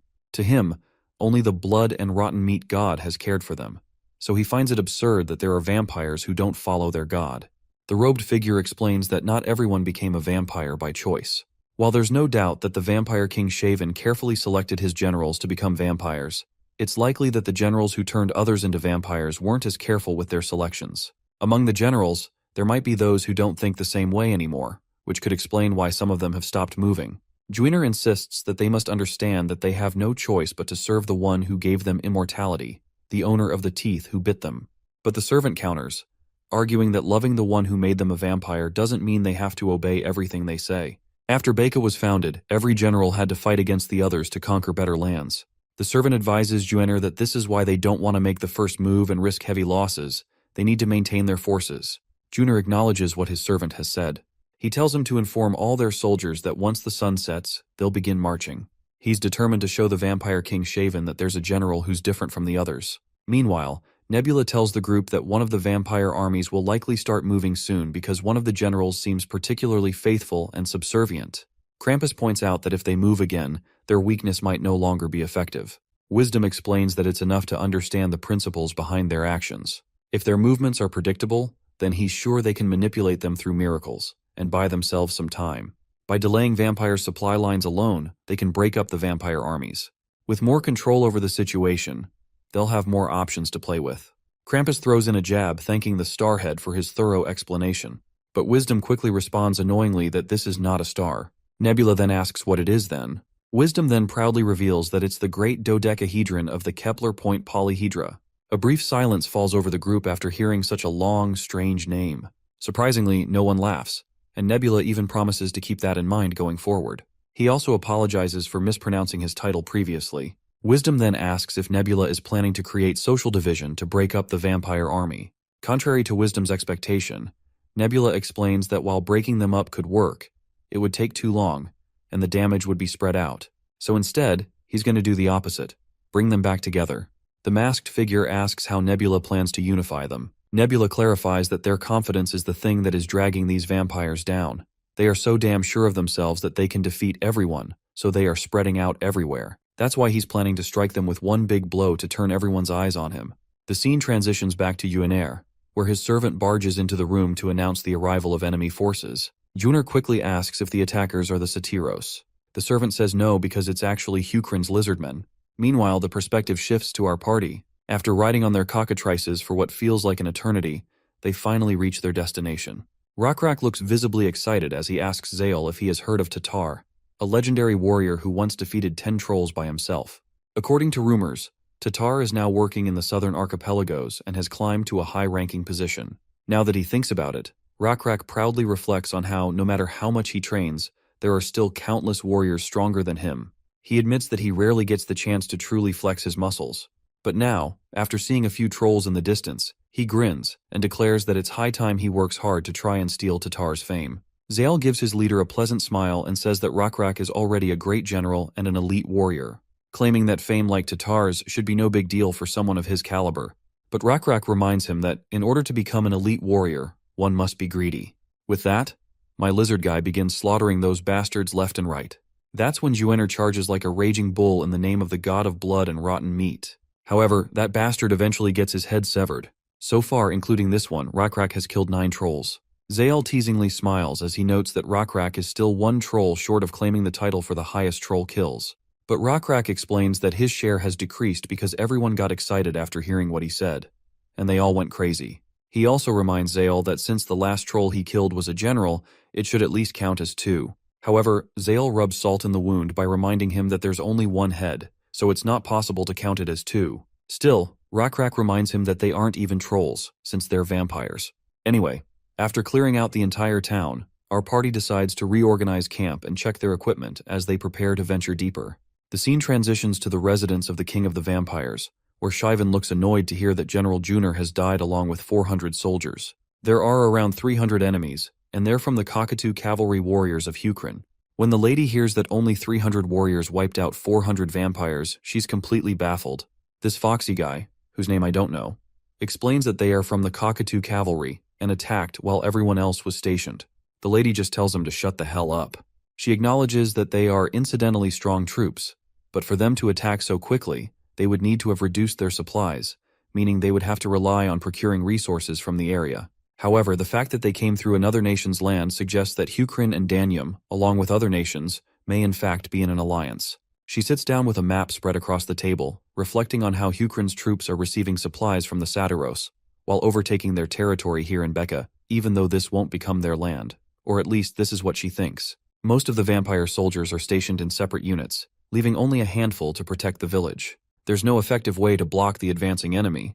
To make matters worse, the remaining 3 generals are still hesitating to move. This leaves her with only 2 choices. Either send Yuener's remaining 600 scattered soldiers to block the 300 Lizardmen, or mobilize their current entire force of 3,600 soldiers to attack Hukrin's mainland.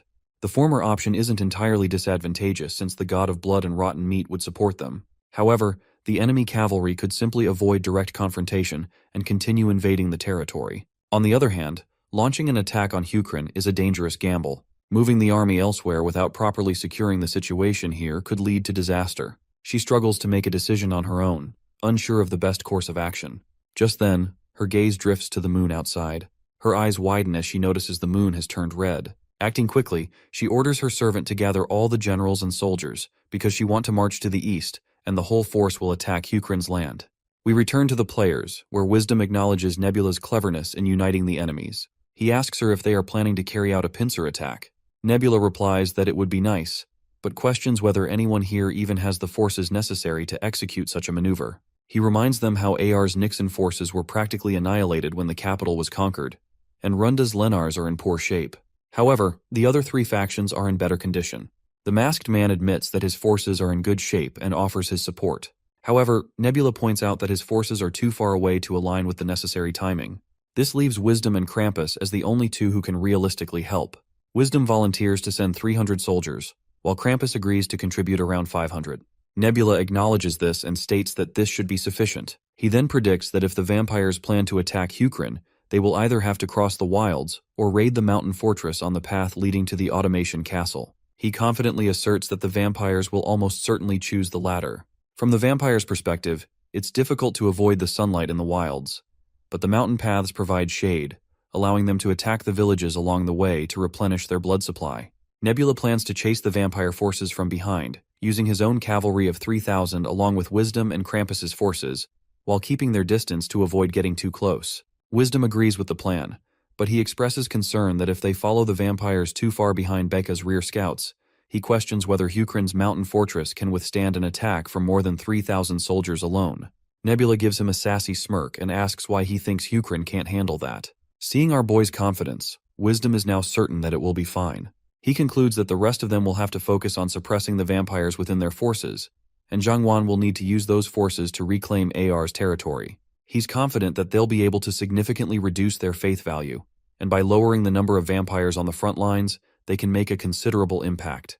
The only thing bothering him, though, is that Jeol Wubi has barely used their faith resources, aside from using them to descend when capturing the capital. Since then, they haven't been utilized at all.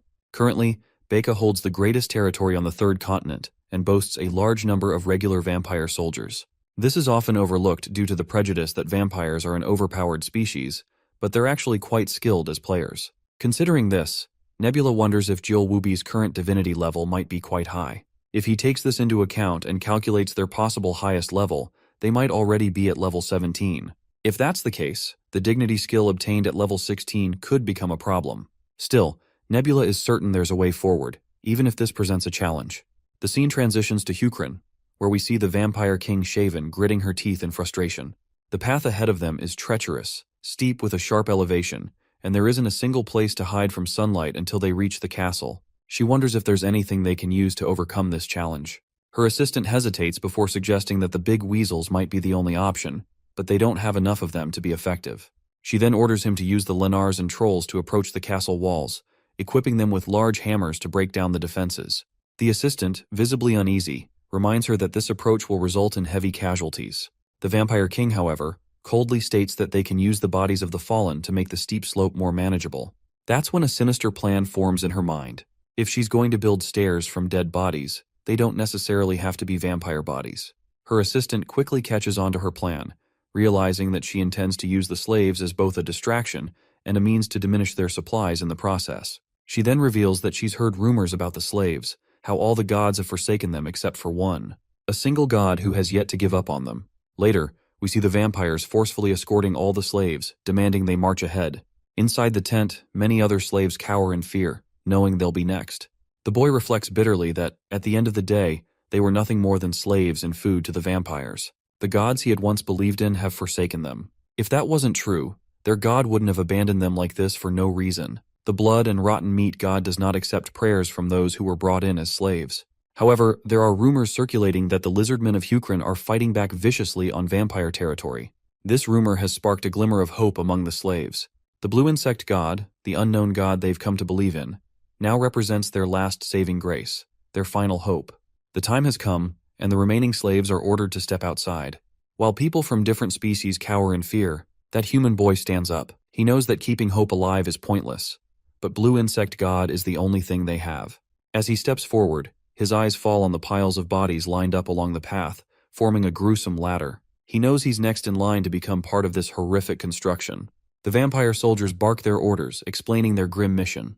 The slaves are to run toward the castle doors of the Lizardmen. If the Lizardmen are willing to save them, they'll open the gates.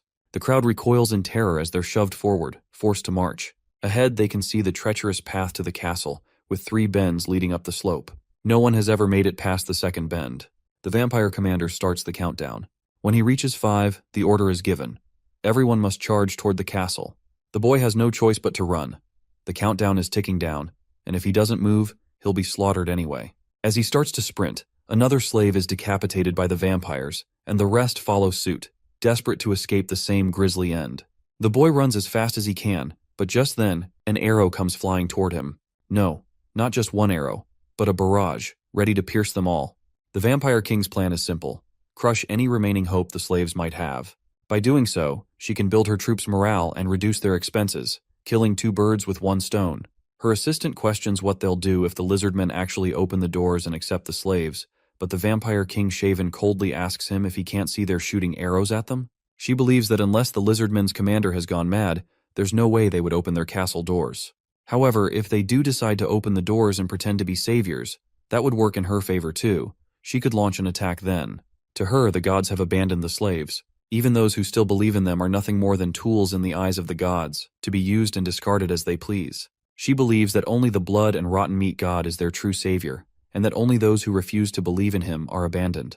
She is determined to prove this point to everyone here. The boy, meanwhile, is running as fast as he can, miraculously avoiding all the arrows. He glances around and notices that there are no bodies nearby, meaning he must have made it farther than anyone else. Yet, eventually he stops running.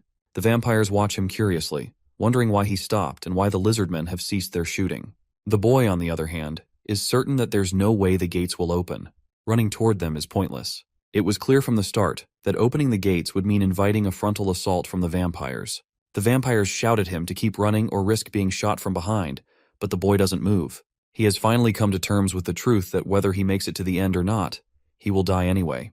Their gods have abandoned them, so there's no reason for them to keep running like this. Tears begin to fall, filled with sorrow, as he asks himself why they were even born into a world where they've been abandoned by their gods.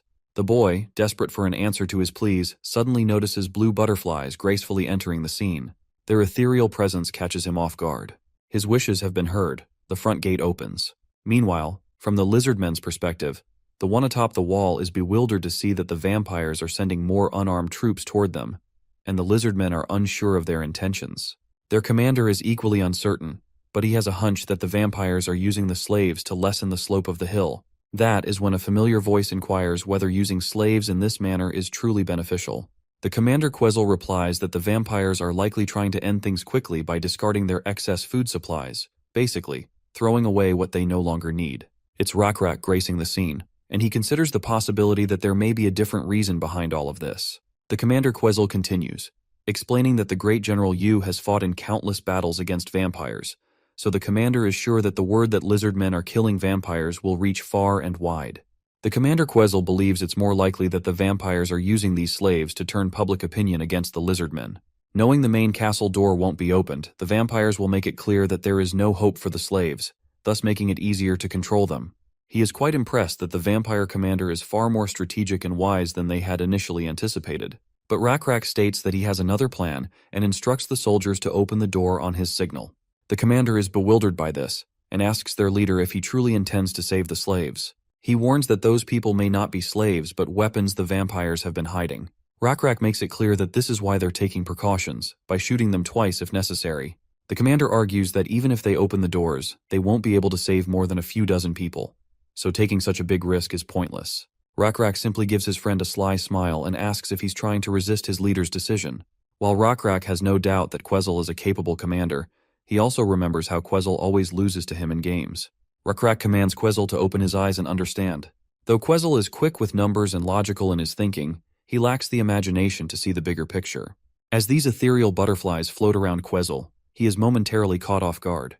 Rakrak, however, announces with confidence that their god has granted them permission to open the castle doors. The gates creak open and that slave boy finally enters the palace. He is exhausted and collapses to his knees. Meanwhile, Rakrak stands at the front gate and shouts to everyone to use silver against the vampires. He warns them to be cautious and save the injured slaves while pushing back the vampires. Soldiers on the wall report that the vampire cavalry is approaching. As soon as the gate opened, they started moving quickly among the slaves. While the slaves pour inside, the Lizardmen stand guard at the gate, scanning each individual to ensure they're not enemies. Rakrak then grabs the last slave and pushes her toward the gate. As a vampire charges at Rakrak, he responds by using his electricity, sending a powerful lightning shock.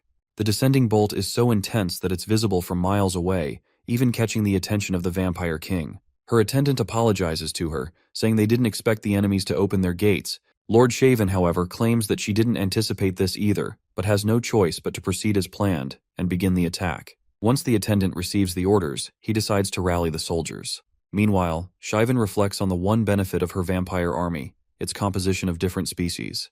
The Lenars are fast and skilled with most weaponry, while the Kobolds are small and nimble, making it easy for them to dodge arrows.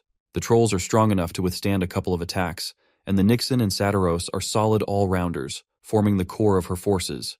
Being able to take full advantage of each species' strengths is her victory plan. On top of that, they have the power of being vampires, with the third-generation specialty. The captain of the Nixon is so strong that he can rival the strength of some trolls. A hill castle like the one ahead should be able to hold around 2,000 troops, and she has managed to win battles with the same number in the past.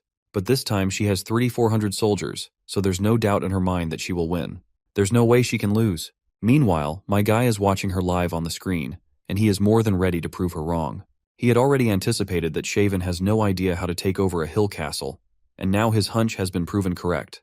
He expected this much because there isn't a single commander in this generation with the experience needed to conquer a hill castle. Most of them must think it's just like attacking any other castle. Only Rokrak and Zaol, who have designed these strategies and trained in simulations, would truly understand how to approach this. You see, a regular castle and a hill castle are two completely different challenges. Even if vampires are skilled archers, none of their bows can match the precision or power of Rokrak's Lizardmen archers. On top of that, his archers have the advantage of aiming from a higher elevation to the ground below, and even if the vampires manage to climb and reach the castle walls, the Lizardmen are already prepared to deal with them. Massive rocks are ready to be hurled down, sending any intruders crashing back to where they came from. Next comes the batch of the strongest second and third generation vampires.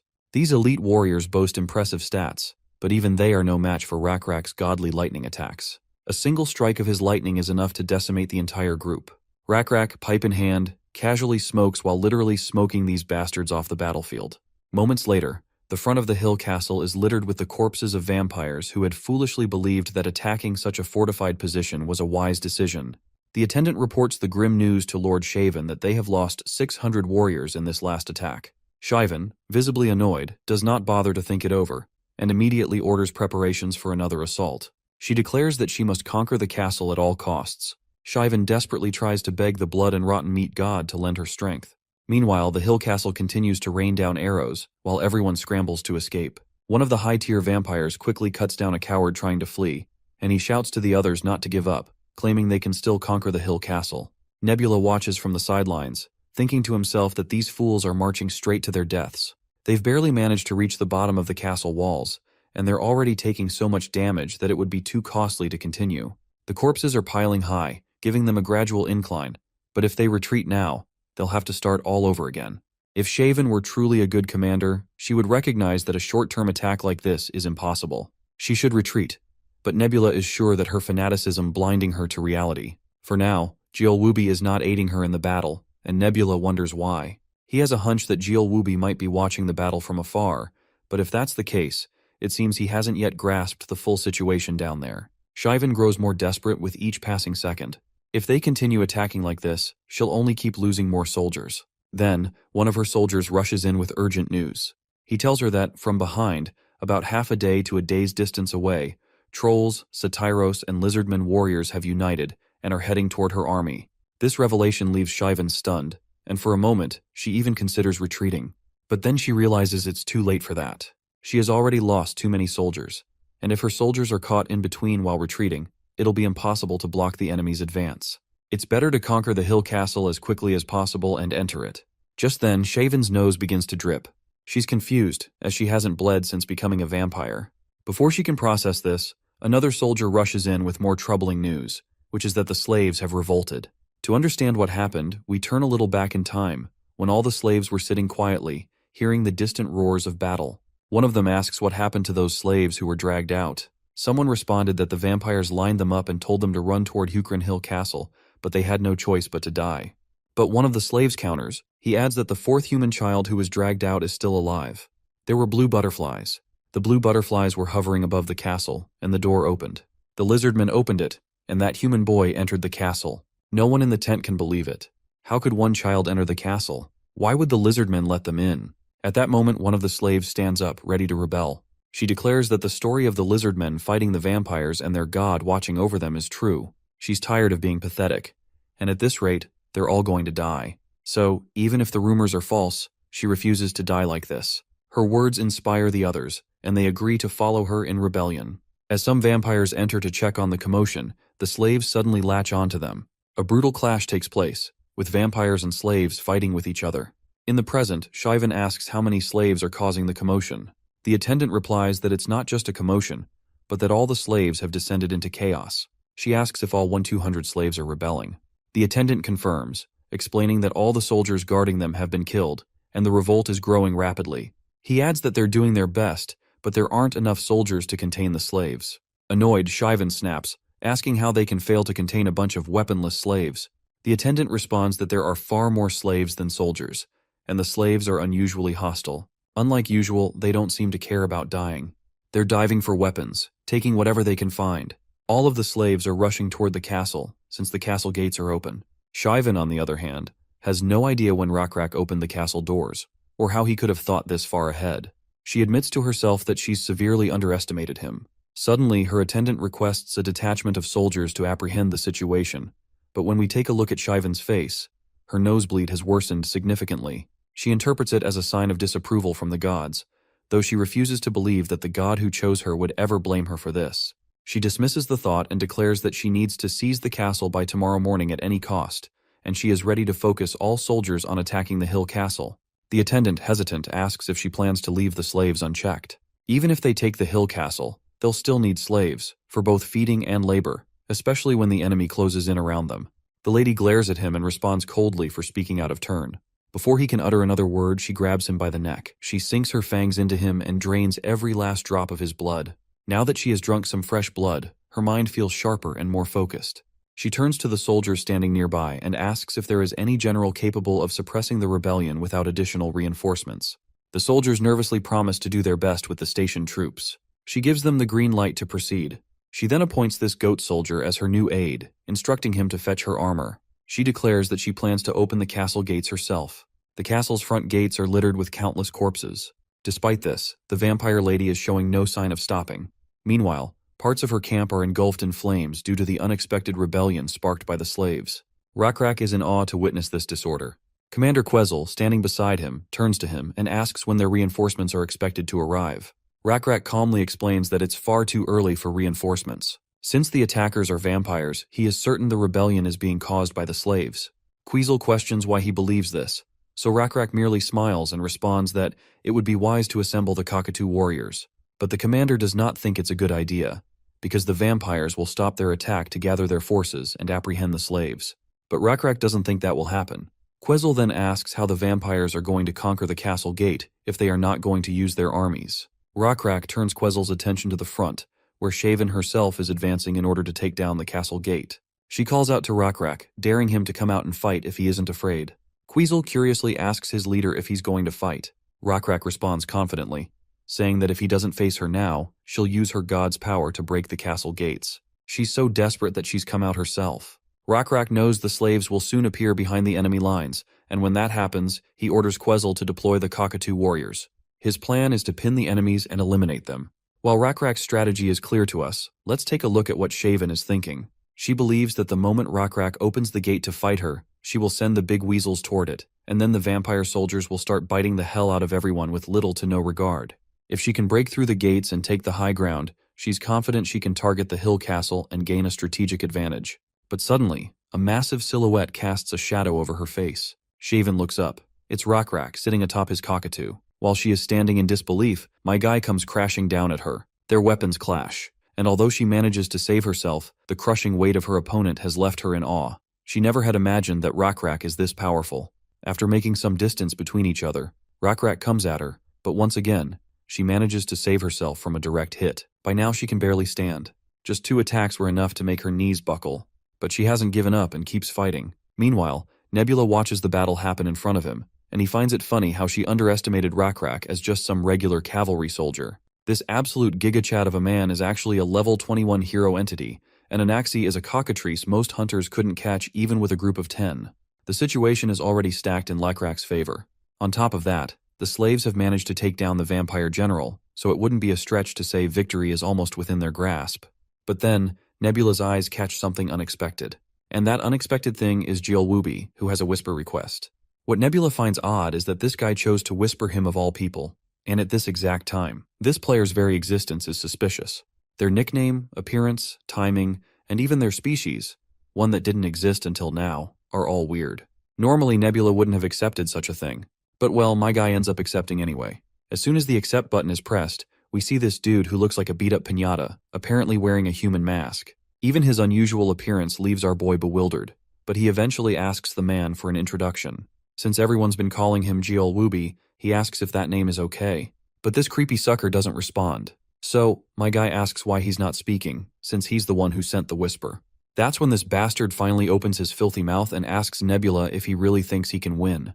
My guy responds confidently with a yes, and that prompts this creepy sucker to claim he's going to win. But Nebula makes it clear that he is not letting any creepy sucker take the victory, and even claims that he would have won, even if it wasn't a battle for the hill castle. The creepy sucker then says he wasn't talking about the dull, lowly ones with 2 feet. But Nebula clarifies that if he's talking about a battle between Rakrak and Shaven, he's even less concerned. Because if this filthy mug descends, so can he. However, Jielwubi's reply remains the same. He's not talking about that either, and states that Nebula can't change anything in this world. Nebula has no clue what this clown is talking about. He is sure that if this person is a human who came from Earth, he would have said he's going to win the game. But Nebula can't make sense of what this filthy mug meant when he said, "You can't change anything." So, he decides to provoke him to get some answers. Nebula boldly claims again that he's going to win, develop his civilization, connect all the continents, and set up shrines in every city. But this beat-up piñata once again tells him to just stop, once again critically speaking, and stating that this kind of power isn't his, because it originally belonged to them. Nebula is intrigued by the mention of them, and wonders if there are others like this masked guy. Curiosity gets the better of him, and he asks about his identity, but the masked guy doesn't bother to answer. Instead, he confidently says he's here to take back the old debt. With that, the whisper call ends, leaving Nebula with a ton of unanswered questions. He doesn't dwell on it too much, though, since it's time to intervene in the battlefield. But right at that moment, something unexpected catches Nebula's attention. Some sort of red energy. Meanwhile, on the battlefield, Rakrak has severed Shivan's hand, but her anger is still clearly etched on her face. Rakrak, on the other hand, takes his stance in order to end this finally. His familiar charges at her with godlike speed, while Rakrak aims his spear directly at her. But just as he's about to blow her head off, his familiar suddenly slams the brakes out of nowhere.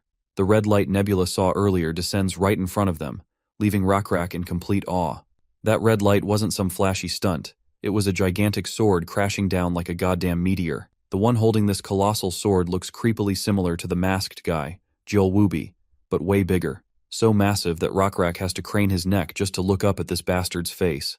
This giant man has 4 arms and a body so enormous that Rakrak, for a moment, wonders if he's looking at a god. Not only does this guy wield a giant sword, but he's also carrying a bow, a hammer, and a spear in his other hands. It seems like Nebula knows exactly what's going on. He had hoped that Jielwubi wouldn't know how to use that skill, but it looks like he was wrong. You see, this guy is using a skill called Manifestation, which is something you get at Divinity level 16. Unlike Descent, this skill allows the gods themselves to land on Earth. The god can then set up the appearance of their manifestation, which is based on the domain they control. Even Nebula is in awe of its sheer size. This guy is so massive that even Stratus, that giant mantis, would barely make a dent on this behemoth. Rakrak seems panicked as well and orders a retreat, especially since Manifestation consumes way more faith than Descent. To maintain the manifestation at Jielwubi's current level, he'll need sacrifices. And since he can't perform a large-scale ceremony right now, he has no choice but to take sacrifices right there on the spot. That means he's going to have to kill his own people. And right away, the bastard grabs a handful of people and tosses them straight into his mouth. Shivan looks absolutely amazed to see the sight in front of her. She feels proud of her decision to make this her god. He doesn't care about friend or foe. He's just gorging on blood and flesh. All this madness makes her laugh out loud because, in her mind, this god isn't much different from her. Meanwhile, after taking in the situation, Nebula is sure he'll lose some Lizardmen. But if they escape through a side road where the siege is weaker, the damage won't be too great. Once this monster recovers his faith, the hill castle will be empty already, and Shaven's remaining forces will retake the castle.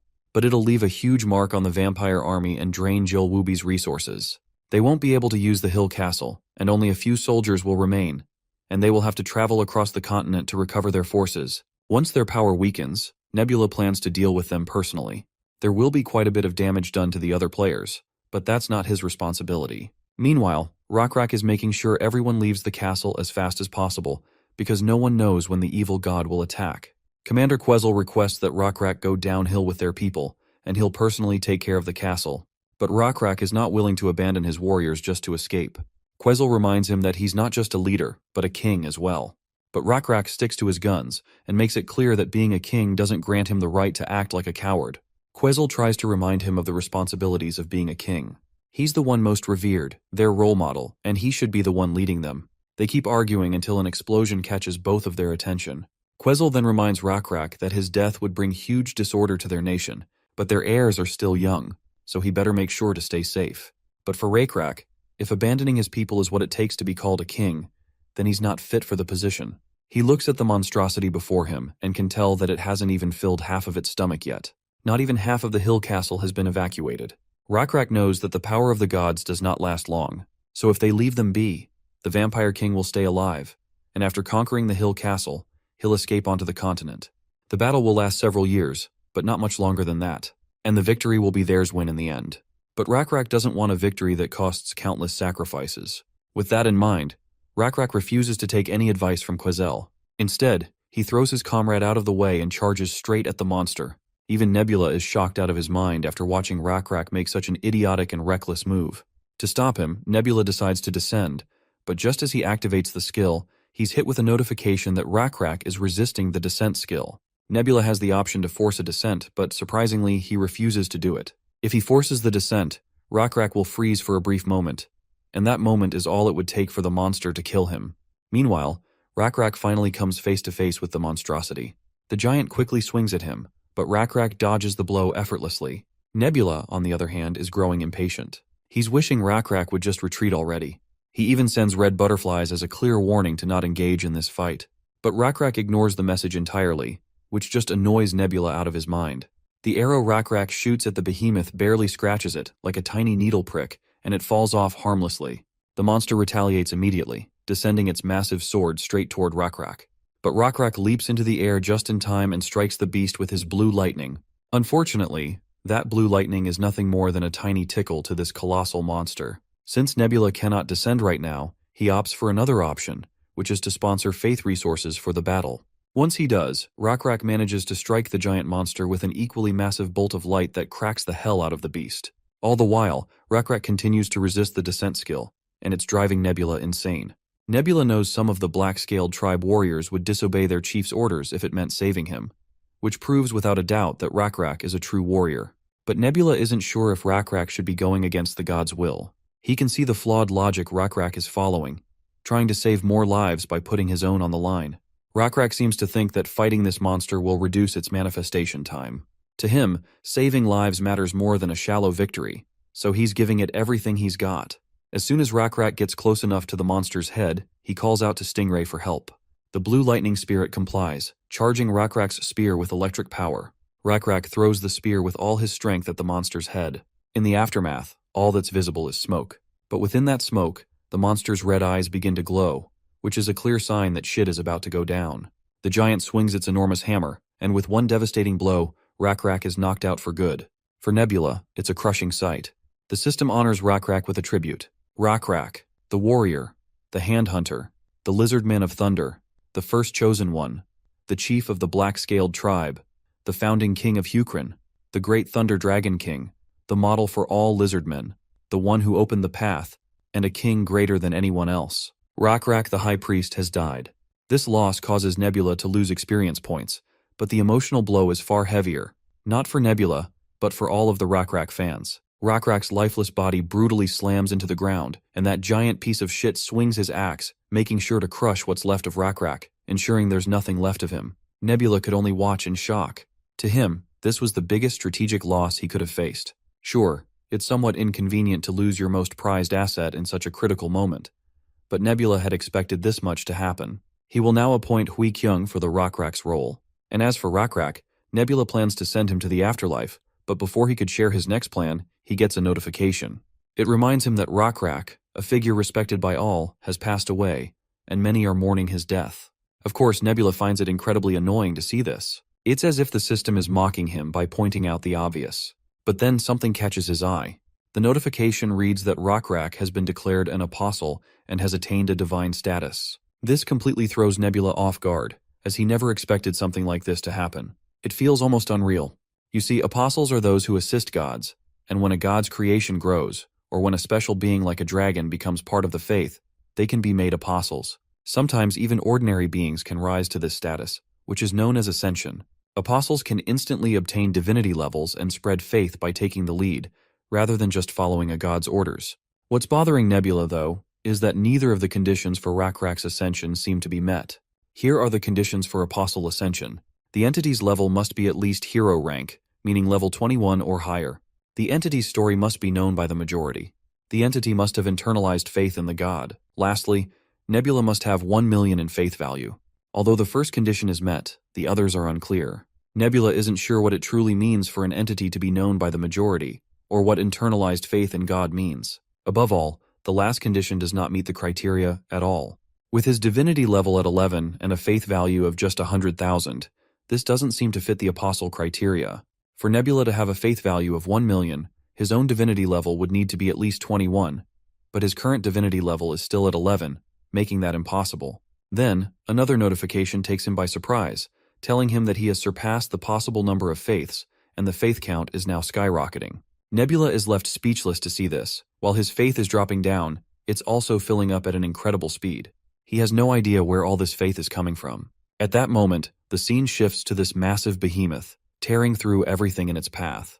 Watching the destruction, all the slaves begin praying for Rockrak. It's not just the slaves and Lizardmen. Even the vampires are praying for him. But still, Nebula thinks, there just aren't enough people praying for Rockrak to generate this much faith value. It goes against the rules of the game. However, it seems Nebula might be wrong about all of this. He's absolutely shocked when he begins to consider the possibility that this world might not actually be a game after all. You see, the perished world was a game, but this world doesn't seem to follow the same rules. The system simply makes it appear like a game. If he is guessing it right, this means that the feelings, beliefs, and convictions of the people aren't something that can be easily quantified by the system. What Nebula is witnessing is something beyond the system's limits.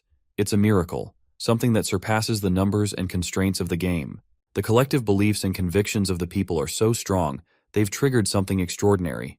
The system then prompts Nebula, stating that Rockrak is requesting Advent. Nebula is quite fascinated to see this.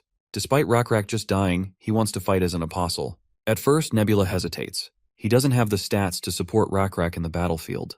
But then he remembers something important. Rockrak's fame and the titles he earned while alive will be reflected in Rockrak's abilities once he becomes a being of the story. With that in mind, Nebula presses yes and wishes Rockrak the best in his new journey. Meanwhile, on the ground, Commander Quezel is helping the other Lizardmen evacuate. Everyone feels numb after witnessing the death of their king. Though Commander Quezel would love nothing more than to drown in sorrow, there's no time for that. He knows he has to make the most of Rockrak's sacrifice. Thanks to their king, everyone can safely escape. But Quezel isn't sure how Zale will react when he learns their king is dead. Up until now, many within the continent have fought for their own greed, trying to claim precious things for themselves. But Quezel feels like Lord Rockrak's actions will change something. He's certain that Rockrak's death will have a profound effect, though he's unsure if they can ever completely defeat that evil god. Just as Quezel contemplates this, something incredible happens. Everyone suddenly hears a crackling thunder, and a bolt of lightning descends from the sky like a meteor. The sheer brilliance of the light causes everyone to freeze. The light is so blinding that even the massive monster is temporarily blinded. In a panic, the creature swings its colossal hammer toward the source of the light. But as soon as the hammer gets close, the monster's weapon is tossed aside like it was nothing more than a stuffed toy. Then, the monster senses a familiar presence, and it quickly starts losing its mind. This isn't just any ordinary being, it's Rockrak, who's just ascended. And you can tell that he's no longer the same. He looks like an absolute powerhouse, an absolute beast of a lizard, and it's clear he's now on a whole new level. All the Lizardmen burst into joyous celebration upon seeing their king on the battlefield. Meanwhile, the vampires look absolutely boggled that Rockrak is still alive, or rather, returned in a new, divine form. The colossal monster, however, is furious. The thought of a mere mortal challenging him is beyond insulting. Out of frustration, he hefts his massive hammer and prepares to bring it crashing down once more. But Rakrak isn't here to take any of that. He takes his stance and starts channeling his thunder power. Just as the hammer begins to descend, Rakrak launches himself like a bolt of lightning and strikes the monster directly on its right shoulder, leaving it groaning in pain and momentarily staggered. As Rakrak readies himself for another attack, we get a glimpse of his newly revised stats displayed on screen. He's now a level 6 warrior and a king, but his ascension as an apostle has brought him to an impressive level 13. Alongside these, there's an array of other stats, showcasing his incredible transformation. One thing is clear though, being an apostle is no joke. Rakrak isn't just back, he's stronger than ever, and he's here to turn the tide. Nebula also observes Rakrak's new stat upgrades with fascination. He notices that the levels Rakrak had as a high priest have been seamlessly transferred to his new role as an apostle. Since apostles possess divinity, these levels now include something called the D state, which represents divinity. However, Nebula knows that this alone isn't enough to take on the level 16 manifestation of Jielwubi. That giant manifestation boasts a 16D divinity level, 3 ranks higher than Rakrak's. But Nebula realizes something important. The true power of an apostle doesn't lie in raw levels alone. It's all about their skills, fame, and titles, which are reflected in the form of unique abilities. Rakrak's first display of power, blocking the hammer, was thanks to a skill called Hand Hunter. This skill made it possible for him to deflect the weapon despite the overwhelming difference in raw power. Since Rakrak is no longer a one-trick pony, we are about to witness another skill, known as weapon creation. Rakrak activates weapon creation and conjures a giant bow, challenging the monstrous manifestation, which is now also wielding a bow to take down the flying hero.